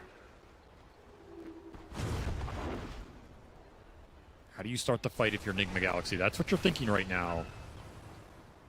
They would love for someone to wander in and you just toss them back, but that is not going to happen when you have Wolves to scout. And if you're BB team, time is on your side, right? You don't have to force anything here. Oh yeah, Pure is telling the team, yo, good job. I'm back in the game. I'm farmed up. I have BKB. I'm just going to continue to scale from here on out.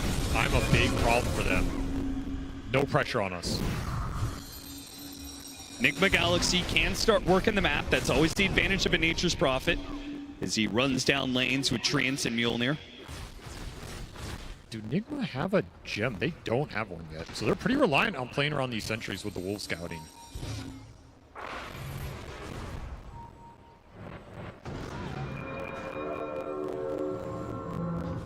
Level 20 puck already, so you got that Waning Rift cooldown on top of the Octarine. That's where this hero just becomes almost impossible to kill. Yeah. Samael, he's got his level 20 as well as Ghost. A little bit extra Conjure Image duration to help with the map pressure. I mean, Nigma Galaxy, they yes, they would like this Roshan to happen faster, but they also have the time where the Nature's Prophet and the Terrorblade Illusions can push in these side lanes and start forcing BB team to break apart a little bit. And maybe that presents an opening. I do feel like we see Nigma get in this position a lot, though, where they're just kind of waiting outside Roche, waiting for an opportunity as if they're unsure of what the correct play is. They don't want to aggressively smoke into BB, but the problem with waiting is it's at a loss. Like, BB are farming more of the map. They're eventually going to get some lanes in. You know, Pure is just showing top right now. And this is normally information you're using to make some decision. You're either going to smoke off this, you're going to force the Roshan, you're going to try and go to their high ground and D-ward or something. Letting him get away with this, it just feels like too much wiggle room. He was just level 18. Now he's got that crucial level 20 talent, where all of a sudden the Faceless Void has a massive damage upgrade inside Chronosphere. He's gotten so much out of these last few minutes. His damage has gone up considerably. He's halfway to MKB now. Nigma Galaxy, I mean, just at this point in time, you haven't forced anything for the last couple minutes. Maybe you're just waiting out for Roshan to go to the other side, because it's still a minute away, and then it goes up to the top side of the map, and you have that Radiant Outpost to play with. It feels like they're also just out of smokes. I mean, look at BB team, man. They're just like, we're all over the map. We've left. They have no intention of grouping up here. This is what I'm saying. The lead is just going BB's way. We left the creep inside of the Roshan pit. We know you're not doing it, but if you want to try, go for it. You have to make a play call here. You just bought the smoke. It just came up. Insta-pop. They've decided to go for it. There's a power rune top. Not a bad they're one. doing Tormentor right now. This is just flat out unacceptable. That's the Lycan shard, too. We'll take that every day of the week. All right, I mean, doesn't have to buy it. Can you end up... I don't think you can end up smoking to this corner of the map. They might try and look for someone who's farming their way back, but yeah, they just full U-turn. BKB, level 20, Faceless Void, BKB on the Lycan. Now he's got a shard. Now you've got Aghanim Scepter on the Disruptor. It feels like there's just crucial items flowing in for BB team. Nigma Galaxy, maybe they find a massive opening go. It was all worth the wait if they could kill this Disruptor and then do more with it. It can't just be a pickoff. It's got to be taking this fight to Roche and seeing what BB team do. I'll be honest, I've seen some crazy smokes in my time. That might have been the craziest one that somehow ended up working. They did an entire map cross into another half map cross into randomly run into the 5. But look at Pure again, on the opposite side of Roshan saying, go ahead, if you want Roche, you can take it. And Nigma Galaxy will oblige. But do BB want to give it up here? They just got Parasma on Puck. They have BKB on the Lycan. This is a fight they can take, especially with Chrono around the pit. And once more, Nigma Galaxy hesitating on this play, right? Not making a 100% call to go for Roche. They'd rather take the fight. This could be correct, but it feels like this Roche has been in the making for 5 minutes now. Yeah, Pure joins his team in this smoke, and now the Disruptor is back into play. Look for the tiny jump. It means so much for Nigma Galaxy here. What does he got to get? got to find something, either disruptor or They see this disruptor. They're after him. They've got the lane ward to be able to spot him out. They know he's on the edges here, but can they get to him? A Rolling Thunder trying to chase him down and faces Void. They will lock down the Nature's Prophet, sure, but you already lost your disruptor. It's going to be crucial heroes dead on both sides for the team fight. Puck, maybe he can get away off this blink, manage to get a coil onto GH. He wants to deal with these safe supports, and Pure, he can help him out with the damage. They got to bounce away from Ghost. They're just kiting him out right now. They know the control is gone. Yeah, no Rolling Thunder, and now the buybacks on the supports. BB team, they just back away. They call it quits. Gotta respect the Terrorblade. His damage hurts, though. 3,000 damage.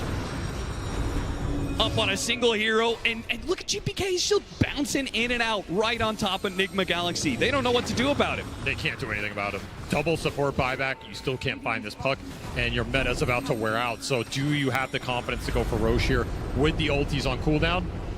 It looks like the call from Ghost is no. This Roche will continue to get delayed. And that pretty much guarantees that there's going to be another fight with another Chronosphere. Yep. Similar timings here on the cooldowns of both Metamorphosis and Chronosphere. And Pure, he finished MKB, so that Butterfly starting to lose some values. It just feels like BB are outscaling them here. This game has been slowed down. It's been delayed. I just cannot believe how much they overextended themselves for that Disruptor kill. I mean, Sumail committing for that kill had to have known that he was going to get Chrono. I mean, he has to, right? Like, you have to take this Disruptor out of the fight. It's too deadly for your cores. GPK? Oh yeah! A Coil Static Storm with an Aghanim Scepter, a Snowball pickup. Sorry, GH, all that does is put you in the kill zone. Pure will go to work on Sumail. There's just nothing Nigma Galaxy can do about the team fight now. This game is slipping away one fight at a time. You're getting outscaled, you're getting out-controlled. You need too many items to power through it right now, and that man right there, GPK, he salvages mid-game and he is taking over the late game. Suddenly, Pure has all the damage he needs. The fights are just becoming too easy. You throw out the coil, you throw out a Soulbind, you land a Static Storm, that fight is just probably over. There's no way to bail it out like last game. There is no Supernova to save you this time around, and a beautiful jump from GPK gives them a two-man Static Storm on two of the best targets you can hope for.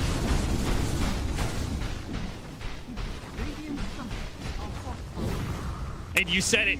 It's a hard game at some point in time to deal with this Faceless Void, to deal with the puck and all the mobility they have. It's also not a great game now for the GH saves. Right? If that means he's still going to be locked inside of Static Storm and he goes in for the Snowball, then you can't make the same kind of miracle plays that he did with the Supernova saves from game one. Nope, it's just not in the cards. I mean, you can get BKB on Tusk. You know, blink BKB, you can go that route, but it is not the utility route he went this game. Does not have the gold for it. It's a long way away. This is a huge window for BB to try and just end this game, especially pushing towards these 25 talents. You have Backtrack coming. You just got Coil Pierce's debuff immunity. I mean, this lineup scale is just insane. And of course, Save, he eventually got to Dark Portrait in this game. That is another spell you have to worry about. You give up a big link with this Terrorblade on top, you're going to be playing against a very strong Terrorblade illusion. Scotty, also a big increase in survivability for this Faceless Void. It seems impossible for them to be able to burst him down now. Yeah, the items are just rolling in. This is BB's game to take right here if they don't botch some sort of terrible high ground. Hex on Sumail gives you a little bit of hope. This means you can go in and try and take out the puck or the Void. This is some of the control that they have lacked for a lot of this game.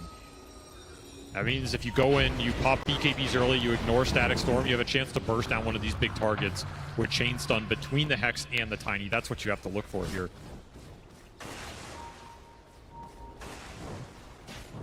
Well, Terrorblade, meet your own illusion.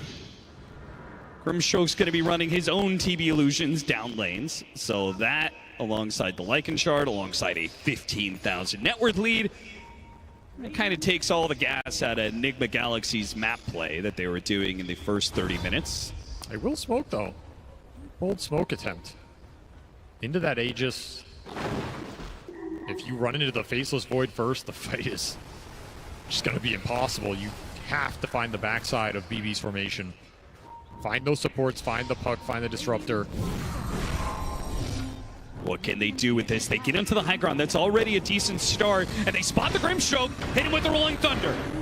The team can't quite jump in as aggressively, but they've already killed the Grimstroke. That's a great start. Oh, yeah. Aghanim Scepter, give it over. Wolf Bite on the Faceless Void. He's going to jump in 3-man Chronosphere, and he starts going to work on Ghost. Can he kill Ghost? Easily. Can he kill more? Without a doubt. He's already taken out 2 supports, and oh my god, Samael just made mincemeat. They can kill a hero, maybe 2. But once Pure gets involved, it's all over. Dude, that wolf fight was straight nasty. A wolf above time just demolished them in a second. No hesitation to Chrono GBK there. He's like, brother, you carried the early game. I'm going to carry the late. And Pure, I mean, he's known for these sort of calls. He knows how to end games when they've got an advantage. He's just going to go straight for the tier 4s. Nigma Galaxy left with only 2 buybacks here. He got glimpsed to Fountain. Oh, I thought he got glimpsed. I guess they will defend it here with buybacks, but... Our BB team actually going to back away because you still have a minute left on this Aegis. Nah, you have Aegis, you push it. Yeah, Pure doesn't even need Chronosphere to be a threat. They get a couple of the buildings and will actually give respect. Nigma Galaxy. Okay. I mean, that's a defense. Hold on for now. Wait. Or is it? Or is the Wolf Bite?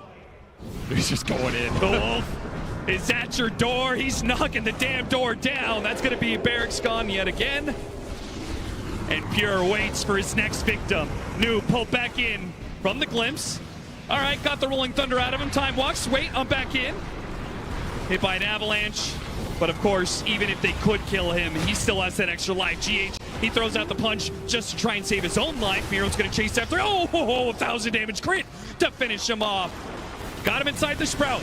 And Miro doesn't actually have a way out of this one. The Quelling Blade's still on cooldown. But what about the rest of them? Side the Vice, put onto the Faceless Void. They ignore him for now. Coil onto 2.